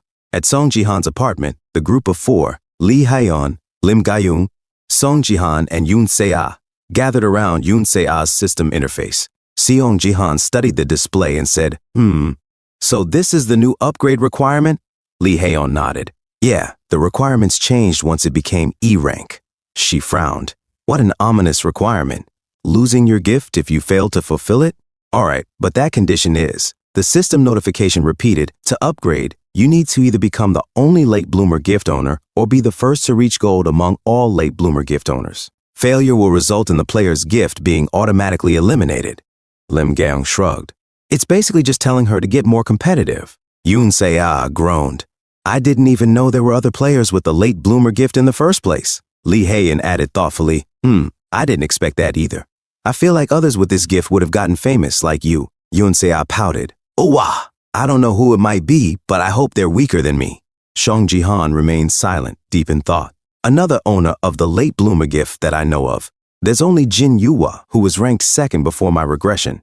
If she's received the same requirements for her gift upgrade, then we need to be on guard. Everything about her, other than her skill level, is shrouded in mystery. There were lots of rumors about her being involved in shady dealings." His eyes narrowed slightly. "She wouldn't try to harm Se-ah directly since she's famous, but I'd better stay vigilant." Breaking the silence, Song Ji-han said, "Se-ah, let's aim to reach gold in the October promotion game. Also, try not to go out much until then." Yoon Se-ah nodded obediently. All right, if you say so." Song Ji-han added, "I had plans with Sophia this week." Lee Hae-yeon clapped her hands, interrupting him. Now, don't be sad. We should celebrate that you both got first place. Congratulations. Both of you." She grinned mischievously. "I wonder when Ga-young is going to win." Lim. Ga-young rolled her eyes. "Are you kidding me? I was in the top 100. Song Ji-han picked up his cold cup of coffee and muttered, "Something's off." Lee Hae-yeon tilted her head. "Huh? What is?" Song Ji-han eyed her suspiciously. "Did you bet this time around? If you did, I'm sure you went all in on someone that wasn't me." Lee Hae-yeon froze, staring blankly at Song Ji-han as sweat formed on her forehead. What are you talking about?" I don't gamble any of 'em. Lim Gae-young cut in, smirking. She did lose money, but she got it back right away. Hey! Lee Hae-in shouted, glaring at her. Lim Gae-young continued nonchalantly. BattleNet refunded all the money as an apology for a system error. Song Jihan sipped his coffee. Ah, is that so? No wonder. Lee Hae-in quickly changed the subject. On that note, what happened? Why did the system say there was an error? Last time the stream got cut in the middle of the game, and now it was fine. But then suddenly, there was an announcement saying you won. Do you have some secret gift that allows you to break the stream? Song Jihan was silent for a moment before replying, It's nothing like that. It's just, he briefly recalled the Black Hand attempting to seduce him into becoming a constellation. Shaking off the memory, he said, There was a very strong enemy due to the system error. I dealt with it and got a reward, so don't worry. He glanced at the system notification in his memory. All stats +5. Level increased by +10. Lee Hae-yeon's eyes widened. Ah, then is that why the guild level went up? Song Jihan nodded. That was one of the rewards. The system notification echoed in his thoughts. Additional effect. If the user is a guild owner or guild master, the option levels of the guild will be increased by +4. He thought silently. Although the Phoenix flag was a gift from the Conqueror, I gained more besides that. Looking at his clenched fist, Song Jihan stood up. Let's get going. Come on, Se-ah. Okay, Yoon Se-ah chirped, following him. Lee Hae-young called out, Ah, wait, Mr. Song, do you have some free time next week? For what? He asked, glancing back. Well, our guild got an award. It's for improving Korea's image. They want you to receive it as the representative. Song Jihan frowned. Is that really necessary? Lee Hae-yeon grinned widely. Goodness, you're the symbol of our guild. You've done so much on your own. Your fame is at its peak right now, too, so you have to be the one to receive it. She clapped her hands. It's also great for marketing our guild, so you should definitely go. Song Jihan wiped a bead of sweat from his forehead. Well, all right, I can make time for it. Lee Hae-yeon cheered. Then I'll text you the date and time. Song Jihan raised an eyebrow. But who's giving the award? At the BattleNet department. The room was filled with anticipation as Song Jihan entered. The new director, Oh Gyu-sung, greeted him with a wide smile. Oh, Mr. Song Jihan, you're even more handsome in person, she exclaimed, shaking his hand. It must have been quite a journey to get here. You must be busy, so thank you for making the time. Song Jihan blinked, feeling a little uncomfortable. You didn't have to come out here to greet me. Oh my, we have a precious guest visiting. Oh Gyu-sung exclaimed, practically gushing over him. Song Jihan thought to himself, this is a bit overboard. Lee Hae-yeon whispered to him, This is the new director who came in after the last one got fired. They're trying to recover their image after it plummeted due to the Taiwan Daily incident. If you wanted, I bet they would have erected a whole statue of you in the middle of Seoul. Song Jihan scoffed quietly. Wow, that sounds completely useless. Yoon Se-ah, who was standing beside them, said in awe, Even the BattleNet department director is coming out to greet you now? You're so cool, uncle. Diego Masid appeared from the crowd and smirked. Jihan, don't pretend not to know me just because you're famous now. Song Jihan gave him a flat look. You're the one that used to be a world-famous star. Let's just go in. Yoon Se-ah chimed in cheerfully. Okay. A mysterious figure watched from a distance, adjusting his hat as he observed their entrance into the BattleNet department. His eyes narrowed, calculating something. Inside the hall, the lights flickered on, and Oh Gyu-sung took the stage. Now we shall commence the award ceremony, she announced with enthusiasm. The crowd cheered, and Yoon Se-ah looked up at Song Jihan, who was receiving the award with a confident smile. She whispered to Lee Hae-yeon, My uncle's kind of cool today. Lee Hae-yeon nodded, a grin tugging at her lips. He should dress up like that every day. Yoon Se-ah giggled. He's improved so much since before, though. Didn't you see him wearing a tank top to his first game? The legendary newbie look. Lee Hae-yeon laughed. If he still dressed like that, I would have burned down his entire wardrobe. Yoon Se-ah shrugged. Don't worry, he even dresses nicely at home now. Suddenly, a lady sitting beside Yoon Se-ah accidentally knocked into her iced Americano, spilling it all over Yoon Se-ah's smooth leg. Whoa! The lady gasped, flustered. Lee Hae-yeon jumped up, her voice laced with concern. Oh my God, are you all right? Yoon Se-ah winced, her voice a little strained. Ooh, my clothes. The lady panicked, quickly apologizing. So sorry. Song Jihan, still on stage, glanced over at the commotion and thought, what's going on? Yoon Se-ah stood up, brushing herself off. I'll go try to wipe this off in the bathroom. Lee Hae-yeon hesitated. Should I come with you? Yoon Se-ah smiled reassuringly. No, it's right there. It's fine. Lee Hae-in nodded but warned, be careful. As they made their way to the bathroom, Diego Macie's sharp gaze followed them, noticing something off. His eyes flicked back to the mysterious figure who had been observing them earlier. At the ladies' room, Yoon Se-ah sighed as she examined the coffee stain on her dress. Ugh, this is my first time wearing this dress. What a shame. The lady beside her, still apologetic, said, I feel so bad, I'm so sorry. Yoon Se-ah smiled lightly. No, it's okay. The lady handed her a cloth. Use this to wipe it down. Yoon Se-ah nodded. Ah, thanks. The lady blinked in surprise, noticing something. Huh? I think you got coffee on your neck too. Yoon Se-ah raised an eyebrow, confused. Huh? Really? How'd it get there? The lady smiled a little too sweetly. If you lean over a bit, I'll wipe it for you. Yoon Se-ah tilted her head slightly, still unsure. Ah, is it a lot? Suddenly, the lady's hand shot out from her bag, revealing a syringe. No, there's just a little, she murmured, before raising it toward Yoon Se-ah. Outside the ladies' room, Lim Ga-young paced nervously, her instincts telling her something wasn't right. Earlier, I saw that strange man following Se-ah. It could just be a coincidence, but it felt like he was waiting for her to get up, and it's bothering me. As she walked past the bathroom door, Lim Ga-young froze in shock. She saw Yoon Se-ah being helped by the lady and could feel the tension in the air. Lim Ga-young's voice barely a whisper, Se-ah. But then, the lady turned around, revealing her true identity, Jin Yuwa, the rumored rival with the same late bloomer gift. Hey, stop right there, Lim Ga-young shouted. Before she could react, a man appeared out of nowhere, grabbing Lim Ga-young from behind.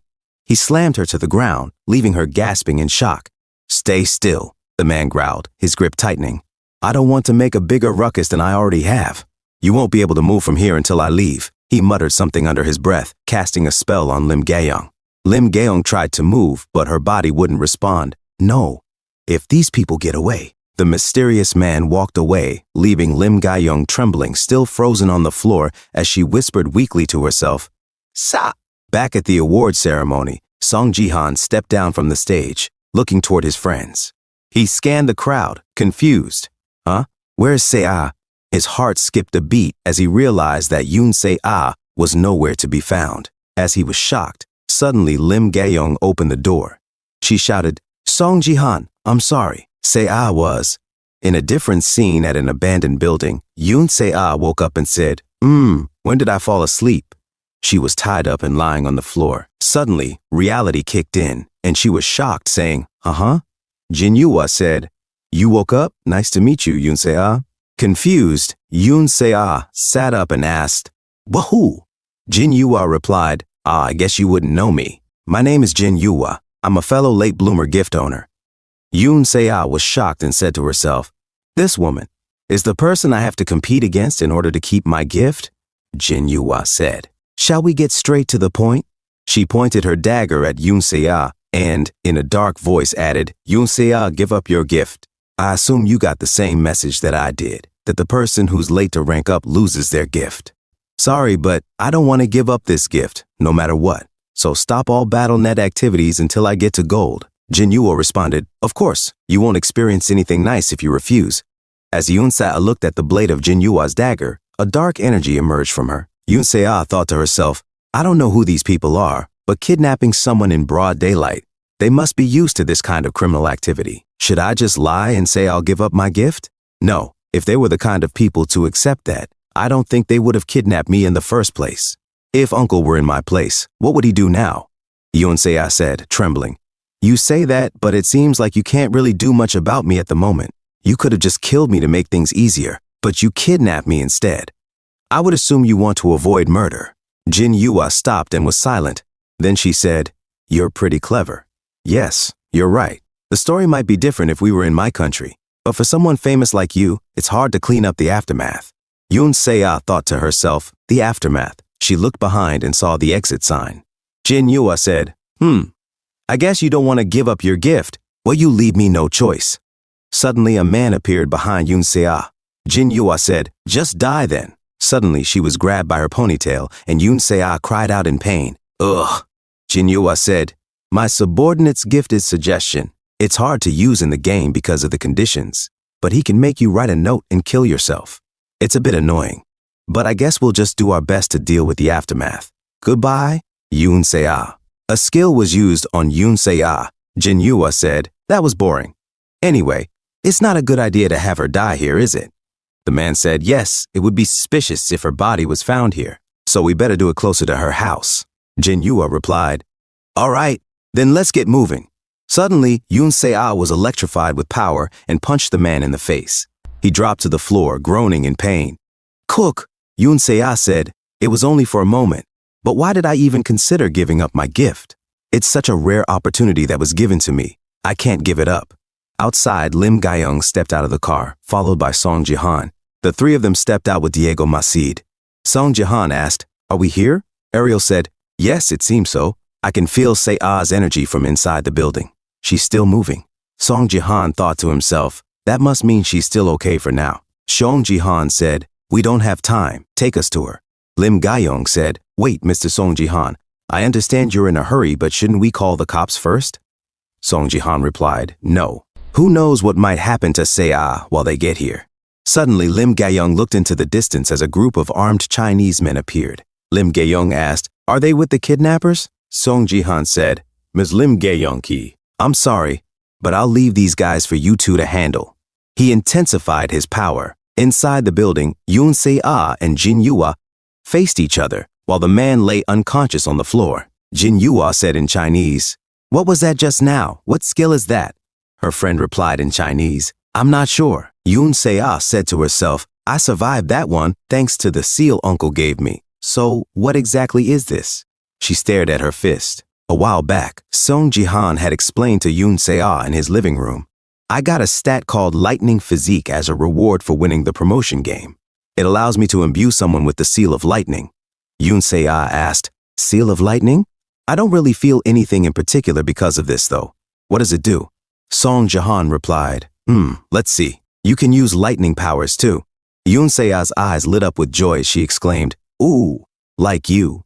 Song Ji-han nodded, and apparently it gives you strong resistance against psychological attacks. Yoon Se-ah asked, psychological attacks? Song Ji-han said, well, it's a good ability, but it's best if you never get in a situation where using it becomes necessary. Back in the present, the man started to stand up, his eyes locking on Yoon Se-ah.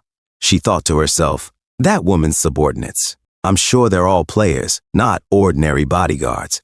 It'll be difficult for me to deal with them on my own. Then, Yoon Se-ah turned and began running away. Suddenly, Ezio took out his hidden blade and slashed at her, landing a hit on her leg. Ugh! She cried out in pain, dropping to the floor. She gritted her teeth and thought, shoot, my leg.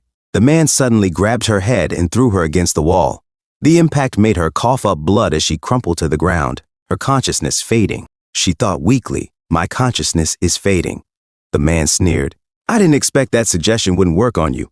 Jin Yua said coldly. Should we just kill her then?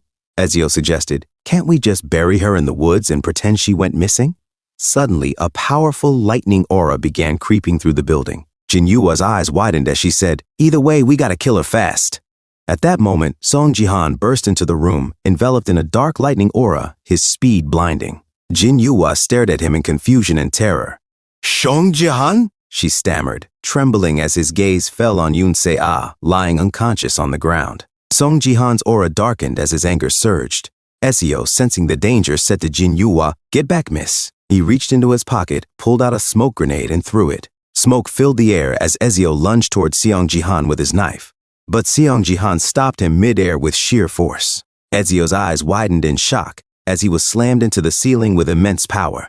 Blood sprayed from his mouth as he coughed and collapsed to the ground. Suddenly, the mysterious man rushed toward Song Ji-han and slammed him into a column. Song Ji-han, unfazed, grabbed the man's wrist. The man trembled in pain as Song Ji-han effortlessly twisted his arm and headbutted him, breaking his nose. Blood poured from the man's face as he crumpled to the floor. Jin Yua stood frozen, watching the brutal display in horror. Song Ji-han turned his dark, furious gaze toward her and asked in a chilling voice, did you do this?